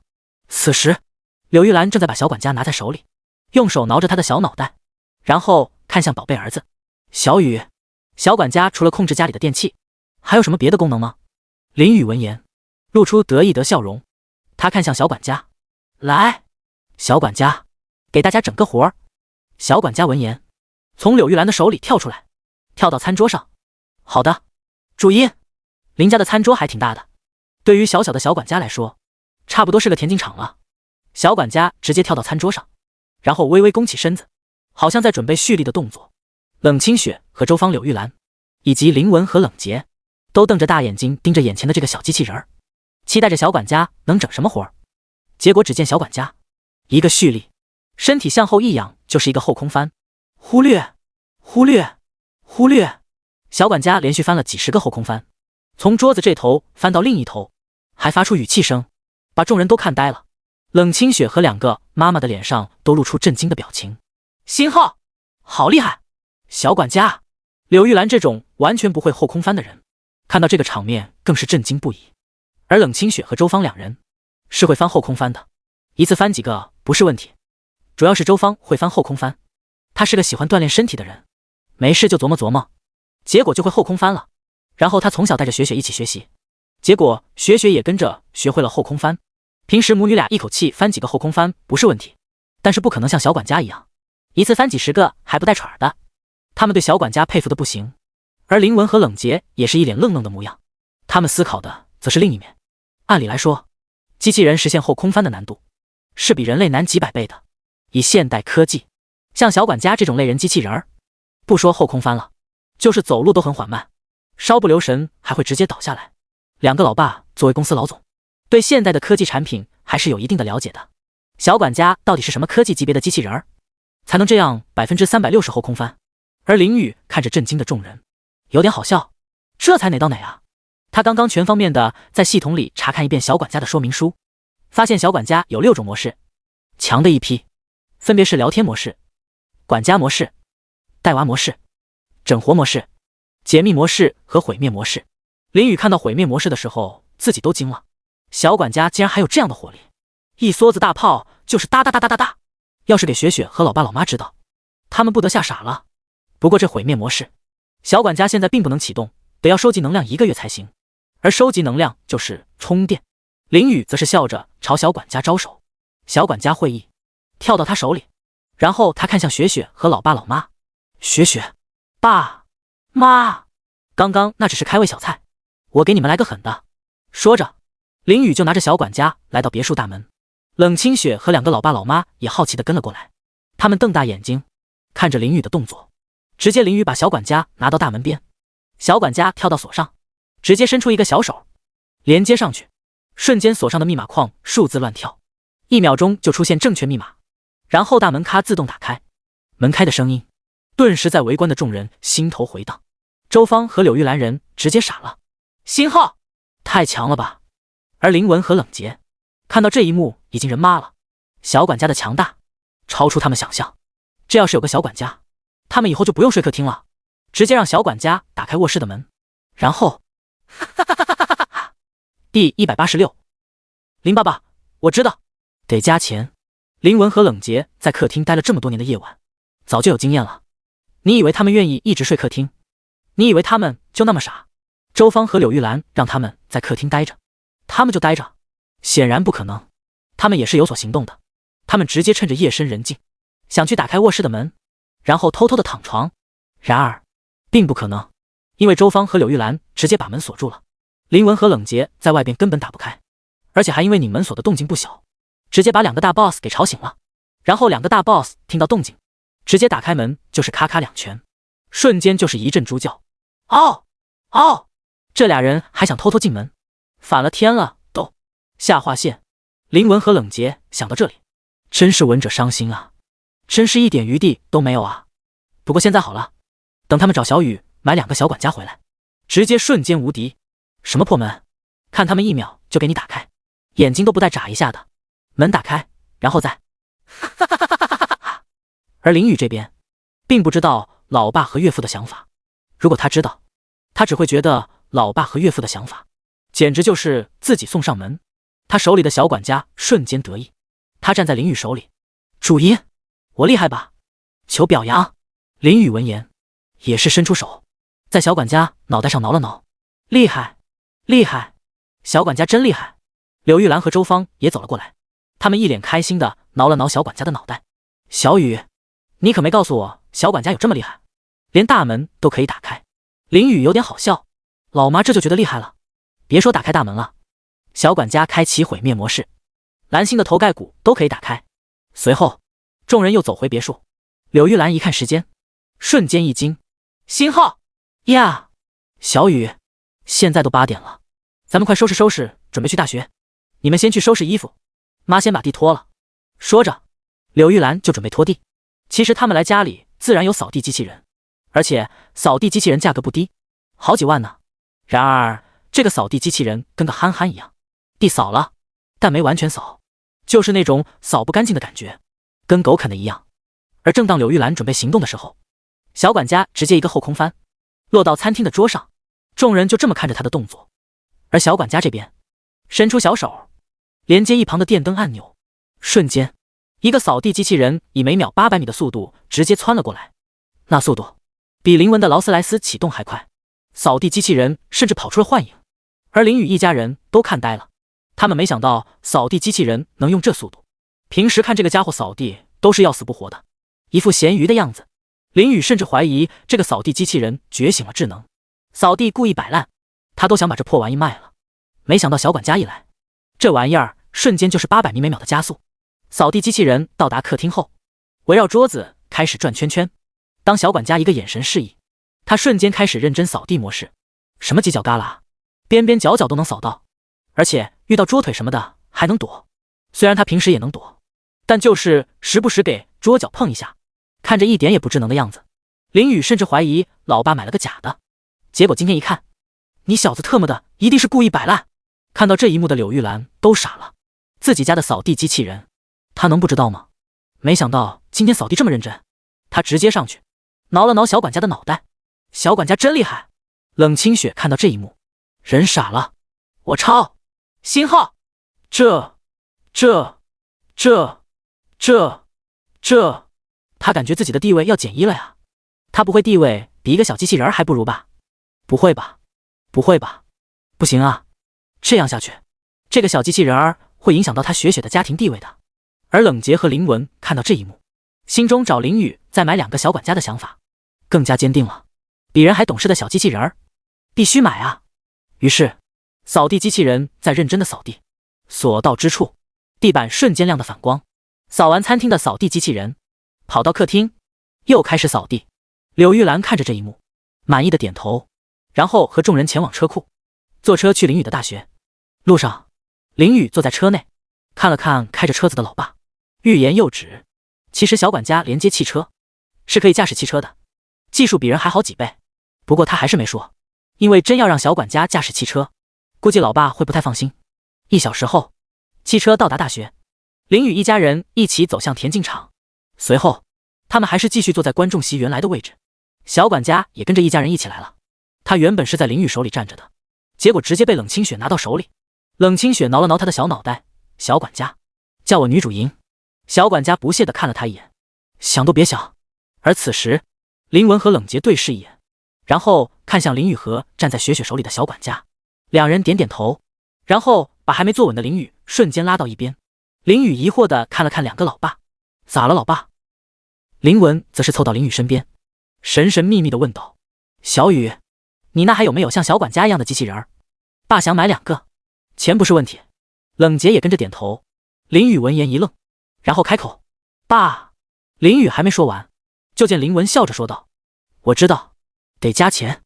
没问题，加大个儿的。第187小管家的超高价值。林文此时觉得自己很帅，帅的一批，因为他知道自己成功了，预判了林雨接下来想说的话。嗨呀，不就是得加钱吗？他上次在林雨这儿买治疗药水的时候，就已经听过林雨这句话了。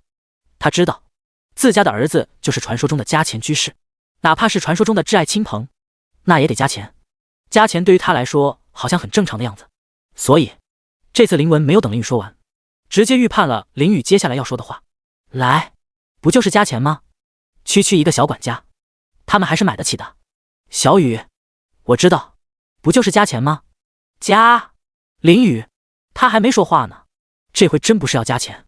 林雨刚刚是在思索着老爸找他买这个小管家是要干什么事情，这俩人不会看到了小管家强大的功能，又要搞事吧？真要是用小管家搞事，那可能会出大问题，毕竟小管家那么强，他还是得问清楚。于是林雨看向林文，老爸，你告诉我，你买了小管家想干什么？林文一愣，废话，那当然是打开卧室的门啊，这样就不用睡客厅了。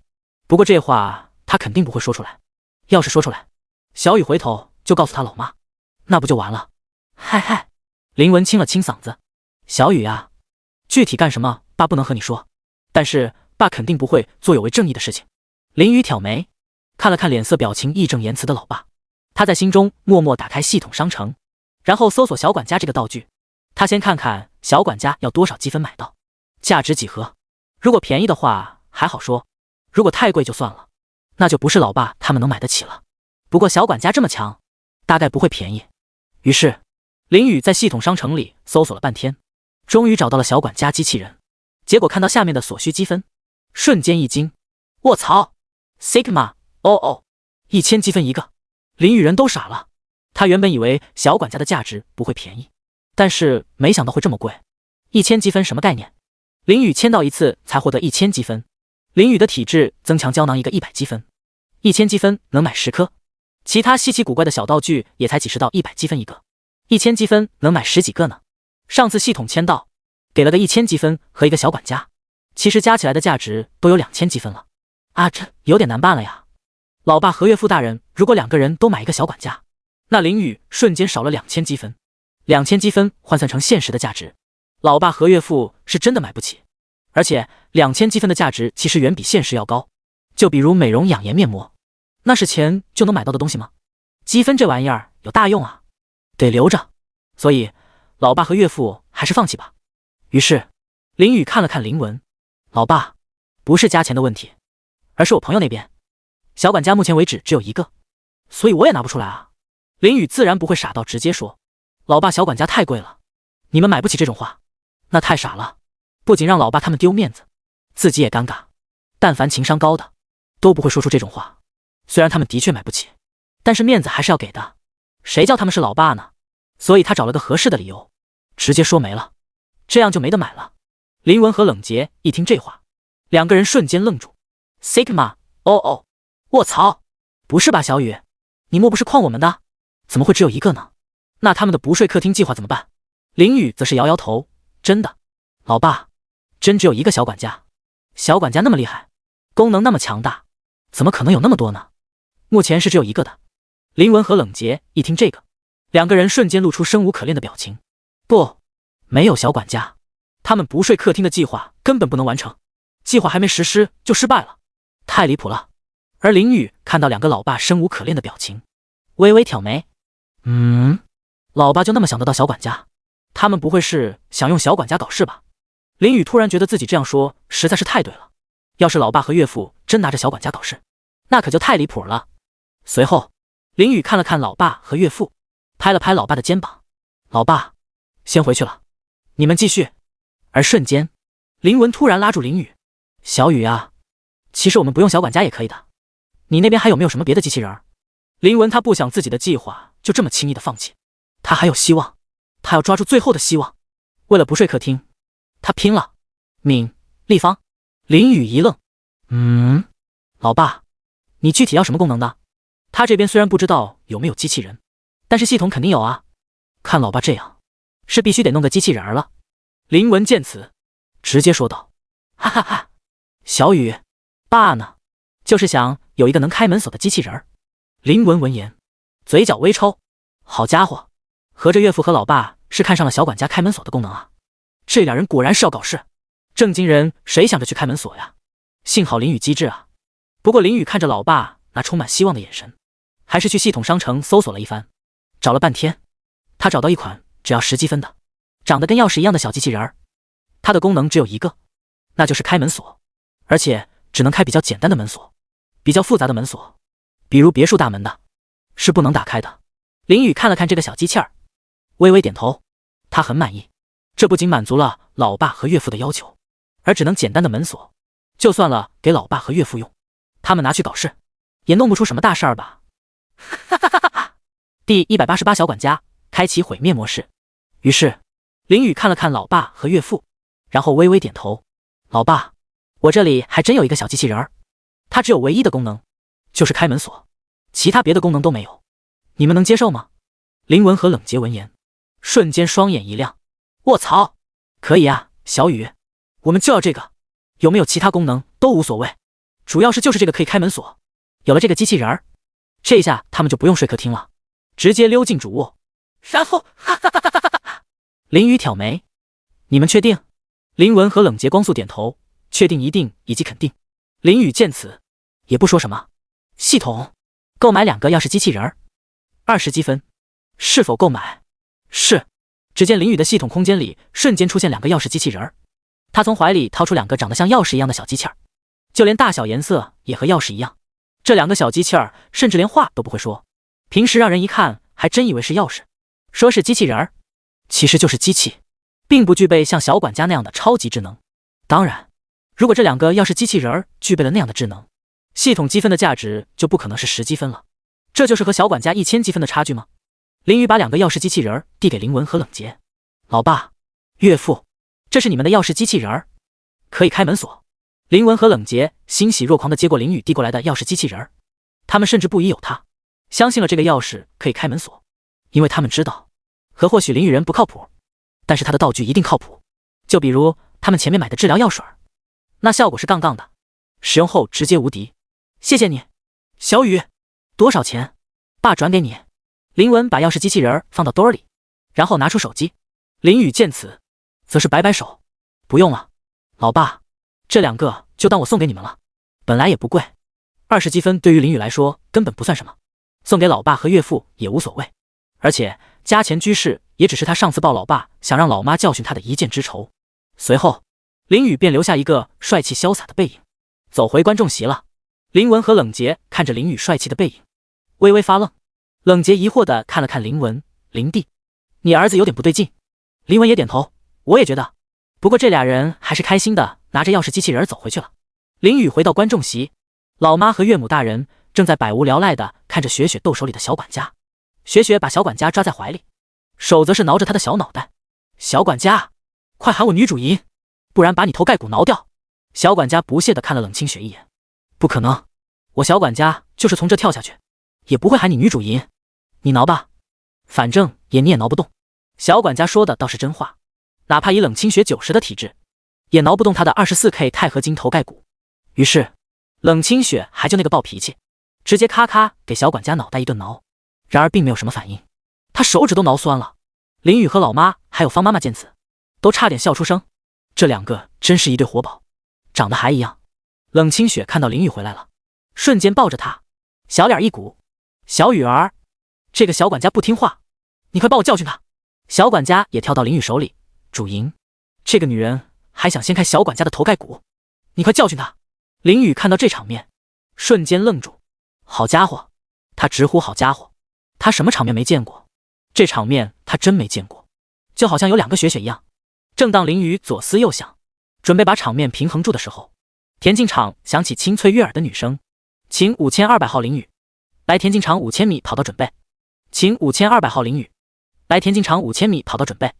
林雨一听，瞬间感动，卧槽，救星啊！来得真及时，他直接一溜烟跑没影了。雪雪，5000米要开始了，去准备准备。然后只留下冷清雪和小管家，一人一机器人儿，猛猛的大眼瞪小眼。而此时，观众席上的观众听到有林雨5000米的消息，瞬间目光都看向5000米的赛道，顿时都开始议论纷纷。卧槽，林雨竟然参加了5000米，这不可能，他能跑得动吗？真的假的？林雨这回是真的头铁，这回装大了吧？哈哈哈哈！就是，别说5000米了，我跑个1000米都要10分钟。哈哈哈哈！你是真的啦？跑10分钟也太离谱了。不是，你笑什么？你能跑几分钟？9分钟。众人，大学生的体质是这样的，只要林雨还是大学生，他也逃不出这个范畴。坐看他吃瘪。此时，站在冷清雪手里的小管家，双眼散发出红光，然后开口说道：“检测到针对主营的情绪波动，开始扫描。”嗡！一阵无形的光芒扫过观众席的每个人。随后，小管家发出机械一般的声音，检测到极度情绪56%，幸灾乐祸情绪21%，看戏情绪10%，不屑情绪5%，得意情绪6%，担忧情绪1%。冷清雪和柳玉兰还有周芳看到小管家这样，他们几个都惊呆了，没想到小管家这么厉害，还能检测到人的情绪。随即，小管家继续发声，检测完毕，开启毁灭模式。嗡！小管家的机械手臂开始一阵变形，冷清雪和两个妹妹顿时人傻了。星号，卧槽，还有毁灭模式！第189林雨的5000米开始。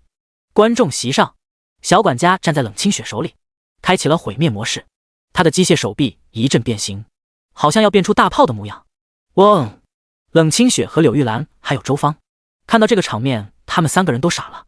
星号，卧槽，小管家还有毁灭模式？假的吧？小雨儿没说啊。而且毁灭模式具体是干什么的？真的能毁灭？不可能吧？小管家这么小，他能有大炮？冷清雪连忙把小管家拿在手里，挠了挠他的小脑袋。不至于，不至于。小管家，这些人就是情绪有点极度，不至于开启毁灭模式。小管家则是不屑地看了他一眼。不行，看主银系的人都得毁灭。民警号。说着，他的手臂还在那继续变形，咔咔咔的跟真的一般，好像真能变出大炮一样。冷清雪和两个妈妈都傻眼了，这个小管家不会真的有什么毁灭模式吧？小雨竟然不早说。然而此时走在路上的林雨还不知道发生了什么，他更不知道小管家已经开启了毁灭模式。说到小管家的毁灭模式，其实他是有想过和雪雪还有老妈他们说的，但是林雨又觉得说了他们也不太相信，就没说了。这玩意儿本来比较匪夷所思，说出来谁能信啊？不过林雨要是知道小管家开启了毁灭模式，他也不会有什么表情，因为那是不可能的。小管家需要充能1个月才能开启毁灭模式，现在开启根本不可能。另一边，冷清雪和两个妈妈已经人傻了，他们就这样看着小管家在那咔咔变形，他们心里是有点忐忑的。虽然毁灭模式这种东西看起来不太可能，但是小管家这个机器人的强大还是有目共睹的，说不定真有毁灭模式呢。然而5分后，小管家还站在那，机械手臂咔咔变形，但是并没有什么效果，也没有大炮出现。于是冷清雪、柳玉兰和周芳都瞪着大眼看着小管家在那变形。又5分钟后，小管家还在那变形，但是没变出啥东西。小管家自己都觉得有点尴尬，能量不够，根本开启不了毁灭模式。他淡定地停止变形，然后把手背在身后，一副淡定的样子看向冷清雪。我觉得你说的对，不至于开启毁灭模式。小管家给你一个面子，恭喜你，笨女人，你成功地拯救了世界。冷清雪和2个妈妈听到小管家这话，先是面面相觑，然后又直接笑出声。小管家，我还以为真的有毁灭模式呢，你装的也太像了，当时真给他们吓一跳了。还好是假的，不过想想也是，这么个小机器人儿，怎么可能有什么毁灭模式呢？想想就不可能。说着，冷清雪直接把小机器人拿在手里，然后挠了挠他的小脑袋。小管家，你这招不错，以后真要遇到什么事，你直接变形，把那些人全部吓跑。小管家，笨女人，你说什么呢？我真的有毁灭模式。冷清雪则是露出一个意味深长的笑容。我懂，原来机器人儿也是很好面子的呀。小管家顿时无语，你懂个屁啊！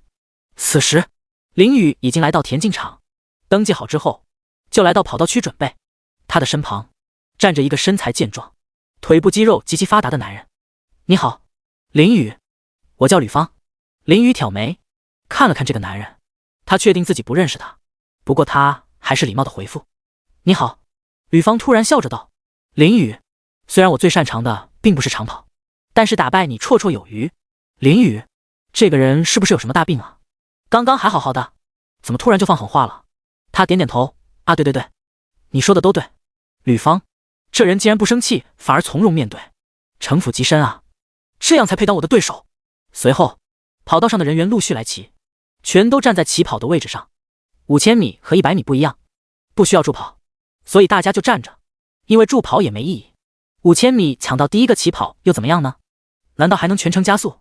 随后发令员拿着发令枪站过来，各就位，预备，砰！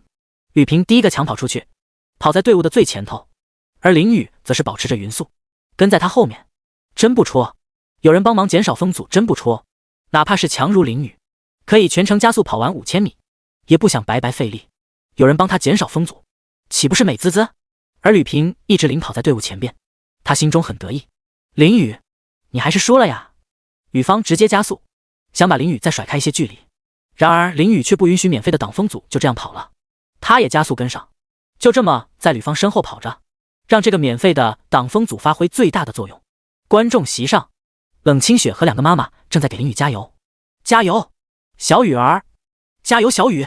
而小管家更是重量级，他直接把自己的扩音器放大几10倍，主音，加油！顿时整个运动场都听得到主音这个2个字，瞬间观众席沸腾了。卧槽，谁在喊主音？是谁？惊了，谁是主音？卧槽，这也太花了！震惊，某某大学竟然出现这种事。林雨在那跑着，听到小管家的声音，差点没摔了一下。Sigma， 哦，卧槽，小管家是真狠啊，差点射死了。还好他们不知道这个主音就是他。第190冷清雪，赢了有奖励哦。跑道上，林雨和吕方正跑在5000米项目的最前头，2个人成为了整整10几人队伍的领头羊。当然，林雨的位置还要靠后一点，他跟在第一个后方的位置，不是因为他不想跑第一，而是前排的人可以帮他挡风阻，何乐而不为呢？虽然他可以全程一直冲刺，跑完5000米，但是能省点力气，为什么不省点呢？而且真要全程冲刺跑完5000米，岂不是震惊所有人？还是不了，他林雨还是比较低调的，更何况跑5000米的策略就是匀速跑动，然后跟在后排，让前排挡风阻，从而减少力气的消耗。林雨学会体育精通后，对这个还是很了解的，他知道怎样用最省力的方式完成最有效率的运动。于是观众席上的观众开始为跑道上的队伍呐喊加油，不少人看到吕方现在作为队伍的领头羊，全部都开始给他加油。很明显，这是要跑第一的节奏啊！林雨还在他后方跟着呢。加油，吕方，你可是田径队队长，你不能输啊！加油，吕方，你是最胖的，打败林雨，不要让那小子太猖狂。说，你守护住5000米长跑的荣誉，因为你就是吕方，要让林雨吃瘪啊！吕方被观众席的人加油，瞬间跟打了鸡血一样，就是往前狂奔。林雨，他听到这些人的加油，嘴角微抽，怎么感觉好像他才是反派一样？是不是哪里出了什么问题？明明搞反了吧？吕方才是反派好不好？他林雨是主角，要打败反派的。不过林雨也是有亲友团给他加油的，休息区的王军、钱飞和女友在一起的赵天都在为林雨默默加油，还有林雨班级里一些看好他的男生和女生也在为他加油，甚至就连林文和冷杰这2个在角落里密谋什么事的老六，此刻也停下来看向田径场。而观众席上，冷清雪和柳玉兰、周芳还有小管家都在一起给林雨加油。冷清雪直接把变形成喇叭的小管家拿在手里，加油，小雨儿，你赢了有奖励哦。由于喇叭的扩音效果，再加上小管家变形成的高质量喇叭，那声音瞬间在整个田径场回荡。冷清雪直接一夫当关，万夫莫开，以一人之力力压整个给吕方加油的人。接着观众席的人顿时议论纷纷。卧槽，我听到了什么？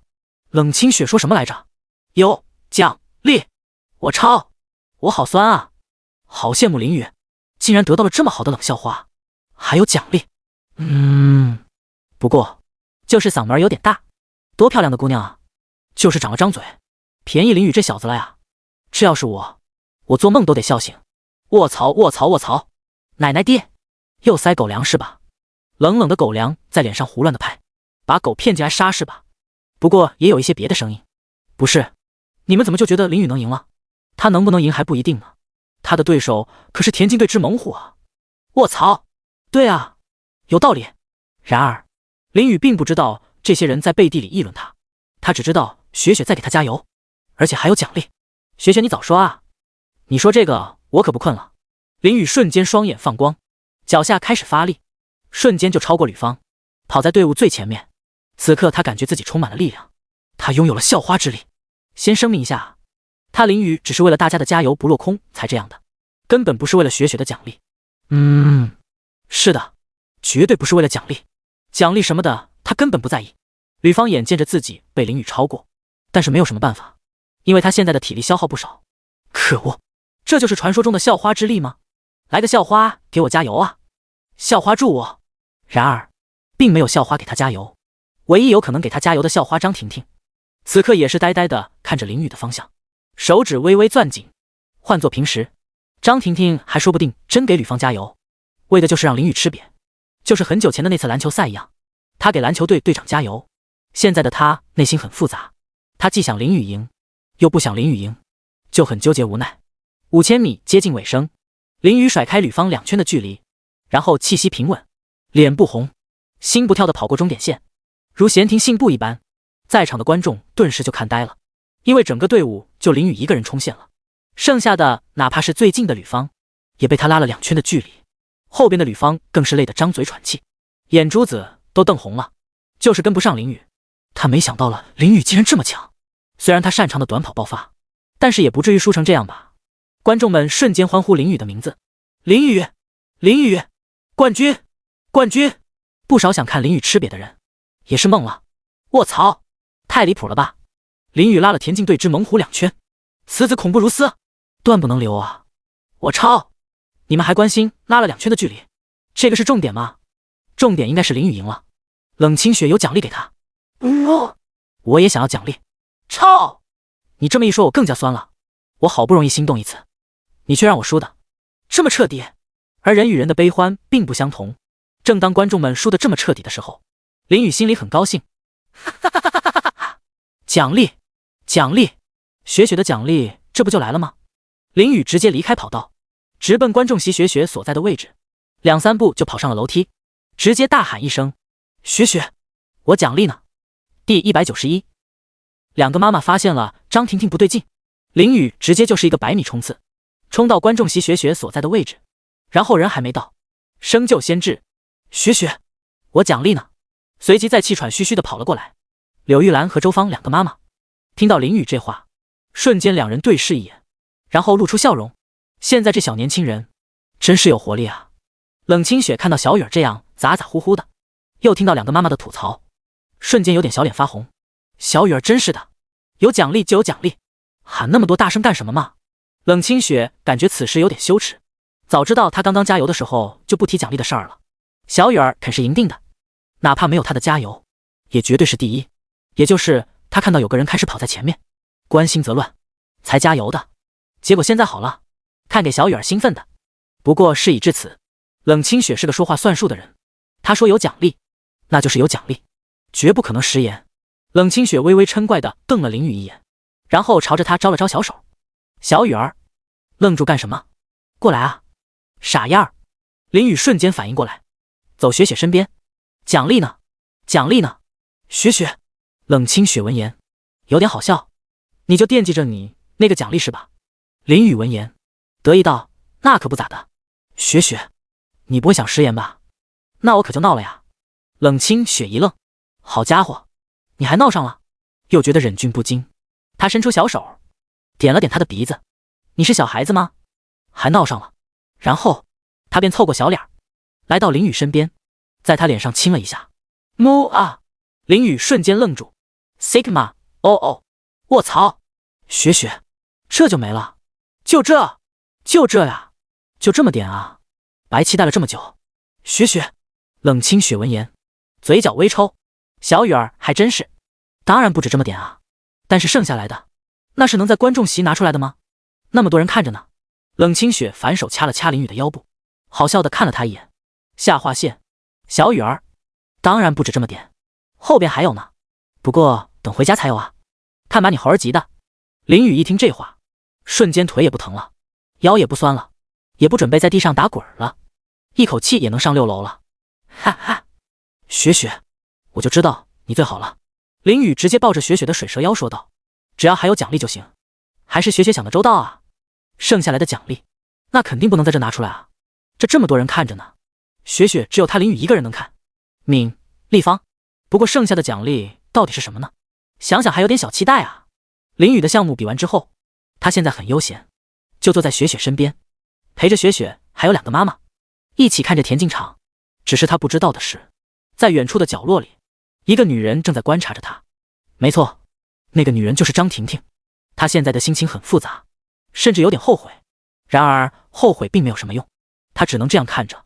突然，站在冷清雪手里的小管家瞬间一个后空翻，然后发出机械音，检测到一股极其复杂的情绪，开启扫描模式。嗡！小管家突然双眼机械的转动，又一次开始扫描观众区的人。林雨见此微微一愣，这什么情况？小管家怎么开始突然扫描了？此时冷清雪看向林雨，笑着说道，小雨儿，刚刚你去参加项目，小管家也像这样抽风了一下，说是扫描到瞧不起你的情绪，然后说要开启毁灭模式，手臂就开始一阵咔咔变形，弄得跟真的一样。当时真的吓到我了，我还以为小管家真有毁灭模式呢。林雨听到这话眉毛直跳，好家伙，原来他离开观众席后还发生了这种事，他自己听了都觉得有点后怕，因为小管家是真有毁灭模式，不过现在能量不足，根本开启不了。看来以后得好好的教训一下小管家，不能让他动不动就开启毁灭模式，这样很吓人的好吧？咱们要以理服人，以理服人，懂不懂啊？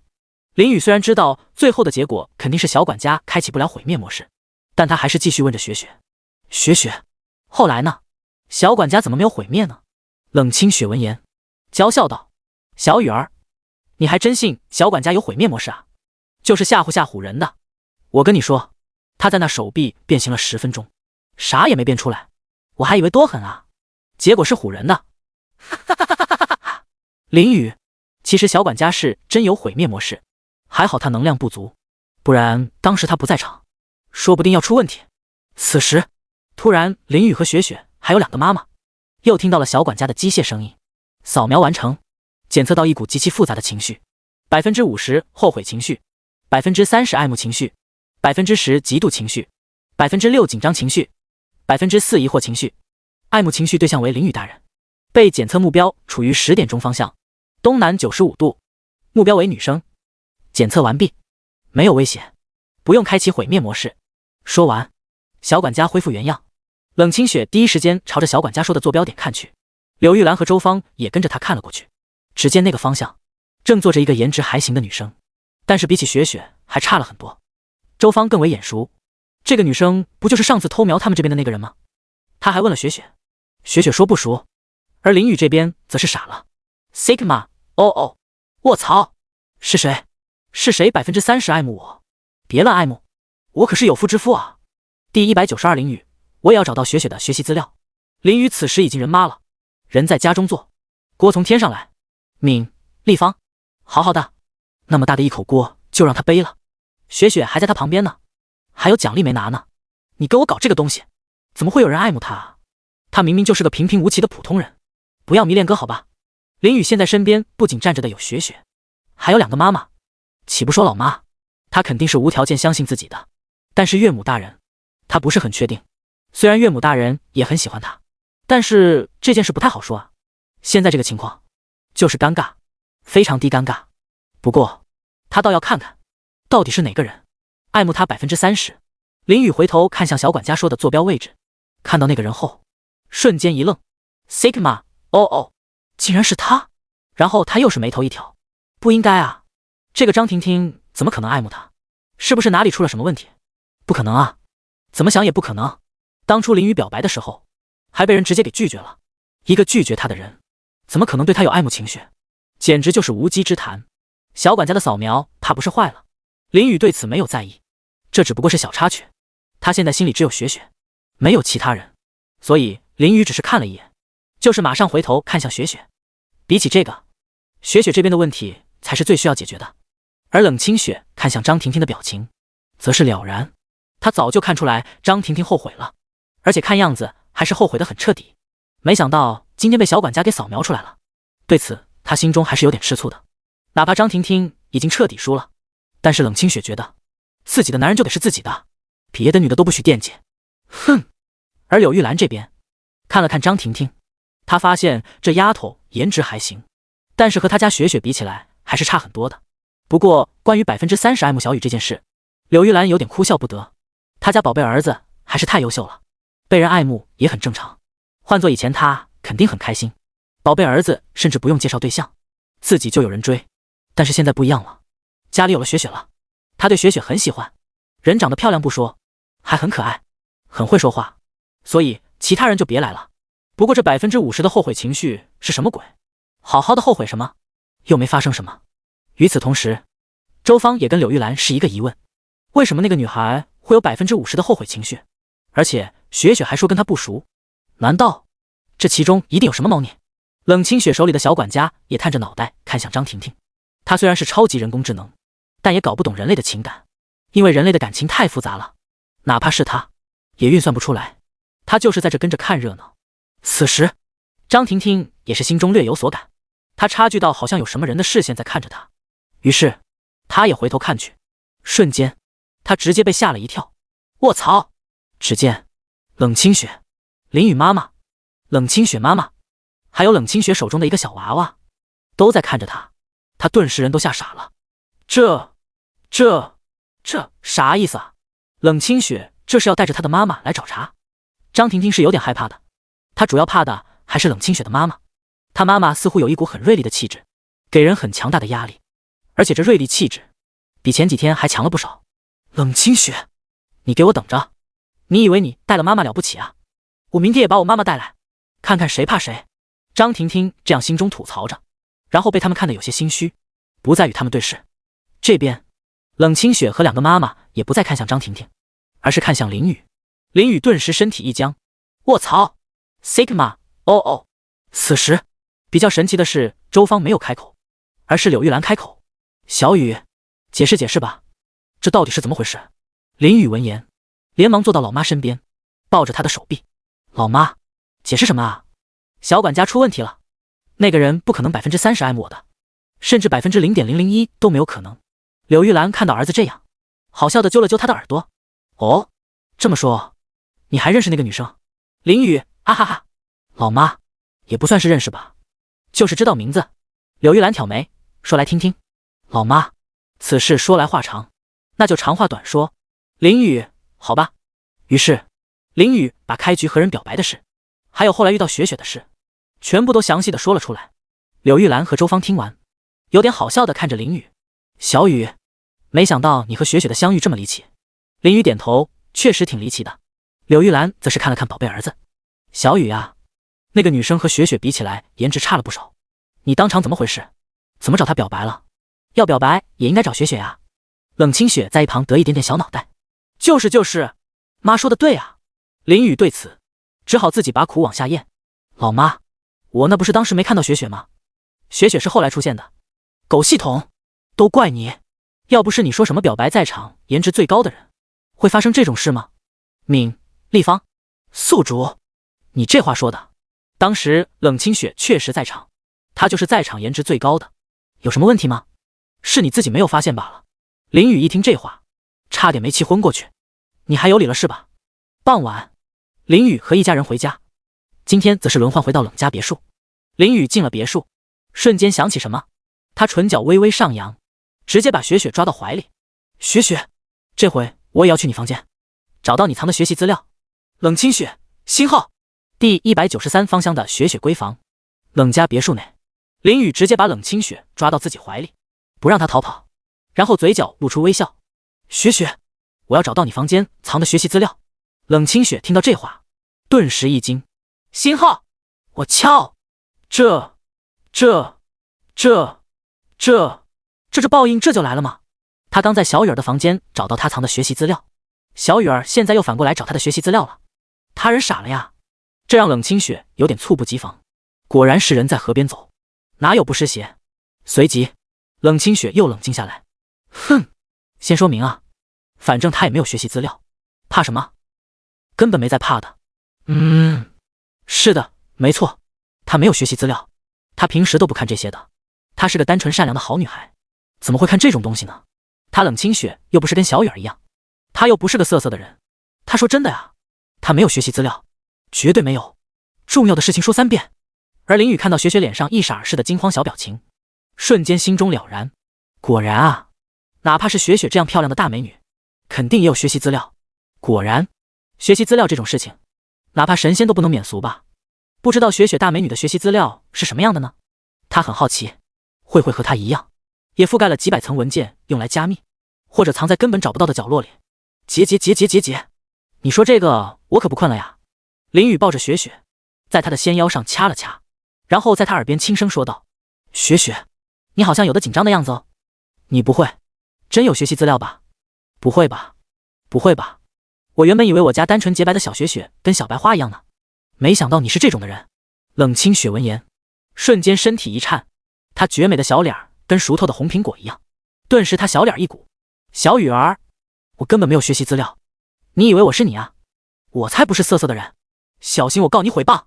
林雨则是挑了挑眉毛。哦，雪雪，你有没有学习资料？我在房间一找便知，到时候就知道是不是诽谤了。冷清雪听到这话，心里有点忐忑，但她还是硬着头皮装作自己根本没在怕的样子。小雨儿，我让你去找，找不到的话，我就把你的腰掐肿。哼！冷清雪这么说是希望林雨知难而退，何必非要找呢？找到了又怎么样呢？找到了就能长一块肉。林雨闻言则是愣住。卧槽，雪雪这样子好像是真没有学习资料啊，到时候她要是没找到，岂不是直接无了？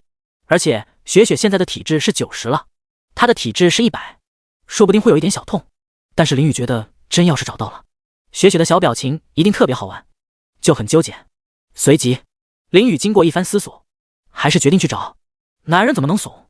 爷们要战斗，真找不到大不了腰子被掐就是了。林雨的腰子，你了不起，你清高，我被掐。于是林雨自信地抱着雪雪说道：雪雪，走吧，找学习资料。冷清雪顿时愣住了。星号，小雨儿这是来真的呀？奶奶爹，那就来吧，等会完事儿了，看我怎么收拾你。敏、立方。随后冷清雪带着林雨走向自己的闺房。周芳看着女儿拉着小雨不知道要去哪玩，就问道：雪雪，你干什么去啊？冷清雪闻言微微一愣，然后小脸泛红。妈，我和小雨儿去我房间玩。周芳闻言瞬间露出笑容。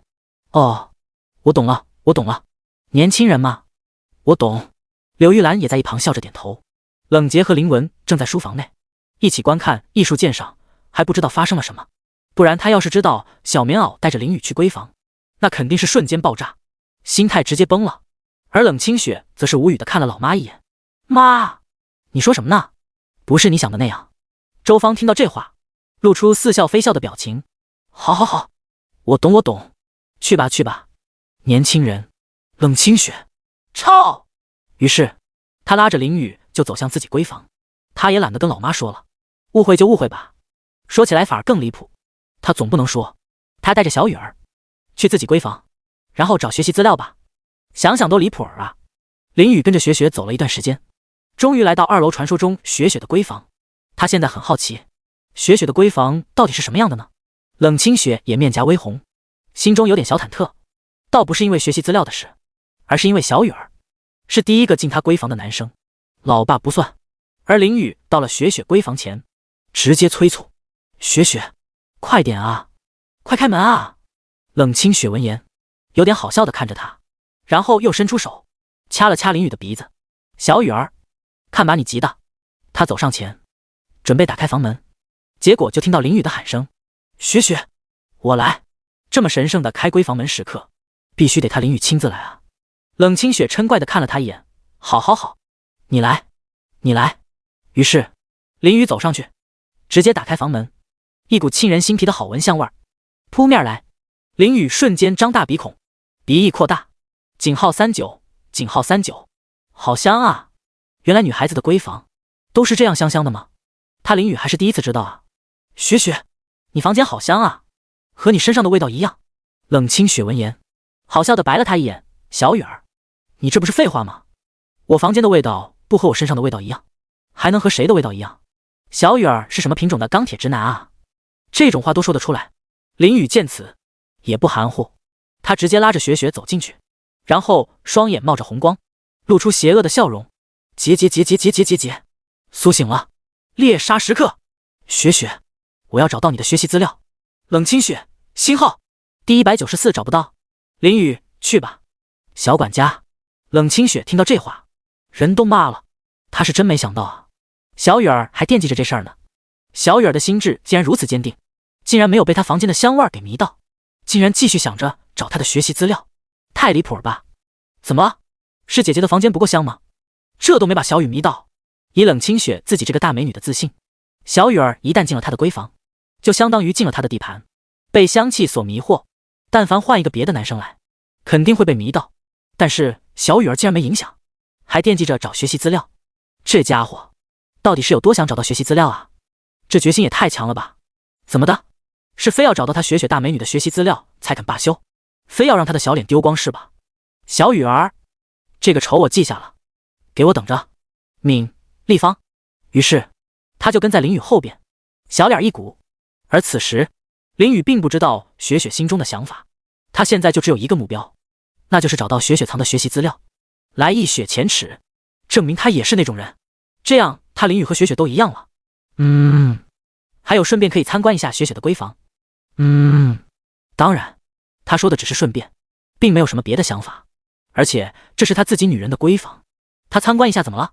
更何况要找到雪雪藏的学习资料，那不得仔细观察一番，这样才能有效率的找到学习资料。这叫工欲善其事，必先利其器，懂不懂啊？于是林雨开始认真的参观起了雪雪的闺房。首先映入眼帘的是一张粉色超大的床，上面盖着粉色的被子，看上去质地十分柔软，让人看着就忍不住想躺上去，一定很舒适。而后就是粉色的桌子和粉白相间的椅子，整个房间是以粉色的暖色调作为铺垫，看上去特别温馨舒适还可爱，让人一眼看上去就知道是女孩子的闺房。而林雨内心则是直接吐槽，好家伙，他直呼好家伙，这全是粉色色调啊，没想到雪雪竟然还有一颗粉色的少女心。林雨人都傻了，雪雪看上去也不是喜欢粉色的人啊，她一般的穿着搭配都是以白色为主，让人看上去像一朵纯白的高岭之花。雪雪一看就是那种高冷风的，刚开始还以为这丫头是那种拒人于千里之外的人，是真没看出来雪雪还有喜欢粉色的少女心。林雨好笑的看了看在一旁跟着自己走的冷清雪，他伸出手掐了掐雪雪的小鼻子。雪雪，我真没想到你竟然还喜欢粉色，没想到像你这么彪悍的女人，竟然还有一颗粉色的少女心。冷清雪，他听到这话简直傻了。小雨儿说什么呢？他哪里彪悍了？他根本就不彪悍好吧？他明明是那么的温柔美丽，善良大方，楚楚动人，秀外慧中，可盐可甜，又美又玉，知书达理，此处省略10000字。再说了，每一个女生都有一颗粉色的少女心好吧？她冷清雪虽然是高冷女神，但是喜欢粉色也很正常啊。怎么啦？还给人带标签啊？高冷女神就不能喜欢粉色了？且不说女生一颗粉色的少女心，一些男生都有少女心好吧？冷清雪顿时伸出手掐了掐林雨的腰部。小雨儿，我哪里彪悍了？明明很温柔的好吧？再说了，女生喜欢粉色不是很正常吗？你这叫对我有标签。林雨闻言好笑的看了看雪雪，然后揪了揪她的小鼻子。好好好，我们家雪雪最温柔了，一点也不彪悍。哼，哦，这还差不多。冷清雪傲娇的昂起小脑袋，一副很得意的样子。随后林雨又看到了一个超大的衣橱，这个衣橱的体积是他房间衣橱3倍有余，整体是粉白金的装饰配色，看上去特别豪华。林雨看的嘴角一抽，不愧是你啊，雪雪，女生的衣橱是真地大，那里面的衣服一定很多，哪怕是雪雪这种大美女也是一样的。半晌，林雨终于把雪雪整个闺房给参观完毕了，他已经大致了解了位置，现在就开始找雪雪的学习资料吧。林雨上前就准备探查一番，结果雪雪拉到怀里。小雨儿，你是不是忘了什么？说着，冷清雪眨了眨漂亮的大眼睛，看着林雨。林雨微微一愣，啊，我没忘什么啊。冷清雪闻言，则是白了他一眼，然后露出狡猾如小狐狸一般的笑容。小雨儿，还有奖励啊，你不会忘了吧？林雨听到这话，瞬间一惊 ，Sigma， 哦，卧槽，他怎么把这种好东西给忘了？差点出问题。不过随即他又想到什么，好啊，雪雪竟然想用奖励来阻止他找学习资料，真是的太坏了。立方，他林雨岂能被这种事情给阻止？他现在的目标很明确，那就是找学到习资料，谁也阻止不了他。耶稣来了，也拦不住他。他说的。于是林雨看向雪雪，雪雪，奖励的事到时候再说吧，等我先找到你的藏的学习资料。冷清雪，星号，小雨儿竟然不上当，那可是奖励啊，那可是小雨儿心心念念在观众席就想着的奖励，他竟然会无动于衷，还是要找学习资料，太离谱了吧。冷清雪现在已经人妈了，算了，随他吧。而林雨则是直接开始了他的探查计划。他在雪闺房里东看看西看看，四处观察，有时趴在地上看向远处，有时又跳起来，试图看到超大衣橱顶上有没有放东西，结果并没有什么可疑的道具。就这样林雨找了半天，啥也没找到。他原本是准备先找到可疑的道具的，林雨怎么就那么不幸呢？他反手从兜里掏出一个小机器人儿，然后往前一扔，去吧，小管家。小管家在空中连翻几10个跟头，然后稳稳落地，他的双眼冒出红光。好的，注音。冷清雪看到这一幕，瞬间惊呆，星号，连小管家都出来了。第195，冷清雪，先来个开胃小菜。冷清雪看到小雨儿直接扔出小管家，瞬间整个人都傻了。卧槽 ，Sigma， 哦，不至于吧，哥哥，你就是找个学习资料而已，至于动用小管家吗？太狠了吧。冷清雪可是知道小管家是个什么级别的超级机器人，它的功能极其强大，不仅能解密，还有扫描功能，甚至能扫描出人的情绪。他今天都在观众席见识到了，结果现在小雨儿为了找学习资料，竟然使用了这个，是真不找到不罢休啊。冷清雪现在有点忐忑了，小管家这要是一扫描，那就暴露了呀。他的那些东西怕不是直接当场暴露，那些东西一暴露，他肯定要被小雨儿说是那种人了。此刻小管家直接在空中翻转3600度，然后稳稳地落在了地上，就突出一个帅气。他回头看向林雨，然后眼里冒着红光，开口，主音，需要我干什么？然而林雨还没开口，冷清雪直接扑到林雨怀里，抱着他，小雨儿，不公平，不公平，你耍赖，你自己找不到就让小管家帮忙，我找的时候可还没有管家。林雨见此好笑地掐了掐雪雪的小脸。雪雪，哪里不公平了？小管家本来就是我的帮手，帮我一起找东西，也很合理吧？其实他也不是很想动用小管家，准备自己找到的，这样才有成就感。但是他实在是没招啊，找不到啊。林雨知道人类是有极限的，所以他直接用机器人儿。冷清雪，他竟然一时间无法反驳。小雨儿说的还真有那么几分道理。于是冷清雪只能眼睁睁地看着林雨在那使用小管家扫描，他是一点办法都没有啊。而林雨这边也不含糊，他直接说道：小管家，开启扫描模式，跟我狠狠地扫，认真的扫，任何一点犄角旮旯都不能放过。是，注音。小管家直接点头，然后双眼瞬间放出2道红光。嗡！只见2道红光从门边的地板开始缓慢扫描，逐渐向前覆盖，就连地上的一粒灰尘都不放过。冷清雪看着小管家的扫描光线，他的心里也跟着这光线七上八下。完了，BBQ 了，完了，这下真的要暴露了。林雨则是得意的在一旁哈哈大笑，他想象以小管家强大的扫描能力，应该很快就能找到。哈哈哈哈哈！雪雪，很快就能找到了。他笑得像极了一个反派。半晌，小管家眼前的红色光线消失，随即发出机械声，扫描完毕。主音，没有发现可疑道具。林雨闻言一愣 ，Sigma， 哦，什么玩意儿？不可能，绝对不可能！雪雪怎么可能没有可疑的道具？他怎么就那么不相信呢？而冷清雪听到这话，差点没笑出声。哈哈哈哈哈！小管家看来也不太行啊。林雨直接问道：小管家，你是不是扫描错了？小管家则是摇摇头，主音，我不可能错的，真的没有可疑的道具。林雨人傻了，他直接拿着小管家走到桌前的电脑边。小管家，查查这个，看看有没有学习资料。冷清雪顿时愣住，星号，小雨儿又耍赖。好的，主音。